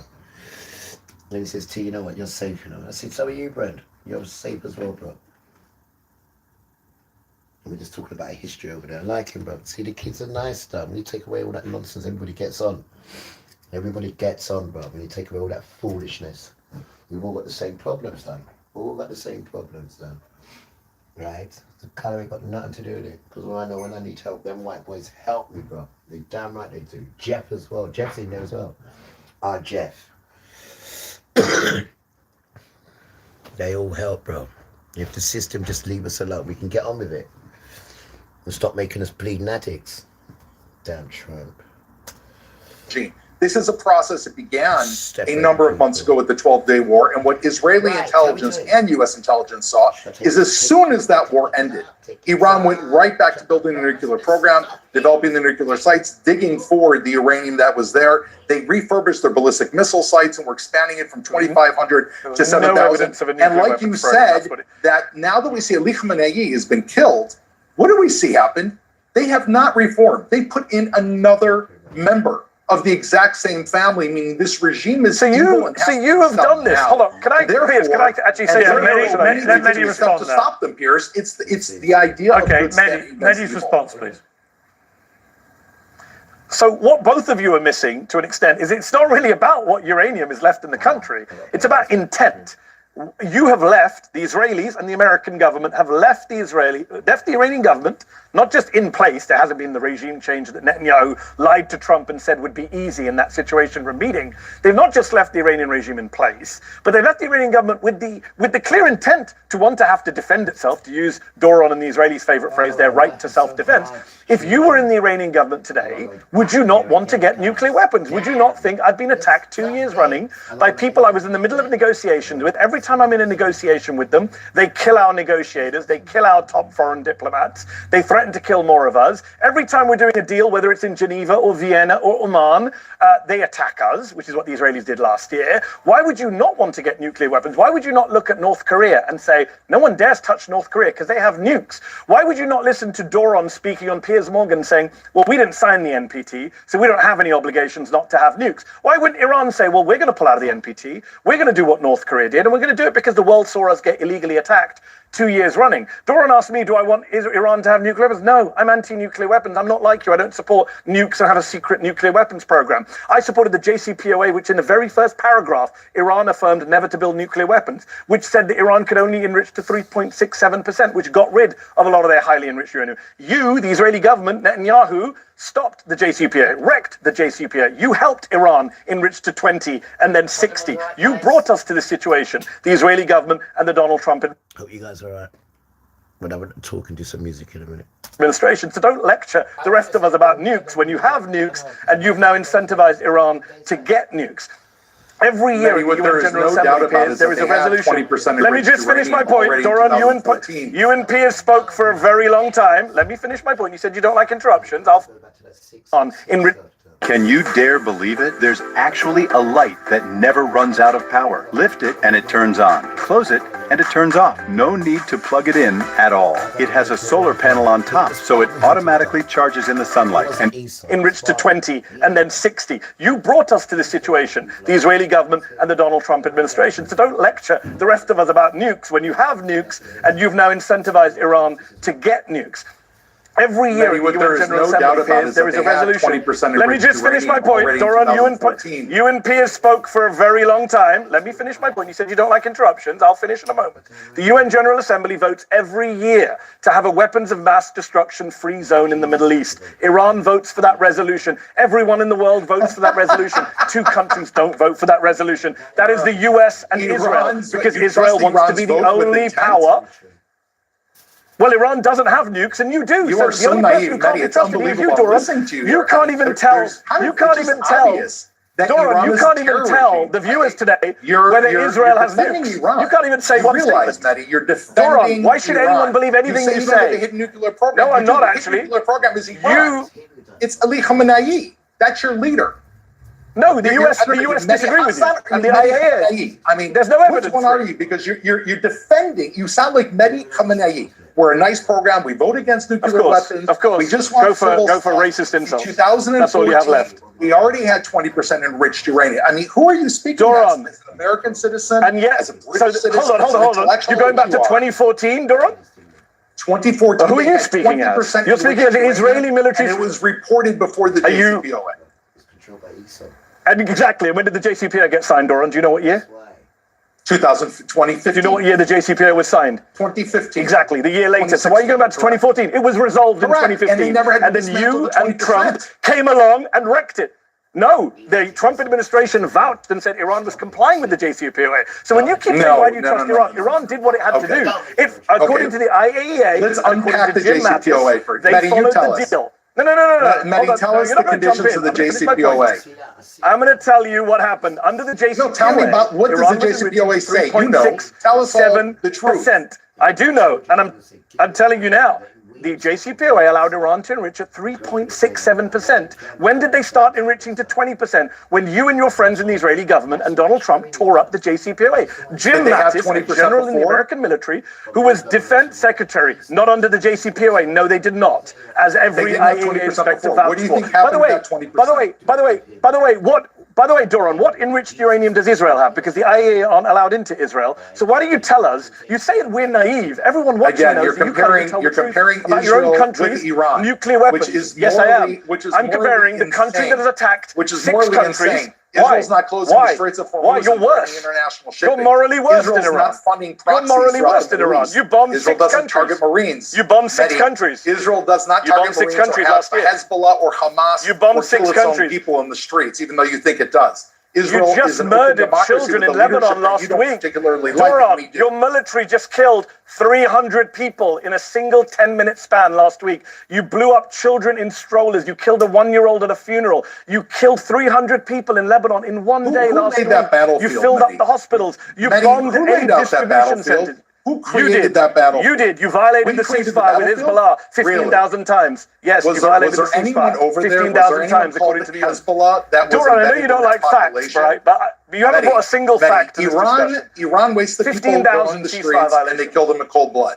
Israel Why did you violate the ceasefire? Southern Lebanon, please move out of the way so that we can actually kill Hezbollah. And no. Pierce had on. Then why did you kill 300 people in 10 minutes? Why did you carry out Lebanon's October the 7th last week? You know what? It's not about you. It's not. Why did you carry out Lebanon's October the 7th last week? Salah Maknouk was on. Why did you kill 300 people? And I think you should listen to what he 300 people you killed. On Pierce's show, and he spoke do you not feel ashamed that your military massacred 300 people in 10 minutes? How do you sleep at night? I'm sure it is true. I'm sure it's true that many Lebanese people would like Hezbollah gone, but it's also true that many Lebanese people right now are running terrified for their lives because of the bombing raids over them. A million people have been displaced from their homes. And there's a horrible familiar past that follows what happened in Gaza. Pierce, if we don't displace them, then I go on the show and we're accused of killing civilians, right? And if we do displace them, then we're accused of displacement. You told them they can't come back. Don't lie, Doron. Don't gaslight us. You've told them they can't come back. That means it's ethnic cleansing. For you. Does Israel have a right to respond to Hezbollah after they shot 6,000 rockets at us unprovoked on October 8th, 2023, one day after October 7th? Do we have a right to respond? Any country has a right to defend itself. Of course it does. Does Israel have Does a right? Lebanon have a Because right you to seem defend to- itself from Israeli invasion? How?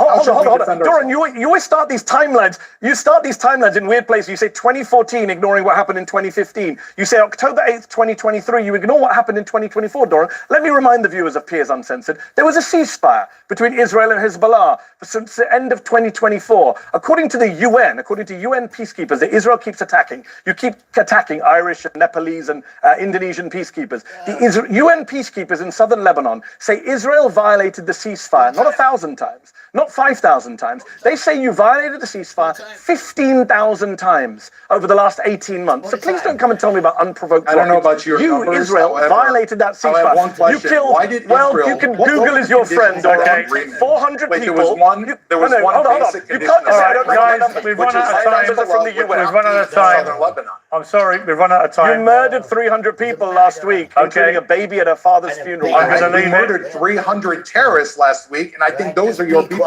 Okay. A one-year-old baby is a no, terrorist. that's I think that speaks volumes about your I'm going view to of leave it Arabs. there. The one-year-old baby was put in harm's way because Hezbollah. I'm going to leave it there, gentlemen. At a funeral? I They were put appreciate at you harm's way joining at a me. funeral? We've run out of time.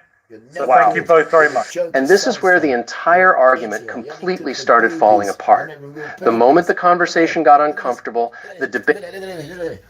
I'm watching this, and next day you got a woman with her boobies hanging out in some tight clothes. I mean, what are you doing, stupid woman? Why don't you show them on your period, huh? Why don't you show them when you're on your period as well? This is absolute filth, man. We're fed up of your damn filth, your pornos, and your children using them as superstar sex toys and all that nonsense. We are sick of your damn world, man. And your damn sons, your paedophile sons who dress up in suits and think there's some sort of king. Where's the emperor? Where's the damn emperor, miss? Right, we're fed up of these damn kings done. Right? We're just fed up of them done. We're absolutely fed up of them. You have no idea, miss. Getting people on drugs. You're trying to sort yourself out. You said, oh no, we can't help you because just that. What? No, we do it raw. We just do it raw. We just damn well do it raw. Got no damn choice. We just do it raw, bro. We have nothing from you. None of your tablets, nothing done. We do it raw. Damn right, done. Damn right. We can't stand your games, man. You get people on drugs, you get people on alcohol, you get people to be a sex person, you get people to be a gambler, you get people to be a rapist, and you blame them. And you want to come and call them junkies and this, that, whatnot. Your damn smelly system. When you met people, people was holy, people was whole, right? People was healthy, people was happy, right? Until they come to that Babylon system, or they're born inside it, and then you can see these pale males. All they want to do is hurt you and harm you and lie to you and have sex with you and intermingle with you and take what's yours. And then you've got Israel, who says that you're my birthright, so whatever you've got is mine. You know that foolishness there, right? And you're too scared to attack them. Not physically, right? Spiritually. They ain't got no right to take anything. These pale sons, look at them, man. You can't even speak to these people. They're so arrogant, you're frightened of them. And all they keep telling you about is stuff that they want you to hear. But all the stuff they've been murdering, killing, and bombing up schools and bombing up children, when you tell them, you're too scared to tell them because they talk over you. And you know, it's Piers Morgan's show. It's his show. But the guy's talking over Piers Morgan. Well, it's his show. No, it's not your show. It's the guy's show because he's Israel. Right? And I can't be in a world where everyone just submits to Israel. And they're not even bleeding Israel. They're Russians done. Rasta, stealing people's identity. Running around saying that their children are father. But then they don't even like Jesus. And people are not even sticking up for Jesus. Because that's not his name. His name's Emmanuel. And that's why I'm sticking up for him. You damn tramp.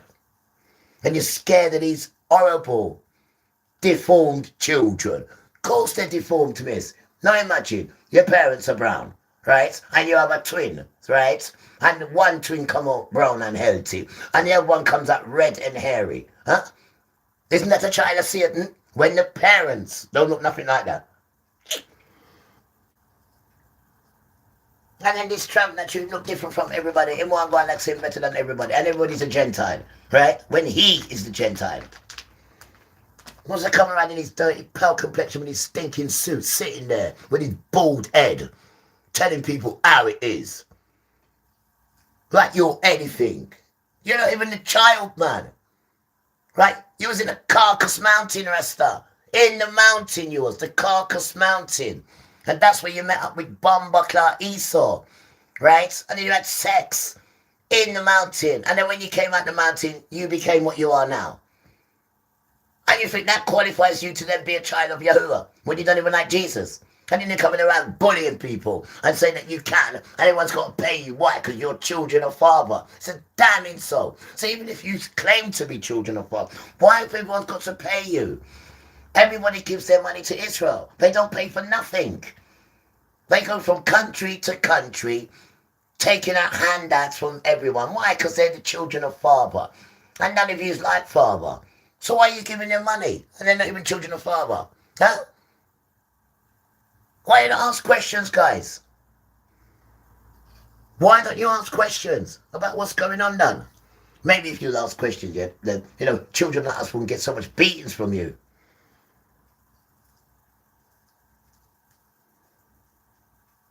Oh, guys, it's annoying, man. It's annoying. It's annoying. They're turning our women into harlots. They're turning our boys into flipping women prostitutes. They're turning our children into sex pests. And there's no grandma, bumbuckler, grandpa to tell us don't do that. Take your elbows off the damn table. Do you want me to clip you around your ear? There's none of that, miss. You know what there is? Shut up, mum. F off, dad. Where you get them bumbuckler language from? Huh? To talk to your parents. Huh? I got it from Israel. You're damn right. That's the honest thing you've ever said since I've met you. Right? And we're not going to let modern Israel rip up humanity. With its brutality, man. Come on. They're telling you you can have sex without 3 years and 1-year-old daughters. Especially if she's a Gentile, he says. And no one gets in trouble, he says. Because it's his work. Look, guys. Don't let me have to go and take my slippers off, you know, and pull down your knickers or pull down your boxer shorts and smack you, you know, right? Wake up, please, before I smack you. Israel, modern, doesn't like humanity. And anything you earn, it's his, because its birthright says it can take it. Why are you going to fight with that? They put this on the telephone. This is what I got it from the phone, guys. Right? So why aren't you annoyed? Because you keep giving them your riches. Why? Rasta.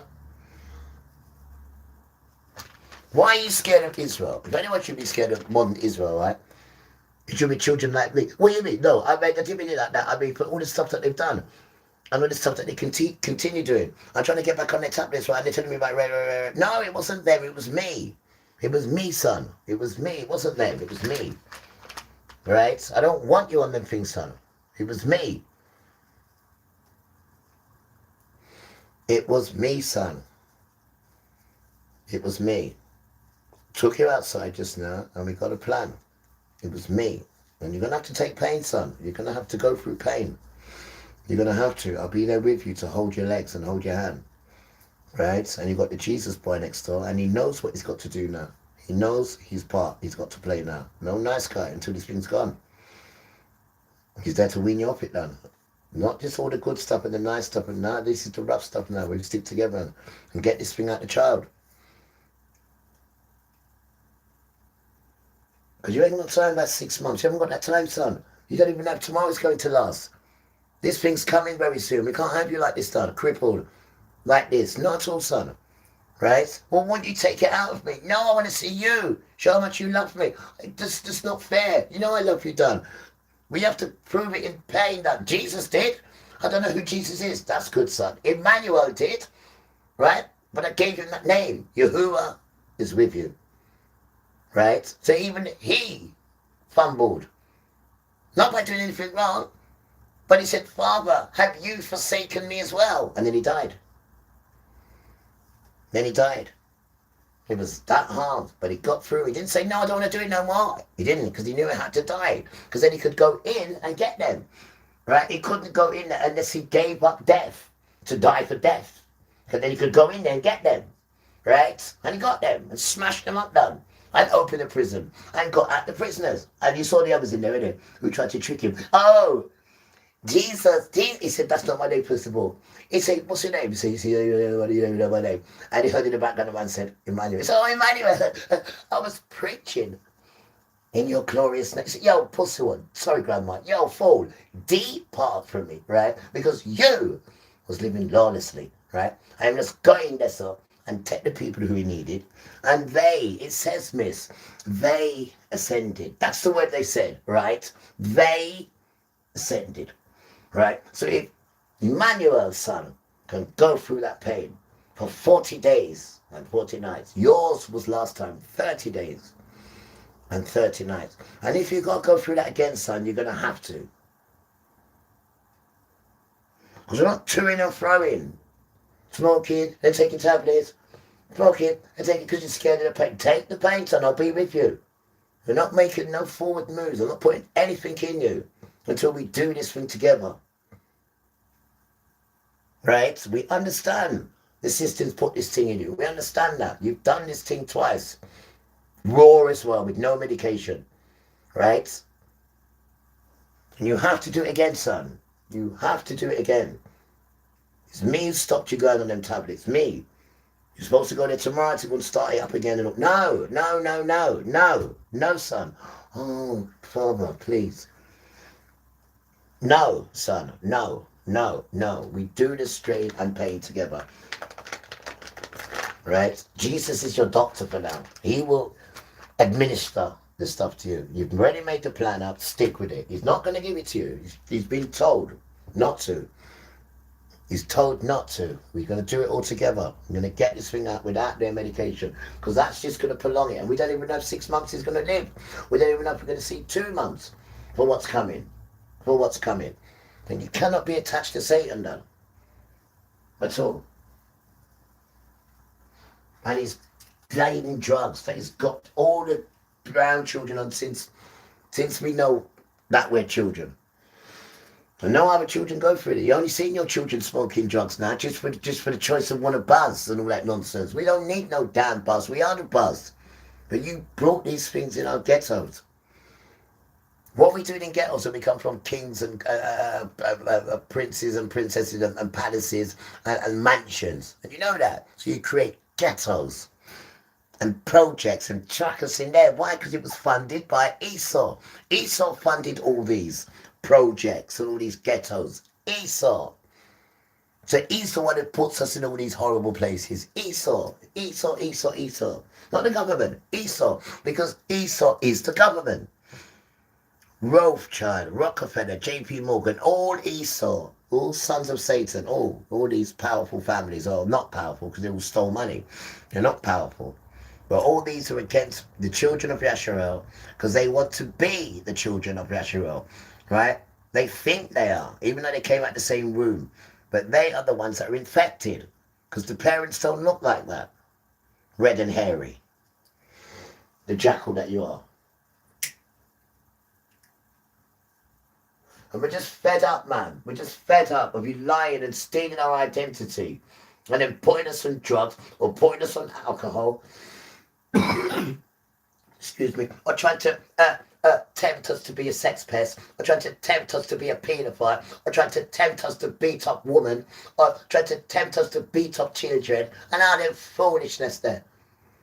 And then when you do the things, they praise you for it and pay you for it. Right? And then when you do good stuff like this, they want to come and take you home and then plot and scheme to take your freedom. Now, if you take someone's home and you take someone's freedom, what have they got, miss? Absolutely nothing. Right? And that's all you keep doing with me. Right? Put us on drugs, separate us from our mum's home, get people to turn against you. All sorts of wickedness you've done to one child. One child.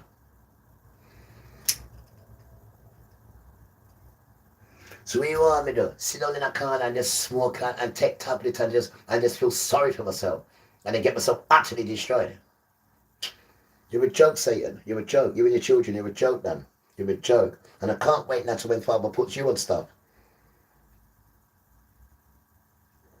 Because they're an idiot. You see, Israel, they're idiot. You are more powerful than Israel, people. You are more powerful because they're dead children walking. And they think they've got the right to just take everything from what you have, right, and disrespect your people, disrespect your women, disrespect your children, disrespect your elders, and tell you what you can do and what books you can read and what books you can't read, and who you can praise and who you can't praise. And that's because of your damn ancestors and your damn forefathers. That's why. Right? But we are the children of that nonsense. And we, as the children, and we're a different set of children. These generations, we're different. We're not like our parents. We are different. These young children, these Gen Zs, we're different though. This is, you're not a Gen Z, you're in your 50s. That's the flesh, right? I'm 7 years old. You damn tramp. Right? And I'm with the Gen Zs. You damn right I am, because they talk sense done and they're militant done. Right? And every time they see grandma and grandpa, they show care, they show precision. And I'm always telling them that. Always. And every time they see grandma and they know that I'm around, they do it even extra. And then they'll get out the gold stars. We're giving out gold stars, man, to children who were very good to their parents and the grandparents and to elders that you just see. Weird. And not only that, the earth will bless you then. The trees will bless you. They'll talk to you in their own way. They'll make sure you're all right. And you need this guidance when you're out there. Because I went out there yesterday and I couldn't believe the people that I know, their businesses and what they had is finished. They got nothing. Couple. Couldn't believe it, though. Could not believe it. The way the system just turned on them. And we as children who've got nothing seem to have everything. And for 1 week, right, we've made sure we didn't have nothing for 1 week. Why? Because we're trying to get off this thing. So we made sure we didn't have nothing, so we didn't have no temptations to go and get stuff. We didn't even do any good. Because we got around and borrow of people. They're thinking, what's wrong? I said, I calculated wrong. No, it isn't. It's this damn thing. But now we're ready. Now we're ready to take the pain. Because there's a different energy now, Satan. Different energy. From the minute when you give me that phone call today telling me about, oh no, guess what? Right, the meeting today's been changed because we can't find him. This, that, I just thought, there is. It's waiting for it to come. But you wanted me to, oh please, so you can get me, carry on smoking, and the next minute now, I find myself in a hole that I can't stop. This is bollocks. Absolute bollocks, mate. Excuse my language. Right? So we're not going to run away from this thing no more. We're gonna face it with Father. And with all the good angels we've got. Because once we've done this, your dance is done. Let me tell you that. See it? But once we've done this, your dance is done. Believe me. Right? And we're going to do it. We've got no damn choice. But there's no way we can go backwards. And we did. We was going there. We went there tomorrow. But Father's the one who stopped it. Right? He stopped it and took me outside and toughened me up. Right? And told me to use the Jesus child properly, militantly. Right? And now we have another plan done.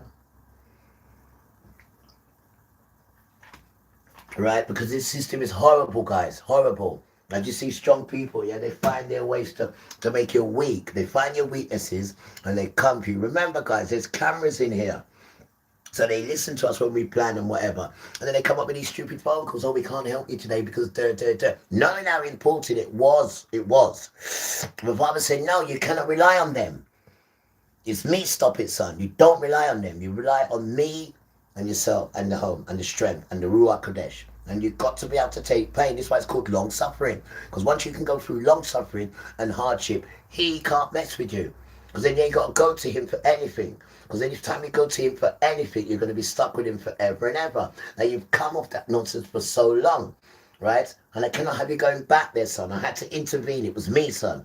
I thought it was. It was me. I cannot have you going back to there with them. No, son. No. No. Hell no. You're going to have to do it, son. You're going to have to do it. Well, when the good children see you do it, and then you can explain to them properly what it is. And the book you wrote, you can now release the book. Because you've done it then. And you've got to do it, son. You've got to do it, though. You've got to do it. You've got to do it. I know it's pain. I know it's pain. I know it's hard. I know it's hard. I know it's hard. I know it's hard. Life is hard. It's long suffering. Jesus, Emmanuel, went through long suffering. Even he at the end of it said, Father, have you forsaken me as well? And then he died. because it was so hard, but he done it. He done it. And if he can do it, you can do it. You've done so much harder things than that. You can do it. You got no choice, man. I will utterly destroy, and you can't go to them. Don't ever do that again, son. Don't you ever. Even though Jesus was telling you to, right? Because he really put the seed in you, but he doesn't understand what's going on. He understands now, right? No, son, no. Go back and do it again. Go back and try it again, Dan. You and the Jesus son is two different sons. He's not a child of Yasharel, Dan, right? He's not a child of Yasharel. He hasn't got this thing in him, right? Because you don't know. When you're doing it, I might just take it out of you, right? You went for it the first day on the 666, and that was difficult, right? But what you got coming now is even more difficult. Oh, no. Why? Just take the broom and sweep your own boat. Why? Right? Because when you get your riches now, and I put you in a position of a, what are you going to say to me then? Huh? What are you going to say to me then? You're going to be saying, no, you earned it. Just like Jesus, just like Emmanuel earned it. He earned it. He died for it. Right? And I can't give you things unless you earn it, son. Am I making sense now? Oh, God, yes, well, you're making sense. You're making sense. That's better, son. Right? Life is difficult. But when you've done it now, you can look back and say, this is what I've done, guys. This is my demon I face. What Satan put there. Which is my demon. And once you complete this demon, you can go and see Grandma. I know. Because I didn't want you to go and see Grandma. You still got this thing in you. And you're planning to go and see her next month. Right? And you'll be cheating. You'll be cheating if you go and see her with this thing in you. You'll be cheating. And she can't put nothing in you. Because you've got that thing in you. So there's many reasons to stop doing it. I know. I know. I know. And this is just kick up the arse, Todd. And I don't want to hear, oh, it's too hard again. You hear me? I hear you. Right, can I play some music now? Or do something different, Father? You say, all right, son. And son, yes, Father, I love you. I love you too, Father. I love you too. Making them sink, not the gaping hole in the side of the vessel. In other words, they're lying to their own people about what's really... This is how you talk to Father, guys. You don't talk to him, you know, silently. And I have an issue that I'm struggling with. So I'm asking my Father how I do it, because I can't do it on my own. I cannot. But everyone, you know, their own God, so they can do everything. But that's you. I'm not you, am I? I'm a little child trying to find my way back home, the Hebrew way. And I've got to get this thing out of me, no matter what pain it brings you. You've done it twice already. 30 days it takes. It might take less longer here, but you've got to do it, bro. Otherwise, you cannot move forward, Dan. You cannot, Dan. You cannot move forward. And you're not a weak child. And this is where we are. What they're trying to do is distract their citizens from what's happening. This is where we are. So this device is both a DVD player and a CD burner, which already makes it super useful. You can watch your old DVD. Citizen. The infrastructures are in panic mode. Guys, this is what the system has done. No other children, only brown sons. No other children. No other children. And majority of brown sons haven't got the strength to even attempt to talk about it, let alone attack it. Right? But this is a different son of a star. All the stuff that they're doing to me, I tell you, so all those who are going through it as well, you get to realize it's not just you. So you're not hated or you're not horrible. No. They're doing it to you because you're a superstar. Right? And when you feel like this, you need to call for help. Like I'm doing. And don't be embarrassed about it. Call for help then. Call for help. Right? Because this is how you get repaired and fixed. Call for help. This is a spiritual warfare, what they're doing with me, right? And I can't do this on my own, so I'm asking and pleading for help. And this is when they help you, because you can't do this thing on your own. It's nonsense. They're lying to you, Dan. Nobody's got strength. No one at all. It's a lie. The infrastructures are in panic mode. President thanks to Shed Bolson for this wonderful masterpiece on why America and the West are scared of war is to come. To entertain the idea of annexing Canada or annexing Greenland or both in the 21st century is clinging to a mindset that belongs in the colonial past. It's obviously geopolitically absurd to try to do something like this today with all of the alliances and the sovereignties that are at play. But the point isn't whether this is feasible or not. It's that the very notion itself reflects an empire that is incapable of adapting to a world that is no longer defined by its dominance. The United States is not asserting strength here, it's telegraphing fear. This isn't a serious proposal. It's a tantrum dressed up as a strategy. It's the instinct of a predator whose fangs had fallen out And they're lashing out in vain as his prey slips through his fingers. In my opinion, Trump is giving the neocons a fantasy of America, as a great giant imperial landmass like China or the former Soviet Union, a landmass of majority white people.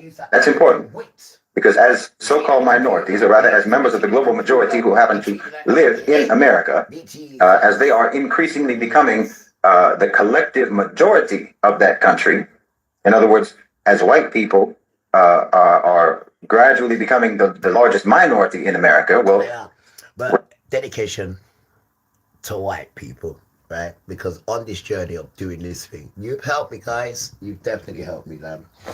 And to be honest with you, that is really shocking because you know when your back's against the wall, you ain't expecting that at all. Well, I didn't, and you proved me wrong. You know, you proved me wrong. So all what they're saying about white people, we hear that, but there's good in them as well. So you need to function on the good what they've got, and let that grow. Because no one don't tell white people about the good stuff that they do. No one don't tell them that at all. No one. But if you start telling white people about the good that they do, watch, because you're watering them. And when you water something, it grows. Right? So ease off on picking on white people. Ease off, Dad. Ease off. Because they've been tricked just like the rest of us. So just bear a fault. Right? It's not them you should be attacking. It's the system and Esau. Right? Not white people themselves in general. Not the normal everyday folks. Right? They just got swept up in the team. That's all. But now they're taking a step back because they're suffering. They're seeing it. But don't, so because you're suffering, serve you right. That's the only time you're seeing it. Well, maybe you need something like that to make you see something. Right? But it's then how you act now that you see it. That is the power of how you act now that you know the truth. That's what you'll be judged for. This time now. Because you know now. This is when you'll be judged. Last time you didn't know. So far, it's not going to be horrible. It's now that you know. Right? And all these people picking on other people, race, because this is not working, that's not working, so we're going to blame white people, or we're going to blame black people. Don't blame nobody. Right? Stop blaming. This is the system. This is Satan. This is how he works. This is how he earns his keep. Right? So if we start analyzing this behavior now, and start trying to keep cool, even when something gets you irate, that's Satan. Right? Try to be aware. Try to be aware of your behavior, of turning into, a little sea monster. Try to be aware of it, because this is what it brings out of you. And once it starts, it can't stop. You can just go right into it, because this is the energy, guys. This is the energy right now. All you got to do is just strike the match, and it will blow up, right? When it comes to aggression, because this is what they put in the dance, and they're going to take the peace away soon, and everyone's going to be fighting like mad people, right? Because nobody knows this thing about slow to anger. And that is where the power is, guys. Slow to anger. And I've learned that today with that phone call, because they was expecting me to go crazy because they're not going to give me these tablets. But the way how I behaved, it even surprised myself. Because all the system wants to do is get you irate and get you out of your beautifulness. Right? And then just get you like panicking. And when you panic, then you do things what you don't normally do, because you're panicking. See? Or you're not comfortable within. Something's like push you off your nice vibe. So, you're doing stuff that you wouldn't normally do because it pushed you out your nice vibe. And to do that is to take away your peace. And once you take away your peace and you've got your aggression, then your whole persona changes. You start touching and doing things different, right? Because he's got you annoyed. You have to stay like that. Got to stay balanced, guys. Got to. Then the spirits come into you. And once these spirits are with you, they have to leave. Look, the good spirits don't fight with them, because this is how low and how much of a batty face these are, right? When they see you connected, they got to walk on by, right? Because they're too scared of you putting them in the pigs. They have no power, guys. Right? And nor do you, because you don't read the Torah, because they told you not to, because they're going to put you to death, right? And you put poo-poo on Jesus. How dare you? So how do you expect to have spiritual power, beautiful children? How? Where are you going to get it from? The Fenner? Yeah? Where are you going to get this power from? Where? How are you going to defeat these foes without no spiritual power? Huh? What are you thinking? You're Ouija board? None of them foolishness there. Huh? You've got to wake up, children. And we love you. We got to wake up. This is really serious, guys. You see me struggling with this thing. And you see this, what they're saying to me. Now you got to do it. No, Susan, I can't do it. I don't want to do it. Look, don't mind what you're saying. I'm just acting. Don't act like that. All right, just say, I don't want to do it. You don't hear me saying that. Oh, this too hard. Weird. You want me to kill you now or later? You're embarrassing me, son. I gave you my name. You're embarrassing me. How about you don't want to. I stopped them from getting you it was me, son. So what are you going to do now? Go against me now and start trying to get you? I wouldn't do that. I totally agree with you, Father. I'm just saying, son. Don't go against the energy. If something is set, just go with it. Because you don't know what I'm planning. Don't try and change it by trying to see if we can alter the dates. And I wouldn't do it. I'm just saying, son. Go with the energy. When things happen, which you didn't plan it to happen, it's for a reason. Go with the energy. Do you trust me? I do. Then go with my energy. Go with it, son. Racists in America have a demographic problem, similar to the Zionists. But unlike the Zionists, if America starts annexing territory in the Northern Hemisphere, well, that's territory that has its own kind. I will be honest, right? I'm not looking forward to the next one. I don't like it. I'm not. I really don't like it. But you have to get it out. You have to do it. You have to. And I think this time, man, you're going to give yourself a better go. Because there's a lot staked on it. Now, before, you just told yourself to do it. And it was a 666 as well. So maybe that was just a little test of it. But you have to go back and do it. You've got to face it, son. You've got to. You've got to face it, man. You have to face it. Father's not going to allow it no other way. You've got to face it, man. And this is Esau really enjoying this, man. Because he wants you going back on there. So he can control you and laugh at Father and say, see, I'm going back on the tablets, Father. He said, well, I stopped it, didn't I? And he's not going back on it now. Because I'll utterly destroy him and put him back on them tablets. You hear me? You hear me? I'm talking to you, son. Oh, I hear you, Father. I prefer to utterly destroy you, son. Because that means I have no power. Because I can take this thing out of you anytime I'm ready. So why don't you do it? Just take the broom, right? Now use that as example. That me I do. Right? When it's too hard, I know it's killing you. I will ease it as you know I will. Right?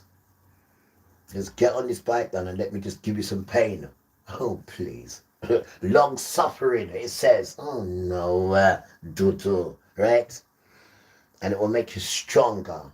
What your grandma tell you? Grandma says, what doesn't kill you will make me stronger. Don't say it like that. All right. Grandma says, son, what don't kill you make you stronger. That's better. Say it with conviction. I just did. Say it like you mean it. I just did. They have their own kind there. Now, the Zionists seize territory. Well, it's not filled with Jews.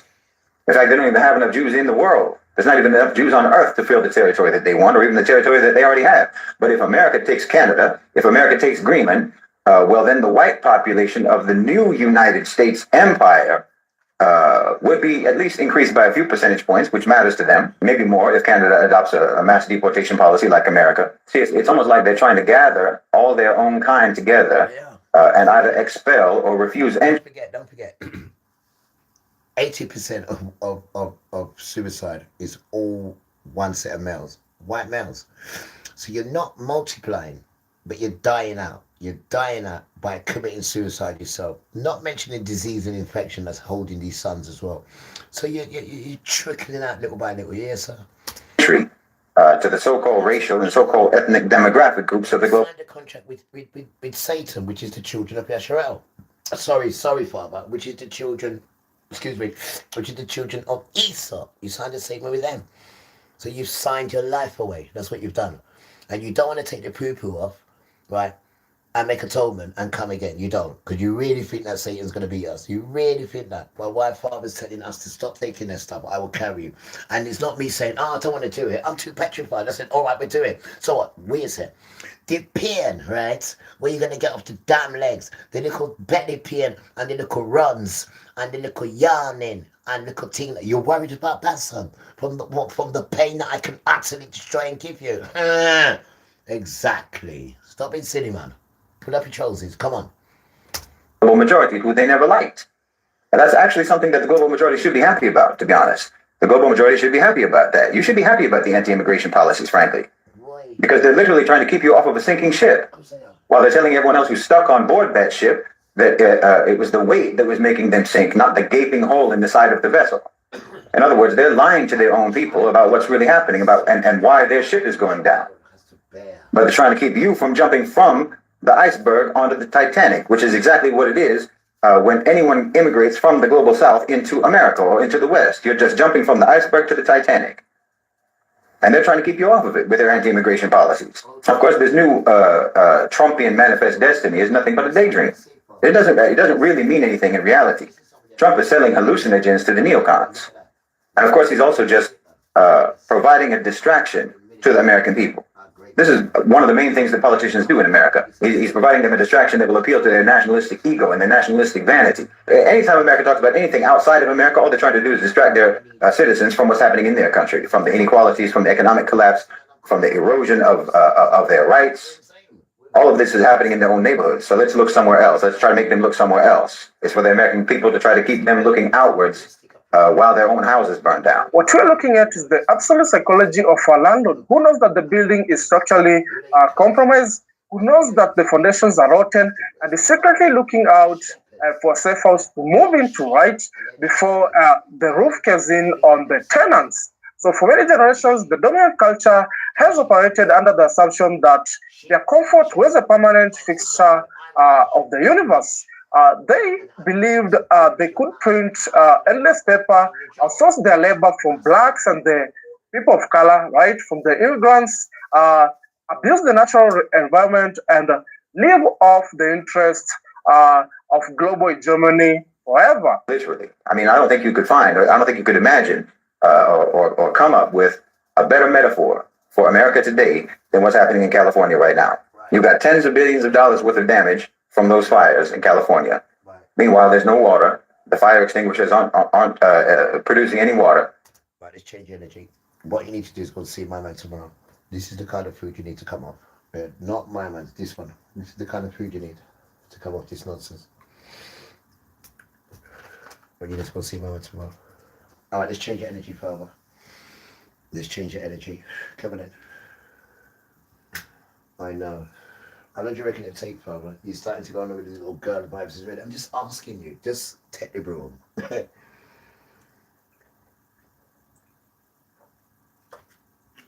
And that goes to everybody, right, guys? You know, if you've got a demon that you're putting off and it interferes with, you know, you moving forward to wherever you want to be. So you're in the same position as me. Welcome to the position of facing our demons, guys.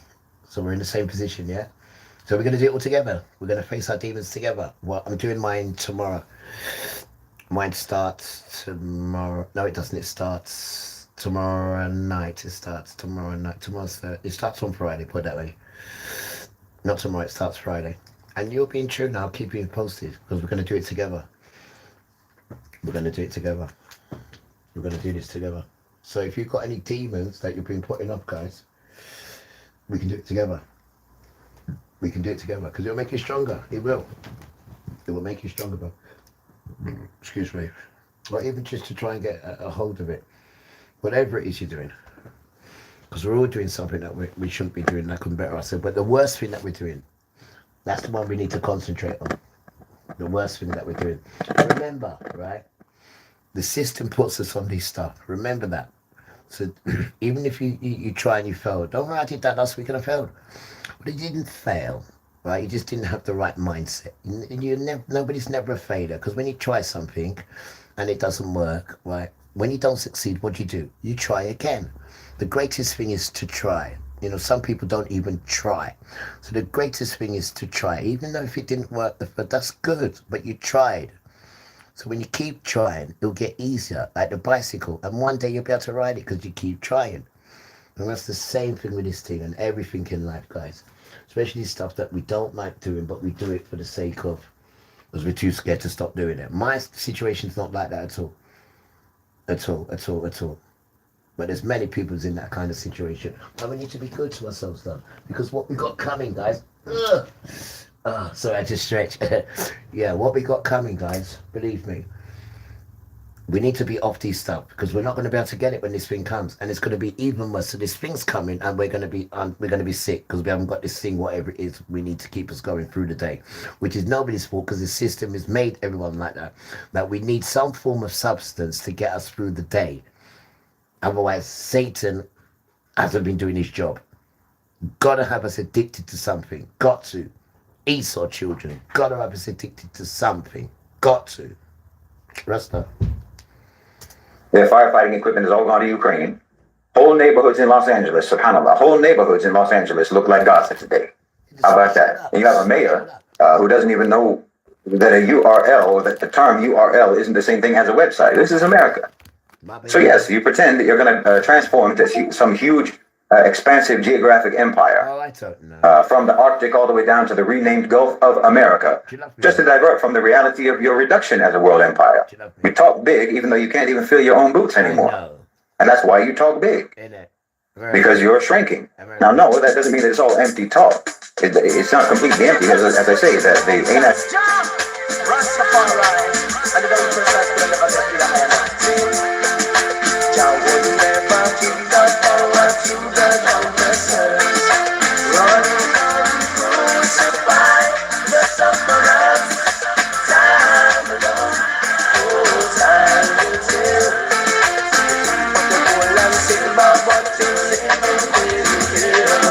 The thief of the gold and silver, but you're living in hell. Time alone, oh, time will tell. The thief of the gold and silver, but you're living in hell. Rasta love, you can't call for your friend named Bota. You can't lean for your friend named Tasha. You can't lean for your friend George Bush. You can't call for your friend Gorbachev, but the whole of them saw. The whole of them saw. Cause I would never give the power to the doubters. Run and crucify the sufferers. Time alone, oh, time will tell. The thief of the gold and silver, but you're living in hell. The thief of the gold and silver, but you're living in hell.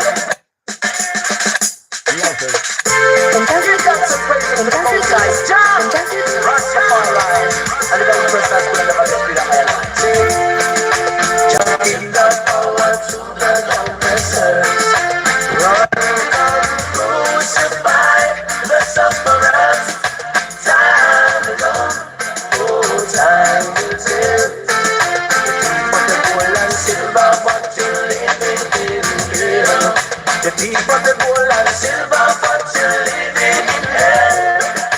Time alone, oh, time will tell. The thief of the gold and silver, but you're living in hell. Rasta love, you can't call for your friend named Bota. You can't lean for your friend named Tasha. You can't lean for your friend George Bush. You can't call for your friend Gorbachev, but the whole of them saw. The whole of them saw. Cause I would never give the power to the doubters. Run and crucify the sufferers. Time alone, oh, time will tell. The thief of the gold and silver, but you're living in hell. The thief of the gold and silver, but you're living in hell.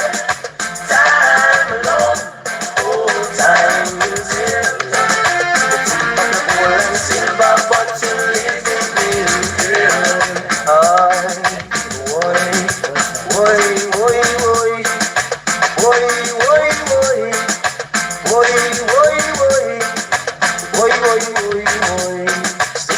Sing again now, boy. Boy, boy, boy. Boy, boy, boy. Boy, boy, boy, boy.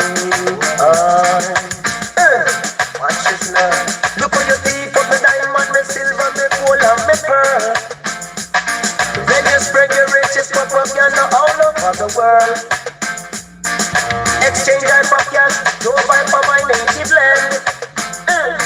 But because we show you said the Bible says that love right is wrong. Boy, boy, boy, boy, boy, boy,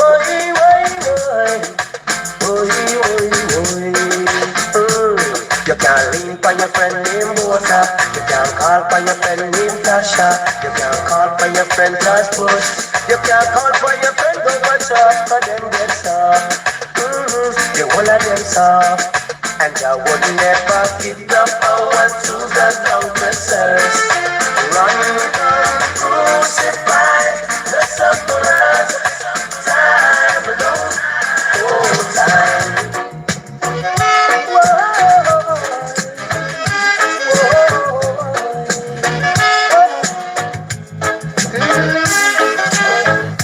How are you feeling, girl? The way that I do. I wanna give my love, hey, to someone like you. So don't be shy, don't be shy, don't be shy. I wanna love you, girl. Alright, oh yes, don't be shy, don't be shy, don't be shy. I wanna love you too, yeah.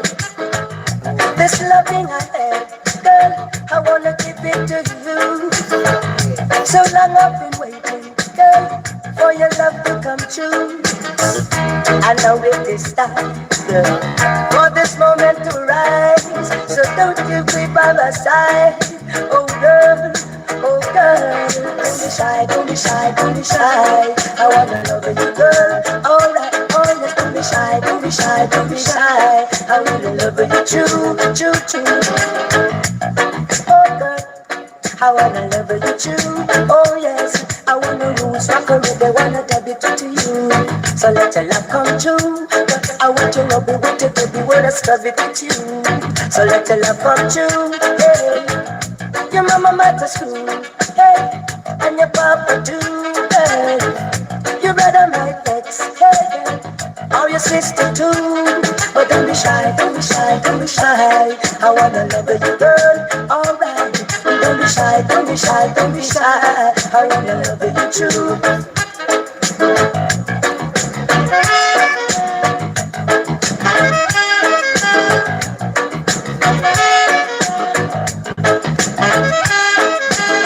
Let your love light up shining, shining bright.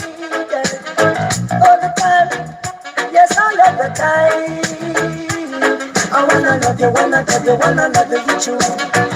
So let your love light come shining bright all the time. My little girl, I love you with all of my mind. So don't be shy, don't be shy, don't be shy. I wanna love you, girl, alright. Don't be shy, don't be shy, don't be shy. I wanna love you too. Your mama and your papa, them are really nice too. But I will love you too.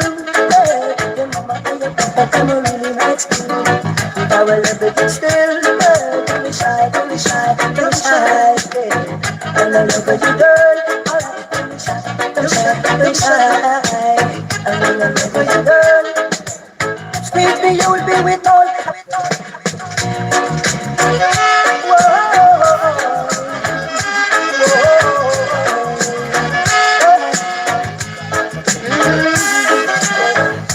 How are you feeling, girl? The way that I do. I wanna give my love, hey, to someone like you. So don't be shy, don't be shy, don't be shy. I wanna love you, girl. Alright, oh yes, don't be shy, don't be shy, don't be shy. I wanna love you too, yeah. This loving I have, girl, I wanna give it to you. So long I've been waiting, girl, for your love to come true. I know it is time, girl, for this moment to rise. So don't you be by my side, oh girl, oh girl. Don't be shy, don't be shy, don't be shy. I wanna love you, girl. Alright, oh yes, don't be shy, don't be shy, don't be shy. I wanna love you, true, true, true. Oh girl, I wanna love you too. Oh yes, I wanna lose like a river, wanna take it to you. So let your love come true. I want to love you with you, baby, when I love it with you. So let your love come true. Hey, your mama might to school, hey, and your papa too. Hey, your brother might vex, hey, or your sister too. But don't be shy, don't be shy, don't be shy. I wanna love you, girl. Alright. Don't be shy, don't be shy, don't be shy. I wanna love you too.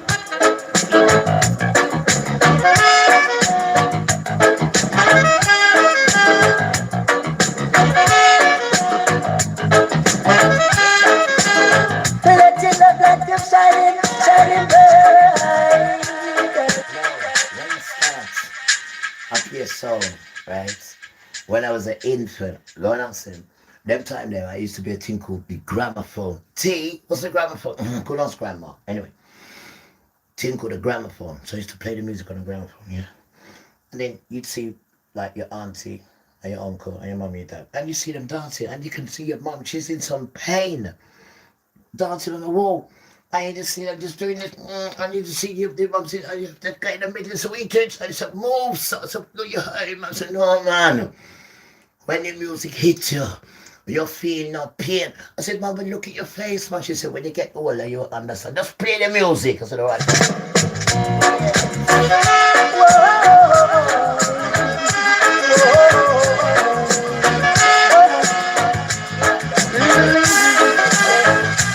How you feeling, girl? The way that I do. I wanna give my love, hey, to someone like you. So don't be shy, don't be shy, don't be shy. I wanna love you, girl. Alright, oh yes, don't be shy, don't be shy, don't be shy. I wanna love you too, hey. This loving I have, girl, I wanna give it to you. So long I've been waiting, girl, for your love to come true. I know it is time, girl, for this moment to rise. So don't you quit by my side. Oh girl, oh girl. Don't be shy, don't be shy, don't be shy. I wanna love you, girl. Alright, oh yes, don't be shy, don't be shy, don't be shy. I wanna love you, true, true, true. Oh girl, I wanna love you too. Oh yes, I wanna rules rock already, wanna tell it to you. So let your love come true. I want to love you, want to give you, wanna love it with you. So let your love come true. Hey, your mama might go school, hey, and your papa too. Hey, your brother might vex, hey, or your sister too. But don't be shy, don't be shy, don't be shy. I wanna love you, girl. Alright. Don't be shy, don't be shy, don't be shy. I wanna love you true.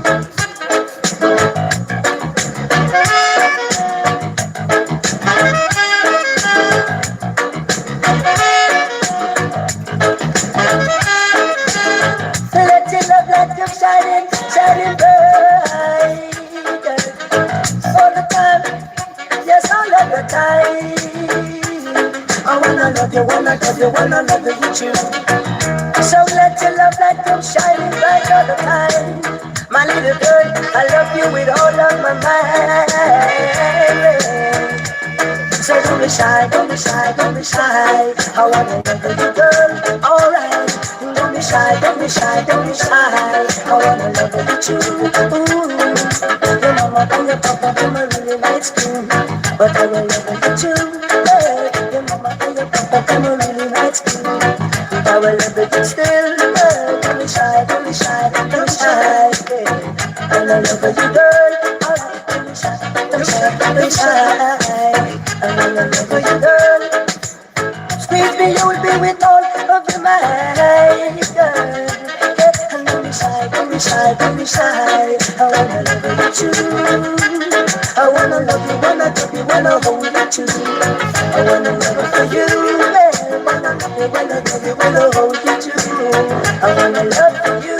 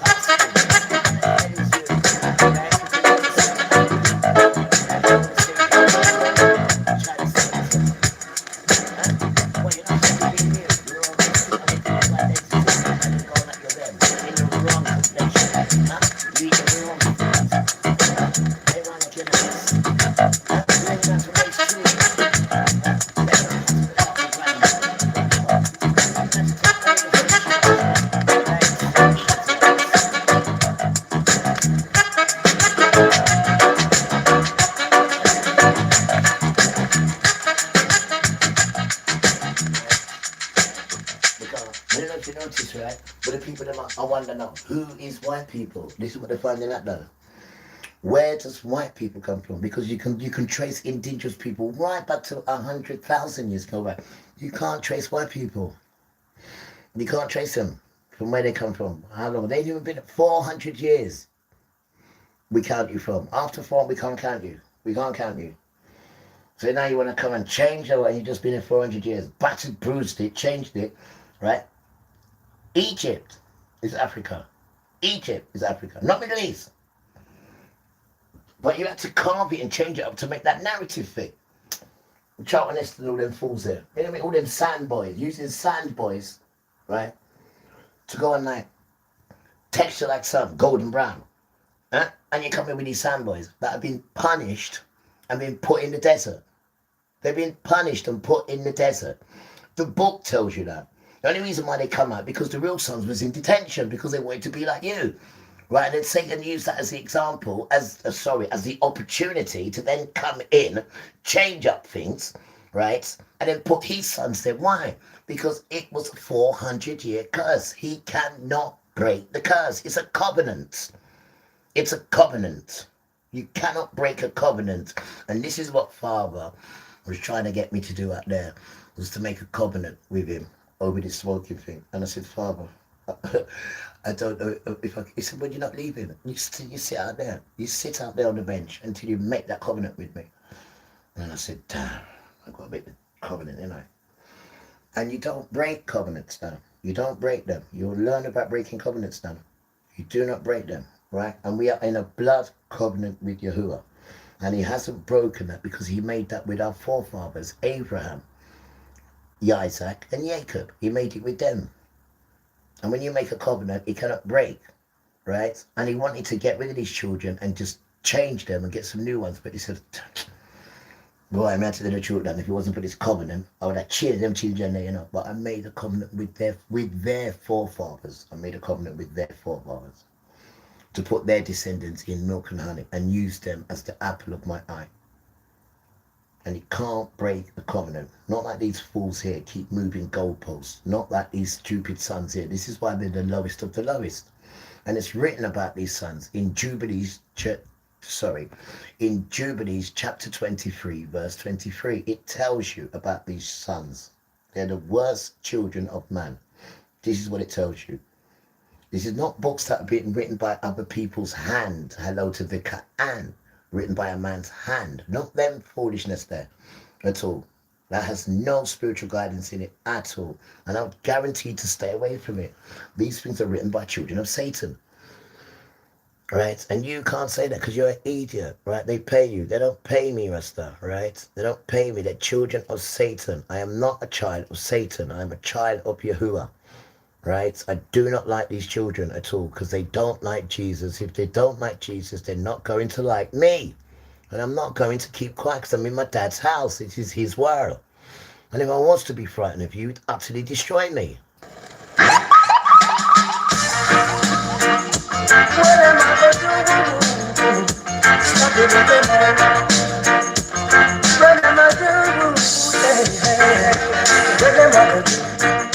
Stop the reggae man, go on, hey, where them are to stop the reggae man, we take it Jamaica and in a London, boy, take it in Germany and even Vietnam, alright, now the people throw away their guns and remember that in hand, alright. And they just hold on for the woman and skank into a reggae song. Boy, boy. Them say, where them at it? They start the reggae man. Oh, hey. Where them at it? Oh, they start the reggae man. Alright, now we dash it in the side. Forward in a fashion. Alright, and in the country in the earth that you go, reggae is number one. We have to sing this a song with them alright, this is the reggae man. When them a go do, this is the reggae man. Alright, no reggae for mommy, and a reggae for daddy. Hey, we play the reggae for the whitey and also blacky. In a different style, them a go do. This is the reggae man. Alright. Just battle with your war, frustration and contention. Whoa, reggae teaches the vibes, teaches culture. Alright, and eases the heart of a poor sufferer. In addition, your time, so what am I gonna do? This happy reggae man, hey. What am I gonna do? This happy reggae man. Oh, do it in London and also Vietnam. Alright, play it every week that we go with them in the Toronto. Them a fit dance on them toes, with them a go just to start the reggae. But bye, what them a go do to start the reggae man? Let me sing a one song, them a go do to stop the reggae man. Alright, cause reggae is the healing of the nation. I said reggae is the healing of the nation. Whoa. So what them a go do to stop the reggae man? Alright. Anyway that I go, I run up to sing a reggae song. Whoa. Them a go do it to stop the reggae man. Alright. Reggae in the night and day. Reggae the each and every way. Reggae and me can't separate. Whoa. Them a go do, I stop the reggae man. What them a go do? 'Cause reggae gone international, reggae gone international.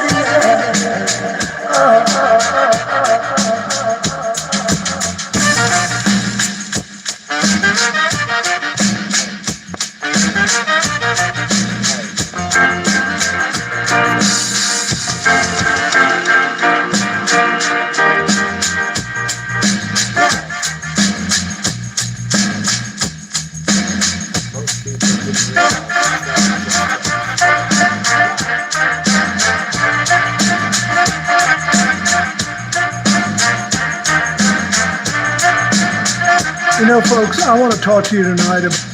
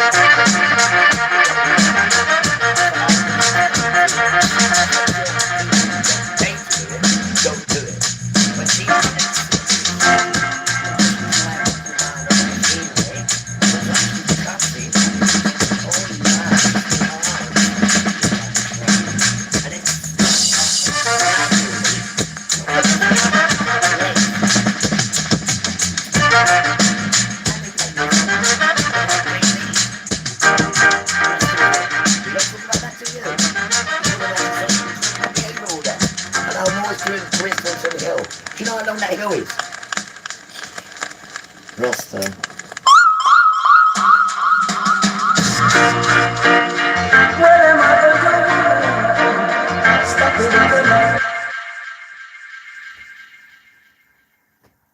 You gotta stop lying, guys. About something that happened in New York City. And here's the next guy who let down his wife. He got caught with a prostitute, this one here. And this is a number of Bill Clinton. You know what I mean? Got caught with a prostitute. Twice as well. And he's married. Twice. You know, folks, I want to talk to you tonight about something that happened in New York City. Something that on the surface looks like a simple moment at a basketball game. But if you look a little closer, and I mean really look, it tells you something profound about where we are as a country right now.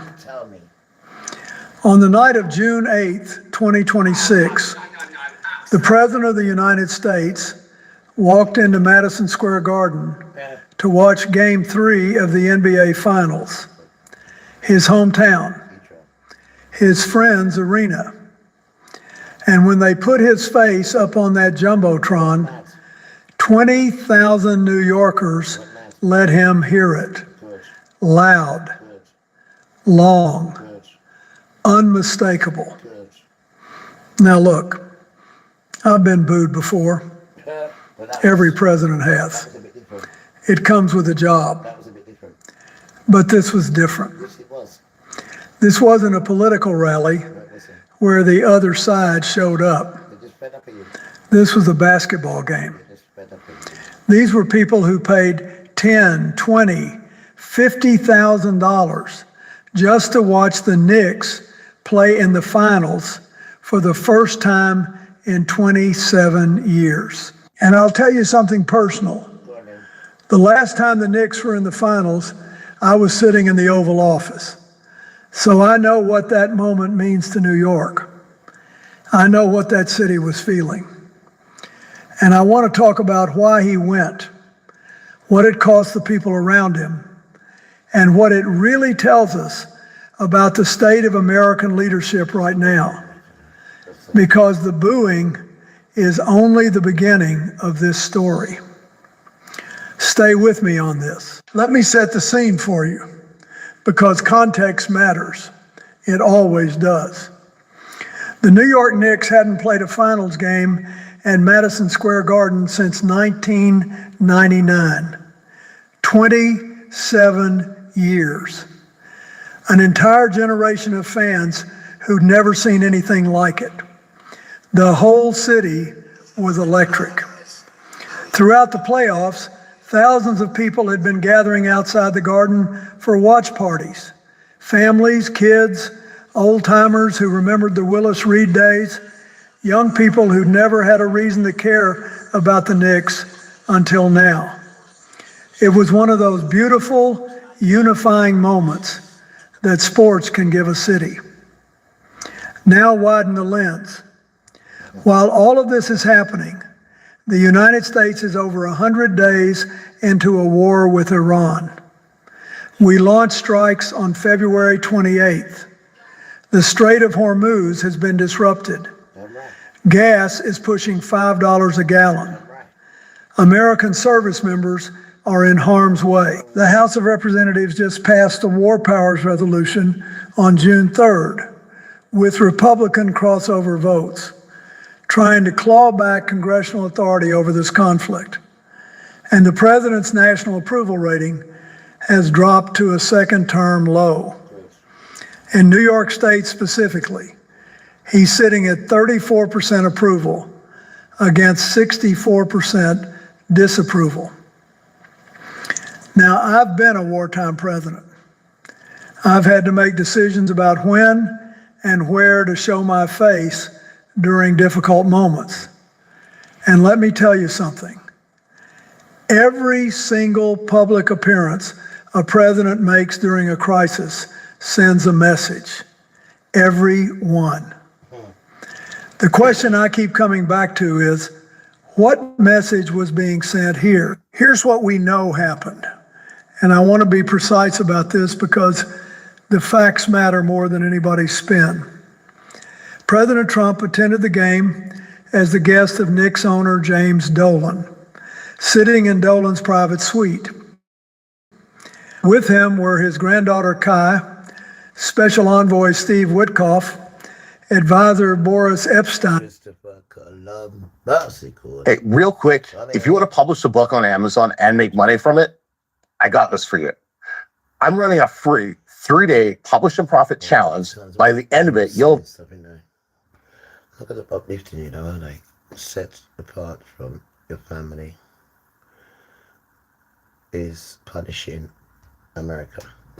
So for all my woke or conscious or educated white folk, y'all need to do yourselves and everybody else some due diligence and really look into your family tree, look into your lineage, look into your family history, because it's amazing to me that all y'all white people, all y'all people of European descent swear up and down that your family tree started from somebody escaping religious persecution in Europe and ended up in the United States, right? Everybody's family was fleeing religious persecution, but in reality, they wasn't fleeing persecution. They was fleeing prosecution. Like, let's really talk about it. This Scottish, right? The Jimmy. Look at this. It's Scotland that as well. Hi, Scotland. Weird stuff. The Scottish, you know. The Jimmy Boyle, the sense of freedom. And don't forget to know, the Scottish talk, you know, they don't use sugar, right, when they have their porridge. They use salt, right, because they were strong men, right? They're more stronger than the damn English way. And a lot of y'all, actually, no, all of y'all swear up and down y'all's families was religious refugees. Why don't you give them back their independence, England? Huh? Why don't you give Scotland back their independence? What, you think Scotland can't do this thing on their own? Why can't they? Why? Why do they need you? And you don't even help them, done. Damn fool.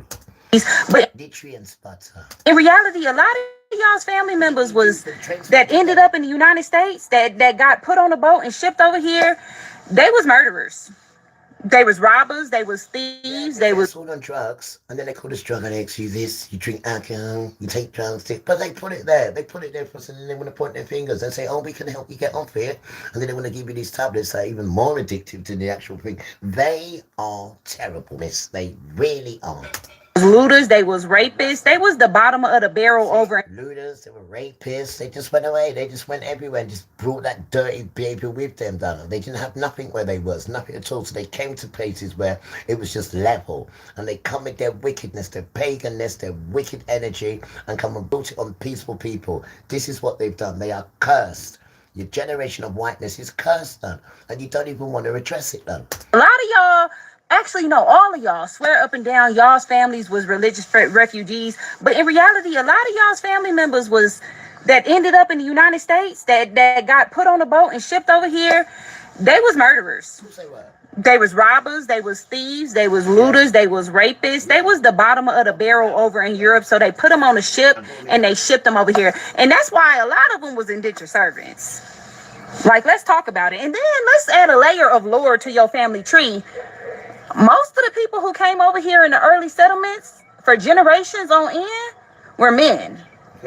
Yet, the colonies, the settlements were repopulated. There is a deep sadness in my heart. And I know this might sound strange coming from a white guy, but what it is that when I look out over our nation and I think about our history, I am literally overwhelmed by the level of hatred towards the black community that has existed here and all of the heinous things that have been done to y'all on this soil. And I hate the term white guilt because that's not it at all. I don't feel guilty. I got all my good soldiers around me now, and they're saying we're going to do it this time. Don't matter if you start crying, you just stay down here in that prayer motion and you say this prayer. Our Father in heaven, may your name be Kodesh. Let your kingdom come. Let your will be done on earth as it is in heaven. Give us today our daily bread. Forgive us our trespasses. We also forgive those who trespass against us. Excuse me. as we forgive those who trespass against us. Deliver us from temptation and, right, protect us from the evil one. For yours is the kingdom, the power, and the glory forevermore. Amen. I'm going to be saying that for hours and hours in a couple of days. I am. Because I have to get stripped from somewhere. Right, I've done this. How's this one, man?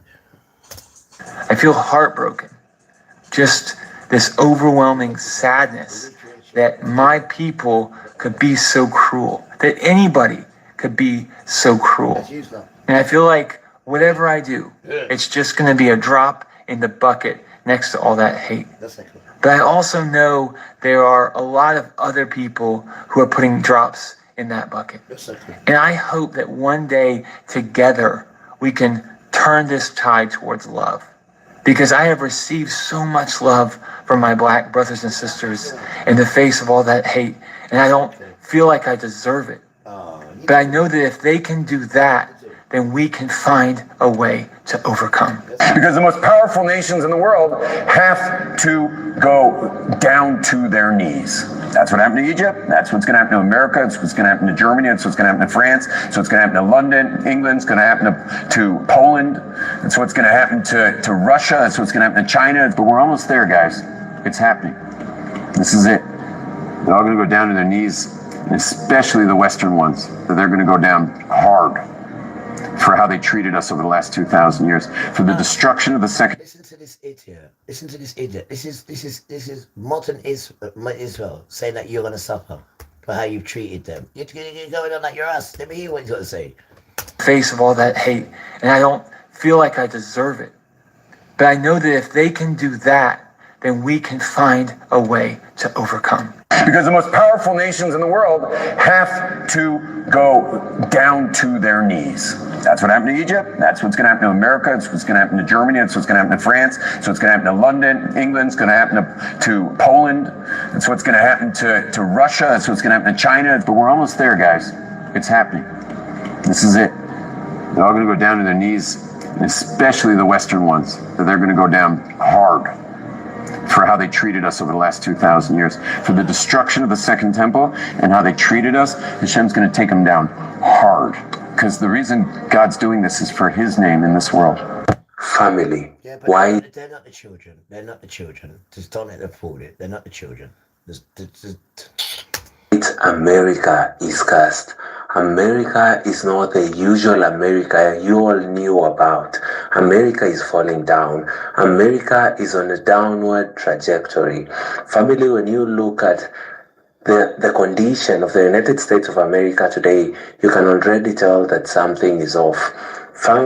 This is because America was built on top of the graves of the natives by the hard work and labor of black people who were slaves then. And family, that is the biggest curse that America has today. Family, you all would see America and admire America, talk about the American dream. But family, when you look at the foundation that America was built on, you notice that there's a lot of bloodshed. You notice that there's a lot of tears. You notice that there's a lot of cries of human beings who were enslaved, human beings who were unalived. And family, I always tell people that you cannot play around with the lives of human beings. You cannot, unalive somebody and think it's okay for you to go on with life. You cannot mistreat a human being and think every other thing would go, normal. Family, America today is going through a curse. The cost of living is the biggest crisis in America. And America, that you all know, has been, a superpower for the longest time. America has been a nation that every other nation has always looked towards. Family, today, America is on a downward trajectory, and this is thanks to the curses that they are facing due to America's poor, foundation. America made black folks suffer so much. And family, I do believe that today America is being punished for the same. Talk about the ice raids, talk about the cost of living, the constant wars under Donald Trump, the chaos in the United States of America, the cost of living. All these are proof enough that America is on a falling trajectory. So family, I want you all to watch this video all the way to the end as many Americans explain why they feel that America is a cursed nation. Once the series of videos are done, we'll be back and we'll be doing a critical analysis about the same. In a special way, I'd also want to take this opportunity. Try this.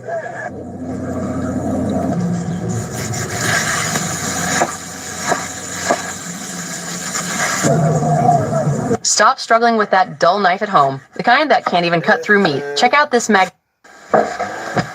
To thank my subscribers who are supporting this channel by buying me a coffee. I do not take your support for granted. The link for buying a coffee is on the description box down below. Let us watch this video, then we'll be right back. Really, the West is a cult. I mean, I've said it before. The West, America, is a cult. And I'm not being hyperbolic. This is why Americans specifically are immediately identifiable, no matter where they are. You know, why they really come across as strange and brainwashed to everyone else in the world if they travel, you know. If you interact with an American, you genuinely feel like you're talking to someone who just has a really insular frame of reference, you know, a fabricated sense of reality, a sense of reality that only makes sense within the American cult compound. It's always a non-interaction interaction, you know what I mean? Like no actual communication takes place in those interactions. It's like they have a stencil, you know? Like they're looking through a stencil, they're looking through a filter, and everything that comes from them adheres to that stencil, and nothing that does not adhere to that stencil can reach them. That's programming. That's what that is. That's brainwashing, you know? A cult is never going to tell you that they're brainwashing you. They won't call their indoctrination programming. They'll call it deprogramming. You know, they'll call it deprogramming. A cult will tell you that everything that you've ever been taught, everything that you have ever felt, everything that you have ever known, your whole view of reality, all this time has been satanic. And we, here in the cult, we will dismantle all the lies and we will guide you to the ultimate truth. That's how they'll put it. It is so clear by now that God's hand of judgment is on our nation. But we need to know who God is judging and what he is judging. So God is judging our greed-driven, white supremacist economic system that builds wealth on the backs of the suffering of black and brown people and poor white people. He is also judging those who are apathetic to this system, those who tolerate it, those who look the other way because the system benefits them. And these are people of all races in that category. And what he's calling his people to do is to reject the system. Don't accept it. Don't be complacent about it. Even if you don't have the power to change a single thing about the system, reject it in your spirit. Speak out against it at home. Call out its abuses. This is what the Bible means when it says to come out of Babylon. It means to reject the culture of Babylon and to partner with the culture of the kingdom of God. But God's been telling me that, showing me that judgment is going to come upon America. Because you're the only one. We look all around and we can see it. There's so much evil, so much wickedness, and so much sin. Amen? And I know this wasn't no popular message, you know.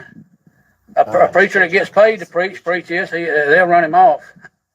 Amen? But it's talking about in the book of Amos. Amos was just an old sheep herder and a farmer. You know, he farmed fruit. But God told him, he said, I want you to go up there and prophesy to him, go preach to him. And he went up to the king, Jeroboam II, went up there and told him what God was going to do. In Amos chapter 1, God said, I'm going to send a fire. I'm going to send a fire. He keeps repeating that over and over in Amos chapter 1. 6 different times he said, I'm going to send a fire. And one time he says, I'm going to kindle a fire. So 7 different times God said, there's going to be a fire. Fire is representing judgment. And he goes on, and even in chapter 4, you get over there, he says, I'm going to send a famine. He said, I'll send a famine, and yet you have not returned unto me. I sent a drought in chapter 4, yet you have not returned unto me. And he goes on and on. I'll send locusts to eat up your crops, and yet you have not returned unto me. He said, I will send among you the pestilence, talking about the pestilence to eat your crops up. Then I will overthrow some of you as God overthrew Sodom and Gomorrah, and you were as a firebrand plucked out of the burning, yet you have not returned unto me, saith the Lord. Therefore, thus will I do unto thee, O Israel, because I will do this unto thee, prepare to meet thy God. Amen. Man, that's powerful. Prepare to meet that God. He's not talking about, I'm fixing to come, and I'm fixing to rescue you and save you. And no doubt Jesus can do that for you. Amen. But God's telling them, no, I done sent all this stuff and let it happen to get you to wake up and to get you to repent of your sins, and yet you have not returned unto me. You look at our country, all this COVID and sickness, and it was worldwide. God could allow that to happen. No doubt it was created in a lab or whatever, wherever it was made. I don't care. God can allow those things to happen as a form of judgment. You look at the government we have in America, this weak, spineless government giving our money out, oppressing the poor people and all the things that are going on. That is a form that God can allow of judgment upon our land, people. The good white man. Amen. Look, he's been But we ain't seen nothing yet. If we don't turn from sin and turn back to God, it's going to be utter destruction. Amen. Destruction. Oh, man. Oh, man. You hear it? Let's get this word up right here. The good white man. Good. The Bible says, for thus saith the Lord unto the house of Israel, seek ye me, and ye shall. Under the house of Israel. You hear that? Under the house of Israel. Right? So he's covering with us. He knows that. He can't get it no other way. And he's humbled himself. And he looks like one of them cowboy guys. You want to see his beard just like this guy's. And he's got the cowboy hat as well. Only if you know what they call God. Tony, I'm the same power. But for thus saith the Lord unto the house of Israel, seek ye me, and ye shall live. Amen. Oh man, seek him and you shall live, he tells them. Seek him and you shall live. Seek him and you shall live. Seek Israel and you shall live. That's what it says. And I'm not telling you that. The Bible says, for thus saith the Lord unto the house of Israel, seek ye me and ye shall live. Amen. Oh man, seek him and you shall live, he tells them. But seek not Bethel, nor enter into Gilgal, and pass not to Beersheba. For Gilgal shall surely go into captivity, and Bethel shall come to naught. Means Bethel ain't even going to exist. It's going to cease to exist. Amen. We think God's got to have America, and America's a special people. Man, God can lay this thing flat and cease to exist. Amen. He ain't got to have us. A German grid engineer just compared British electricity bills to Germany's, and what he found should make every homeowner in this country furious. And the hidden billing loophole that's adding up to £2,800 a year to 9 out of 10 British households. And the £35 device he brought from Germany that slashes bills by up to 87%. Meet Steph. You see how wicked they are now, innit? They're wicked, right? That's not how you treat people, is it? No, it isn't. You damn tramp.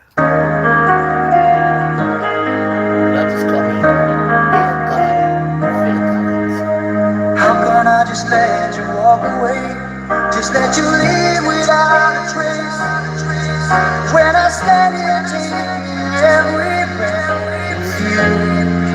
Ooh, you're the only one who really knew me at all. How can you just walk away from me when all I can do is watch you believe? 'Cause we shared the love around up and even shared the tears. You're the only one.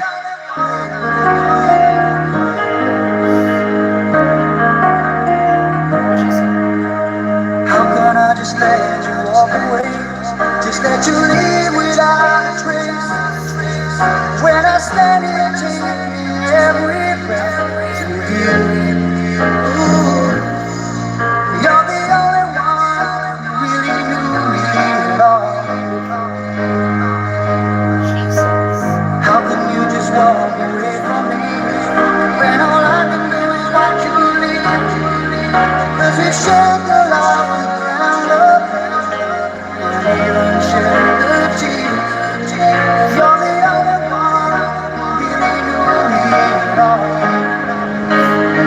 So take a listen to me now. There's just an empty space. There's nothing left here to remind me. Just the memory of your face. Oh, take a look at me now.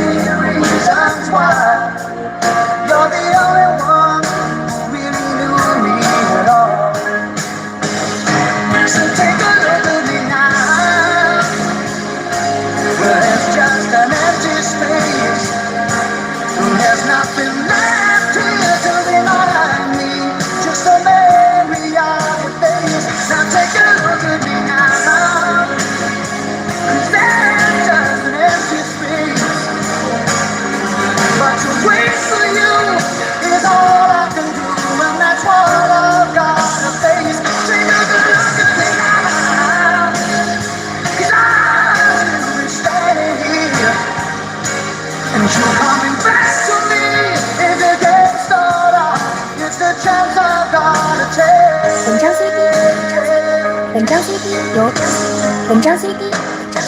本张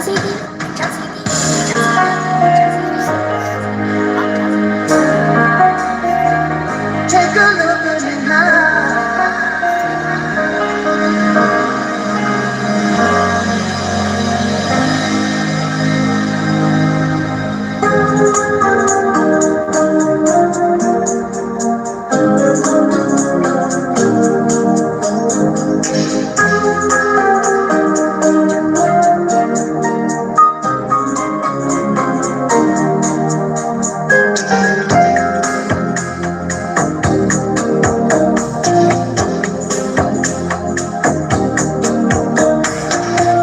When I find myself watching the time, I never think about all the funny things you said.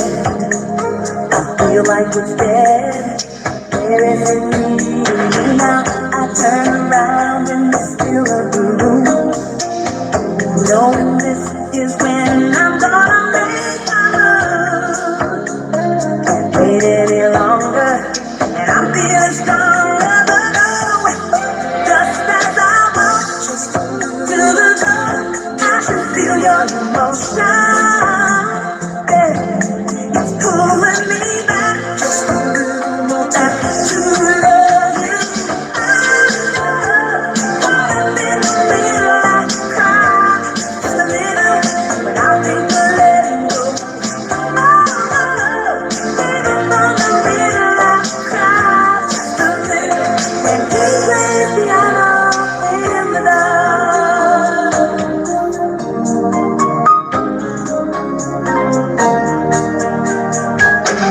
He holds me close like a skin for a hug. He plays a melody, wanna tear me apart. The silence is broken, no words are spoken, but just as I want to love, I can feel your emotion. Yeah. It's pulling me back just a little more time to love you. Caught up in the middle, I cry just a little when I think of letting go.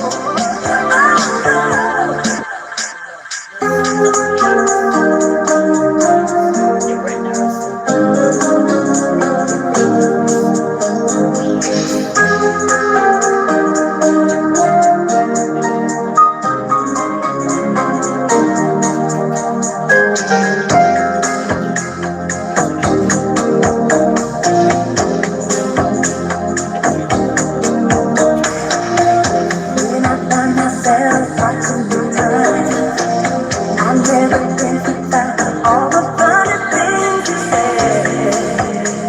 I feel like it's dead. Where is it leading me now? I turn around in the still of the room, knowing this is when I'm gonna make my move. Wait any longer, and I'm feeling stronger than just as I walk to the door. I can feel your emotion. Yeah. It's pulling me back just a little more time to love you. Caught up in the middle, I cry just a little when I think of letting go. Baby, from the middle, I cry just a little when we play piano in the dark.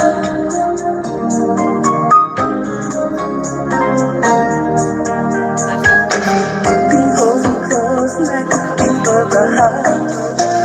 He plays a melody, wanna tear me apart. The silence is broken, no words are spoken, but just as I want to love, I can feel your emotion. Yeah. It's pulling me back just a little more time to love you. Caught up in the middle, I cry just a little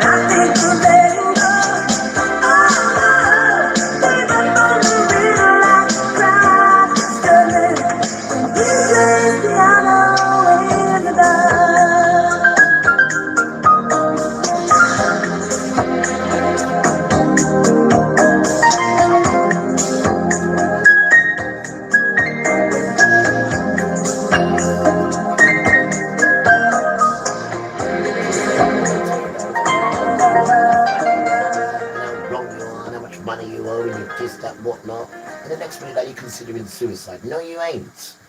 Right? Because that's what it's designed to do. No, it isn't. Right? You've got to go through long suffering, which I've got to go through now. And what you put on it to commit suicide? One was to say, I can't do it for I did the other day. He said, no. Because what happens then? He's willing to give you tablets, willing.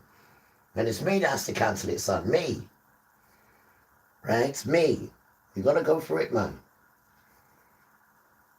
Beautiful child. You have to put that bit in. Yeah, because I have to soften you as well. You have to be cool to be kind. And you learn that from your grandma. Where do you think she learned it from? I know she learned it from you. Well then. Son, well then, you just keep talking to your father like the way you're talking to us. Right? And we will help you. And people get strength from it and do the same thing themselves. Because if it's for you, it's for them. There's no difference between you and them. Why? Because you've got a nostril. Good answer, Father. Good answer. Good answer. So it doesn't say, unless you haven't got the nostril, then you're not in this gang. So you've got a nostril, right? So clean yourself up and get back home. Because we need you. Right? So don't be silly sitting on the fence. You know you want to come in, you're just too scared, right, to take the shit off Jesus. When you can't come in, you can't come in because you're not racist, right? They just told you to be racist. You're not racist because all the problems I've been through this week has been bleeding white people that's been helping me. So you're not racist. So that's one part that you sorted. That's a congratulations. Pat yourself on the back. And the next thing is to do is to take the poo-poo off Jesus. Sorry, off Emmanuel, because there's no such thing as Jesus. And then you're on the right track. You're getting there, guys. Come on. You're doing good.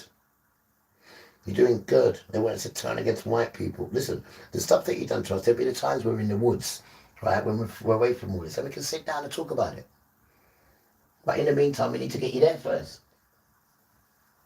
We need to get you there. Because when you're in the woods now, you start crying because you'll be free. And you're about to say all the bad things that you was doing. That means, all right, release it, then. Release it. You're free now. You're free. You're free now. They can't do you nothing, done. You're free. But you need to release yourself and release the spirit. Go and get your spirit back. Go and get your spirit back. And I've told you how to get it, beautiful children. You can't get it no other way. Beautiful children. This is how you get it. Beautiful children. And I've got problems. I've got to get off this thing. So my road to freedom's not there yet. I've got to work for it, done. And all those who've got demons as well, right? We need to face them now because the thing that's coming, right? The thing that's coming, we have to get these demons out of us so we can be steady to deal with this thing. Because if we're not steady and we need something to make us feel normal, we are in problems because we're going to bow down to whatever he tells us to do just to feel normal. Is it making sense now? I hope so, darling. I hope so. Because it's serious, guys. It's really serious. Right? And I've had no help humanistically. Only now. People are starting to help now. And that's beautiful. Because when it comes, you're going to need my help. And I'm going to be there to help you. You're damn right I am. And because one good term deserves another. And today, yesterday, day before, and from Sunday, white people have just been there for me, Rasta. And I would not have expected. No, I wouldn't have. No, damn right I wouldn't have. That just goes to show the system's a lie. Because white people are brilliant now when you need help. They come through, bro. Right? But if they could just be like that all the time and just tell the system, no, go away. I'm living my life. I treat people how I want to be treated. And if they treat me that way, then I'm all right with them. Don't work for these people, though. Because when the shit hits the fan, they leave you to deal with it, as you can see now. As you can see now. But if you're repentful, Father say, forget all that nonsense. Forget all that court case nonsense, all that foolishness, going to court and telling lies, swearing on Bibles. I'm bringing my Bible there. And when I do say, I swear. When they say, do you swear to God to give the whole truth? I say, I swear to the God of Israel that I'm willing to give the whole truth. Not I swear to God. I would not tell you that. I say, I swear to God of Israel. When I give my evidence, will be the whole truth from now. But until you know when I'm talking, I'm telling you the truth, then. I'm swearing on no pagan God. Don't know which God you're on about to give you power. I tell you, God of Israel. You stay there. Because he's come to get your system, guys. He's come to get your system and your strong ones. He told you, you are the shepherd, right? You're supposed to look after the sheep, right? The sheep's all scattered everywhere. You haven't looked after the sheep at all. The sheep are absolutely boneless, right? And you are fat as a fat pig. But you're supposed to feed the children. You are the shepherd, though, right? And you're not doing your shepherd job. So Father says, I am going to make sure you have no food in your mouth, but I'm going to put hooks in your jaw instead. And you think this is a joke, yeah? You think this is a joke? Huh? If you let grandma and grandpa do their bleeding job, right, then children won't be raped. And you couldn't put laws in, right, about we're not protecting children. Because grandma would have just looked at you straight away and grandpa would have gave you that look and you'd have had to change it. Right? But where people are not sticking up for humanity and these people are treating us like Egypt, and then writing letters saying that white people do this, white people do that, and you can do this to their 3-year-olds in 1 day. I mean, look how cheeky it is. 3 years and 1 day that we can have sex with any of your sons or daughters at that age and nothing happens to us. That's what's in the Torah. So when are you going to start protecting the children, guys? Huh? When are you going to start protecting the children? Even though the children says when you're in problems, you can go look for a black person and they will help you. Well, we need to reverse that. We need to reverse that.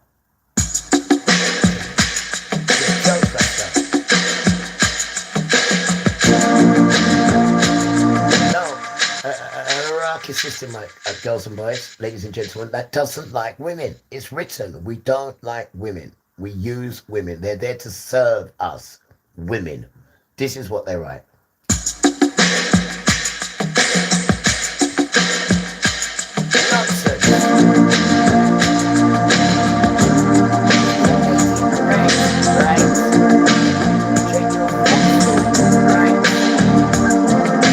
Never seen you looking so lovely as you did tonight.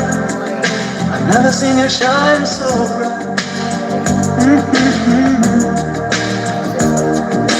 Never seen so many men ask you if you wanted to dance, looking for a little romance, given half a chance. I have never seen that dress you're wearing, or the highlights in your hair that catch your eye. I have been blind, lady in red is dancing with me, cheek to cheek. There's nobody here, it's just you and me. It's where I wanna be, and I hardly know. This beauty by my side, I'll never forget the way you look tonight.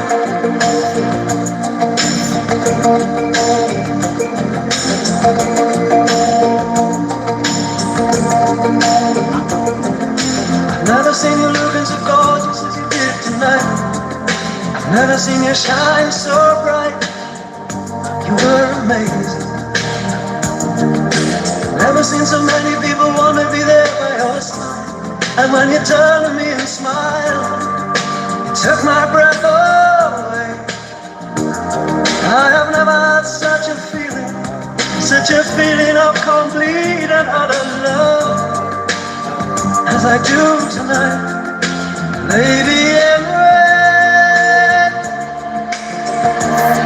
is dancing with me, cheek to cheek. There's nobody here, it's just you and me. It's where I wanna be, and I hardly know. This beauty by my side, I'll never forget the way you look tonight. I never will forget the way you look tonight. The lady in red, the lady in red, the lady in red, my lady in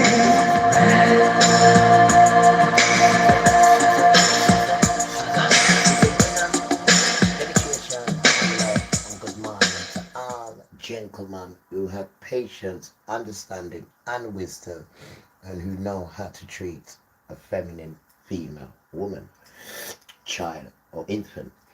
No, you are a blessed child. You have patience, son. You are blessed sons. You sons who know how to control yourself around women. And Father is absolutely pleased with you sons and Jesus. And you carry on being a light of how you treat women. And even when women get you annoyed, you don't hit her. You learn slow to anger. And you learn rejection, right? Because she has her own mind. And it doesn't matter what the world says. You treat them like this and that. You couldn't even wipe your bleeding ass if it wasn't for these women. You couldn't even cook food if it wasn't for women. You wouldn't even know how to do anything if it wasn't for women. Come out to the truth now. You see, women was the damn tools. We as good sons were damn tools as well. And you would have no way of surviving. Because there's no way you could do anything and bully her and beat her. Because don't forget, the rude boys are damn tools with her. So if you try to do anything to her, we'd knock you out. Right? Because what we're doing, we're pushing you out in the front on your own. To show you that you're a waste man that should be living in a caravan, right? Because you cannot do nothing without the woman, and you don't even know how to appreciate her, right? So now we're showing you something done, right? Because no dance don't work without the woman, right? And grandma and grandpa, it doesn't work, man. It just does not work. When carers, right? Dedication to you guys, right? And the disabled and crippled. We're in a world that's designed for disabled and crippled. It's not because you're this and you're that. It's the system, okay? It's the system. And the system gets you to do naughty things. And the naughty things you do, you get punished by petulance and disease and infection, guys. It's the system. And then when we get the disease and infection, they say, take these tablets and it will help you from the... No, it doesn't, Dad. It makes it 20 times worse, right? And remember, beautiful children, there is always... Good, I got your attention now. There is always a withdrawal and a side effect to every infection tablet he comes up, because it comes from a laboratory. It doesn't come from the ground. It comes from experimenting with animals and see the way they feel. Oh yeah, it's got to work there. And guinea pig people they have. You're a joke, Esther. And this is what's making us sick then. The nonsense what they're giving us. The absolute foolishness they're giving us. Because he says it's all right. No, it isn't done. The whole thing is a Satan dance. Right? Nothing's natural. Everything's made up from the laboratory. On purpose. On purpose. Like human guinea pigs are out here.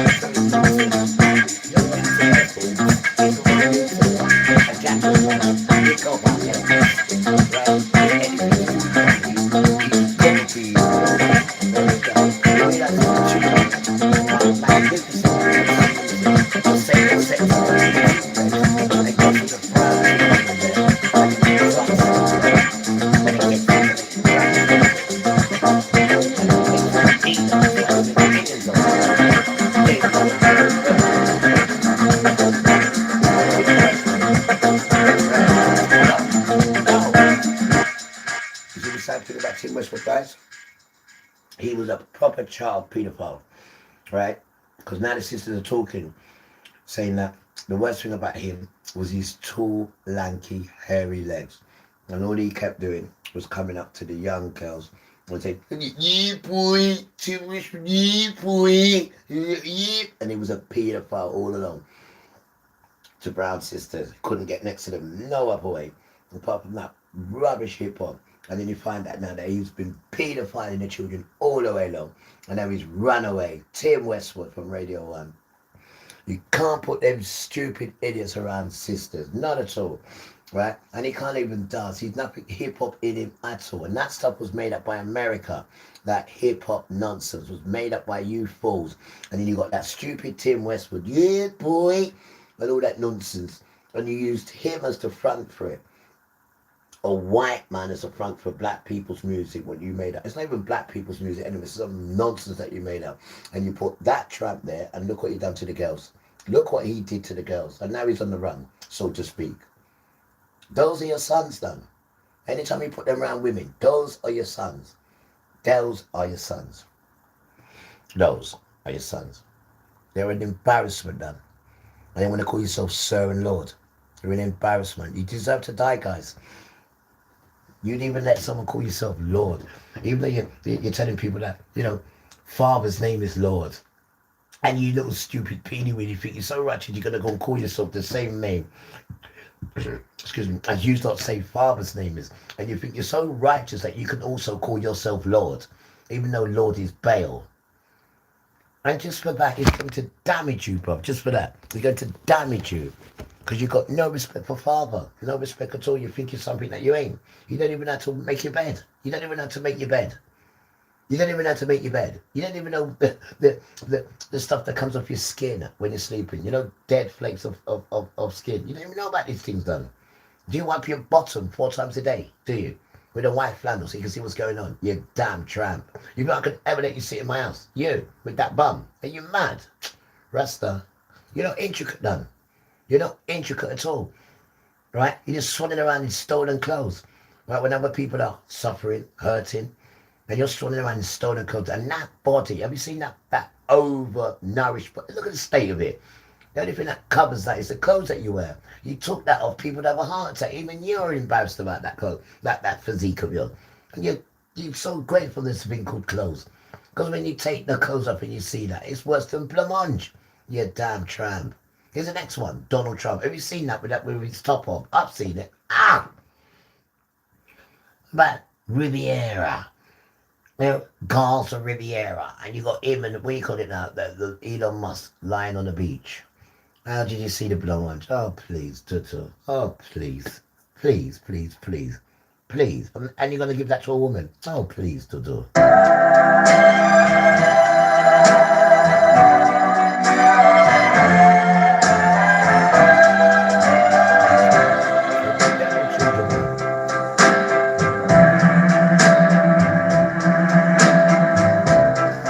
Don't make me over. Now that I do anything for you. Don't make me over. Now that you know how I adore you. Don't pick on the things I say, the things I do to love me with all my faults. The way that I love you, I'm begging you. Don't make me over. Now that I can't make it without you. Don't make me over. I wouldn't change one thing about you. Just take me inside your arms and hold me tight and always be by my side. If I am wrong or right, I'm begging you. Don't make me over. Don't make me over. Now that you got me at your command.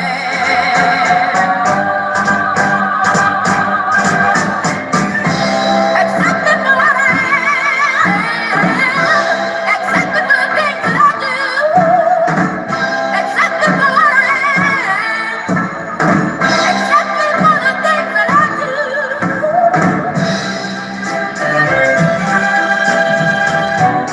Now that I can't make it without you.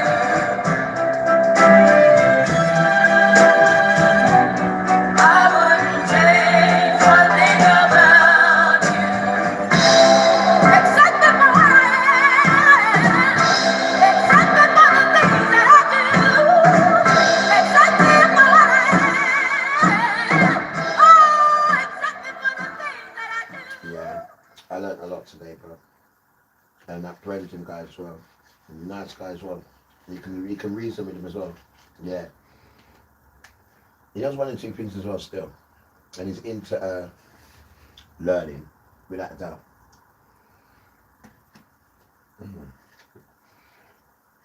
I'll tell you what I did notice today, guys.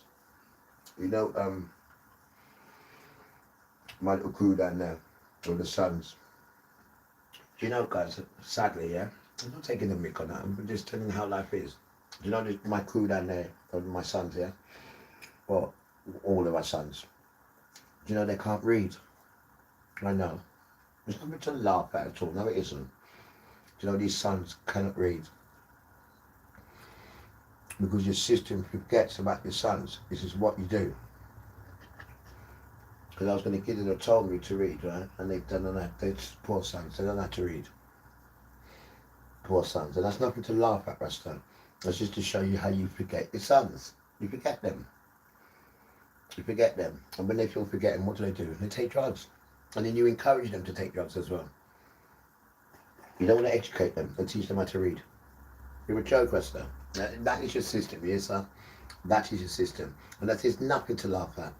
And say that these boys are this, that, whatnot, because you only understand what you're shown, right? And you need to be gentle with sons. Gentle. What do you think they are? War machines? You're damn tramp. And you treat just your white sons wrong. This is why they're committing suicide, right? And the most sons that are committing suicide, sadly, are white children, white sons.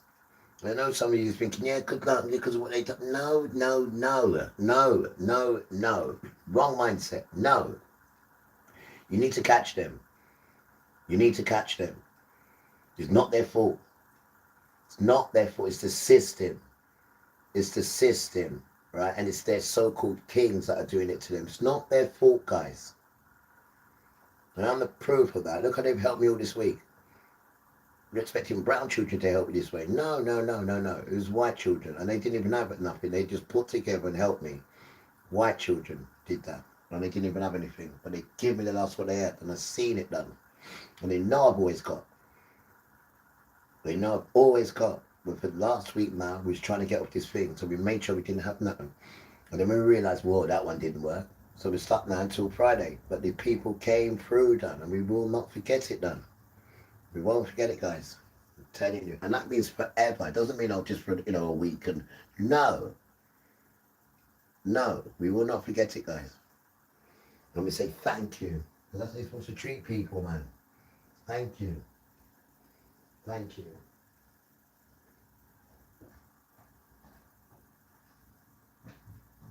I want people to help you say thank you. I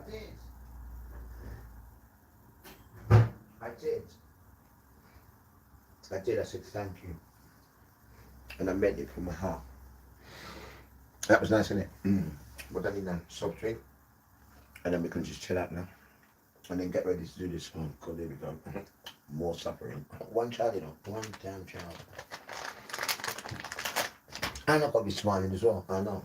I'm not going to come out and I let Jesus do everything. But I am going to go shopping and get all the meat and everything and just have it all here, because I'm not coming out until I've done it, bro.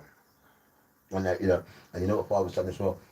He's made us tell the world as well. I know.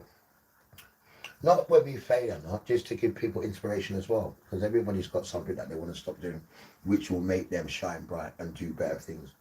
And let spirits come into them. And that's all we're trying to do. We're just trying to go to the next level of this thing, guys. And they're saying, we're not letting you in until you take this thing out of you. Why? Imagine a Kodesh, right? And you're doing, and not your fault because the system got you onto it. Then we can't take it to the next level because we can't do it with that stuff in there. We cannot do it at all. Yes, we can take it out of you. Of course we can. No, but you have to go through long suffering. Why can't I just skip it? No, but skip it. I toughen you up, Dan. I said, all right. I said, all right. Will you be with me? We'll be right with you, holding your hand. And then when you finish too much, just say your prayer. Your prayer's right there. And see the power that has. Now imagine if I could say it in Hebrew. Oh, please. It might come out of you. You never know. You never know. I hope everyone's feeling all right, guys. I really do. I hope everyone's feeling good. I hope everyone's had a good day. And we've got a new day today. And what are we on now? We're on the 11th. So it's a double angel number today, guys. So good things might be happening for you. Who knows? Anyone born on the 11th? Me, not you. I'm asking anyone else. Is anyone born on the 11th? What about the 22nd? Those are spiritual angel numbers. So if you're born on them days, you're a good child. You just need to nurture it now. And they don't tell you these things, do they?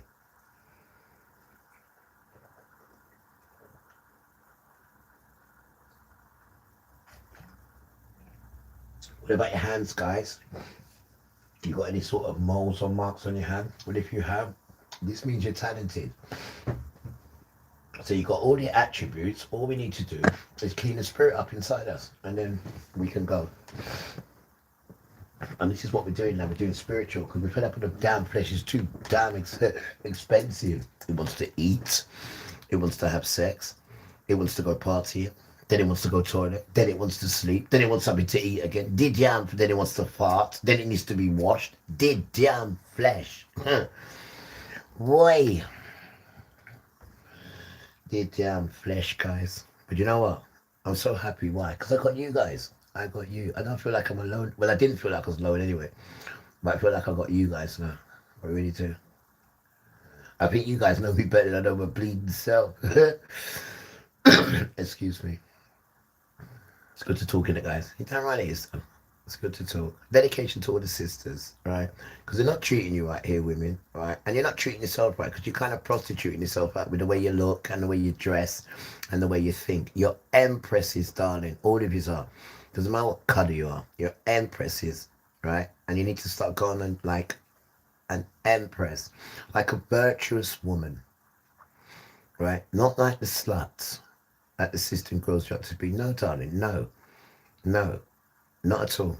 And you're not ranked the way you think you are. Not at all.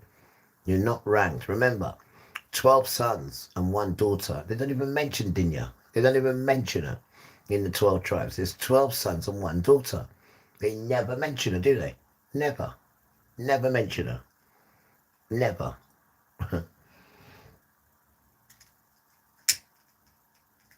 So we just don't want women to be, put on a pedestal, and then when you come and meet father and you see how he treats you and you're thinking, how come we're not rare? It doesn't matter like that. It was a lie.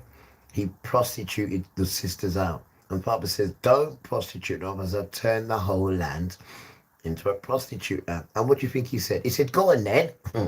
So father said, all right, then watch this, we'll come. And he turned it into a prostitute land. You stay there.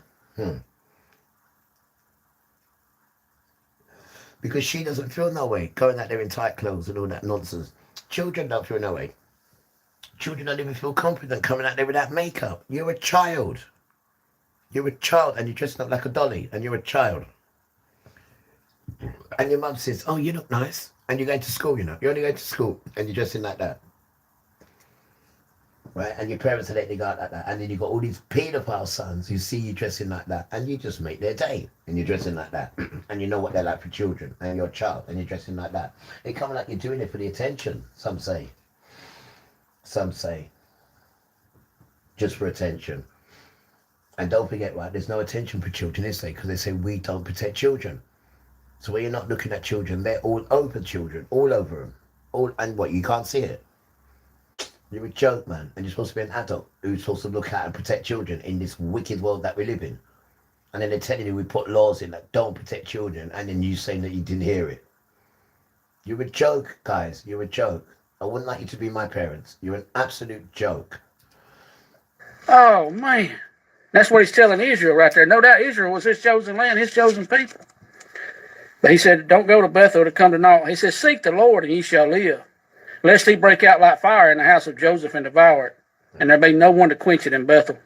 Seek him that maketh the 7 stars in Orion, and turneth the shadow of death in the morning, and maketh the day dark with night, and calleth for the waters of the sea, and poureth them out upon the face of the earth. The Lord is his name. Amen. Oh, man. Then it goes on down through there, verse 13 in chapter 5. Therefore the prudent shall keep silence in that time, for it is an evil time. Can you not look around and see we live in an evil time, church? Amen? Yes, sir. And there's too many people keeping silent about it. You can't speak up about it. Oh, they're going to call. People keeping silent about it. There's white man talking for you. There it is, there. There it is right there. Because you sold out on humanity, guys. You sold out. You sold out on humanity. You damn well sold, and you know you did. An evil time. Can you not look around and see we live in an evil time, church? Amen? And there's too many people keeping silent about it. You can't speak up about it. Oh, they're going to call you this or they're going to label you that. Whatever.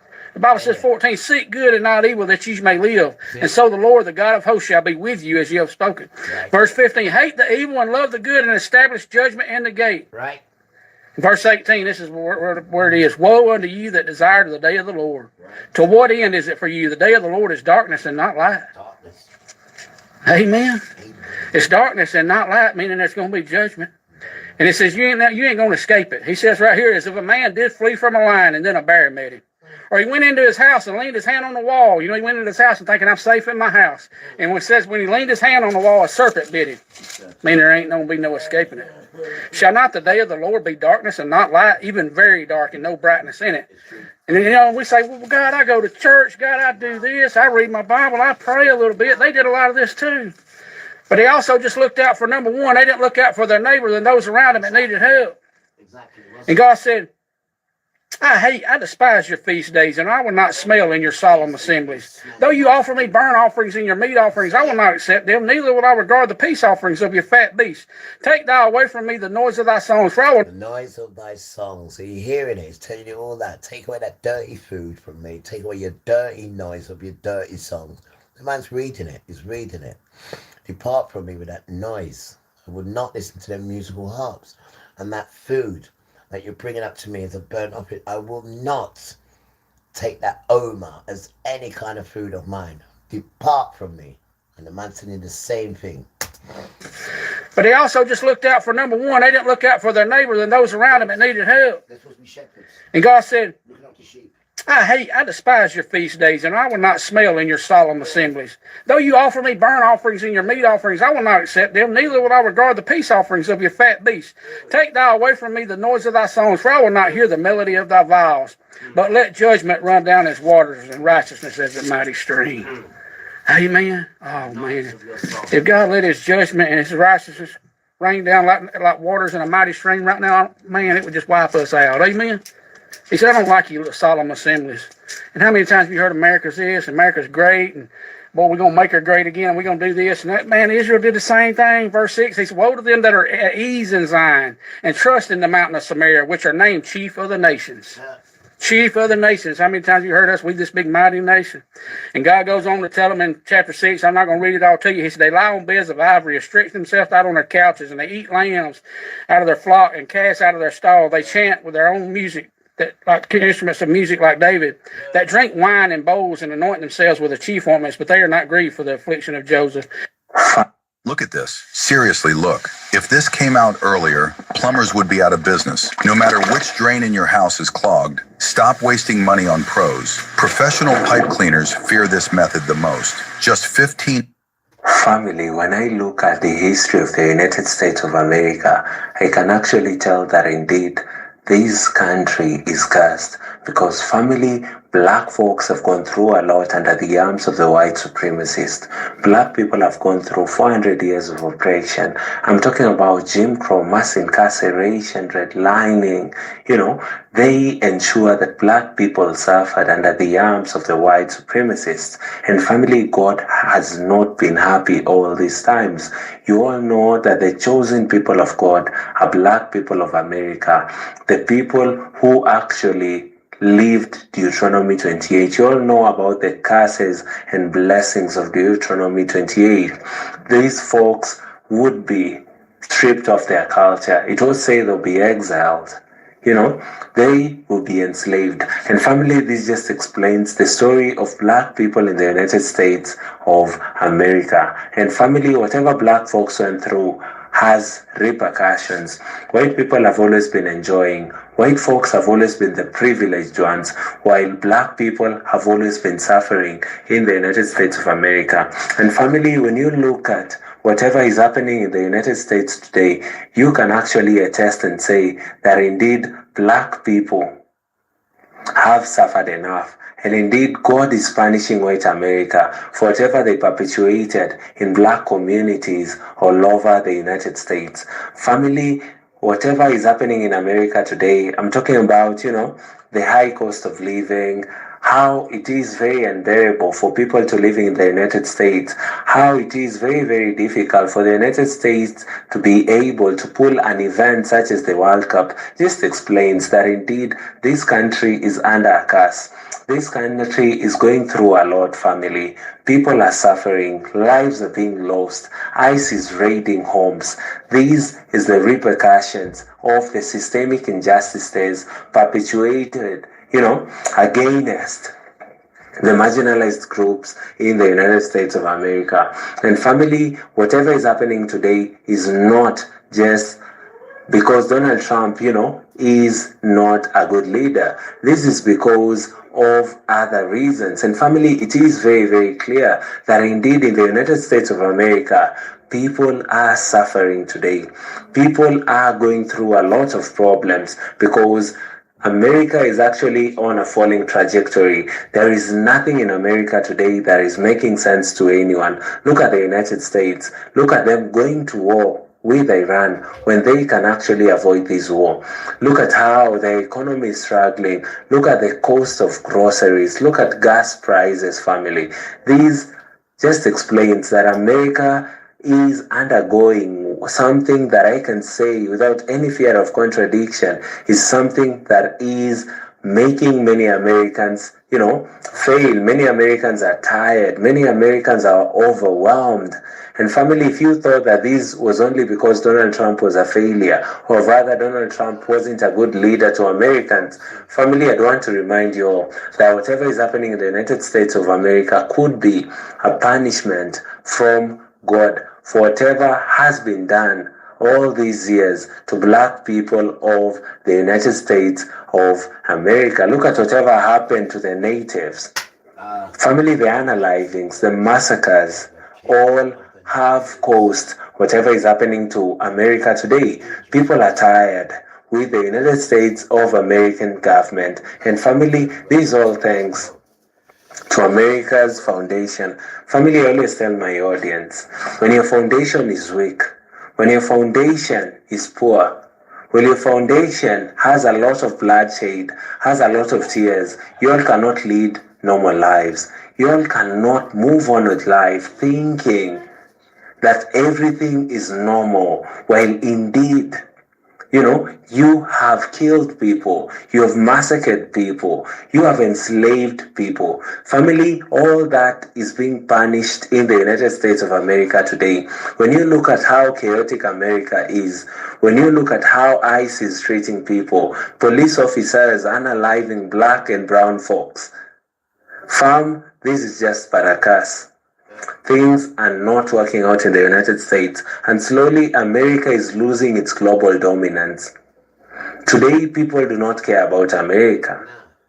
America is not a superpower anymore. China, Russia, and many other countries are rising, and family, nobody is looking up to America because America is slowly losing its global power, its global dominance. That is a thing of the past. People actually do not care. And we are seeing America fall. We are seeing America lose the importance, the role they've been playing in the world over the years.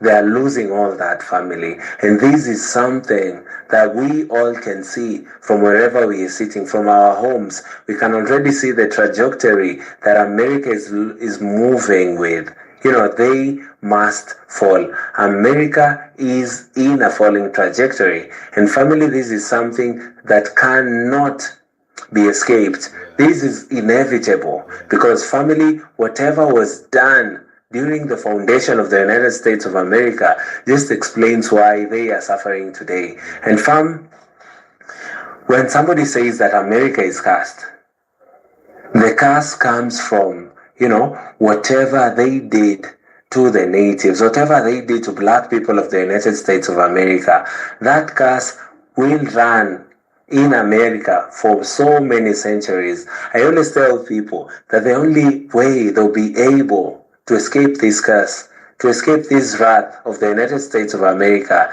is by ensuring that they pay reparations to black people. They should ask black people for forgiveness and pay reparations. The other day, Pope Leo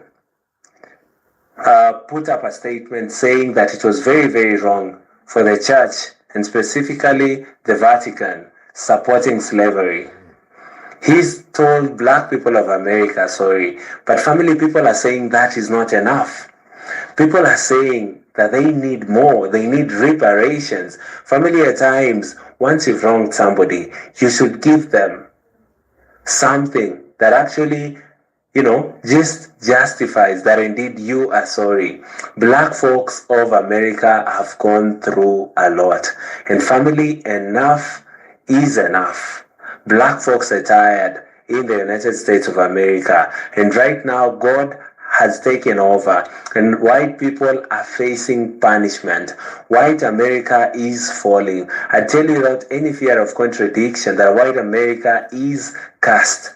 And family, this is something that is rarely spoken about. But I tell you that whatever has been happening in America over the past few months is actually God punishing America. This soil is cursed. And family, even the World Cup would be very, very difficult to operate in the United States of America. And we've already seen signs, why it was a wrong decision for a very, very huge tournament that actually connects the world, that unites the World Cup. People won't be having a good experience in the United States of America. America is chaotic today, and family, this is God just punishing America. Let me know in the comment box down below. Right, guys, you're not still there. You're still there listening to me, guys. What you got? You've got me on in the background, you beautiful children. We love you all, guys. You hear me? with all the struggles that we got. We struggle together, we love together, we cry together, we laugh together, we cook together, we pray together, we do everything together. And when this thing comes, make sure you got somebody in your house with you. You hear me, beautiful children? Make sure you're not on your own when this thing comes, because you're going to be scared. I'm going to be petrified, but I've got the Jesus guy next door. I've got Emmanuel, sorry. I've got Albany is his name. I know, because I never use it. I always say Jesus. I got Albany next door, because you're going to need somebody when this thing comes, guys. We're going to need someone. And if you've got your parents with you, hold on steady to them, because this is the time we're going to need family. And once you've got family with you, Father will join you up with them with what's coming. An art of the reborn again Hebrew children who've got their lovely beards. You know, mine's just a year. This is like a year, 13 months now. You know, this will honor you. This is part of your makeup, okay? Now this will honor you in this nonsense that's coming on, right? Loads of sons have got their beards, yeah? Keep your beard down.